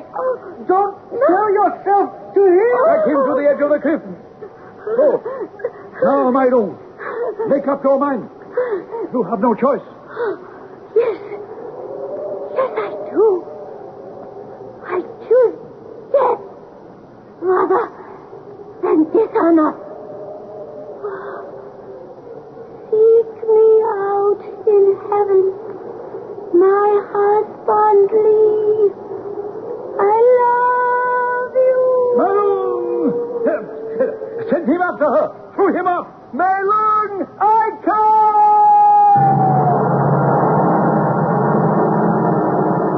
The Mandarin was Chang's ancestor. He was able to cover up the murder. And all these years, the secret has been kept. It has lain buried in the coffin with Mei Lung. How do you know all this? The same way as I know where she lies. She told me through the mirror. This is how I found the right place. Holding the mirror by this cord around it and using it like a dowser uses a wand or a stick to find water. Watch and listen. My darling, darling, I have waited so long. We all of us watched and listened in awe, heard the faraway voice, watched the burnished metal glow and shimmer in the dancing light of the flare, and swore that just for a moment we could see in it a face, young and of unsurpassed beauty, the face that 8 hours later stared up at us from where the Princess Mei Lung lay in what had been an airtight coffin, immersed in a bath of red liquid, 2,000 years old and as perfectly preserved as if she had gone to sleep only the night before. I must say, I'm absolutely dumbfounded. I might say I'm terrified. I have a terrible feeling that somehow we are not at the end of this. If you mean Chang, I don't think he dares make a move against us, no matter how much he values his precious face. Surely a 2,000-year-old legend can't matter all that much to him. I don't know. That's why I gave young Lee a revolver. If he's going to insist on standing watch over the little princess all night, I thought it better your son should be armed. My son? I wonder, is that really who he is?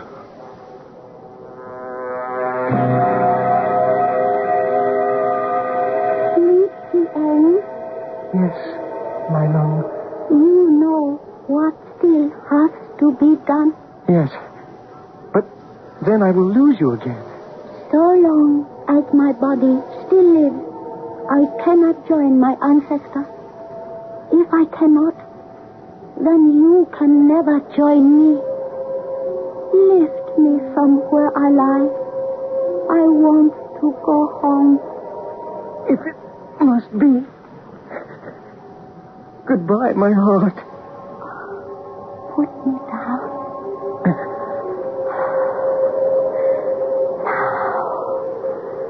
Now, my soul can escape the prison of my body. We will soon be together again. So, here you are. But it will do you no good. Die, you fool! You kill. What happened, son? Watch out. Chang has a gun. He's dead. And you, son, are you? As good as dead. Good Lord. He's taken the princess out of the coffin. Help me get her back, Professor, before... Too late. She's gone home. And I'm going to join her.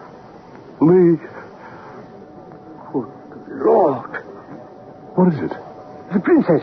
Look at her. She's literally dissolving. And my son, he's turning to ashes. They're both going back where they belong.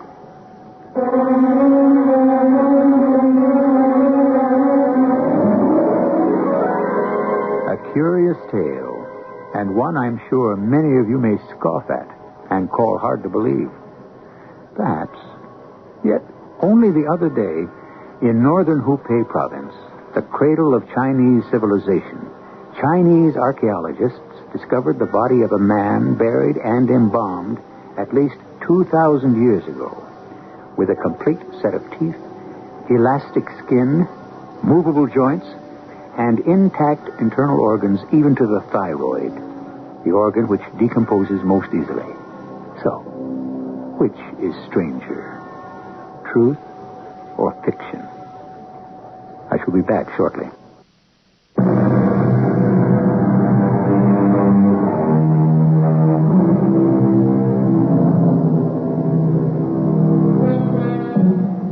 Death is nearly always tragic, particularly when it overtakes the young.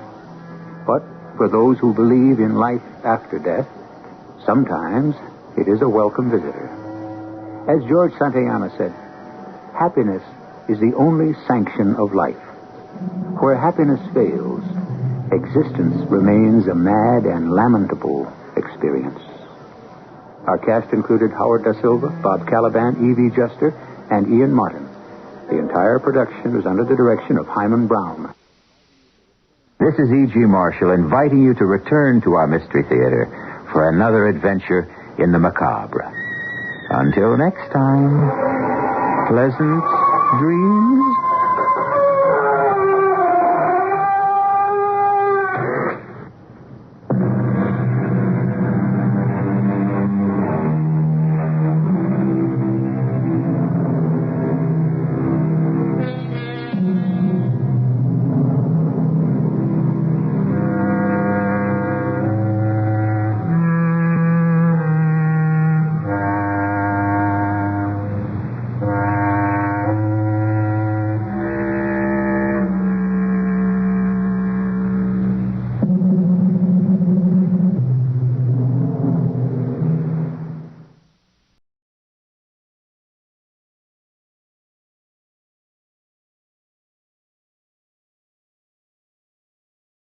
CBS Radio Mystery Theater presents...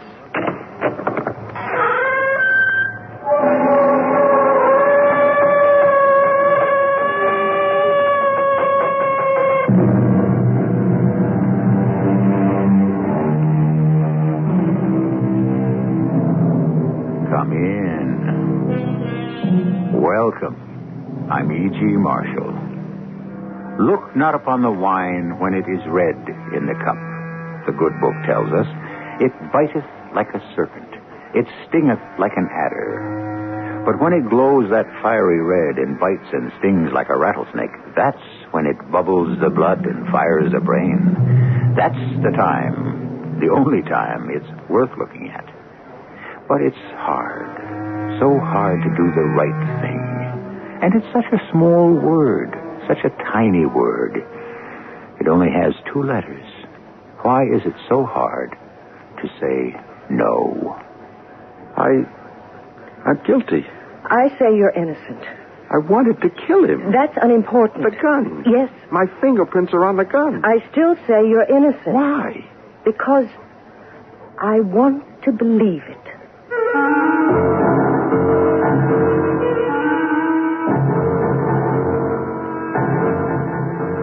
Our mystery drama, Little Green Death, was written especially for the Mystery Theater by Sam Dan and stars Kim Hunter. It is sponsored in part by Buick Motor Division and Contact, the 12-hour cold capsule. I'll be back shortly with Act One.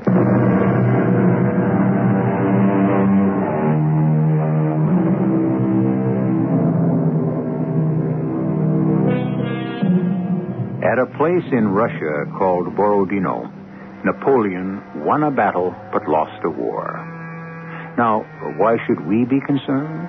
This is, after all, the Mystery Theater, not the History Theater. You see, at the Battle of Borodino, Napoleon was not his usual alert, brilliant self. He was tired. It was an effort to think, to act. Why? Because he had a cold. And why did he have a cold? Because his feet were wet. And why? Because his orderly was drunk the night before and had neglected to make sure that the emperor would have a pair of dry boots. And so the history of the world was changed. We don't even know that orderly's name. But let us consider some other workings of blind chance. Oh, my head. You looking at me for sympathy? Please don't shout. I'm only whispering. This time, I swear I'll stay on the wagon. Till you fall off again. Look, I got it down to once a year. Once too many. Where did you go last night? Oh, boy, do I know. Well, what did you do? Do I remember? All year, you hardly touch a drop. I know. And then one night, for some reason, for no reason you ever want to talk about, you just get blind, staggering drunk. Now, why? If I could answer that. If only I could answer that. Are you going to work today? Oh, sure. Big sale. Got to open the store early. Elmer, look, about the note. Yeah, well, that's why I thought we'd have the sale. Raise cash quickly. Did you talk to Bob Kirtland? Well, yeah. About an extension? You know Bob Kirtland. He said no. Well, don't worry.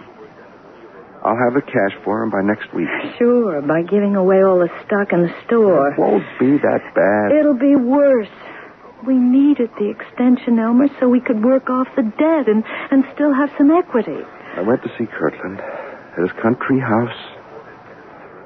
I told him if he didn't give me an extension, it'd mean I'd probably have to go out of business. You know what he said? Mm-mm.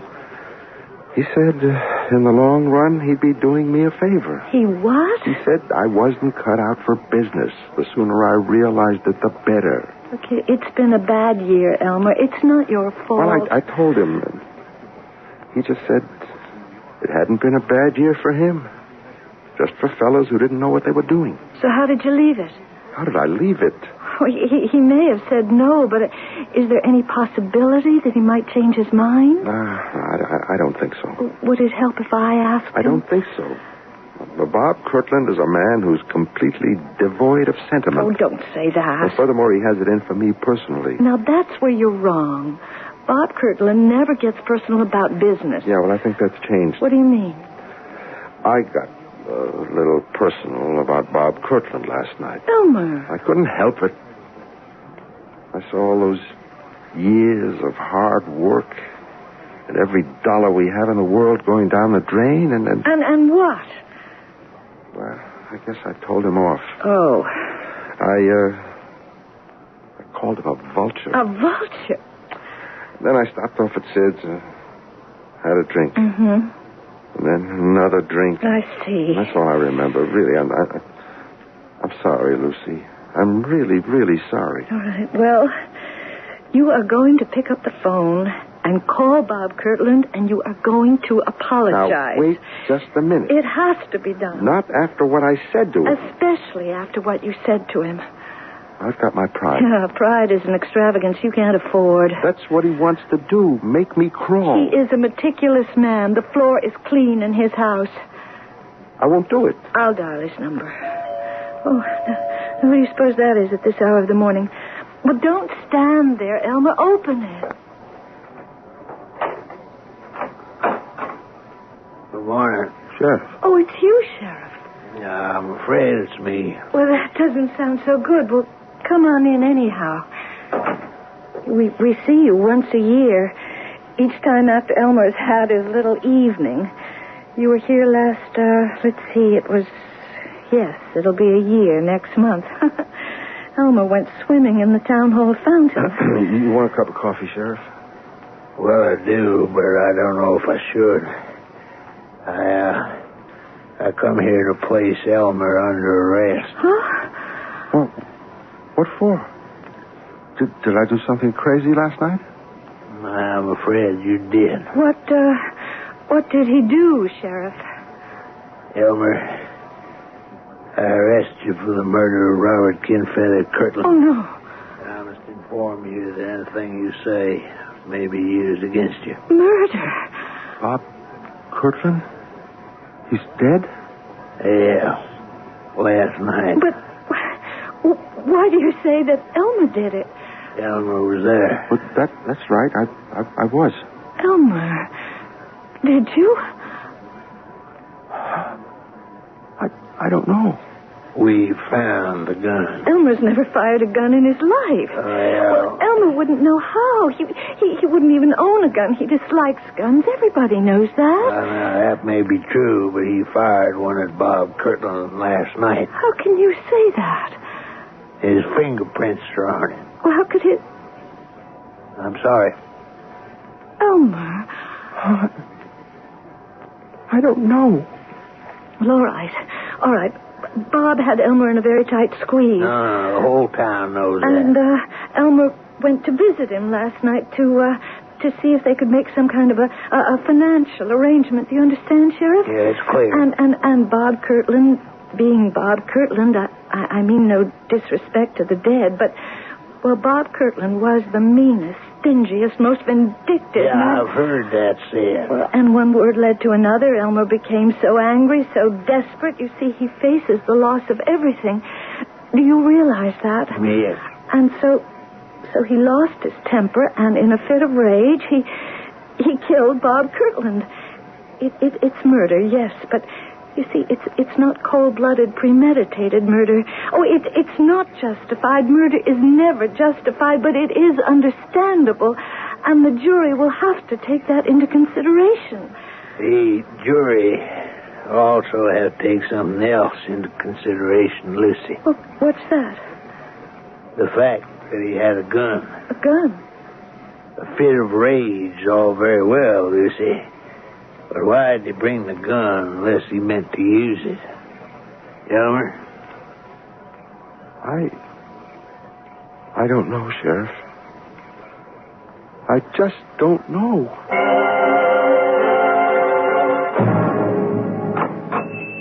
Lucy. Well, I didn't think you'd be in the store today. I can't afford not to be in the store, Phil.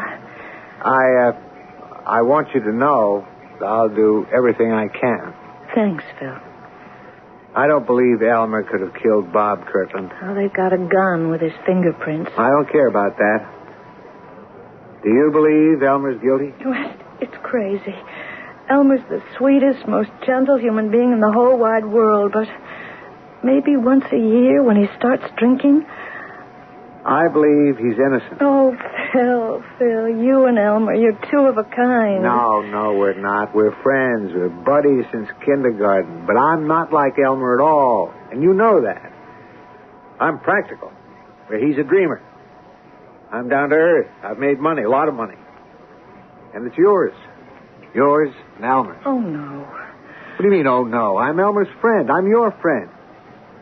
You should have borrowed the money from me in the first place instead of going to Bob Kirtland. Well, you don't borrow money from friends. Now, look, Elmer needs a lawyer. Well, I thought I'd ask Lou Ballantyne. To do what? Lucy, this is a murder I case. know, but Lou is very good. Sure. Drawing up contracts, writing wills, but he's never, ever defended against a murder charge. Yes, but still, It's like it is with doctors. You don't go to a psychiatrist to take your appendix out. Now, you need a lawyer who specializes in murder, and you're not going to find one in this town. I just don't know what to say then. I do. I've engaged a lawyer for you. You have? You need one of the best lawyers in the world, because that jury is going to be afraid to acquit Elmer, or even to let him off easy. How can you say that? Elmer grew up in this town. Everybody knows him. They'll be fair. Melissa Kirtland is on her way home from Europe. Her father's dead. Now she owns the town. Well... Lucy, look, I forgave you for marrying Elmer.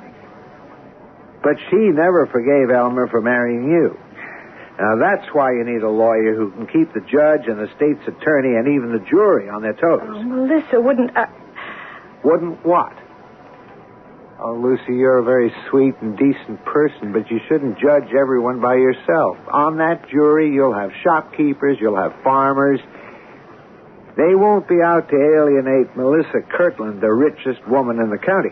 But Elmer wasn't himself. Everybody knows he wasn't himself. It'll be tried before Judge Gary. Judge Gary is fair and honest. And Jerry Holt, the DA, would like to run for governor. The Kirtland family has been the biggest contributor to the party. Phil, I don't know what to do. You don't have to do anything.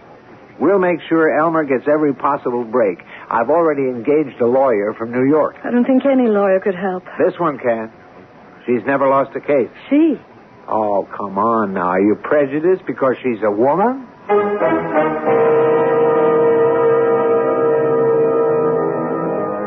Interesting question. When a man faces trial for his life, no one can be closer to him than his attorney. And if the lawyer happens to be a woman, can his wife ever really feel completely at ease? Especially if he's acquitted. It means that the most important thing in his life will have been done for him by another woman. I just bring this up as a bonus. I'll return shortly with Act 2.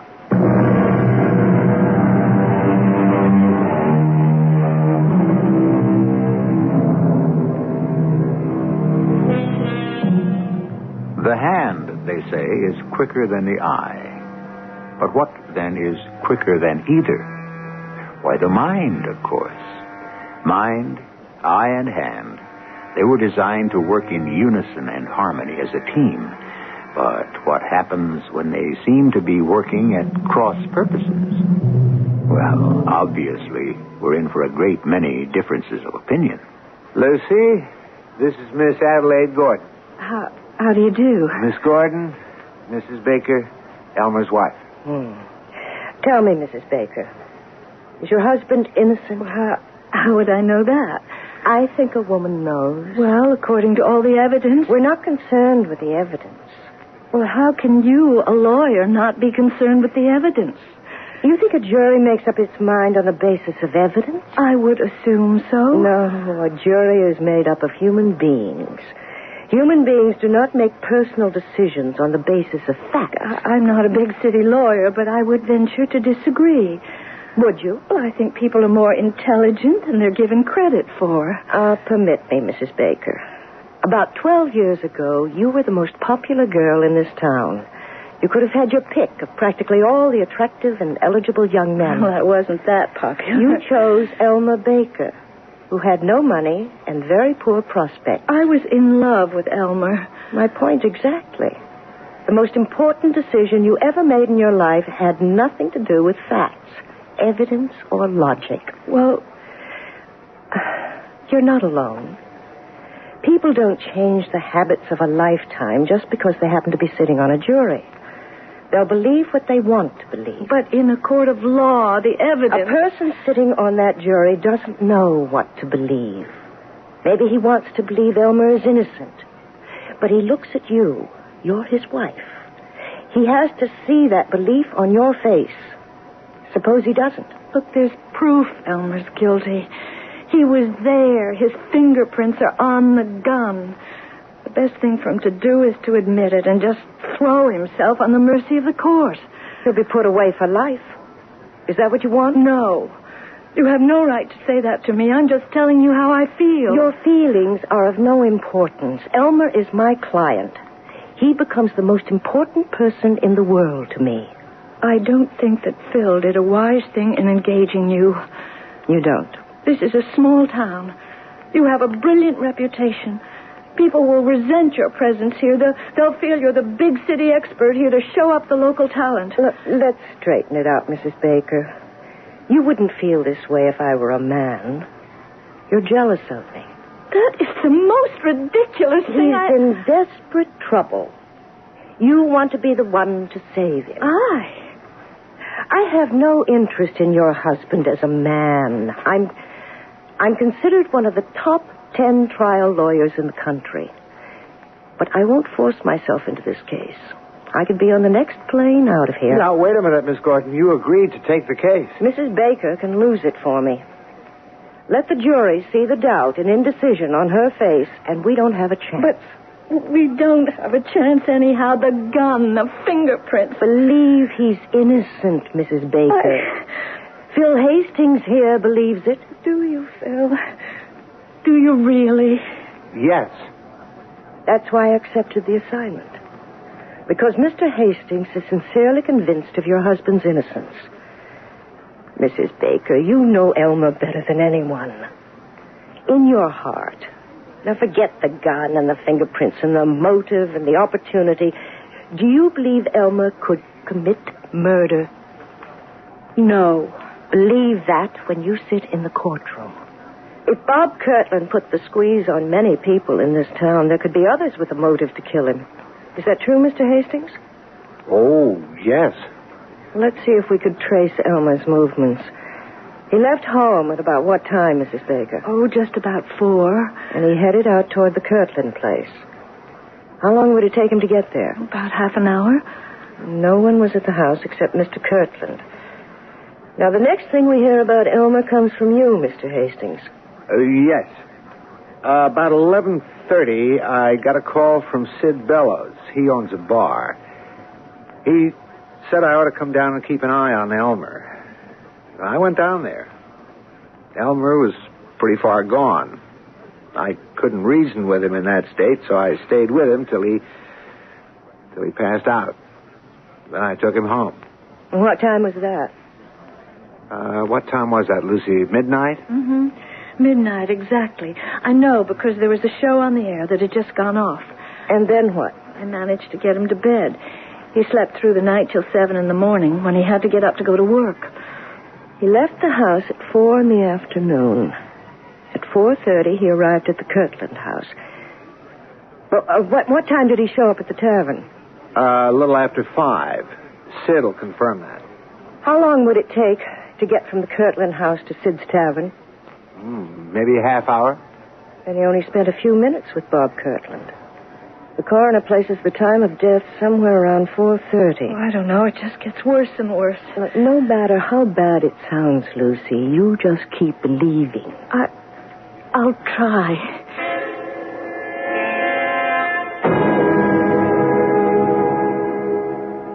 Sheriff, who discovered Bob Kirtland's body? Bill Howley. She comes in mornings, does cleaning. She got there 8 o'clock. Front door was open. She kicked something with her foot. She looked down. It was a revolver. A .32 caliber revolver that fired the bullet that killed Bob Kirtland. That's been established by ballistical tests. Did she pick it up? She was about to. Then she noticed Bob Kirtland lying on the floor, dead. She didn't touch nothing. She's seen too many murder shows. And this is the gun that's supposed to have Elmer Baker's fingerprints on it. Now, I appreciate the fact that a lawyer has to put it that way, ma'am, but it wasn't supposed to have. It did have Elmer's prints on it. How did you find that out so quickly? Well, we knew Elmer had gone to see him, so we just did a routine check. We got his prints at the city hall, Elmer's volunteer fireman. I must say, ma'am, I never seen a murder case where there's so much evidence against a man. How many murder cases have you seen, Sheriff? Ma'am, I must admit, there you got me. I would like to see Elmer now, please. I've heard of you. You mean you're going to defend me? Yes. But you must cost a fortune. I don't come cheaply. Well, I could never afford to pay you. My fee is being taken care of. By whom? You have a good friend. Phil. I won't let him. He's already done it. Let's talk about important things. You, for instance. I understand you go out and get roaring drunk once a year. Why? I don't know. Yes, you do. I guess because I'm a failure. In other words, you feel sorry for yourself.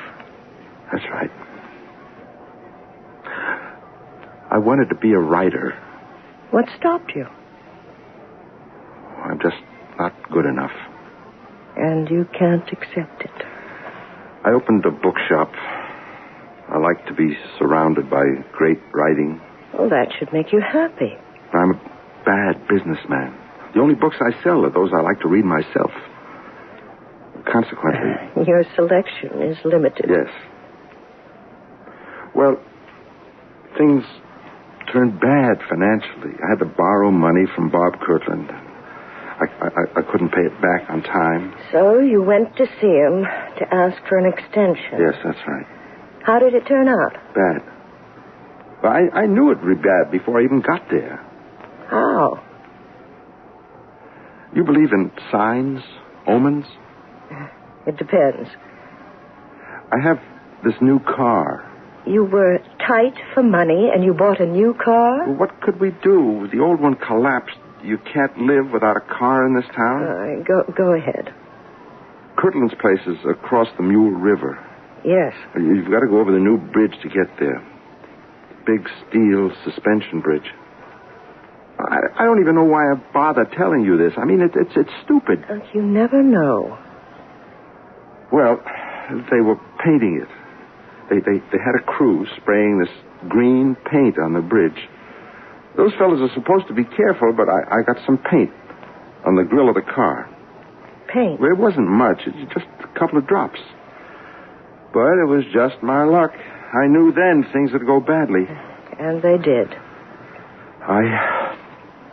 I asked Bob for some more time. He said no. Well, we had some words. And I left. Just to go out and tie one on. Did you kill him? I don't know. You were sober at the time, weren't you? Well, I don't know about that either.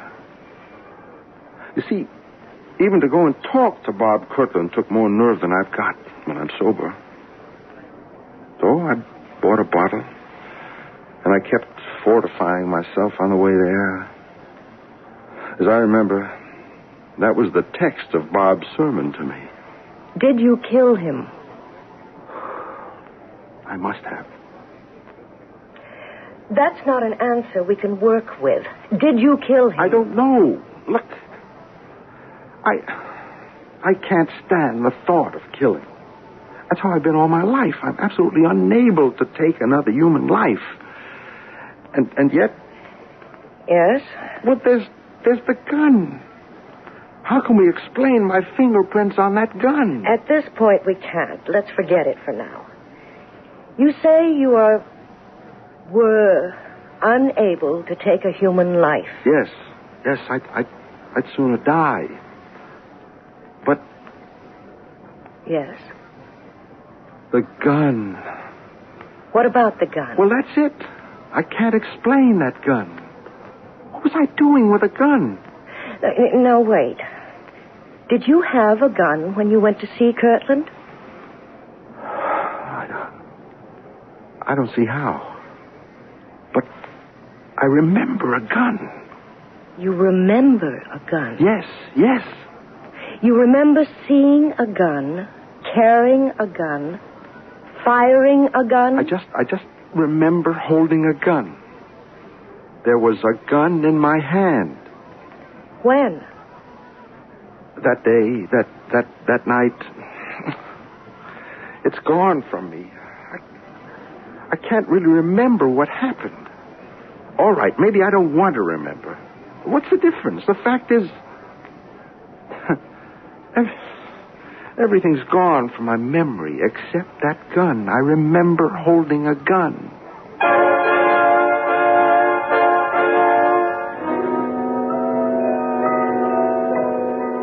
Slowly but surely, it's coming out. He remembers holding a gun. How would you like to be his lawyer? Miss Adelaide Gordon is supposed to be among the 10 best in the country. She's never lost a murder case. How would you bet now? Well, don't risk your money. You'll get the answer in Act 3.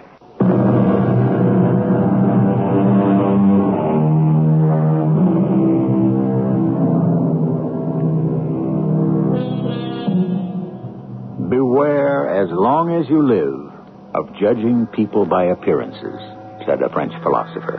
And so, if we must forbear to judge people, how much more vital is it to withhold our judgment of things? Give a man a strong motive to commit murder. Have him present at the scene of the crime. Find his fingerprints on the murder weapon. And now ask yourself this question. Would you rather be the attorney for the defense or the prosecution? You remember a gun? Yes, I remember a gun. A revolver. What do you remember about it? Nothing. I just remember a revolver. I was holding a revolver in my hand. Why? I don't know. And you fired it? I don't know. Where did you get it? I don't like to keep saying I don't know. But you have to help me. I have to start with something. But everyone says... Forget what everyone says. Ask yourself, is it possible for you to kill? But how did my fingerprints get on that gun? Let me worry about that. Let you worry? If you killed him, then that would account for the fingerprints. You were desperate. You acted in a frenzy. Why did you bring the gun? All right, you brought it to scare him. You never meant to use it. You lost your head, you pulled the trigger. You were so scared, so disoriented, you even dropped the gun where it could be found. Well, then, maybe that's what I did. I must know for sure. If you're convinced you didn't do it, then I'll believe you didn't do it. Did you or did you not kill Bob Kirtland? No. All right. I'm not a killer. I don't care how it looks. I didn't do it. Then that's the defense.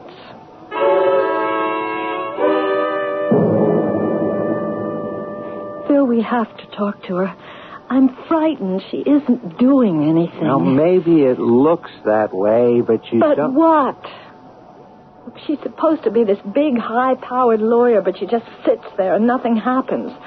The district attorney makes all the points. If I were on that jury... Lucy, it's possible there are legal issues that she's trying to get certain irregularities reversed by a higher court. What irregularities? Well, I don't know. I'm not a lawyer. Is she a lawyer? At least Lou Ballantyne is well-liked in this town. What can we do? Talk to her. Maybe she can change Elmer's plea. I mean, this way, he's sure to be convicted.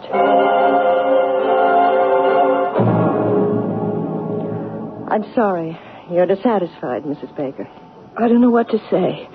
It's obvious we're losing this case. Do you believe Elmer murdered Kirtland? Well, no. Do you, Phil?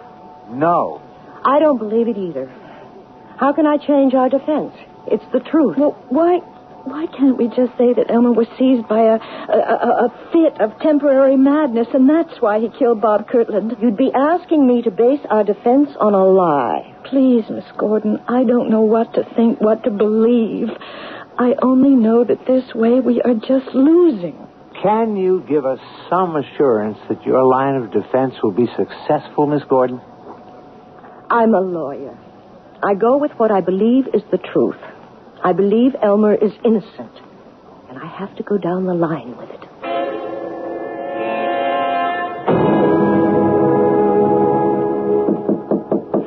Come in.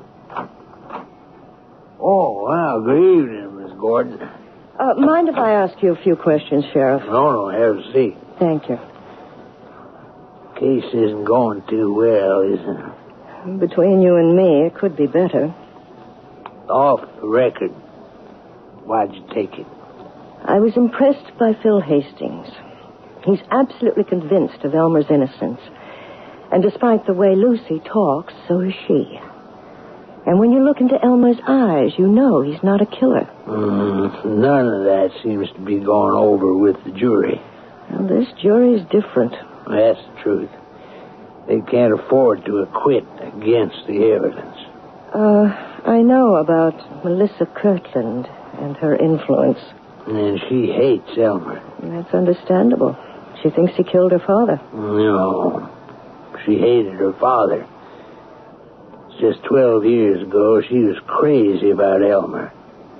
That's funny. Richest girl in town falling for the poorest boy. She made no secret of it. She was out to get him. But he turned her down. And she never did forgive him. He could have married Melissa Kirtland. And instead, he married Lucy. Lucy was going steady. Well, we thought it was steady with Phil Hastings. Phil took it hard. He got into a pretty bad fist fight. I know, I had to break it up.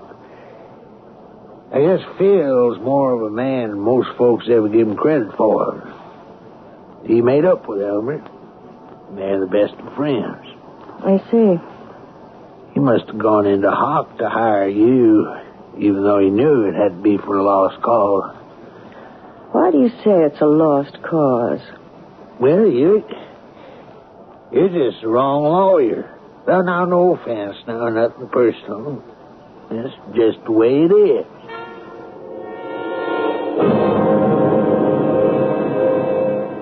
Please. Sit down, Miss Gordon. Thank you, Mr. Ballantyne. Well, I must say, this is an honor. The Adelaide Gordon visiting an old country lawyer like myself. You're much too modest, Mr. Ballantyne. The fact is, I've come for a consultation. Have you been following the trial? Yes. We've never had anything like it in town. You're aware of my line of defense? Yes. What line would you have used? Same one. I would have insisted on Elmer's innocence, just as you are. Why?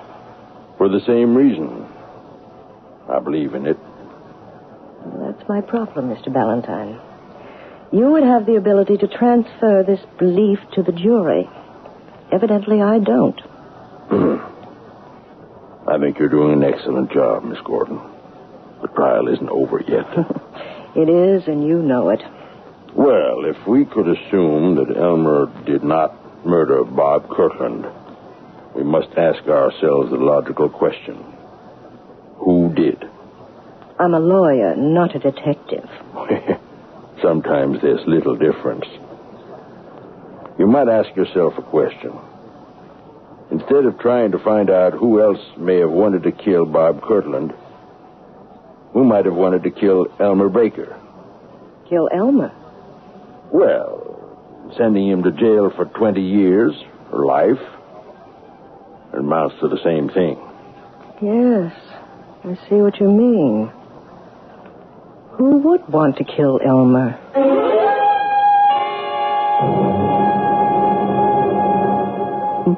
Nobody. I mean, I don't have any enemies. Think. Who? You never got into a fight with anyone? No, never. Well, that doesn't square with what the sheriff told me. He said you and Phil Hastings had a terrible brawl when you took Lucy away from him. That doesn't count. Why not? Phil and I, we were best friends before I married Lucy. And even though we had that very brief flare-up, we've remained best friends ever since. Go back to the day of the murder. Oh, again? Did Phil know you were going to see Bob? Yes, he disapproved. He said he'd lend me the money to pay part of the note. And you didn't take it? I like Phil too much to borrow money from him. You left the store and went to see Kirtland. You drove all the way out there, and you had to cross the what bridge? The Mule River. Big suspension bridge. And they were painting it. Yes, that's what lit the fuse. I got this paint spattered on my grill. Then you had your interview with Bob Kirtland. And from there on, your mind is a blank. Yes. But maybe I did kill him. Look, you get to be 40, you're headed nowhere. You don't have the ability or the guts to do what you really want. Look, don't even start that line of thought. Right now, we can't afford it.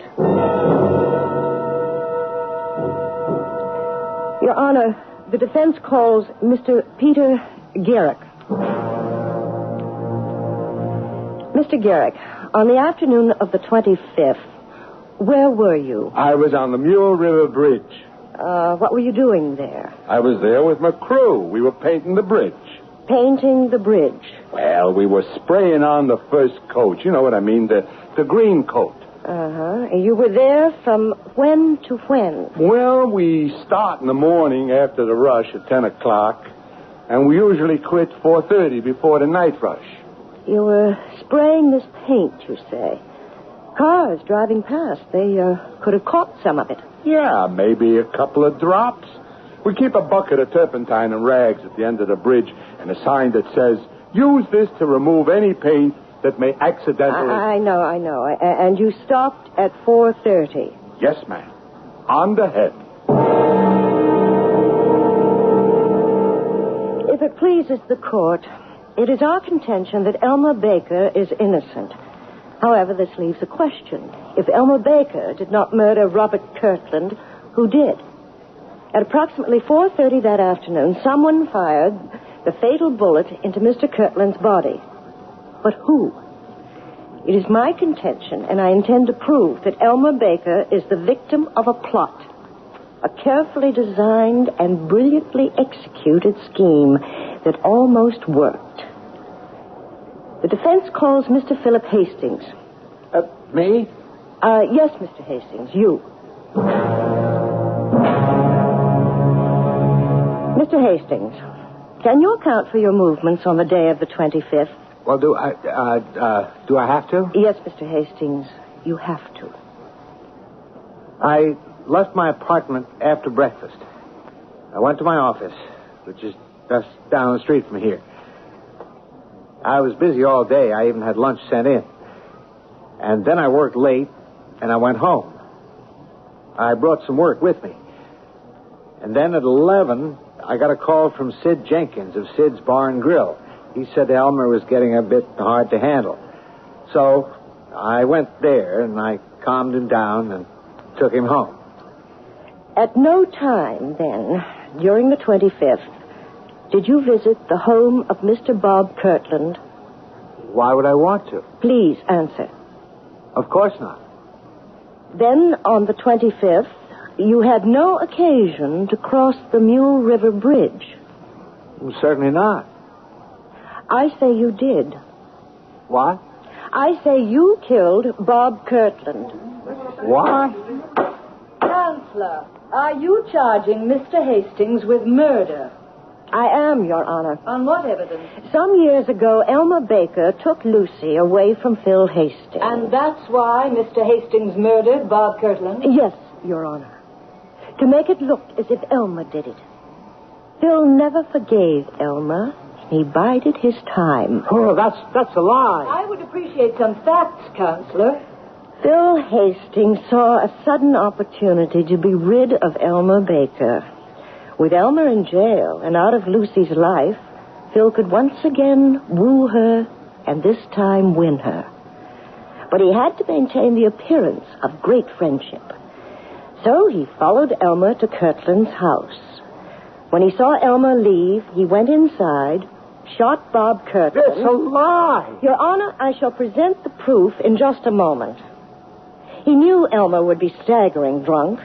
He met Elmer at Sid's bar, took him home, and while Elmer was practically out cold, he made Elmer grasp the butt of the revolver, which is how Elmer's fingerprints came to be on it. Well, that just isn't true. After he brought Elmer home, he drove back to the Kirtland place and dropped the revolver on the floor. What are you trying to do to me? And there was Elmer, neatly tied up for the killing. But Phil had to make sure. In the ordinary way, Lou Ballantyne would defend Elmer. Lou, who knows each one of you in this town, who could have convinced you of Elmer's innocence. So Phil decided to make himself appear a great friend by calling in a famous outsider. Not one word is true. Counselor, this is all supposition. Are there facts? Do you still insist, Mr. Hastings, that you did not go to the Kirtland house on the 25th? I never left this town. You did not cross the Mule River Bridge? Certainly not. Then, Your Honor, I suggest the court moves to the parking lot, where on the right front grille and the left rear panel of Mr. Philip Hastings' car, we will find tiny smudges of the green paint that was sprayed on the Mule River Bridge on the day of the murder.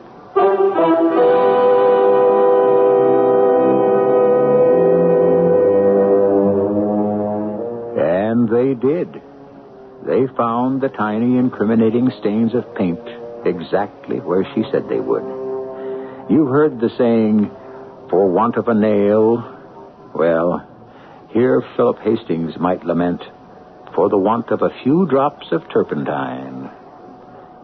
I shall return shortly. The 1977 Buick Regal. It comes with Buick's terrific V6 engine. It carries 6 people and lots of Buick comfort. It's lean. It's maneuverable in city traffic. It's the most luxurious mid-sized car Buick builds. Yeah, this new Regal is pretty much everything a car should be, except for one thing. It isn't yours yet, but it can be. Just see your Buick dealer for a test drive soon. Just about everyone.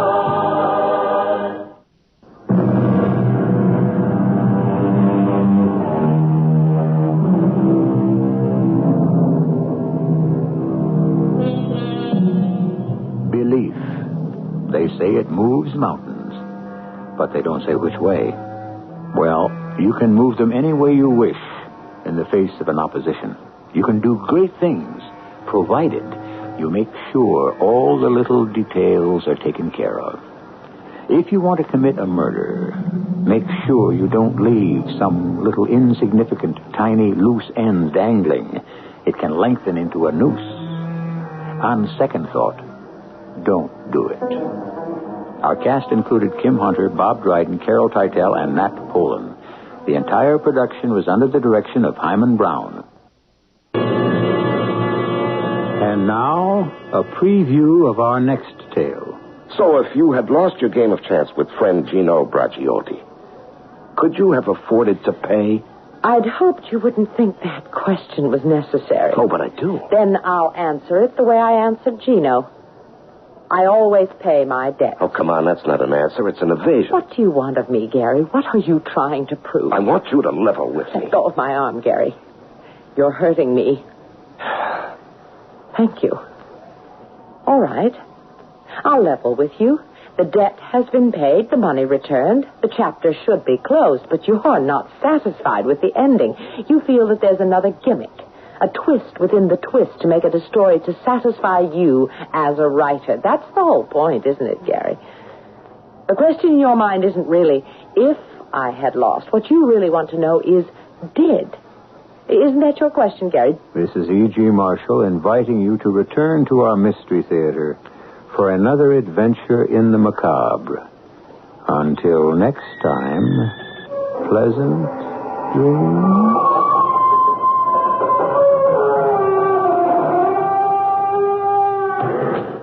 Radio Mystery Theater presents...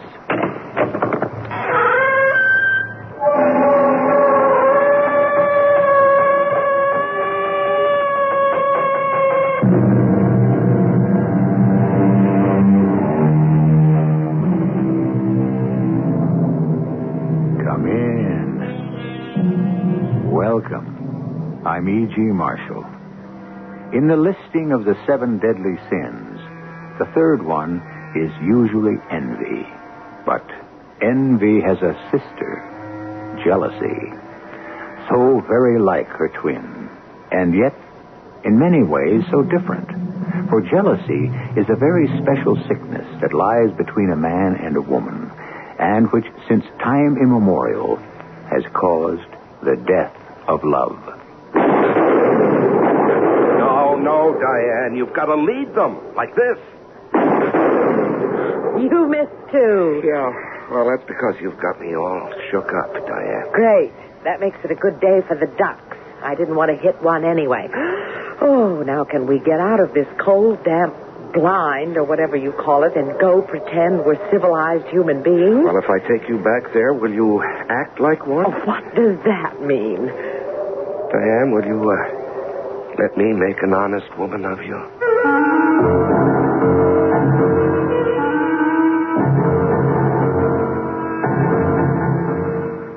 Our mystery drama, The Eighth Deadly Sin, was written especially for the Mystery Theater by Ian Martin and stars Patricia Elliott and Larry Haynes. It is sponsored in part by Buick Motor Division and Contact, the 12-hour cold capsule. I'll be back shortly with Act One.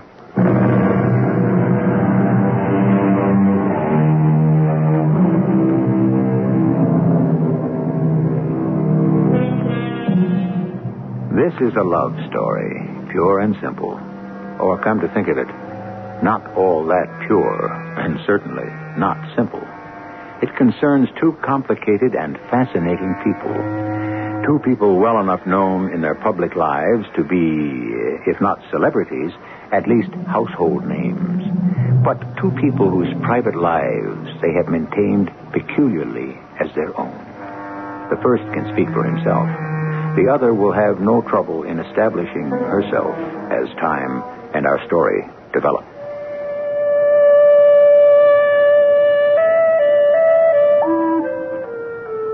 The name is Gary Winter. By profession a writer, by persuasion a wanderer, both of which I work at hard, or did some million years ago. Let me be exact. Some 3 months, 3 weeks, 3 days, and 17 hours ago, I heard the whispering rustle of a taffeta skirt behind me, turned my head, and lost myself forever. On a woman. One woman. A certain woman to the world. But to me, my woman. What makes your eyes so big, Mr. Wolf? You? I plan to gobble you up. You might have trouble digesting me. Yeah, but what a way to die. But why do you have to die? For love? That isn't only outdated.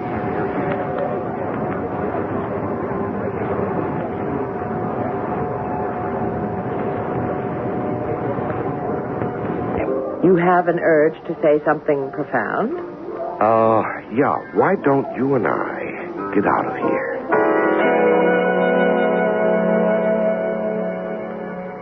My name is Diane Summers. I suppose I'm hardly the most popular woman in America, either with women or with men.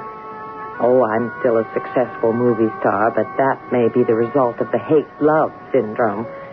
Men distrust me because they think I want to emasculate them. Women, because I don't conform. I'm too outspoken, and I haven't ever married. The press has built me in the image of women's lib. I don't mind that. I'm all for anything that liberates anyone, including women. But that is a philosophy, not a cause. I don't like straitjackets anywhere. I am a nonconformist. But I'm still a woman looking for a man. But I haven't yet found. Or have I? we headed for? Now, there is a monumental question I was just asking myself. I would have never thought of you as indecisive. Oh, I'm not, normally, but, you kind of scare the lymph out of me. The what? The lymph. One of the body's 3 most important fluids. Blood being the first. Right. But I don't scare that out of you. No, lady. You just make that boil. I make a lot of people's blood boil. Mostly for one reason. Well, just one reason for me. Excuse me. This is where we turn. Turn what? Into my garage. Maybe into a new world for us both. Where we are. Not alone anymore. That's the way it began. Gary and me. When we met, I knew who I was. Or thought I did. I know Gary was sure. He knew who he was. As I had from the first time he spoke to me. The top byline in world coverage. Wherever the action was, that's where you'd find Gary Winter. And the man could write like a dream. There was no question we were made for each other. Or to destroy each other. The only question was, which was it going to be? No, Diane. You've got to lead them like this.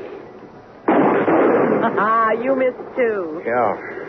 Now, that's because you have me all shook. Great. That makes it a good day for the ducks. I didn't want to hit one anyway. Oh, can we get out of this cold, damp blind, or whatever you call it, and go pretend we're civilized human beings? Well, if I take you back there, will you act like one? Why? Isn't it time we were married? Not really. Who says? You? You want to be married. No, I didn't say that. You didn't have to. Diane, I'm going away on this African story. And Lord knows when I'll be back, or if. You'll be back, lover. You are indestructible. Oh, no. No, I'm not indestructible. Nobody is when the bullet with your name on it finds you. No, I'd like to buy a little piece of immortality. We haven't much time left for that, I mean you, darling. That's all I need. Something to leave whatever is left over of me. I must say, this is the most lugubrious proposal I've ever listened to. Well, it would be if I really thought for a moment I wouldn't turn up again. Hey, listen. Would you like to go with me? Oh, sure. And break all the contracts I've already signed. Well, why do you have to be famous? Would you love me if I was obscure and ugly? No, that is not the point. It took me long enough to find you. I don't want to go a continent away not knowing whether or not by the time I get back I may have lost you again. Now we're down to basics. Well, why not us like anyone else? Maybe because I'm scared. I don't know if I'm ready. I'd ask an awful lot, Gary. I have an awful lot to give. But it doesn't make much sense for us right now. Maybe after you've finished covering your African story and I complete my picture in Italy, we've only known each other a month. Give us time before we make a commitment. I've already made mine. I'm not ready yet. If you'll ever be. Okay? If that's the way you want it. So, Gary went to Africa and I went to Rome. It wasn't exactly a goodbye. Just slow death. There were some letters at first, and then they petered out. Like our affair. Perhaps just as well. So I finished the picture and accepted a 2-week engagement at the Café Louvois in Monte Carlo, where I could sing sad songs and have a love affair safely with every man. Well, I tried to wipe Gary Winter from my mind.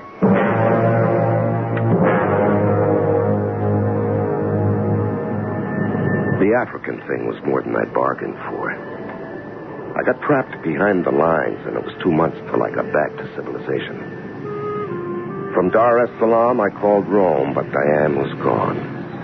I hopped a jet there anyway. By the time I got to Rome, the hottest human interest story in years had broken. And the first thing I had to do was go interview the man who caused it. So I catapulted from Rome to Monte Carlo and to Diane.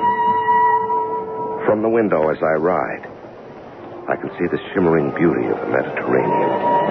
And above my head, the sun is swimming in the bright noonday gold. The color of the sea is a woman's eyes, and the sun is the burnished gold of her hair. One woman, and the churning rush of the wheels makes a song of her name in my blood. Diane Summers, Diane Summers, Diane Summers.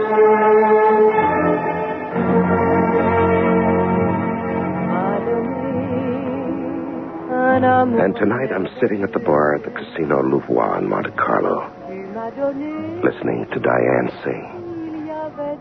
Suddenly I can't bear to share her with the entranced crowd. I leave my drink untouched and thread my way through the tables and backstage.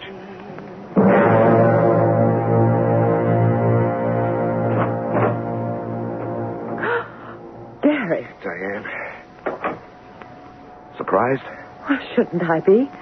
You left me a half a world away. You didn't even leave me that. You carry my whole world with you. Still? Yes. Diane, why did you run away from here?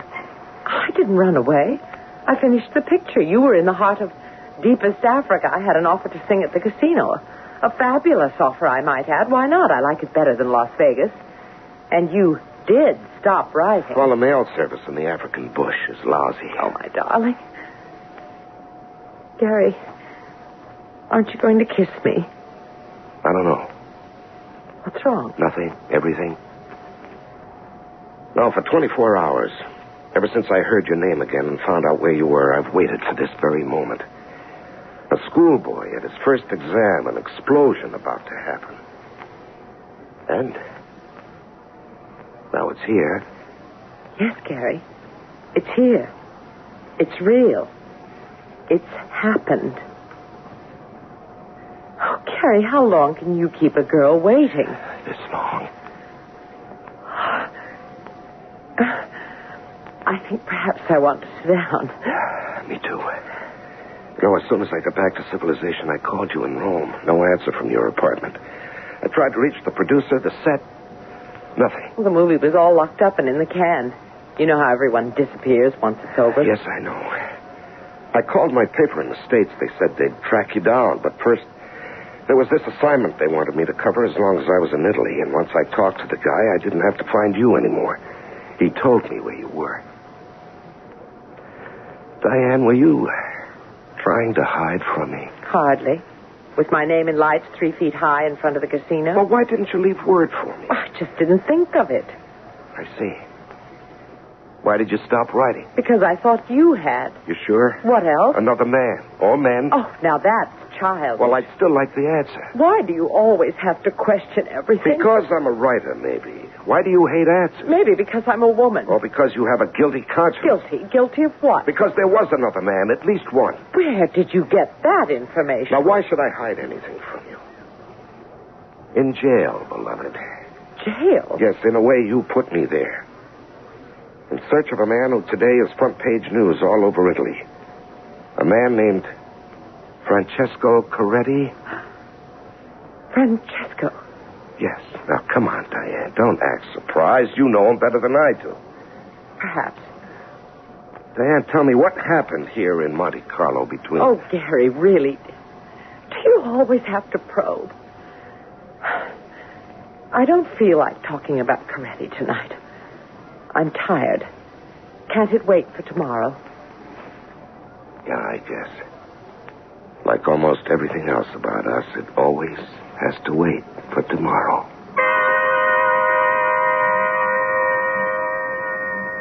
So there it was again. In the brightest moment of reunion, the flaw revealed, the wound open. The thing that stands between Gary and me always. Trust. Belief, whatever you want to call it, the basis of any commitment, because every woman's instinct told me that what had passed between Francesco Coretti and me, he could never understand.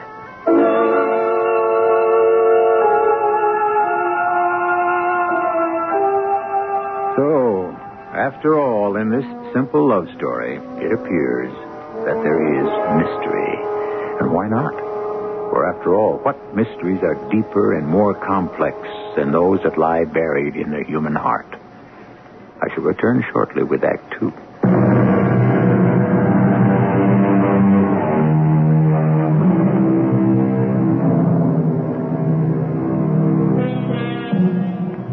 Francesco Coretti, on the front pages of every newspaper in Italy. If I told you that he is the idol of every flower girl, teenager, middle-aged matron, to say nothing of a large cross-section of the male population, what would you guess?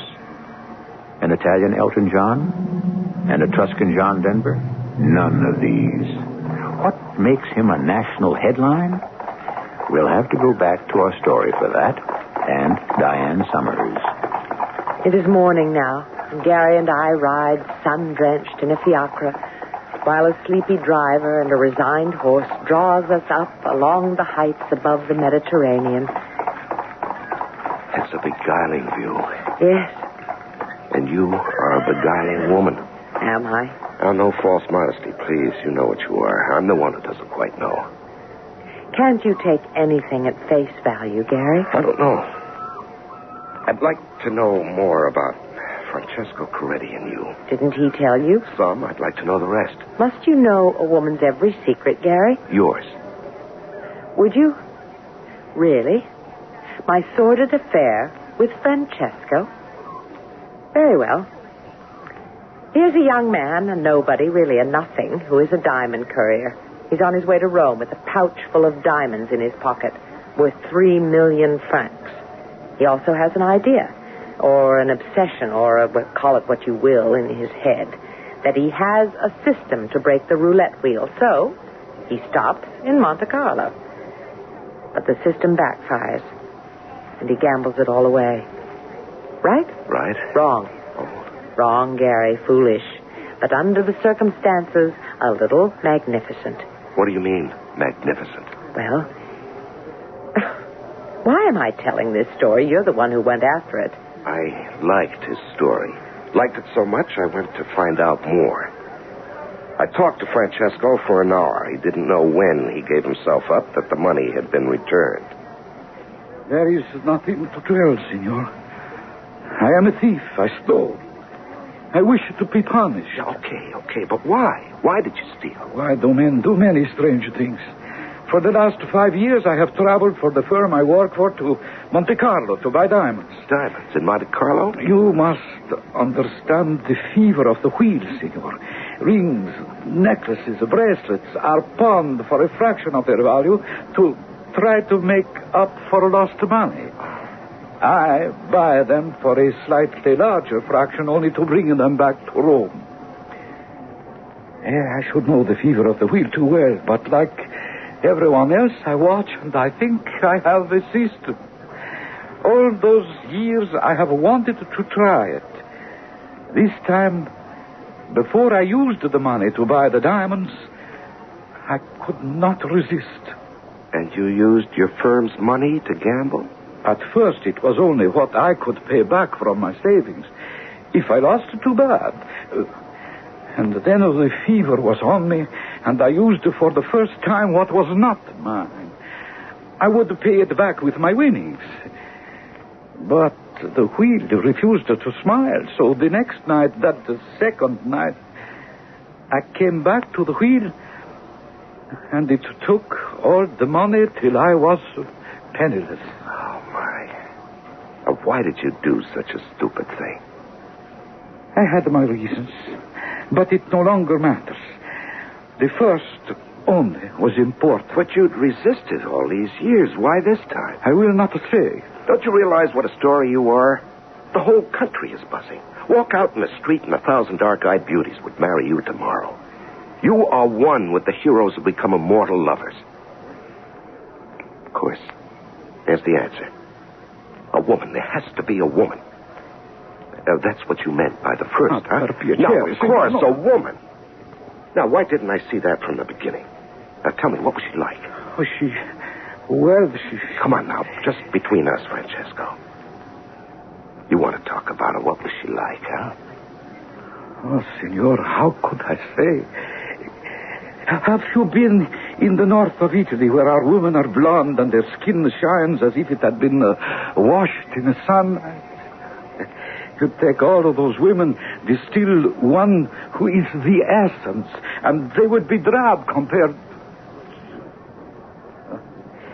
I can remember her scent, sharp and yet sweet as the lemon trees which cling to the hills where I come from. I remember it faint and not to be forgot.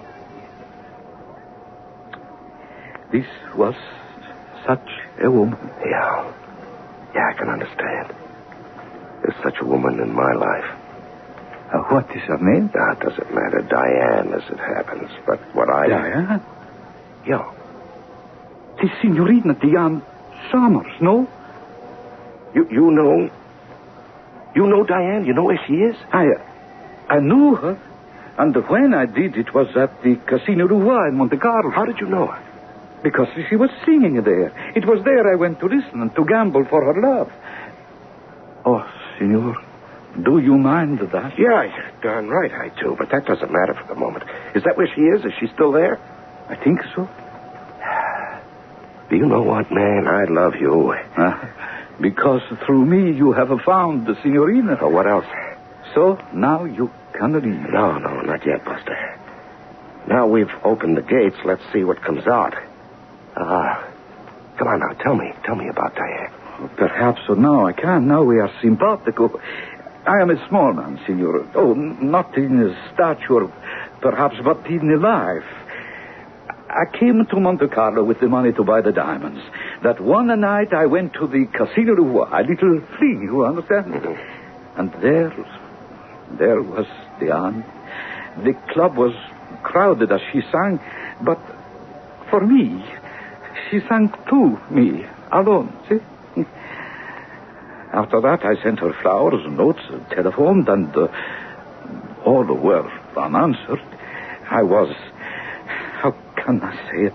How can I make anyone understand it? Everything was lost for love of her. All right, you don't have to lay it out for me. So when I could not seem to win her, all the time the wheel was spinning, saying, win with me, as you know you can. Win with me, and you can have anything you want. Even her, Francesco.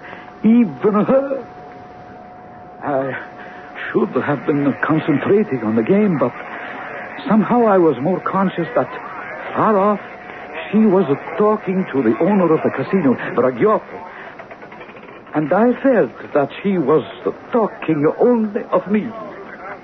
It's an intense pleasure to have you here at the gaming room, Signorina. I'm happy to please you, Signor Bragiotto. Always.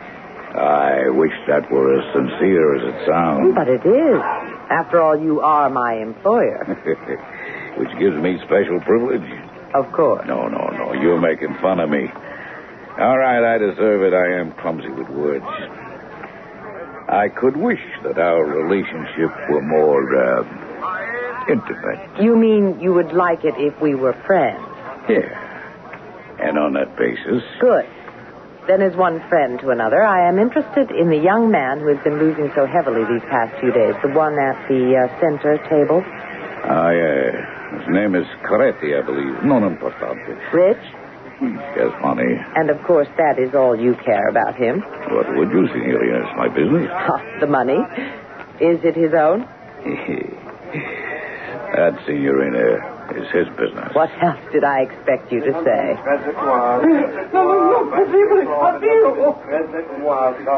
He seems to have lost again. He's leaving the table. Yes, well, the bell can excuse me, but perhaps I'd better... Let me take over for you and make the gesture of friendship, Signor Bragiotto. They say that misery loves company. You? You always win. At the table, perhaps, at games of chance. I think what I need is a breath of fresh air. Excuse me? Signor. Huh? What? It's a long way down to the railway tracks, Signor Coretti. You know me? But, Signorina Summers... You know me? No, you. Mia Carissima, no, you. Then call me Diane. Diane. And your name? Francesco. Francesco. The mist is very heavy tonight. So heavy one would think you could not see. Ah, yes. There they are. The railroad tracks. Far down. Are you in such a hurry to catch a train, Francesco? I was in a hurry to escape. From yourself?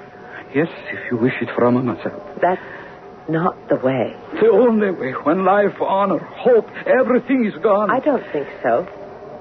A man can always hope. For what? Fulfillment, excitement in living, the desire to go on, a future with a woman. A woman? Do you mean can you? Why not?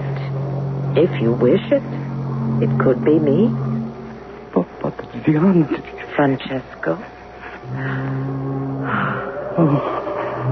All right now, Francesco. Suppose we sit down together, you and me, and watch the mist drift by, and you can tell me how you lost the money and just how your life fell apart. And then together, perhaps we can dream a dream to put it all together again.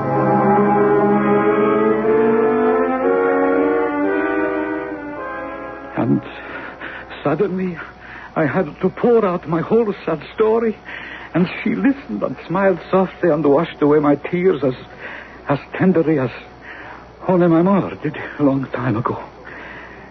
And I thought how near I had been to death, and how close I was to heaven that moment. And I remembered, as I shall remember all my life, that one kiss. So I listened, and I came back to Rome, and I gave myself up. Today, I am a very important personality, because I insist on being polished. No, I am not worth that. But she... Sanctissimo. Signor Coretti, I don't know what to say.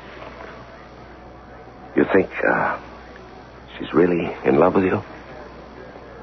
Signor Winter, that is a miracle in which no man would dare to believe. Diane, was it you who returned the money for him? Of course, my beloved inquiring reporter. I was the culprit. I returned the money. But why? Why? Oh, perhaps a little for love. Love? Oh, come on, Diane. You can't be telling me that you could love this nobody, this idiotic male Elsie Dinsmore. A nobody, yes.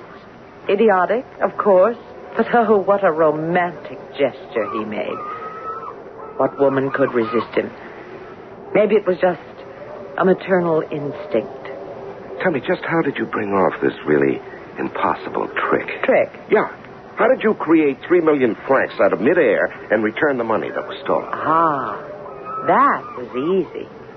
Remember Gino? Who? A man, darling. They do have their uses every now and then. No, we are not going to meet all the men in Diane's life. There are limits of time and space. But we are heading for the answer to some questions. And perhaps some answers that Gary would prefer not to have. If you'll rejoin me shortly for Act 3.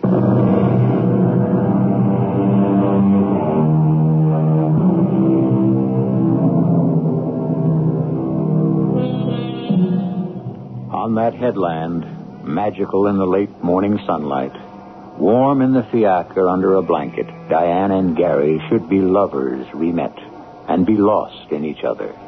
But instead, there are things still unexplained that lie between them like a sword. First one man, Francesco, and now another, the manager of the casino, Gino Braghetti. With a sigh, Diane must explain him, too. And he will not be so easy. How does Gino get into this picture? He runs the casino. So? So, that's where Francesco lost the money. Gino was the only one who could pay it back. Oh, sure. Great. All you did was ask him to. Well, not exactly. You see, after Francesco left me on the balcony, I sat for a long time watching the mist eddy in the lights of the casino. I thought of what Francesco had done and how wrong it was, and I thought of what I had sent him off to do and how right it was. Or was it? What I really thought to myself on that balcony was how dangerous it is for any of us to play God at any time. And I tried to think of what I could do to correct a silly mistake by an otherwise fine young man. I went back into the gaming room to find Gino. Ah, Signorina Dion. I was concerned over you. It's a bad night to be out on the balcony.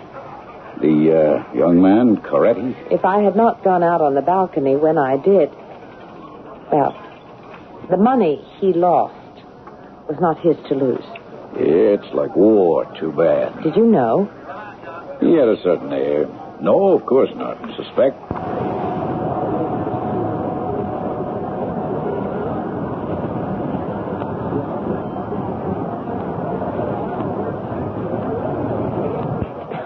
Have you no pity? Where gambling is concerned, only percentages, Signorina. I see. I wonder, Signor, can you conceive of a gamble in which the odds are even? Yeah, possibly. But even then, it would be defeated by the unknown factor. Which is? The human one. For example? Well, in a game with you, Signorina, I might be afraid to accept even odds, remembering the human factor. I find you so persuasive, I'm afraid you might tempt fate in the same way. Meaning you wouldn't risk a game with me? Oh, of course, it depends on the stakes. How about for all the money young Coretti lost, one game, win all, lose all? I think by all odds this must be a private game. Will the Signorina be kind enough to follow me? This is a small private room for games of no limit. Will you enter? Thank you. It's singularly well appointed for its purpose. Parlor, bath, bedroom, and bar. If I serve you some wine or drink? Not yet, if ever. Let's consummate our wager first. Oh, by all means. As you see, the apartment has other basic functions. A green baize table, bright lights. What's your preference, Signorina, for our wager? Chemin de fer, piquet, Pantheon? As long as I'm American, I'll ride with the dice. Not the best odds. Or the worst. 21 would favor you more. I'll stick with the dice. As you prefer. And while we're speaking of odds, Diana. Oh, I beg your pardon? Think nothing of it. What's a name between friends? I will hope that's a prophetic statement. We were discussing an even game, but I'll try to better those odds for you. The dice are yours. You're most gracious, Signor.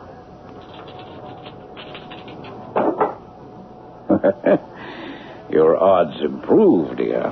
5 and a 3. Beyond question. 8 is your point. Allow me? No. I handle my own dice. Take your hand off mine. There's one question first. If I lose, I can pay. Can you? I think you can trust me, Signor. I always pay my debts. I wanted to make sure that we understood each other perfectly. My profound apologies, benissimo. The dice are yours. Buona fortuna. There it was. The whole story neatly packaged and delivered. A man saved first from death and then from dishonor. In a daring gamble by the incredible woman who nestled by my side in a hired carriage as we drove back down the hill to her apartment. But all the way through the slanting afternoon sunlight, something nagged at my mind, incomplete, unanswered. And suddenly I had it. The question which seemed to scream for an answer. Home, Gary. Yeah, home. What's the matter, darling? I've been thinking. Oh, such a dangerous occupation. Yes, isn't it? I've been thinking about 3 million francs. That's what I like about you. Your thoughts are never small. Yeah, this one is small and very mean, but it's there, and I've got to know. Maybe you'd better let it go. No, I can't. That's what I was afraid of. So? 3 million francs. That sounds like a figure in the national budget. It's a lot of money, so? So, if you had lost your game of chance with friend Gino Braciotti, could you have afforded to pay? I'd hoped you wouldn't think that question was necessary. Oh, but I do. Then I'll answer it the way I answered Gino. I always pay my debt. Oh, come on, that's not an answer. It's an evasion. What do you want of me, Gary? What are you trying to prove? I want you to level with me. Let go of my arm, Gary. You're hurting me. Thank you. All right. I'll level with you. The debt has been paid, the money returned. The chapter should be closed, but you're not satisfied with the ending. You feel that there's another gimmick, a twist within the twist to make it a story to satisfy you as a writer. That's the whole point, isn't it, Gary? The question in your mind isn't really if I had lost. What you really want to know is did. Isn't that your question, Gary? Did I win or did I lose? Yes, that was the question. I look at Diane, tall and slim and clean. I look in her eyes, and they're sad, infinitely sad. I've hurt her. I've cut right through the shining armor she wears on her soul and plunged a knife right into her heart. But it's too late to draw back. I have to have the right answer. The other I could not take. All right, then. Which? Lose or win? How dare you? How dare you, Gary? Diane. Don't touch me. I want you to go. Go? Yes, just leave and don't turn. Don't ever look back. Why? Because I asked a question? One lousy question? No, Gary, not that. Then what? Because I love you. And I suppose will always love you because you love me, but will never trust me.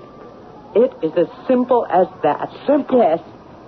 There's nothing complicated about faith. You either have it or you haven't. You haven't. And there is one thing about me that will never change. Whatever I am, you must take on trust.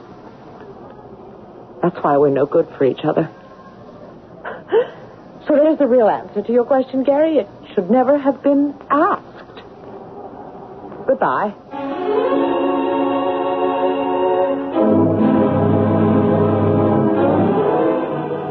Where does an animal run when it's hurt? I had to drown the pieces of a dream. In the bottom of every glass, Diane's eyes, hurt and accusing. In the mirrors behind the bartenders, 1,000 memories. In the smoke that fogged each bar, a picture of Diane.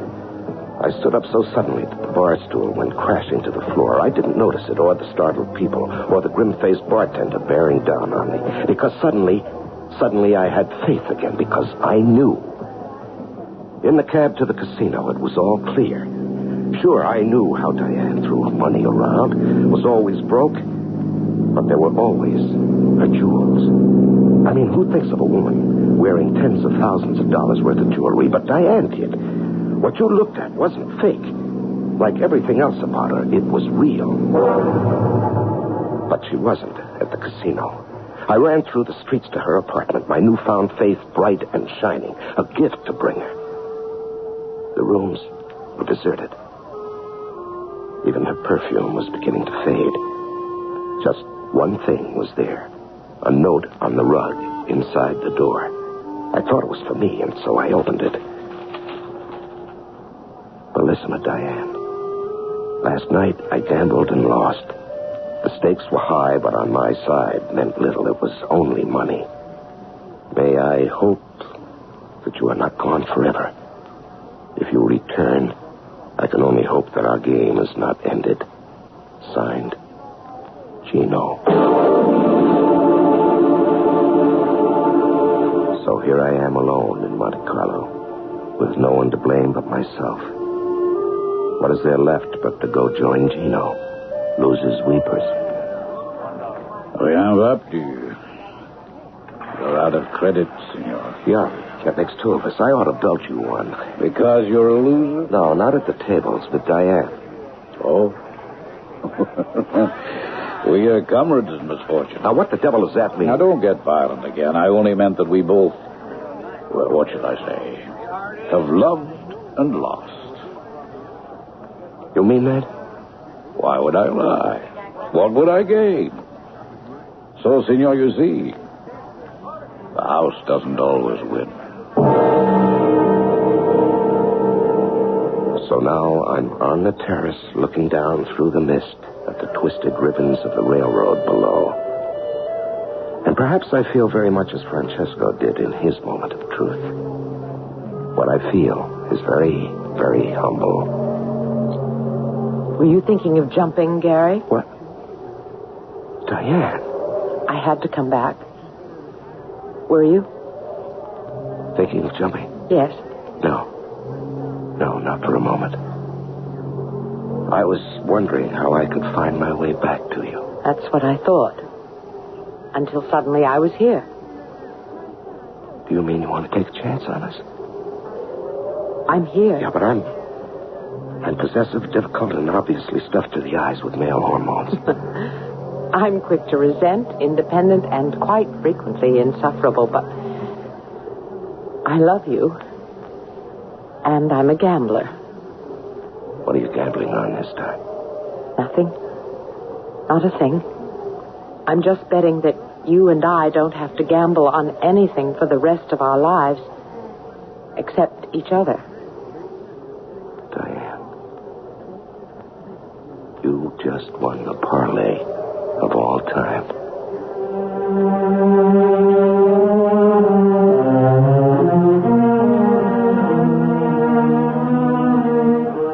There are many ways this story could have ended. Why should Diane come back to a man who didn't trust her? Is it sensible to suppose that a man as jealous as Gary would suddenly open his mind? That's for all of you to answer. I only hold the mirror up. What you see or hear in that reflection, I can only hope is what I thought you would. I shall return shortly.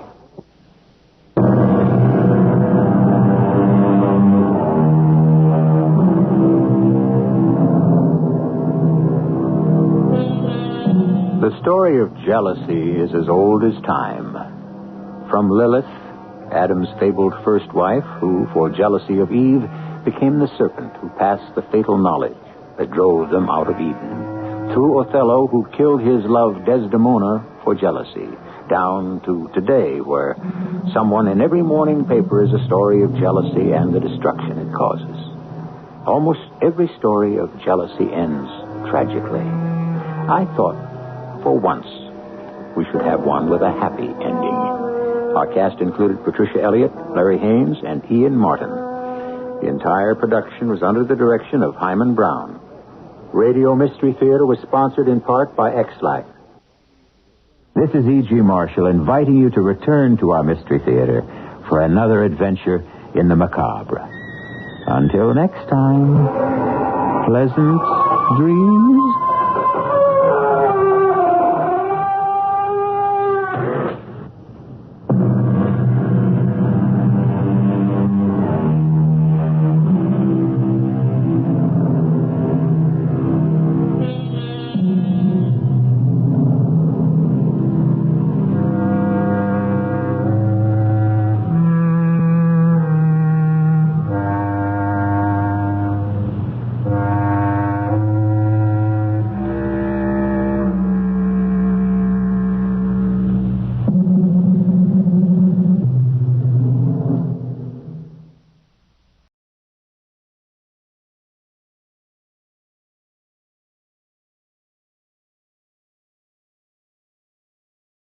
The CBS Radio Mystery Theater presents...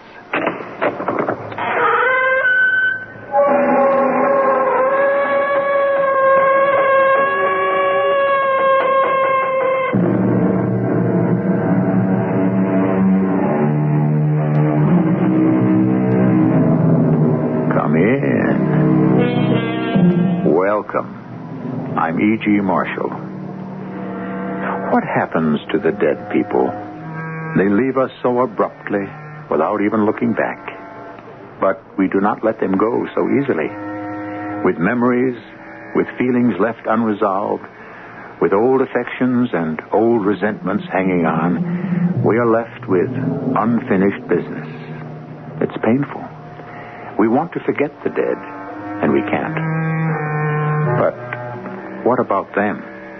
Are they just as troubled, just as restless, just as filled with memories and desires? It's something to wonder about. There he is. I see him. Bonjour, mes amis. I heard him. Comment ça va? I touched him. I touched him.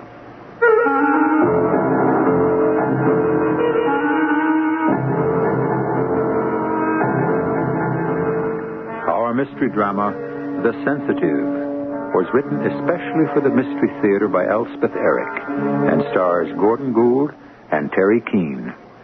It is sponsored in part by Buick Motor Division and X-Lax.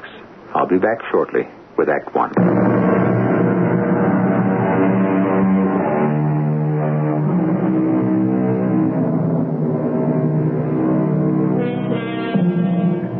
Our story begins and ends in a suburb, and our characters are all suburbanites.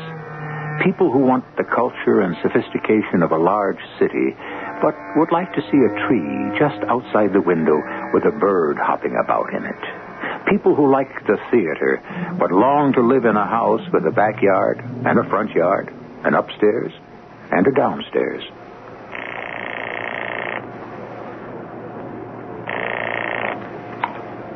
Doctor's office. Dr. Hayes there? This is Philo Denby. It's personal. Just a moment, Mr. Denby. Philo, Yeah, what? dinner's on the table. I'm talking to Frank. Philo? Yeah. How's everything, Frank? Okay. You? Okay. What can I do for you? Well, I just wanted to check with you about the tryouts. When are they? End of next week. Oh. What part are you trying out for? I thought the part of Gregor's. Oh, that's a good part. Really good. Yeah, what about you? Well, I thought Hjalmar. That's the lead. Yeah. Well, I've acted in Ibsen before, you know. Remember Hedda Gabler? Oh, yeah, of course. Of course, it wasn't the leading part. Hjalmar's the leading part in The Wild Duck. Yeah, I got very good write-ups in the Bugle for Hedda Gabler. I don't know if you read them. No, I wasn't in that. Philo, dinner. Sally wants me for something, Frank. I just wanted to check with you about the tryouts. Right. So long. Come on, everything's going to get cold. I want a drink first. You haven't got time. It's only 6 o'clock. What are we eating so early for? Sit down and I'll tell you. Frank's trying out for Gregor's in The Wild Duck. Oh? I think I'd be very good as Hjalmar. Don't you? Marvelous. Come on, sit down. Why can't I have a drink? What's the idea of eating at 6 o'clock? We are going out. We are? Where to? And you have to take a bath first. I'm clean. And change into your dark suit. What for? Your boss's wife called up this morning. Joan Maynard called up? What did she want? They're holding another seance tonight.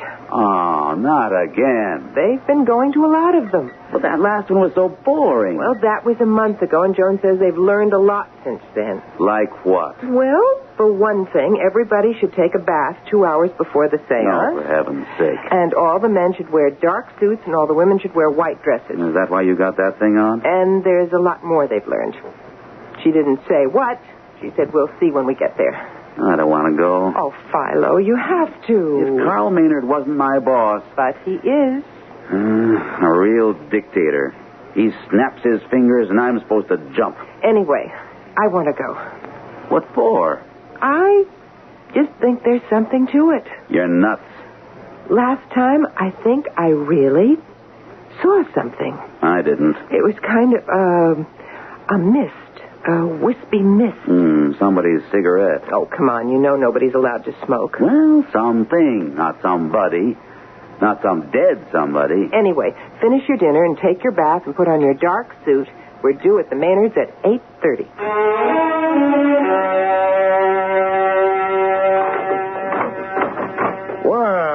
Well. Come on in. We're not late, are we? No. Follow, how are you? Tip top. You, Carl? Never better. John, the Denbys are here. Be right there. Come on in the living room.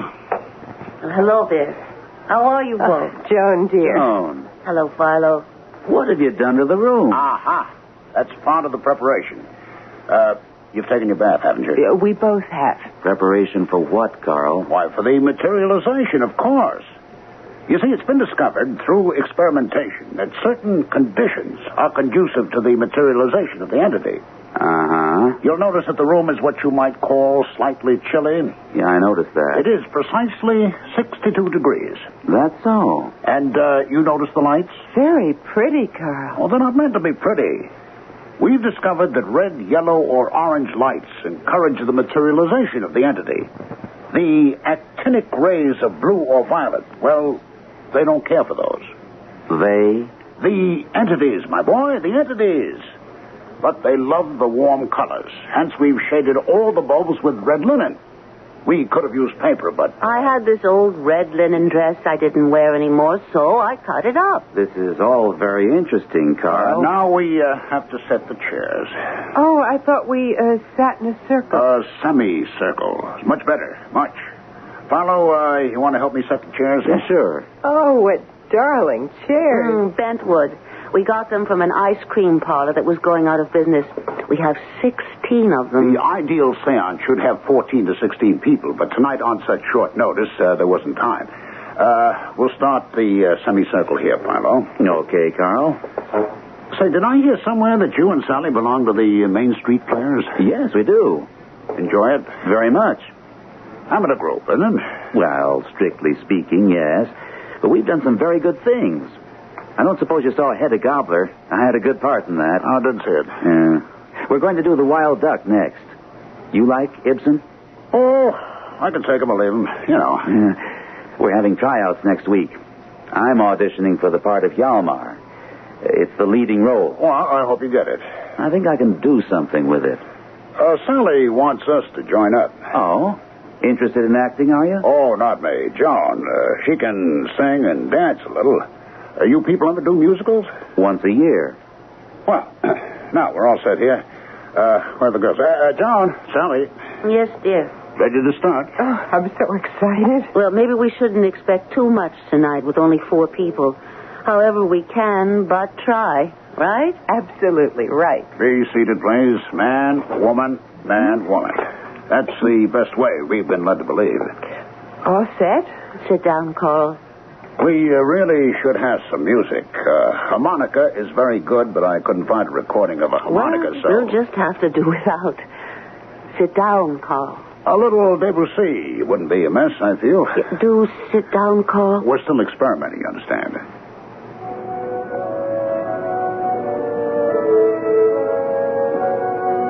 Oh, that's nice. Please.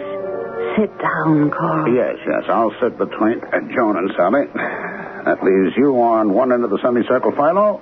Joan on the other end. You're right. I think I'm beginning to feel something. It's too early. I suppose it is. Now, it's all right for us to talk, but very quietly, very naturally. No one is to feel any stress or strain. Everybody very relaxed. Understand? I understand. Now, the 4 of us constitute a human battery. Battery? Yes, we generate power. By joining hands, we concentrate our power. Sally, give me a hand. Joan, give me yours. Sally, give your other hand to Philo. Now, Philo has his right hand free. Joan has her left hand free. From the free hands of Philo and Joan, the power we collectively develop will pass into the sensitive. If we are so fortunate as to have a sensitive in our group... Oh, I hope so. Speak softly. Speak naturally, but softly. Well, I feel so relaxed. Oh, does everybody feel relaxed? I do. Philo, do you? Yeah, pretty relaxed. We should have weighed ourselves. Weighed ourselves? What does that have? No. Speak softly, Philo. Why should we weigh ourselves? Because the entity will assume, if entropy materializes a temporary human body. You mean that, Carl? I most assuredly do mean that, Philo. To build up this temporary human body, the entity must draw substance from the sensitive. Need I tell you that the sensitive must be a uniquely organized man or woman, one from which such substance can be removed temporarily without injury to his or her health? Well, we're all very healthy, as far as I know. I know I am. I had a physical last week, Philo. You? A month ago. You were okay, huh? Mm-hmm. But, why do you say we should have weighed ourselves? Because a true sensitive who loses substance temporarily to the materialized entity loses parts of himself or herself, again, temporarily. I've heard of a sensitive losing as much as 60 pounds. You don't say. Now, in a little while, if all goes well, we should feel a gentle wind, a cool breeze on our hands. Oh, it's all too... The sensitive in our midst will start to pass into a trance state. He will start to go limp. Or she will. And will pass into that condition essential to the entity who wants to work through him. It's all so... I feel it. What do you feel, Sally? The cool wind blowing over our hands. Philo, do you feel it? I do. I feel it. Carl? I, too. It's getting stronger. The wind. Colder. Oh, it's very strong. Philo, do you feel it? The nerve force is passing through us. There must be a sensitive here. Ladies and gentlemen, it is possible, it may even be probable, that we are about to witness the evolution of an entity. Ladies, gentlemen, it is possible, it may even be probable, that we are about to witness the evolution of an entity from a sphere beyond our own. It just seems incredible, doesn't it? Now, wait. We can't be sure. No, not yet. Philo, don't you feel maybe... Philo, look. Quiet. A mist. A vapor coming from Philo's side. His right side. We must try to give off more power. I see it. I see it. There it is. Bonjour, mes amis. I hear it. Comment ça va? I touched it.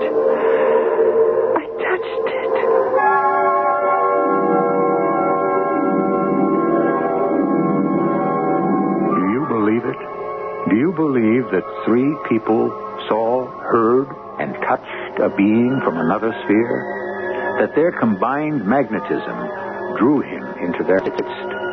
That from one of them, he made himself a temporary body, including vocal cords? Do you believe that? No matter.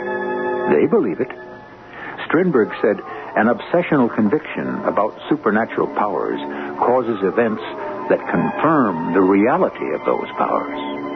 And the poet William Blake put it more succinctly when he wrote, a firm persuasion that a thing is so makes it so. We'll come back shortly with Act 2.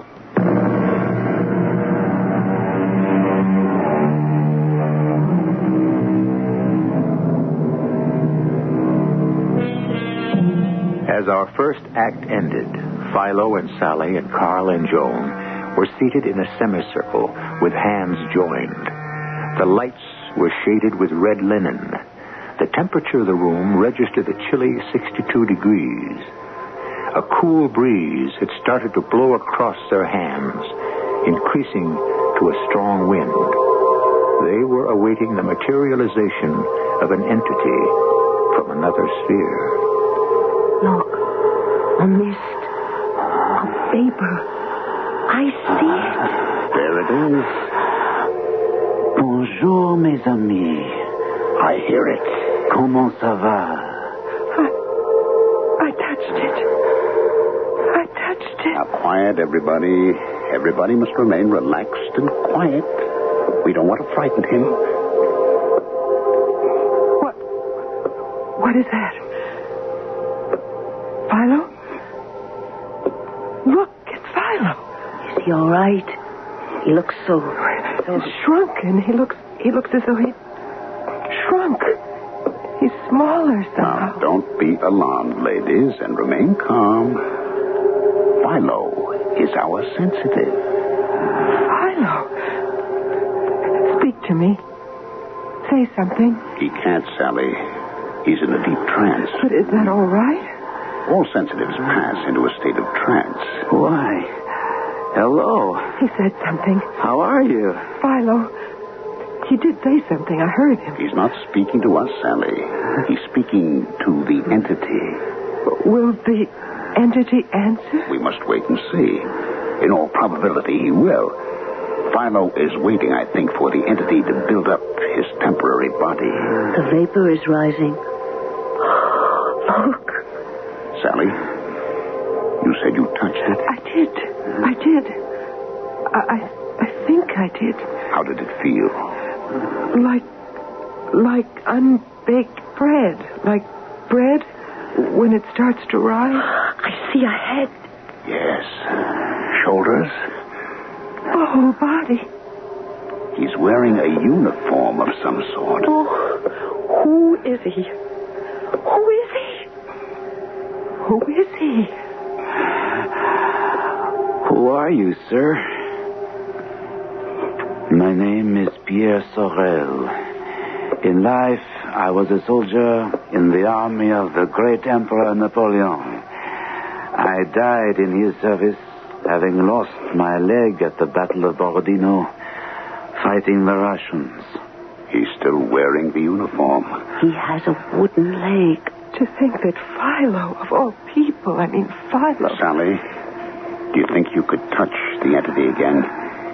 He's standing directly in front of you. I don't want to let go of Philo's hand.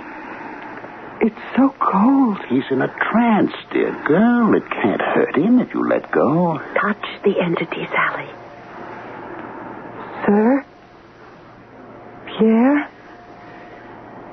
Do you mind? I don't think he'll speak to anyone but Philo. Go on. Touch him. He's very warm. Yes. He's very good looking. He must have died young. Do you want to tell us any more about yourself? No. I wish he'd say something about us. Yes. Yes, tell us what's going to happen. Something like that. There is a little lady in this room who likes to sing and dance. Me? That's me. She has done so in the past. Oh, that's true. I have before I got married. Retrocognition, knowledge of the past. Well, what about the future? Precognition. Will the little lady sing and dance again, Pierre? Not immediately. But someday? Yes, someday. When, Pierre? Dancing, singing upon a stage with an audience, much applause. Oh, when? When, Pierre? It will be some months before... yes, months. First, the little lady will fall ill. Yes, she will be sick for a time. Oh. But she will recover? Mais oui, oh yes. She will recover and live to dance and sing upon a stage. You hear that, honey? Must mean the Main Street Players. Oh, yes. I wonder, can he see ahead for the rest of us? Oh, darn it. I wish I could ask him things. So do I. Well, maybe Philo will ask him if he knows what we want. Oh, Philo must be telepathic. He's a true sensitive. He must have a huge amount of the psi faculty. He must be loaded with it. Or he couldn't have materialized, Pierre. You see, people with large amounts of the psi quality have precognition, retrocognition, clairvoyance, and telepathy. Remember when I said, what about the future? Remember, Carl? And right away, Philo said, will the little lady sing and dance again, Pierre? Remember that? And Pierre said, someday. And I said, when? And Philo said, when, Pierre? Oh, of course, Philo's telepathic. If he'd only asked the entity about me. Do you see the future for someone else, Pierre? For a man, perhaps? You see? Success. Oh? How? When? What? Soon. He's fading. Going away. Success.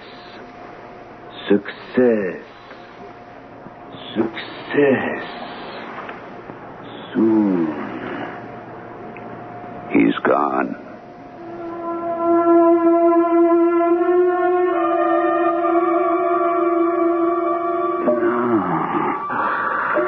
Oh, Pierre,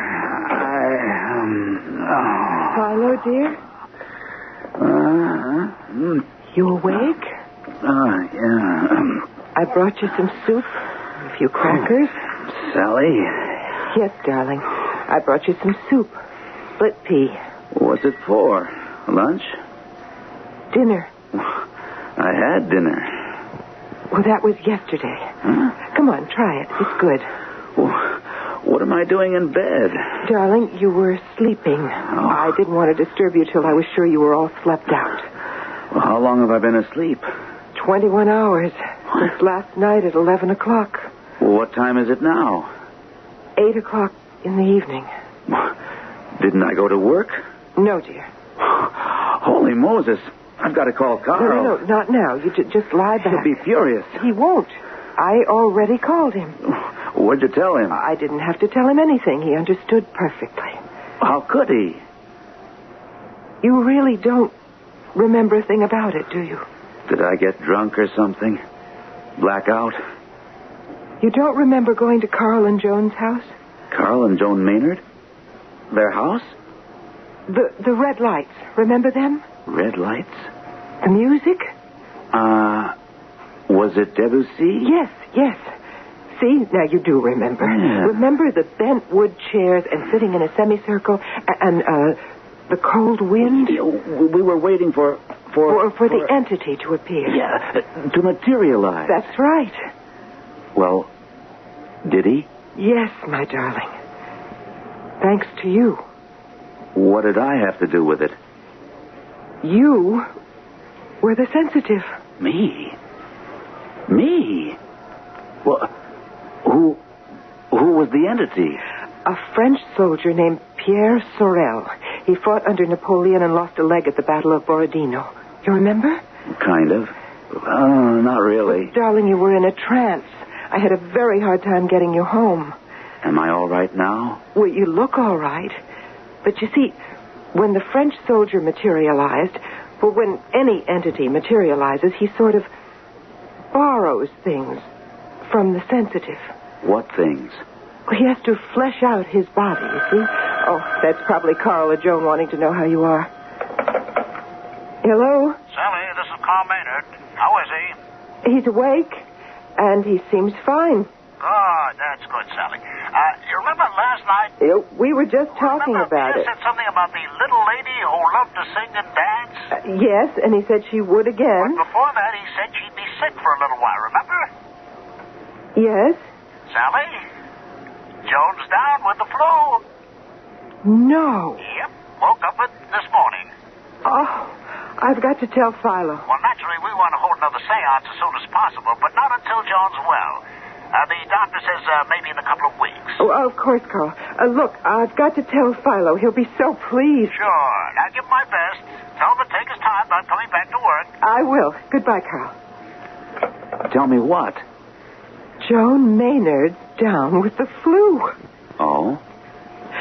Philo, Philo, that's what the entity predicted last night. Pierre said she would sing and dance in front of an audience. Now, I'm sure that means the Main Street Players because she's been nagging Carl to join. But first, she'd be sick for a little while. And now she is. Oh, isn't that exciting? As soon as she's well, we're going to have another seance. Sally, am I really a sensitive? Darling, of course you are. Oh, what was that you said about the entity taking parts of the sensitive's body to build up his own body? Only temporarily, darling. Sally, call Frank Hayes and make an appointment for a complete checkup. You had one a month ago. Yes, but if I'm really a sensitive, if I'm going to go on with this thing, I've got to be in tip-top physical condition. Go on, Sally, call him. Say I'll be in tomorrow. Roll up your sleeve, Philo, will you? Sure. Tell me about this seance that knocked you out. It was the darndest thing. I didn't even want to go, but Sally was very keen on it, and besides, Carl Maynard is my boss, so... Sure. Well, the idea of the seance was to get an entity to materialize. An entity? Mm-hmm. A being from a sphere other than our own. Uh-huh. Well, in order to do this, you have to have a sensitive. Yeah? And that's somebody with enough nerve force, enough magnetism to attract the entity. Well, surprise, surprise, the sensitive turned out to be me. And I hadn't even wanted to go. Lie back, will you, Philo? Yeah, that's it. How did you find out that you were the sensitive? Well, that's what's so incomprehensible. We all sat around in a semicircle. I was bored to death, if you really want to know. And we talked a little bit, very quietly, very naturally. And that's the last thing I remember. I don't remember the materialization at all. I must have been in a trance state. That's the only explanation that makes any sense at all.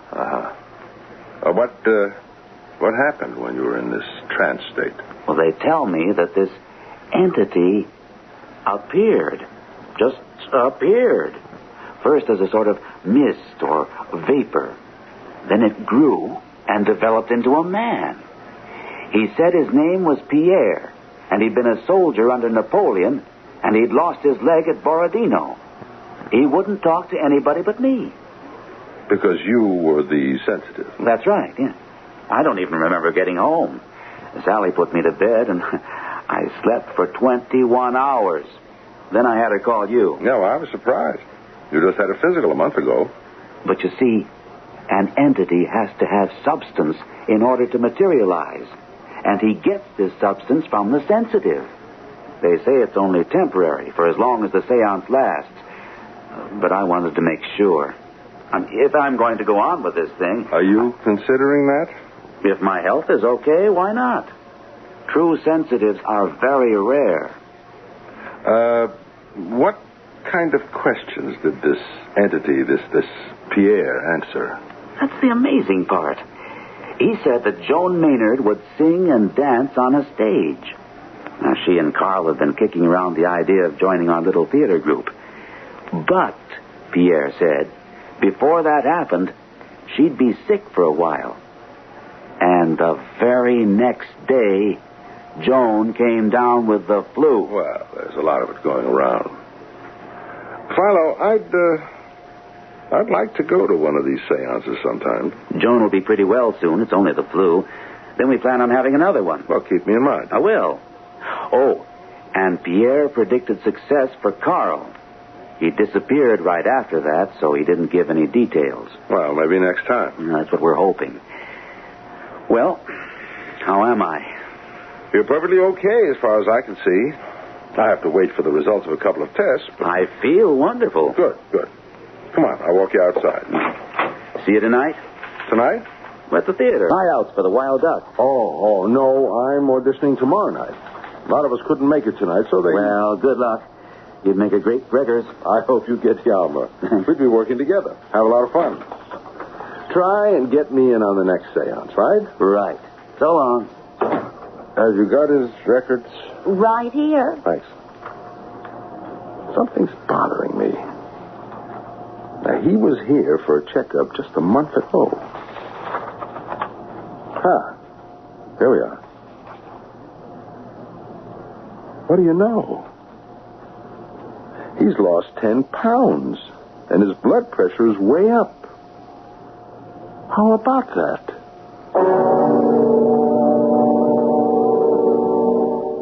Do you believe that a dead person can become alive? Well, sort of alive for a limited length of time by borrowing substance? Does that mean arteries and veins and muscles? Does that mean the dead person come alive can talk if he wants to? Does he have vocal cords? Can he walk about? I'll tell you something. I don't know. We shall return with the final act shortly.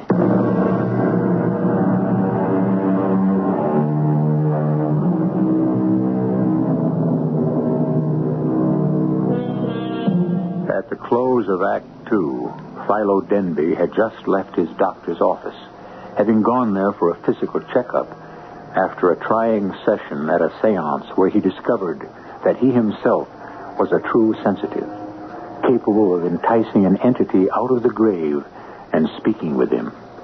As Philo left the office, his doctor turned to the nurse. Something's bothering me. He's lost 10 pounds. And his blood pressure's way up.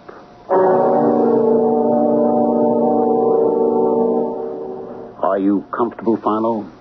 Is that all right? Yeah, that's fine, Carl. You better make sure. Really, Frank, I'm perfectly comfortable. Well, you see, Doctor, he's tied to the chair, and the chair is bolted to the floor. It's just a precaution.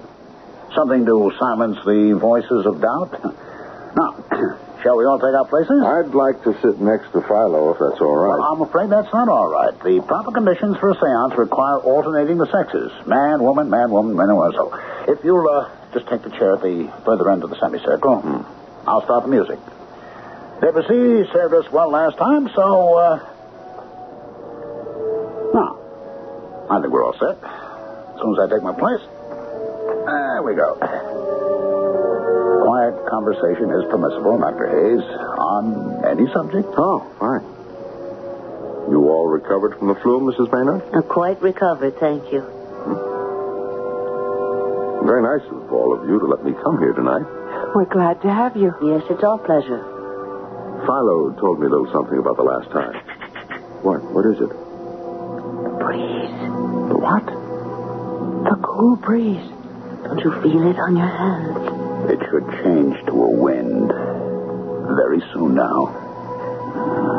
Do you feel it, Dr. Hayes? You know, I think I do. I can almost hear it. I hear it, too. I hear it. So do I. Look. The vapor. The mist. From Philo's right side. You see, Dr. Hayes? The entity is materializing. It's Pierre. I see his head. Now his shoulders. Fascinating. His whole torso. His legs. Yes. Yes, he has a wooden leg, you know. Philo told me. Lost it in more detail. Yes, I know. Why doesn't Philo speak to him? Good evening, Pierre. He got my thought telepathically. Good evening. I am happy to be here. Isn't he handsome? You know, I think I can detect a heartbeat. You mean that, Doctor? Oh, does Philo know that we'd like to pick up where we left off last time? You know about your future. Oh, yes, sir. He knows, people with the psi faculty have precognition, Dr. Hayes, as well as... I could see his pulse beat and his breathing. You really? That's incredible. Frank's a doctor, Carl. Look, I don't suppose you'd let me get up and go over to Philo? Oh, no, absolutely not. You could spoil everything. Better stay where you are, Frank. Anyway, we want to hear about Carl's future. If Philo will just ask him... Pierre, is there anything you can tell us about a certain person in this room? A man? Yeah, a man. You started to tell us last time, but... Success. Yes, that's what you said before, but He's already very successful, and what we'd like to know is... I told you, success.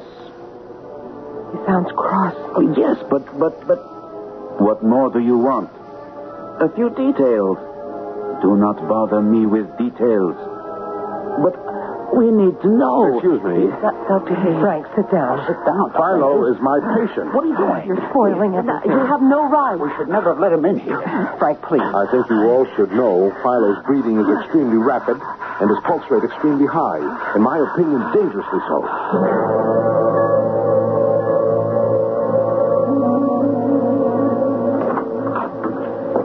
Philo, you all right? Just tired. Well, no wonder. It was a very trying session for you. Very disappointing for us. Well, Pierre did materialize, though, didn't he? Oh, yes. Frank said he could see him breathe, see his heartbeat. Oh, good. Good. And then, just as we were about to find out about Carl's future, Frank had to go and spoil everything. He was worried about you. Got up from his chair, went over and took your pulse, listened to your breathing. Your breathing was very rapid and your pulse rate was very high, he said. I feel fine now. Well, that's good. But Carl says stay in bed all day if you want to. Maybe I'll just do that. I may quit my job. Would you do that? Why not? I think my future lies in the psychic realm. True sensitives are very rare, Sally. You know that. Yes, I do know that, but... If I am one of them, then it's only logical that you what, Philo? That I should devote myself to... Oh, telephone. I'll be right back, darling. We need to talk about this. Hello? Sally, this is Joan. Yes, Joan. Guess what? What? Well, Carl auditioned for the Main Street Players for the Wild Duck. And, guess what? What? He got the part. What part? The part of Hjalmar. It's the lead. Imagine, my Carl is going to be a star. Pierre said he was going to have success, remember? Yeah. When Philo asked him? Yeah, by the way, how is Philo? Well, exhausted. Of course, but he's all right, isn't he? I think so. Don't you know? Joan, he's talking funny, sort of, I don't know, drifting off and saying some kind of weird things. Sally, is he going into a trance? Well, I don't know. I never thought of that. Then Pierre might materialize. Maybe. Oh, Sally, I'm coming over there. Now, don't you leave his side till I get there, okay? Okay. Oh, that was Joan, Philo. Are you all right, darling? She's coming over. She says Carl got the part of Hjalmar in The Wild Duck. Isn't that lucky? His first audition? Can you imagine? Philo? Philo?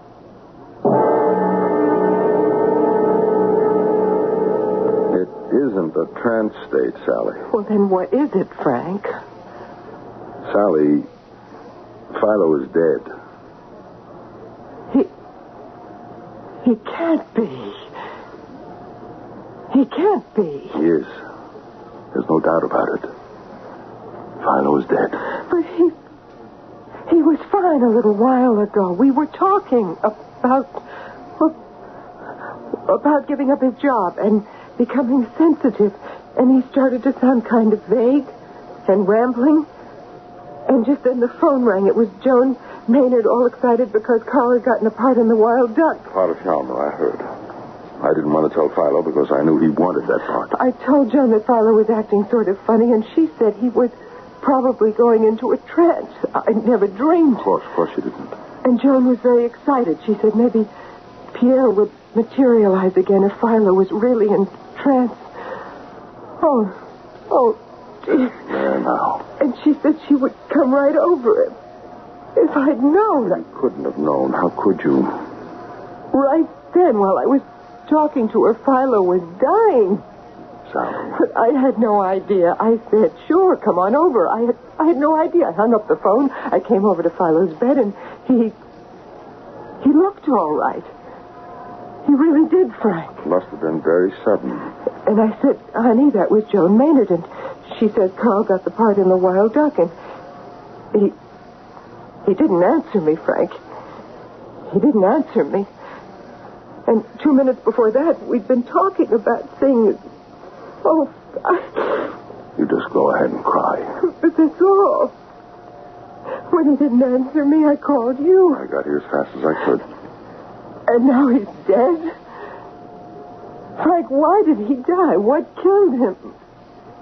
I don't know, Sam. But you must know. If you'll permit an autopsy. Oh, no, I don't know about He was that. in good health. We know that. He just had a checkup. Do you think it had something to do with the seances? Do you think they were too much for him? Sally, I just don't know. Was it Pierre? Could he have... You know... But as I said... Frank, do you remember at the last seance, the one you were at, Philo and Pierre were having a little argument? Not an argument exactly. It was more like a disagreement. You remember? Yes, Philo was trying to find out more about what kind of success Carl was going to have. And Pierre didn't want to tell him. They got kind of irritable, both of them. That was when you got up and went over to Philo and took his pulse, remember? His breathing was very rapid. Do you think maybe Pierre? Maybe Pierre killed him? No, Sally. No, I don't think so. But that would be terrible, wouldn't it? Terrible.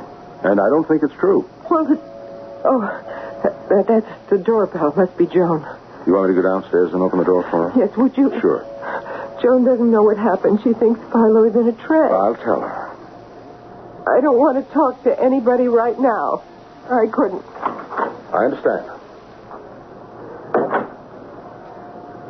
Oh, Philo. What have we done to you? My darling.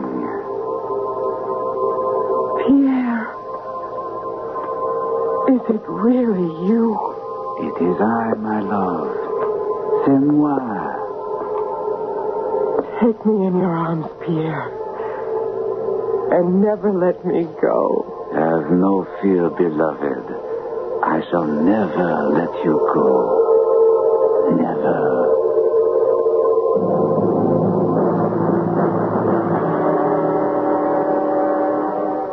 If you can believe that, you can believe anything. That's my opinion. But then, who am I? What am I? Just an average person? Trusting nothing? Suspicious of everything? What do I know? I wonder if anybody's planning to do the Wild Duck. I'd be great as Shalmar. I could really get my teeth into that part. I'd be a smash. I'd really kill the people. I'll be back shortly.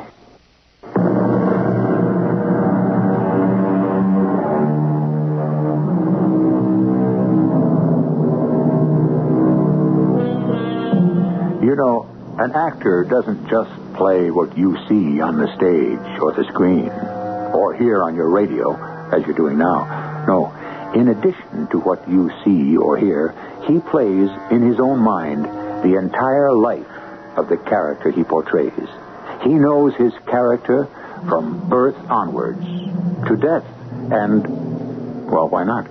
Maybe even beyond. With so much imagination, so much application, such energy and devotion, an actor, more than anyone, should be able to turn himself into an entity who materializes. Perhaps I could do it one day. I must keep a sharp lookout for a sensitive. Our cast included Gordon Gould, Terry Keane, Marion Haley, Ralph Bell, and Nat Polan. The entire production was under the direction of Hyman Brown. This is E.G. Marshall inviting you to return to our Mystery Theater for another adventure in the macabre. Until next time, pleasant dreams.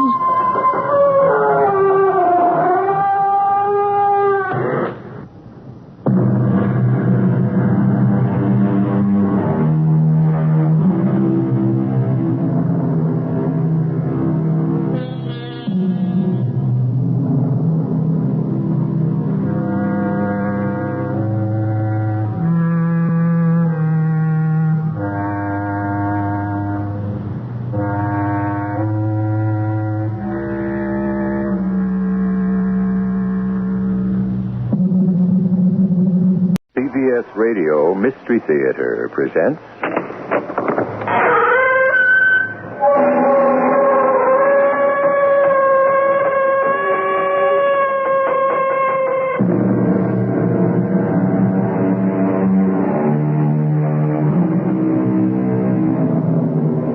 Come in. Welcome. I'm E.G. Marshall. There's a strange little rhyme I'm sure most of you have heard. Last night I met upon the stair a little man who wasn't there. He wasn't there again today. I wish he'd go away. This is a story of a house that refused to stay dead. Oh, Judge? Yes, Benny Lou. Who lives in the house at the bend of the river, but down by the bottomlands under Tully Ridge? What'd you say? Just asking about the house at the bend of the river. Why, you couldn't have seen a house from Tully Ridge, and not by the bend of the river. There's no house there.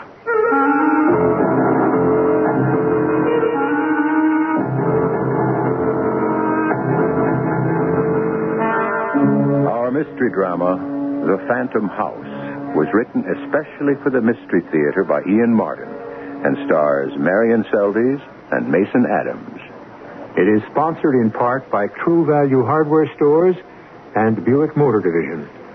I'll be back shortly with Act One.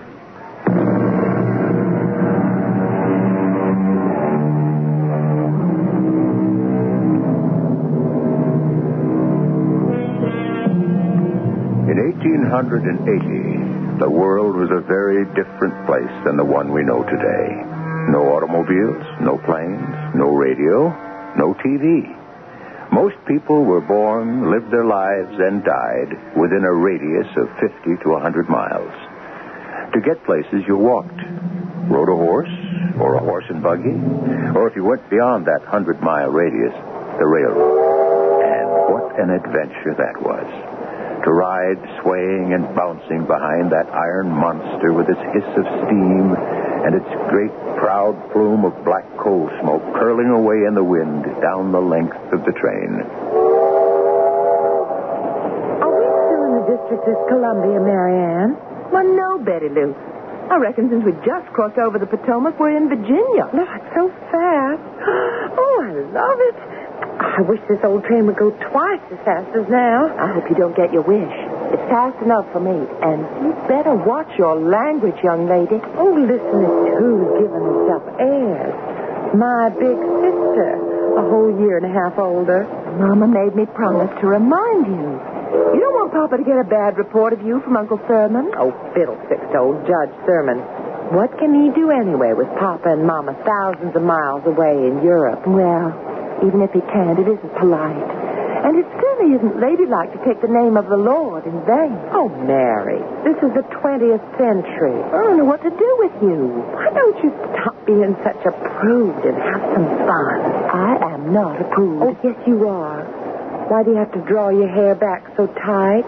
Why don't you fluff it up some? And do you have to wear those awful eyeglasses? Well, you know I don't see properly without them. But you'd look so much better. Oh, I'll bet if the judge knew what he was taking on, he knew. He'd maybe have thought twice before inviting us under his roof while Mom and Papa were over in Paris, France. I wonder what he's like. I don't remember him that well. Oh, maybe you're the one that needs the glasses. You saw him only 2 years ago. I didn't pay much heed. My. A man you didn't notice? Oh, too old. Oh, there's an awful lot of Virginia. How long is it going to take us to get there? To Richmond? Well, it won't be there for hours. But how long after we get there till we get to Great Oaks and get settled and all? Hey, I don't know. I have never been there either. I bet we don't get there till dark. Oh, such a long time.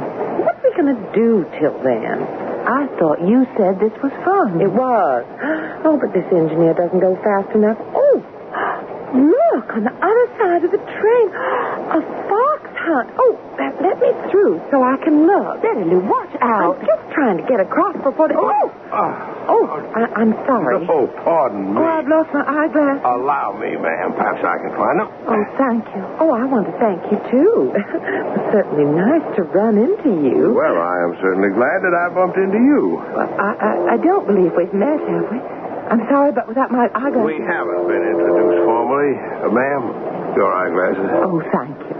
Oh, my, they're so dirty. I've got to clean them. Are you going to Richmond? Matter of fact, I am. Well, that's where we're going. Betty, don't be so forward. This gentleman is a stranger. That's right, ma'am. So if you and your sister will excuse me.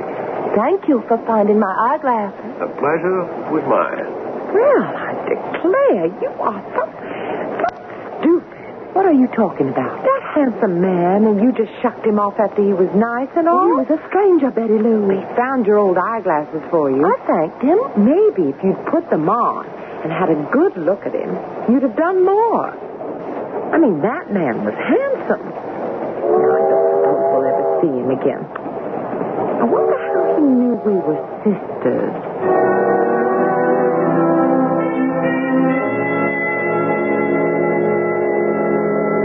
Sermon? What's that, Hattie? You gonna fetch them two little girls is coming. Time you had the carriage brought round. Long ride to Richmond. You got fly swatter? Now, you knows I never goes anywhere without it's hanging from my belt. You better get it in your hand. You got an old blue tail clapping in here on the porch. And if you just open your eyes, you could see the swatter in my hand, and his time is at hand. Like yours. You better stir yourself, Judge. Yeah, I reckon. I just wonder why I ever let myself in for this. Why, you bring back some life around here. Something new and young to perk us all up. Aren't we getting just a bit old for that, Hattie? Well, maybe these young'uns around can change you. What we need here.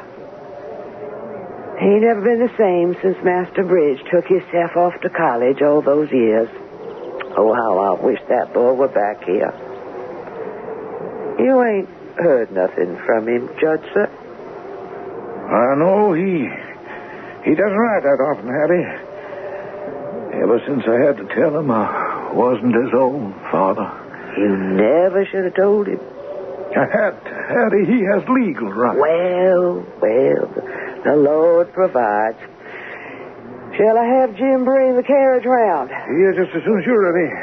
Me? Oh, I can't handle two 20-something-year-old girls by myself. You got to come along. Judge, I can't leave things alone here for 3 hours there, 3 hours back. I got things to be done. Well, I need you more than you're needed here. You know, I ain't been in Richmond in pretty near to 15 years.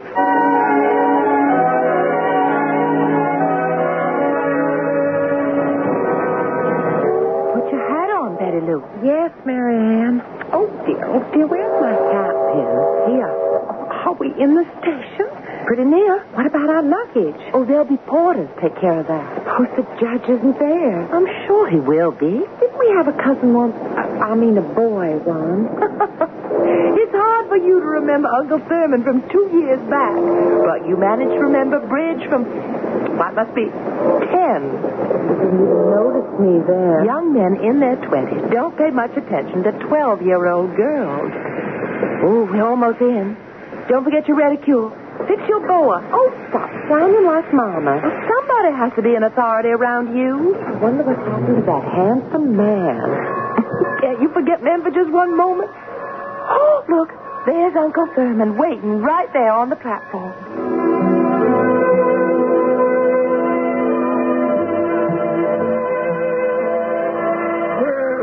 Well, two lovely and fashionable young ladies. I'm honored. My Judge, you're quite a ladies' man. Betty, I'm sure the pleasure is all ours. It's so kind of you to take us in. Why, you've brightened my house. Oh, girls, this is Hattie, my housekeeper. Hello, darlings, and welcome. How do? Hattie? Oh, my, I've heard so much about you. From the judge? No, from my papa. Oh, yes, Mr. Stacy. He's a fine gentleman. Marianne? Well, that young man, he's there, and he's looking. Now, Jim, see into your luggage, ladies. Maybe we better go check if it's all there. Why can't I just gosh? Of course, Judge, we'll come right along. But, oh, it doesn't matter. He's disappeared. You coming? Yes, sir. Come along, Betty Lou.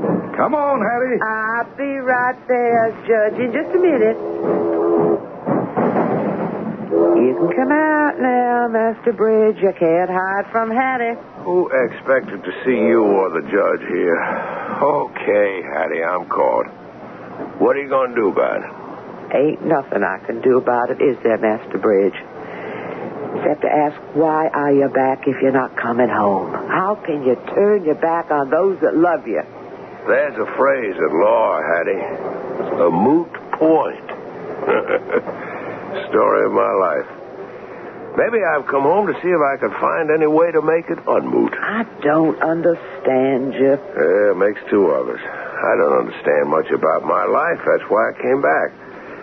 I just didn't expect to run into you and the judge. Well, we come down to pick up his two nieces. We're going to take them in till their parents come on home from Paris, France. A habit for you and the judge, isn't it, Hattie, taking in strays? Now, Mr. Bridge, don't you go being bitter again. Hattie, don't you try telling me what to do. You're not my mama anymore. I wished I was. I would take you across my knees. It's too late for that, Hattie. I guess it was too late for almost anything in my life before it began. Don't you say that to someone who loves you so. Hattie, you're the only person I never want to hurt. And don't let me do it. Well, you can do it so easy. Come home. Please. In my own time. Just don't tell anyone I'm back. See, I can't come home until I find myself.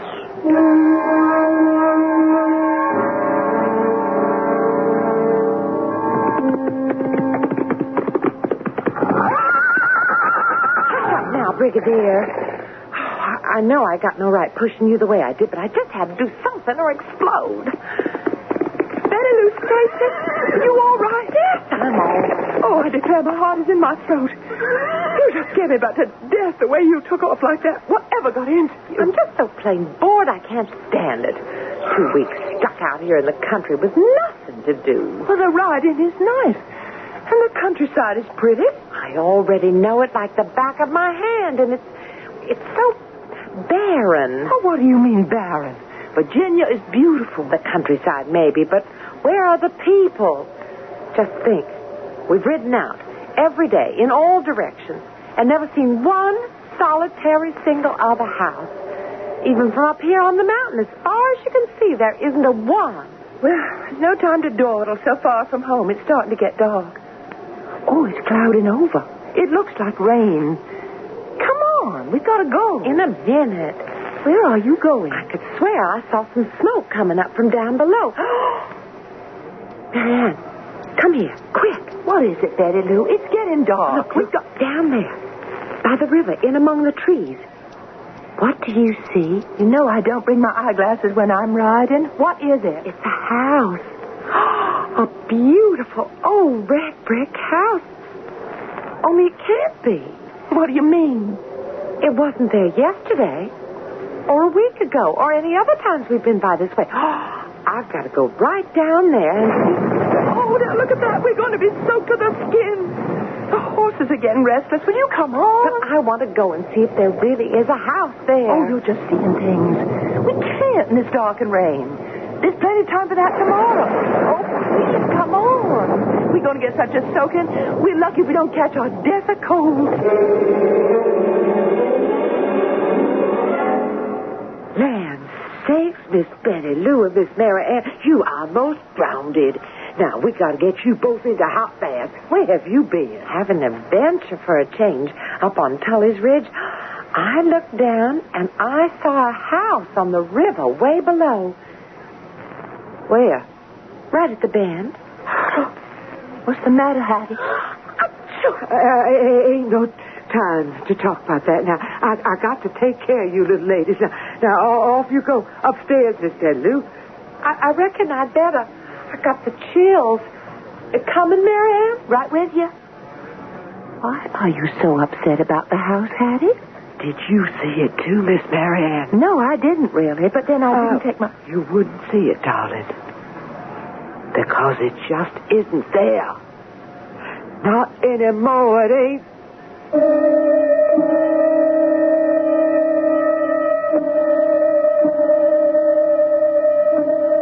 It had seemed a nice, quiet little story, hadn't it? No clanging skeletons, no threats of violence, no brooding terrors. And now, suddenly, there's a hint of, let me put it, that before we are finished, Mary Ann's remark may well come true, except that the death that waits, lurking to be caught, will not be from the common cold. Oh, no. Something much more uncommon. I shall return shortly with Act 2.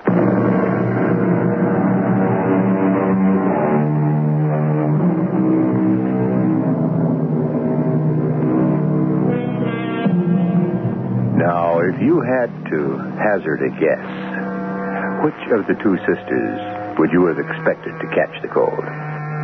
Headstrong, giddy Betty Lou, or the more demure and quiet Mary Ann? Which did you say? Did you guess?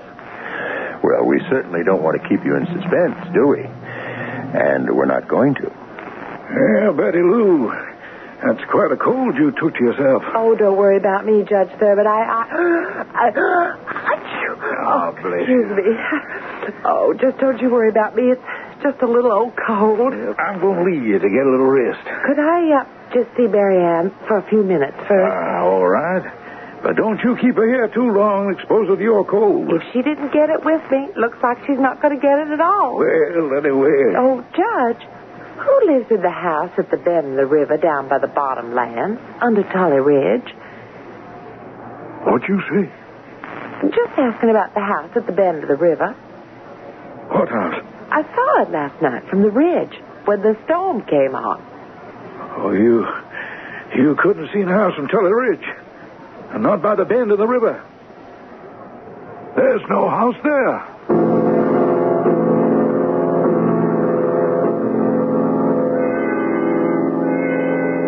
Mary Ann, did you see this house Betty Lou was talking about? Well, Judge, no, not really. I mean, it was getting dark and the rain started. And it was so far away. No, that's quite all right, my dear. I'm just glad to hear what you tell me. It was just an illusion, you know. There's just no way there could be a house there. When I said to Betty Lou, I thought her eyes were playing her a trick. How is she feeling? Oh, well, the doctor has no worries about her so long as she keeps close to her bed for a week or so. Hattie? Yes, sir, Judge, sir. I think Miss Betty Lou could use some of your hot chicken gumbo soup, huh? Build her up a bit. I got some cooking right now, Judge. All right, then, if you'll excuse me, Mary Ann, I'm going to my study. I'll leave Betty Lou to you and Hattie. Thank you, sir. I'll come up with you, Hattie, and I'll bring the soup up. Oh, no need. I don't mind the stairs. Maybe I can help make the child comfortable some way. Suppose she should ask about the house. The house? In the bottoms, by the bend in the river. Why, you heard the judge, Miss Mary Ann. Ain't no house there. I know. That's what you said last night. Yes. Only, you also said, not anymore. There's some kind of mystery about the house, Hattie. What is it? If there is, Miss Mary Ann, it ain't something you're going to find me talking about.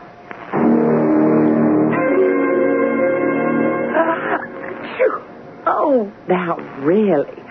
Oh, why did this have to happen to me? I don't know, honey. I'm sorry. What's the weather like? Oh, it's beautiful today. I suppose you're going out. I thought I might. A little later. You going to ride? No, I'll take the Surrey if I go. Go where? Oh, just, Mary Ann, do me a favor. What? If you do go see about that house I thought I saw. Matter of fact, that's what I thought I might do. Oh, you don't believe it's there. Well, I didn't yesterday. Anyways, I didn't see it. I told the judge, and he was kind of funny. There's some mystery about that house. Well, I don't want you upset, so this afternoon I'll ride around and see if I just can't solve it.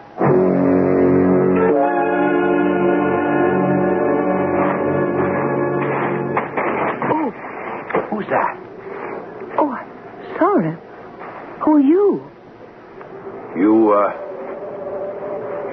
recognize me? You know me? I do. And don't you know me? No, should I? Seems as if you ought. What are you doing here? I was looking for a house I thought I saw from up there on the ridge. There's no house here, Miss Stacy. I reckon you'd be Mary Ann. That's my name. I don't believe you said yours. I don't believe I did. Then I don't see how you could expect me to recognize... Oh, of course, I know. You were the man on the train. That's part of it. What does that mean? Well, I won't tease you anymore. I must say, on the train, I didn't recognize you either. We know each other. We ought. You might call us kissing cousins. I don't follow. Well, we're not really related, but we do claim to be kin to the same man. Who? Judge Thurman. Of course, it's quite a spell since we met in Washington, and I guess we looked some different. I know you sure do. Bridge? Bridge Thurman? The name I go by. Well, for heaven's sake, fancy meeting you here. Well, why aren't you home? Where have you been all this time since the train? I've been looking for myself. What? You know what you just tripped over? Look. Oh, it's a grave. And there's a headstone. It's hard to read. It's so covered with moss and weather-struck, but I can tell you what it says. Bethel Ellen Winfield, born 1842, died 1861. An eye for an eye. In her time, she will find just retribution. Who was she? She was my sister. My father's grave is over there. No inscription for him. Your father? My real father, Colonel Damien Winfield. That's all that's left of us, me and two graves. You said you were looking for a house? There's nothing left of it but the foundation, burned to the ground. When? In the war between the states, in 1863, near as I can find out. But my sister saw it yesterday from the ridge over there. She saw it? Saw the house? Well, now, what did it look like? She said it was a handsome, big, red brick mansion. Why, so it was, by all accounts. You saw it, too? No, I didn't, because without my eyeglasses... They wouldn't have helped. There is no house of Winfield anymore. It died with my father.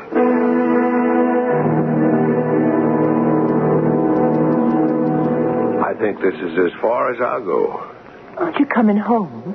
Home? Where is that? Well, Mary Ann, I've told you all I know. Ever since the woman I always thought was my mother died and told me I was not her son, there's been a conspiracy of silence that denies me my birthright. The judge won't talk. Hattie dare not, I reckon, and if anyone else still alive knows the truth of how my sister died and how I lost my father. They're not talking, or I can't find them. I feel like a man without a soul, without a shadow. And until I find them, I cannot breathe free.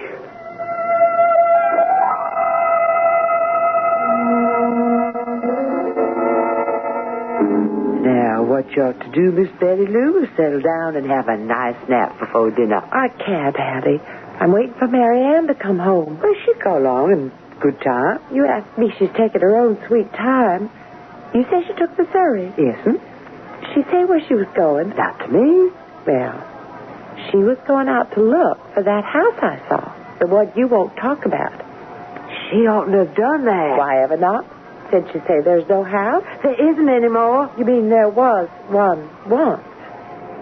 Long ago. Was it a red brick one? Yes, but it don't do no good to dwell on it. Neither you nor Miss Mary Ann. If you saw any kind of house the other day, that was a ghost house. And you'd best forget it before you bring all the long dead and gone haunts back to scare us into the grave with them. I swear it's just plain exasperating. All the mystery with everyone. I told you, the house isn't there anymore. There's a foundation, but that's all. It isn't all. I know you too well. You're holding something back. Why can't you share your secrets with me? You always did. Well, this one I can't. Why not? Because it isn't mine to tell.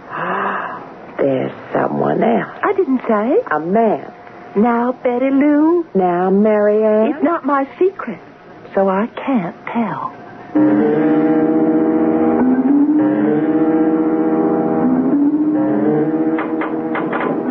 Lord, what was that? I must be getting soft in the head. Sounds like someone tapping against my window pane. Hattie, it's me. I can see, Master Bridge. I got to talk to you. I'll come down and let you in. No, not here. Meet me in the barn. Master Bridge. Please.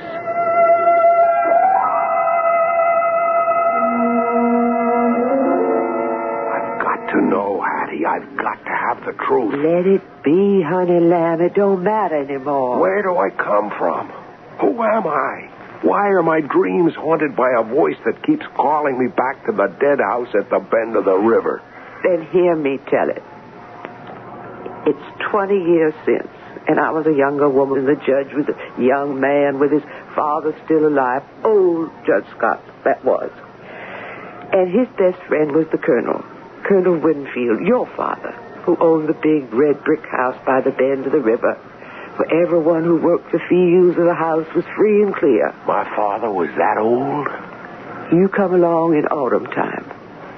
Your sister Bethel Ellen was way ahead of you by 10 to 11 years. And she was promised to marry Judge Thurmond. Only the old judge had to back down. How? Why? They was bad times, the war times. And family turned against family, father against son, friend against friend.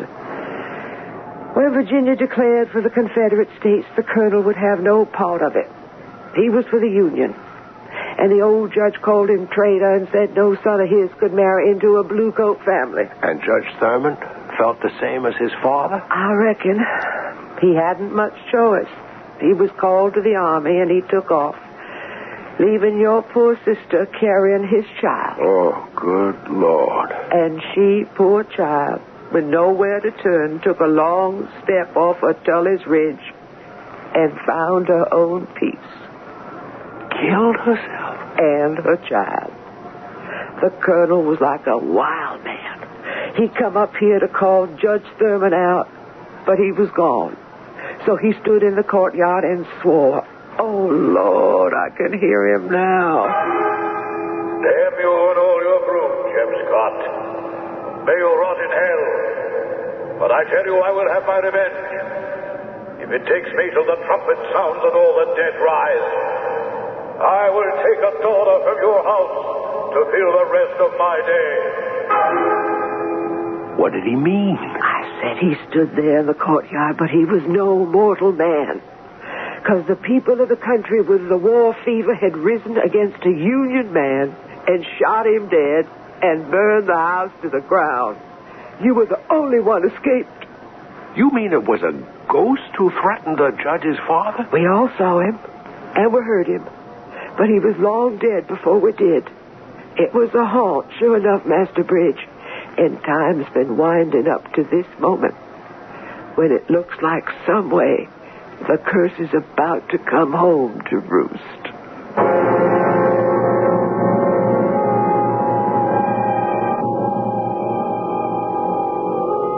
Not such a simple little story, as you can see, after all. And what we have seen is only past history, which is now about to catch up with the present. Which of our two sisters is the one threatened? Or are we starting at shadows? And if a girl is dragged back into the shadows of yesterday, what agency can save her? I shall return shortly with Act 3.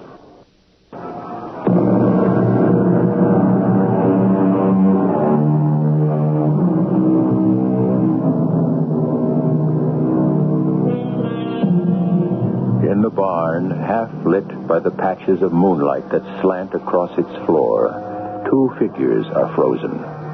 The shadows accent the gaunt, stricken face of Bridge, while the moonlight glistens like tears on Hattie's broad, compassionate one. For a moment, it seems that in this flash of revelation, the whole world stands still. Behind the bales of hay, shocked and ashamed to have eavesdropped inadvertently on so personal a history, Mary Ann shrinks back, as if wishing that the night would open up and swallow her. Master Bridge? Yes, Hattie, what is it? You could come home. The judge, he's mighty lonely. As he deserves to be. He walked out on my sister when she was carrying his child. Well, maybe he didn't know that. He must have known. How can you say that? What difference does it make? He killed Bethel Ellen just the same as if he put a gun to her head. I reckon with my father dead, I'm just going to have to carry out his curse and pay him back. No, Master Bridge. The judge is very sick with a cancer. It's going to bring him low. He's beyond all of us. Just a sad man who cries for some loving hand to keep him company in the shadows. Why do you think he has his two little nieces here now? Hattie, what do you expect me to do? I just wish you would come on home. This isn't my home. Appears like it's the closest to what you ever had. No. The judge needs you. If you don't come on here, where can you go? I don't belong here. Where do you belong? Where? That's a question I wish someone could answer for me. Because I can't answer it for myself. Go on back in, Hattie. Leave me to find out where I'm going by myself. I can't leave you this way. No way you can solve it. It's got to be up to me. Goodbye, Hattie. Goodbye, Master Bridge. But you're wrong as wrong can be if you don't know this is your place. My place? I have no place. Who wants me? Bridge. Who's that? Mary Ann Stacy. What are you doing here? I want to apologize. I didn't mean to eavesdrop. You heard? Yes. What right had you? None. Except what I took for my own. What do you mean? I was awake. I was haunted by your house and other things, and then I couldn't help it. I saw you from my window, turning and going towards the barn, and I felt I had to talk to you. So I came down. I didn't know Hattie was fixing to join you. I called her down to get the truth. And you heard. Yes, I heard. And I still say what I said before. Let the past go. Why would you be interested? Oh, Bridge, I don't need my eyeglasses to see one thing clear. What's that? I love you, Bridge.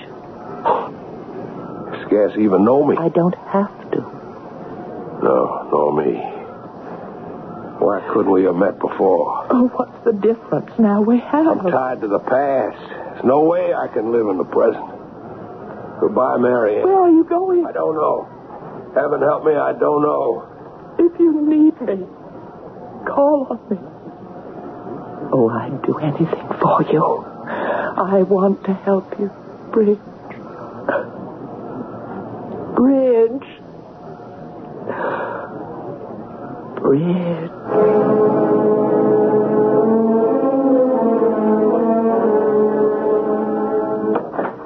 Who's there? It's Mary Ann, Hattie. Why, little miss, what are you doing up this late? I was in the barn. I heard it all, you and Bridge. Oh, sweet Lord. I want to pray with you. For him. For us all. Too late for prayers, Miss Mary Ann. We just have to hope the Lord will provide. Come on away upstairs. Let me see you to bed. No, I can manage. You love him just as much as I do. I can see that, child. So let me tuck you in snug and hope I'm saving you for him.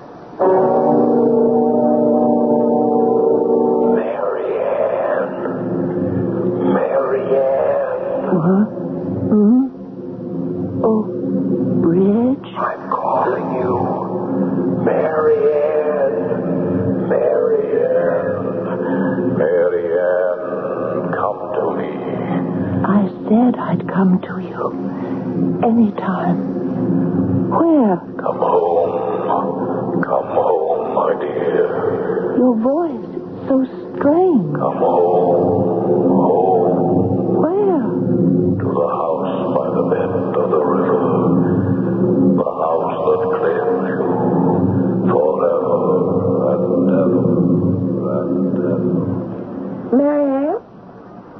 Yes, Betty Lou. Were you talking to someone? No, honey. Now you going back to sleep. You got a fever you have to get rid of. Oh, why did I have to get this old cold? I feel like I'm missing things. What are you doing up? Nothing to worry you. Just go back to sleep. Oh, where are you going? I don't rightly know. Go to sleep, Betty Lou. I just can't keep my eyes open. Just tell me where you're going so I can sleep. Just to look once more for that red brick house you thought you saw.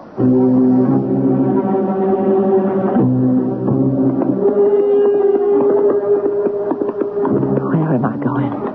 Through the dark night. What called me out? The voice of my lover or the voice of the past? Why am I riding blind and terrified? Because I know that I have no life without Ridge. I want no life without him. And somehow I know I can't find him unless I...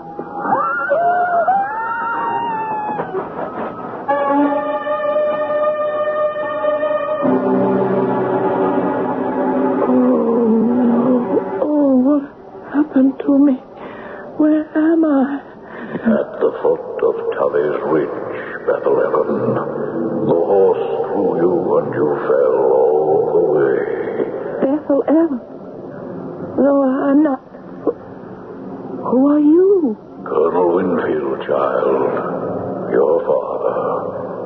Come on now, Bethlehem. I am not Bethlehem. You're all I have left of her. Come along now. Where are we going? We're going home. At last, we're going home.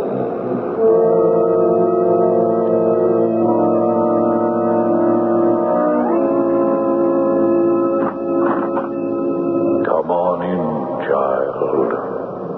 This is the red brick house. The house at the bend of the river. I can't go in there. Why not? Because it isn't there anymore. There isn't any house. It's where you belong. With me, Bethlehem. I'm not Bethlehem, and I don't belong to you. I can't belong to you. You're dead. That's right. I'm dead. That's why you belong with me. What are you saying? I swore Judge Thurman would have to provide me a daughter to take Bethlehem's place. That's why you do belong here. And you belong to me. Because you're dead. No. No, Father, she is not dead. Don't mix in this bridge. You're only a child. A little more than a child now, Father. Now, what is now? Now is the present fighting the dead weight of the past. Now is my growing up and facing honestly that there's nothing I can do for my sister. Ever could do. But I can do something for Mary Ann. I won't let you, Father, or anyone have her. I'll fight that till I'm dead myself.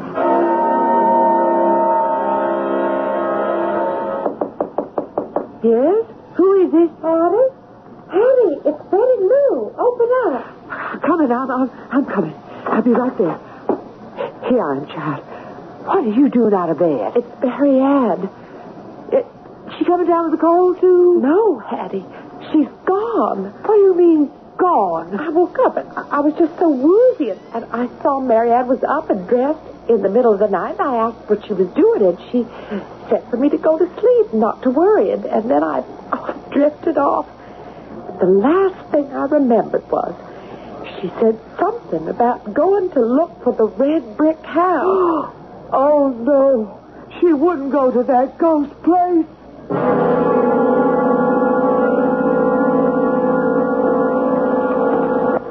All right now, Betty Lou. We're up top of Teller's Ridge. Just you show me from where you and Mary Ann saw this house. It's hard to tell at night in the rain, but I remember a big tree like that on the edge of the bluff right over there where we... What's that? Well, it's just a horse went in. There. See? Saddled and bridled right over by the tree. Wait a minute. That's Brigadier. One of the horses you and Mary Ann have been riding. That's the one she must have ridden out tonight. Don't you go out in that rain with your cold. I have to. Mary Ann must be hurt. Well, I'll come with you. Don't you leave me behind. Where are you going, Betty Lou? She must have been thrown. She can't see in the light, let alone in the dark. Oh, I'm just praying she didn't go over the bluff. Here, darling, let me put a cape around you. Never mind me. Let's just think of my sister. Oh, What is it? look. There. Now the rain just stopped and the moon came out. That's the bend in the river where I saw the house. And you look, too. Now you can see it just as plain. The house. No. That's not possible.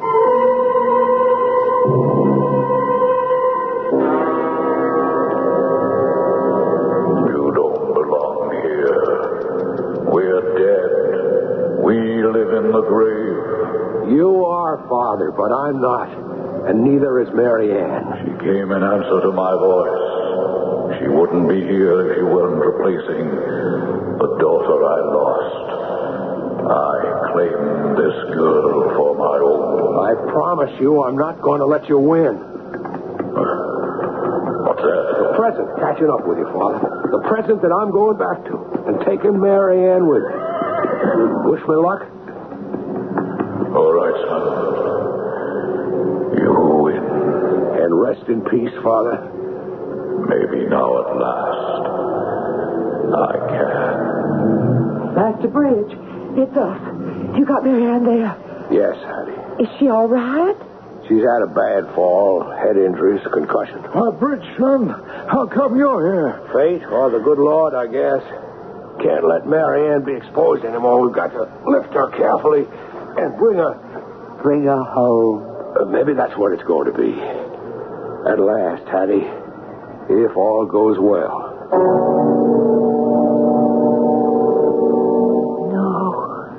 No, I don't want to be dead.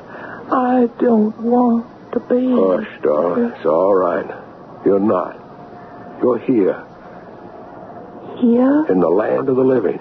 Oh, yes, with me. But I... In what's going to be my home. And yours. Not the brick house. The brick house is dead and gone forever. Bridge, how can we be sure? Because it's only lived in my mind, in the mind of a 10-year-old boy who was all that survived it, and in whose memory it never quite died. Until tonight. Tonight?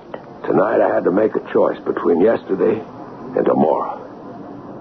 Now. Wasn't very difficult. You are the sum of all of them. Just get well, so I can spend the rest of my life with you.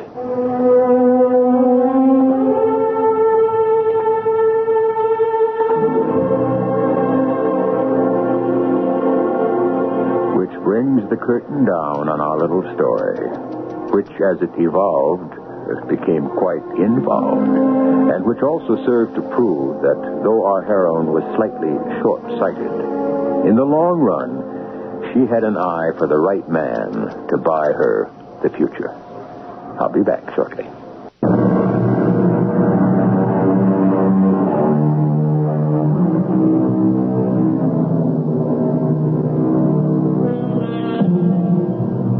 What readjustment and reconciliation might have been achieved between Bridge and his foster father, Judge Thurman, was, perhaps fortunately, never tested. Because exposure to the night air when Mary Ann was discovered resulted in a severe pneumonia, which his frail health was unable to withstand, which might, in its own way, have been the finger of fate or of retribution. Our cast included Marion Seldes, Mason Adams, Morgan Fairchild, Ann Petoniak, and Ian Martin. The entire production was under the direction of Hyman Brown. Radio Mystery Theater was sponsored in part by Buick Motor Division and True Value Hardware Stores. This is E.G. Marshall inviting you to return to our Mystery Theater for another adventure in the macabre.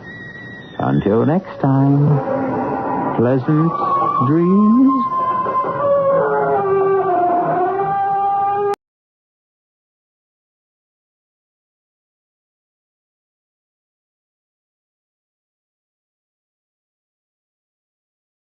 Radio Mystery Theater presents...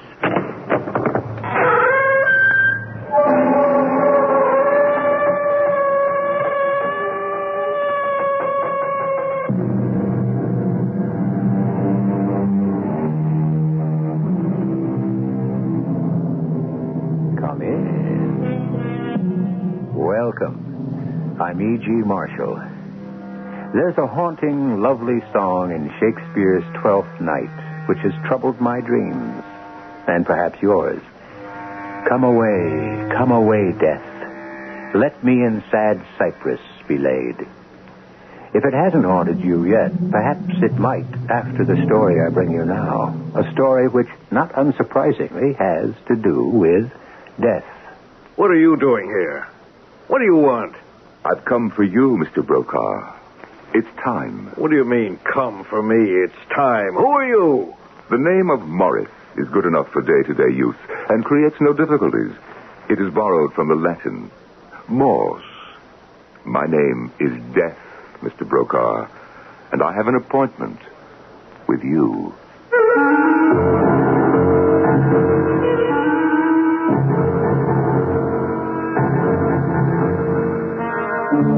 Our mystery drama, Come Away, Death, was written especially for the Mystery Theater by Ian Martin and stars William Griffiths and Norman Rose.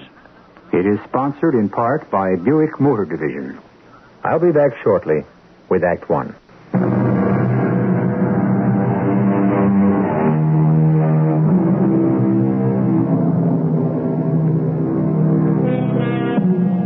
You've all heard of the old Brokaw mansion, naturally.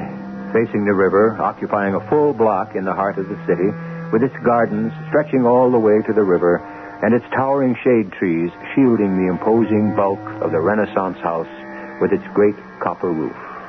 It's gone now, of course, to be replaced by a huge, high-rise apartment building. But it isn't so long ago that the last of the Brokaws, Simon, lived and refused to die there, no matter how many people, in and out of the real estate business, were eagerly awaiting his demise.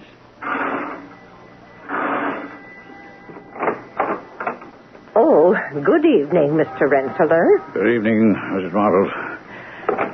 How is Mr. Brokaw? Why, he seems to be better, sir. Is the doctor still with him? No, Dr. Manning left just a few minutes ago. They're not putting him in the hospital again? Oh, Dr. Manning said not.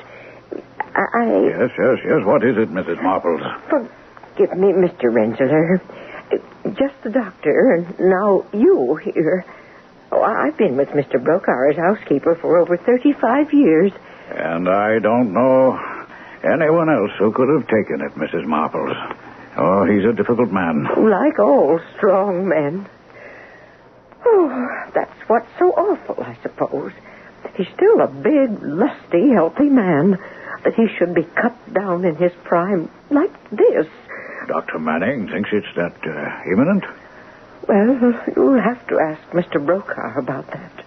Or the doctor himself. Well, since I've been called in, I can guess perhaps it is.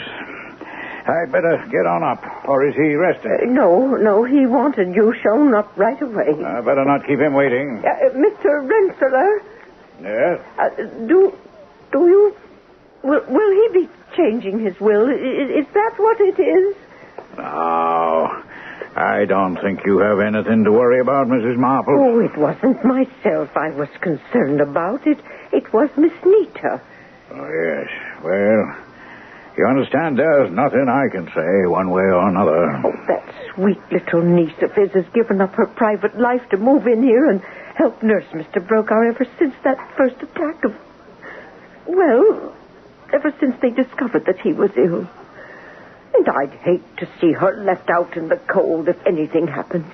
I don't want to see her lose out to that cold, greedy little trollop who, in my opinion, is more than anything else responsible for the state he is in now.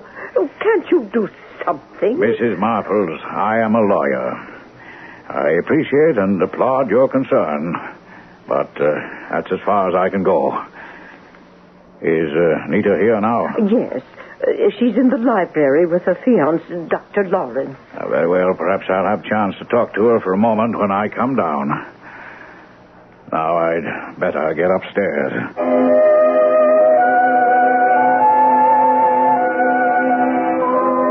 Perry, what are you doing at that half-open door? Dita, hold it a minute. Will you stop acting like a private eye? I am a private eye. Watching the legal beagle ascend to Mount Olympus and listening at the same time for the below-stairs gossip. Oh, come away from that door. What do you care, anyway?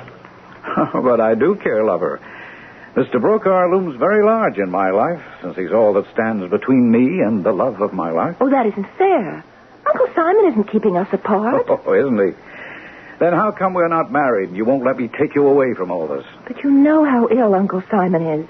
He needs me. I'm the only family he has. Correction, love bug. He has Mrs. Marples to take care of him. Oh, no, she's not a relative. So, all right. He has that snaky secretary, that voluptuous Venus, Miss Bunny Huggins, to provide that. Well, I'm not going to let that... She's angling to marry him now she knows he's dying. So? Well, I just don't want to see him taken. Have you ever thought maybe he deserves it? Well, he spent his life doing that to everyone else that crosses his path.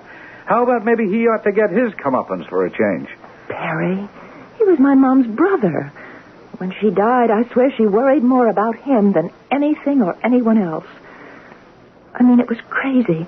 She was 10 years younger, but she always treated him like her baby brother. That barracuda? Mom said all that hard stuff was just a front. Come on, Nita. As far as her brother Simon was concerned, your mother was blind as a bat. Maybe, but I've still got to hang in, do what I can. Nita. What? It isn't the dough, is it? I mean, look, I'm not going to be an intern forever. No, it isn't the dough. It's just... Well, I don't want to see someone who's, well, sort of my own get taken. And as long as there's any way of shutting out Miss Bunny Huggins, I feel I owe at least that much to my mom. How about me? Oh, darling. Can't you wait just this little bit longer? You're sure of Dr. Manning's diagnosis? I am a registered nurse. That's why I came here. I mean, there's no chance of remission. It is terminal? No chance. It's terminal.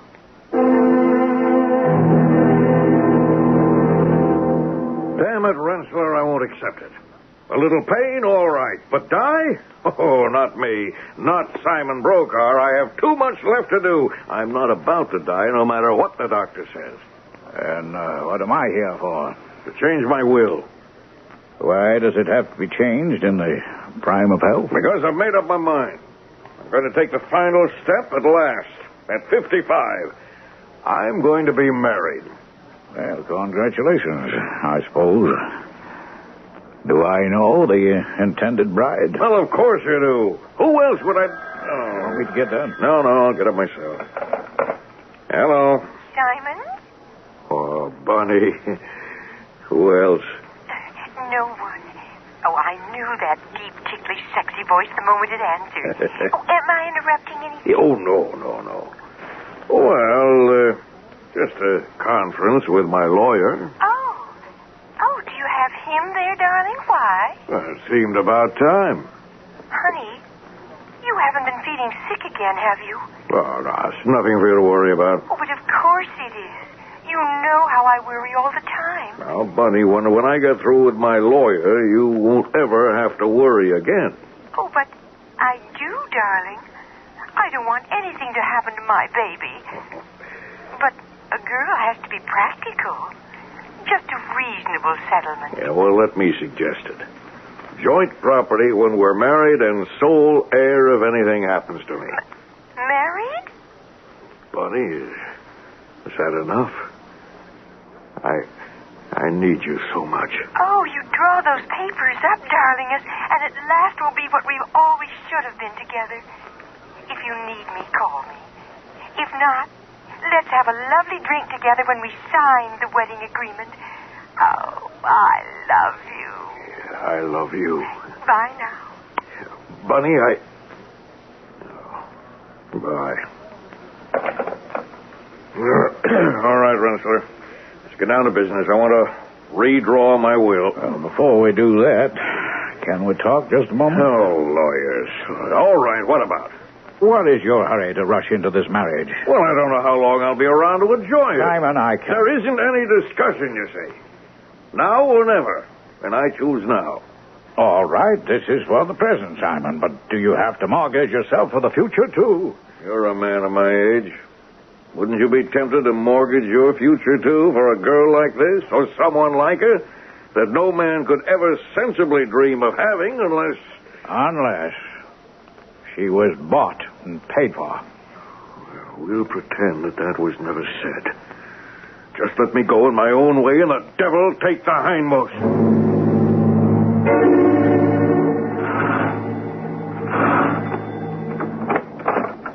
Yes? Who is it? Mr. Morris, for Mr. Brokaw. Oh, is he expecting you? He very well should be. We have strict orders. I'm not sure I can let you in. It doesn't matter, because you really can't keep me out. What did you say your name was? Morris. The name is a convenience.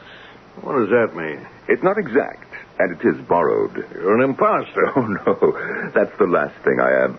What are you doing here? What do you want? I've come for you, Mr. Brokaw. It's time. What do you mean you come for me? It's time. The name of Morris is good enough for day-to-day use and creates no difficulties. As I said, it's borrowed from the Latin, mors, which in turn means death. My name is Death, Mr. Brokaw.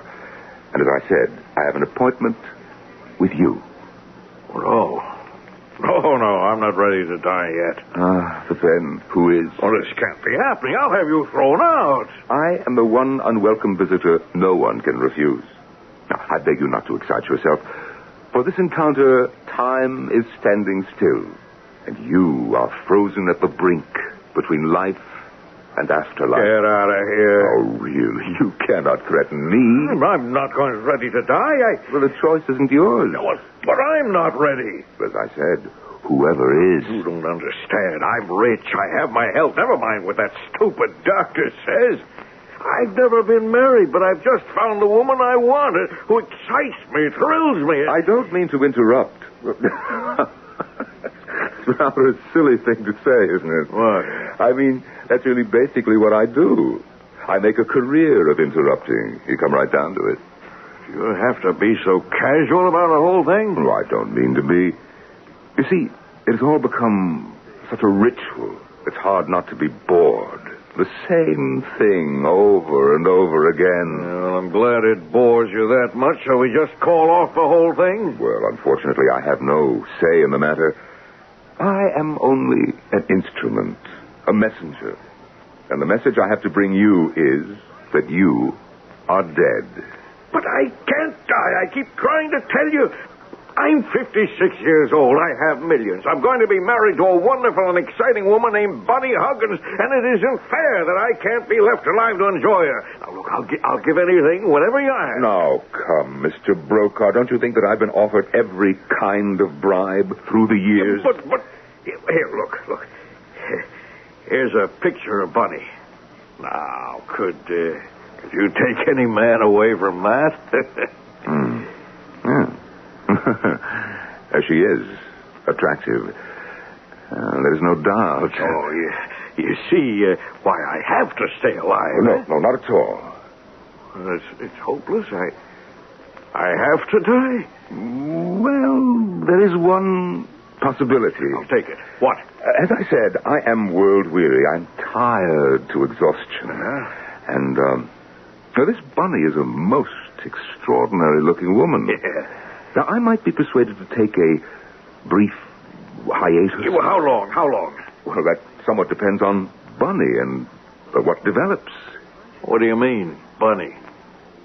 Mr. Brokaw, if I should make any arrangement with you to hold off your demise, well, naturally, there would have to be some transference of personality. Oh, what does that mean? Well, it's not very difficult. You see, I would take your place, and you would take mine. For how long? I can't answer that. For as long as it suits. Well, wait a minute. You take my place, I can imagine, but I take your place? What? Yes, you would become a messenger like me. Oh, it's quite a busy job. I'd go around telling people they're dead? Oh, somebody has to. But, well, how would I know which ones to go to? No problem at all. You'll be told. Yeah. You know, the more I think of it, a vacation from my appointed rounds could be very invigorating. All right, Mr. Brokaw, you brought it up. Would you like to make the swap?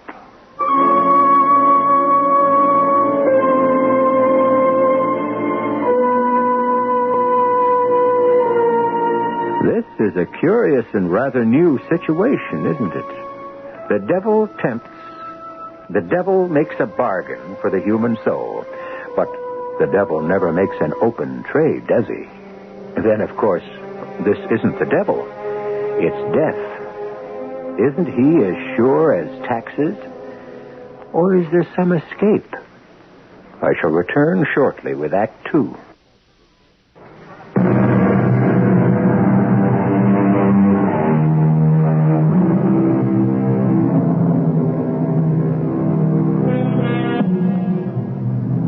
Return to our strange confrontation. In the master bedroom of the huge, gloomy old Brokaw mansion, two men face each other. Men? The one in the bed, Simon Brokaw, is certainly mortal, since he is dying. The one who sits facing him, Mr. Morris, claims to be death. He has just offered Simon one way out from the inevitable. To avoid dying, he can exchange places with that grim, gray specter who has been sent to claim his life. I'm waiting for your answer, Simon Brokaw. What proof do I have? Proof? That you're really dead. Well, I'm here, am I not? How could I have forced my way into the house? I'll need more than that. Oh, dear. Dear me. Hold out your hand. Why? So I can touch it. You asked for proof. Very well. Now remember, this is only the first brush of death.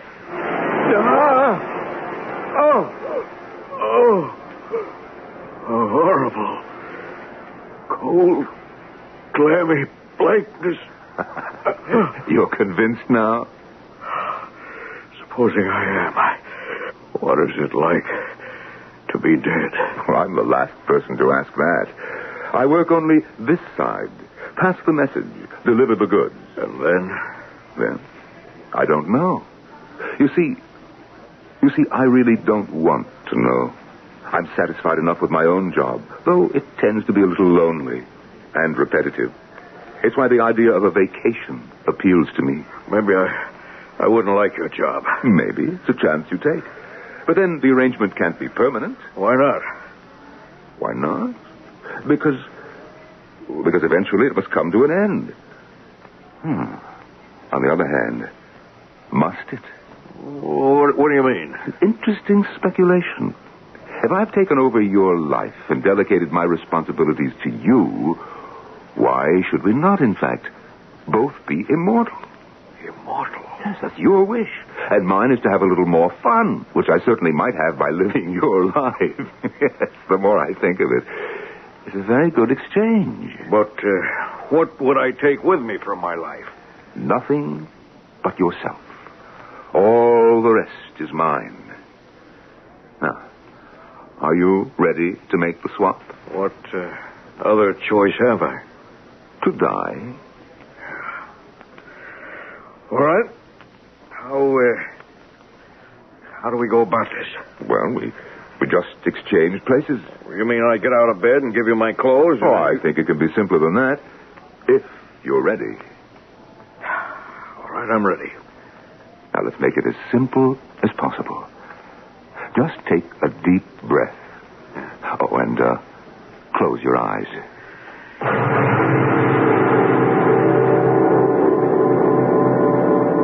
That should do it, I think. You can open your eyes. You feel any different? Of course I feel different. I'm sitting in the chair now while you're in the bed. Naturally. We've exchanged places. That was the idea, wasn't it? Yes, but I'm not ready. I don't know what to do. I told you. You don't have to. You will be told. Yes, but I can't. You hear something? Yes. I can't stay. I'm being called. I'm needed somewhere else. Oh, that's the way it goes. I began to find it deadly tiresome.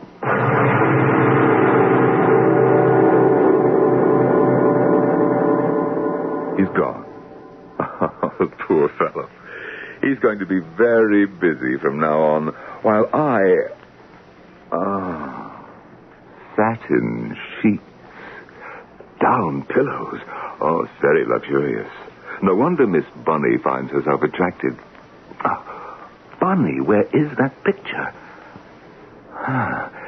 If the presence lives up to the picture. Now, let's see. He must have her phone number in a book somewhere.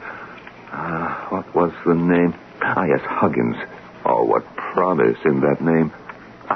Here we are. Bunny Huggins.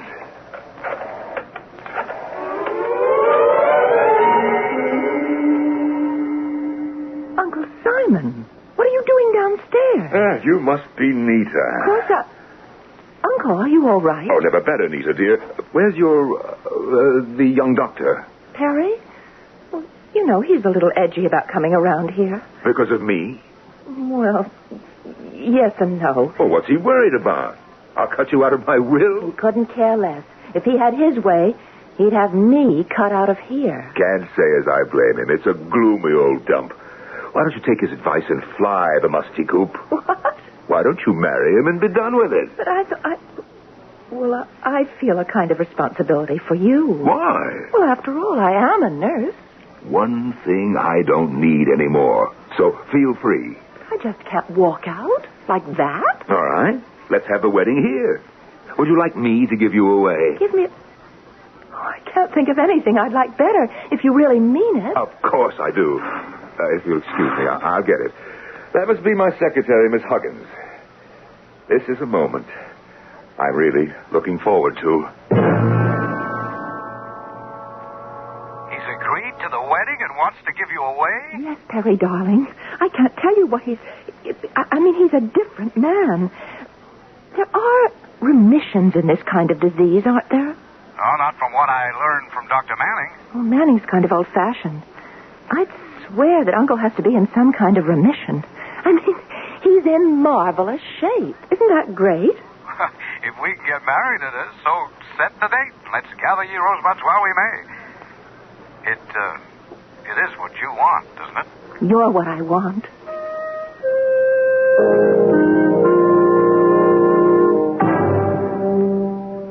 But, Simon, sweetie, why couldn't we make it a double wedding? Because I'm not quite sure that I want to get married. But I thought that was all wrapped up and delivered some time ago. Oh, I swear to heaven, sugar, I just don't know you anymore. You're like another man. You know, I feel like another man. I reckon that's just great, isn't it? I don't plan on dying anymore, Bunny. Well, I should hope not. You are not going to be a quick widow ready to wallow in the lap of luxury. Who said I wanted to be a widow? Well, it's part of the game, isn't it? I'm not interested in games, Simon. Even the ones of chance? You still could win the jackpot. If I decided to go. You would walk out on me just like that? Oh, I swear, Simon, honey, I don't know how to talk to you anymore. You're like a stranger. Well, I have to admit that I have changed. Well, if that's the way you feel and you want to get rid of poor little Bunny, I can bow out. Mm-hmm. If you want. It's going to cost you. There's the settlement. What settlement? Why, Simon Broker, how can you talk like that? How can you expect to use up the best years of my life and think you can walk away free? Now, whoever said I wanted to walk away free? As a matter of fact, I was looking forward to some of the best years of my life with you. But I mean, with you. And on my terms. Well, that might not satisfy me all the way. So, see my lawyer. Or let me see him first. And after that, we can talk again. Naturally, I had the new will drawn up, Simon. And this is it? Well, Well, to the best of my belief, is substantially what you indicated to me at our last meeting. Basically, except for very token amounts, it leaves my entire fortune to Miss Bunny Huggins. According to your wish. A wish with which I sense you are not in agreement. Well, it's an old argument. I have no wish to reopen it. I'll call in a couple of my people to witness your signature. Of what? A new will. Oh, yes, that. Well, we won't have any need of this anymore. The old one will do well enough since I don't plan to die. Not for a long time yet. I'm sorry that you had all this work for nothing. Oh, I'm not. I never saw any labor go more cheerfully down the drain. I'd even break my lawyer's old mossback and say, I don't know what the devil has gotten into you, Simon Broker. But whatever it is, I'm for it all the way.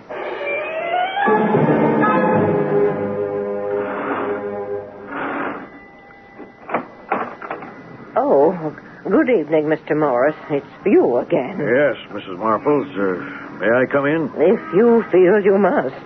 But it won't do any good. Mr. Brokaw isn't here. He's still in Las Vegas? Why, no. He left there a week or so ago on a trip around the world. Around the world? Is Miss Huggins with him, do you know? His secretary? Yes. Why, I believe so.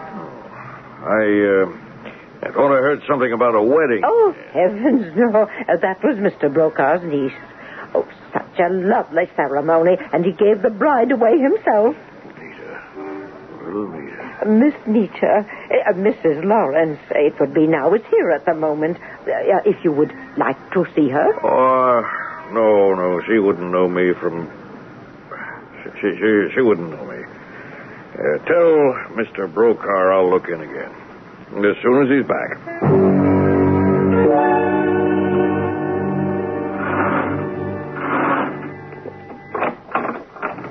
Good evening. Can I help you? Oh, good evening, Mrs. Lawrence. You know me? Well, of you. My name is Morris. I'm an acquaintance of your Uncle Simon. May I see him? I'm afraid he's not here. Oh. I thought he was due back from his trip. Oh, yes. We're expecting him as it happens. Well, and I wonder if I could just come in and wait. Well, tonight it might be a little inconvenient. Well, it's rather pressing, and I seldom have time to... Don't bother about the bags, Bunny. The man will get them. Well, I just need my cosmetic bag. You don't need that or anything else. Now, let's get in and tell everybody the good news. Hello. What are you doing here? I have to see you, Mr. Brokaw. It's rather urgent. Well, tonight is scarcely the best time. I have a busy schedule. It's my only time. I'm desperate. All right. Come in. Let's all get inside where it's warm. You picked an awkward time. I've been trying to see you ever since we made our ill-advised bargain. Ill-advised? At least from my side. So, what is it you want? I want to call it off. I want to go back being myself, being you. I wouldn't blame you for a moment, dear boy. I find it just as delightful as perhaps you remember. Too delightful for me to think of giving up. You see, I am perfectly satisfied as things are. And I wouldn't change them back again for the world.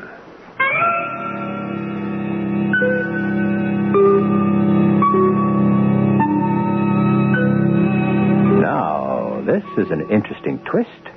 Death calls for someone and is refused out of hand. Of course, he did relinquish his peculiar power over this one individual when they struck a bargain. Or did he? Come to think of it, there are so many ramifications from that special agreement which we have never probed or looked into. That will be for when I return shortly with Act 3.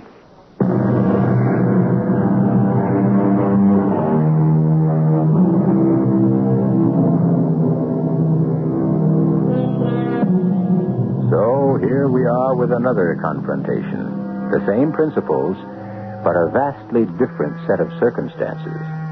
A man comes to death to beg for his questionable gift and is refused by death, who has found that the joys of worldly living are infinitely preferable to the cold, lonely world he used to occupy, while apparently Simon Brokaw, who eagerly exchanged his world for death's barren one in order to escape dying, is bitterly regretting his bargain. You've got to call it off. Got to?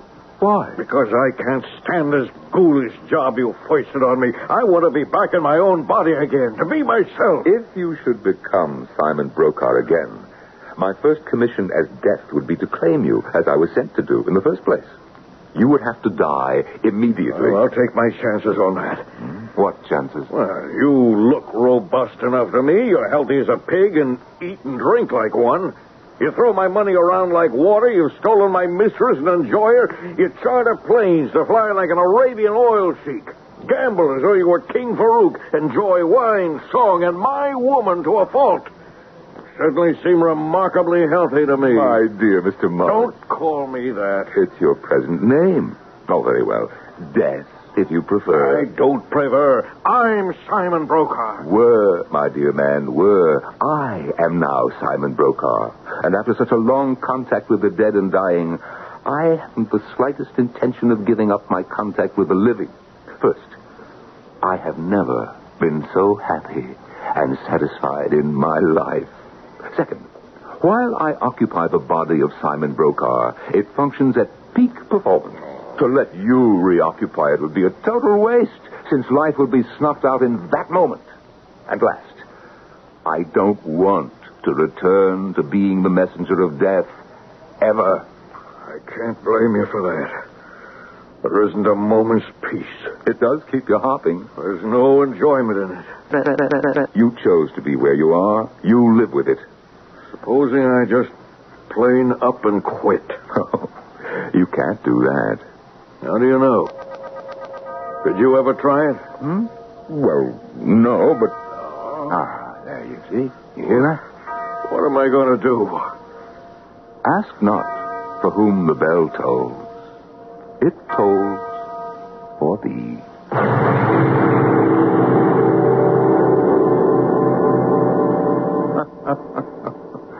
I'm sorry you had to dash away, Mr. Morris.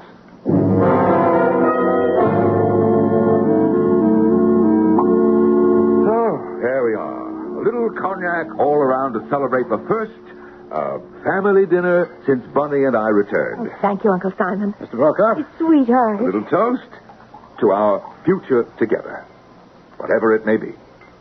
Cheers. Oh, yes, right here.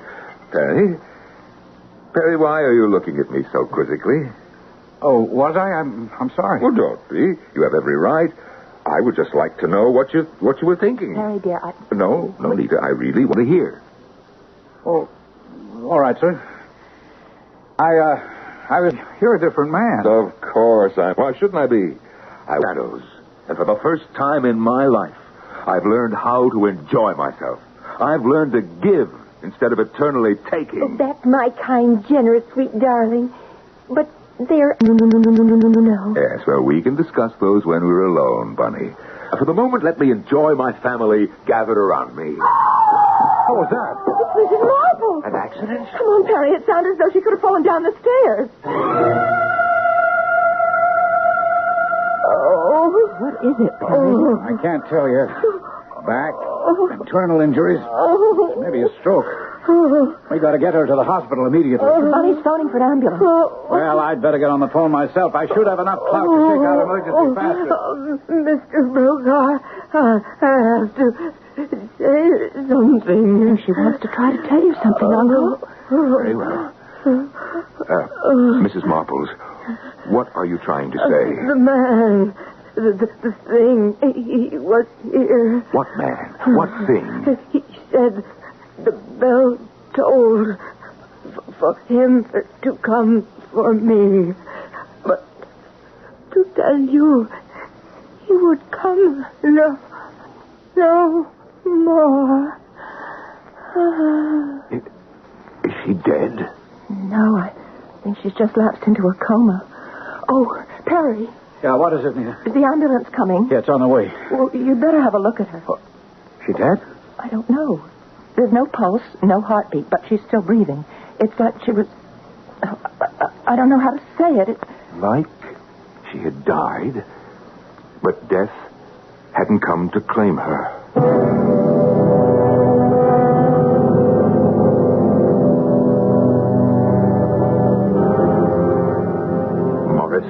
All right, Simon Brokaw, whatever you want to call yourself, where are you?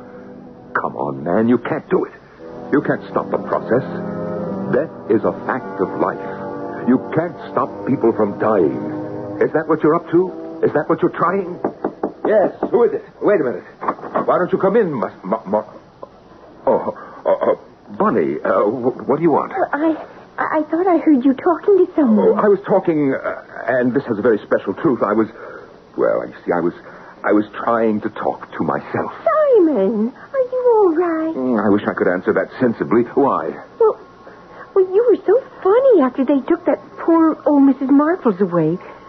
I know you must have been very fond of her, but she was an old lady, and even if it was an accident, she had to die sometime. Yes, only she didn't. Didn't what? She didn't die. Won't die. Can't die. Oh, I don't know what you're talking about. It was Macbeth who said he heard a voice say, Macbeth does murder sleep. Well, who's Macbeth? He's a character in a Shakespeare play. Well, what's he got to do with that? With me, Bunny, with me.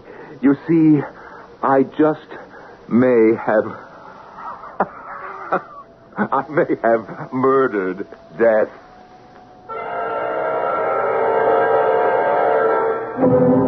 What do you think, Perry? What can I think? I'm only a month out of internship.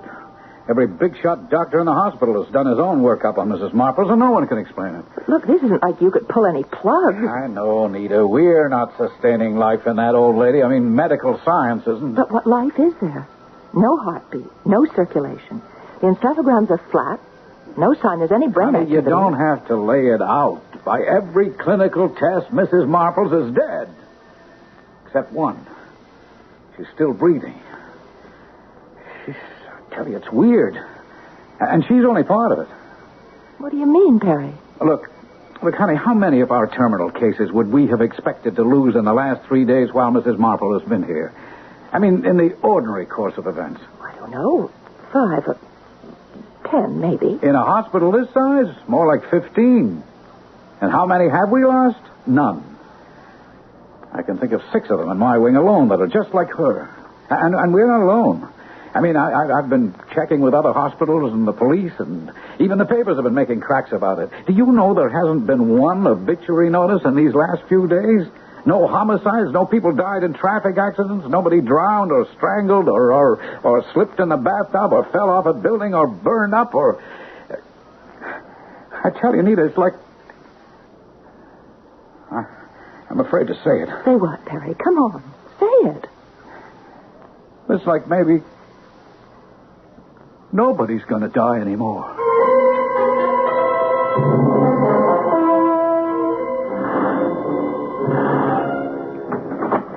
Oh, Mr. Rensselaer, I'm so glad you're here. Come in. Hi, Miss Huggins. What is it? Well, it's Simon. I mean, Mr. Broker. He's been like a wild man this evening. Oh, what did he say to you on the phone? Just that he wanted to see me. Well, you don't think he's going to change his will again? I'm sure I haven't any idea. Where is he? Upstairs in his bedroom. Then if you'll excuse me... Oh, Mr. Rensselaer. Yeah? I told you he was out of his mind. I warn you. He has a gun. Well, he always has had. I don't think he'll want to use it on me. There isn't any more to say. I just wanted you to see that I am rational and in possession of all my senses. Well, we've made tape, as you suggested, which will attest to that better than any words I could use in testimony. So, the will stands up. I can see no reason why not. No matter what happens subsequently? I promise you that I will see to it personally, that your last wishes are carried out. But I hope not for a long while yet. That's as it may be. Bunny deserves some consideration, but not all of it. Never all of it. Or most of it. I want Nita and Perry to have that. Yeah, as you have indicated. They'll have it. Good. And, now I'd like to be alone. Well, are you sure? I'm as sure as I am that the world deserves to be a good place to live in. Good night, Rensselaer. Good night, Simon.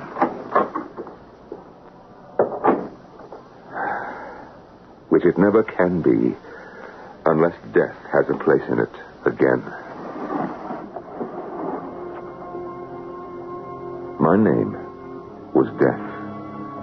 I relinquished it for trivial reasons. All over the world, a frightening horde of those who should have passed over are waiting for this moment.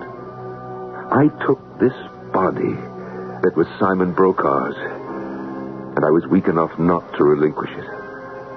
I want to give it back. Return, Simon Brokaw, who has broken the faith. Return. For if you think you have stilled the bell that tolls, for you I will make it ring with the sound of this gun. Where are you? Then wherever you have gone, I consign our immortal souls to oblivion, or whatever judgment shall be rendered there, and your mortal flesh by this act to the resumption of what man may turn his face against, but which he cannot live without.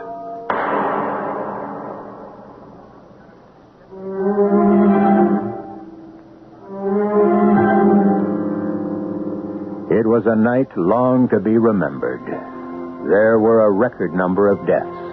A strange epidemic that had no discernible cause, but which seemed to restore a balance in nature. Among the obituaries was one for Simon Brokaw. In none of them was there any mention of a Mr. Morris, which is not too surprising, of course, since he himself was the one who pointed out that his alias was merely a convenience, that his real name was Death. I'll be back shortly.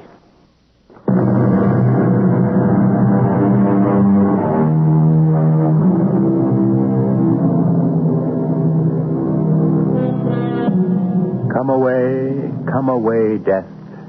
Let me in sad cypress be laid. But if you ponder it a while, is it so sad? So many deaths are merciful. So many prayed for.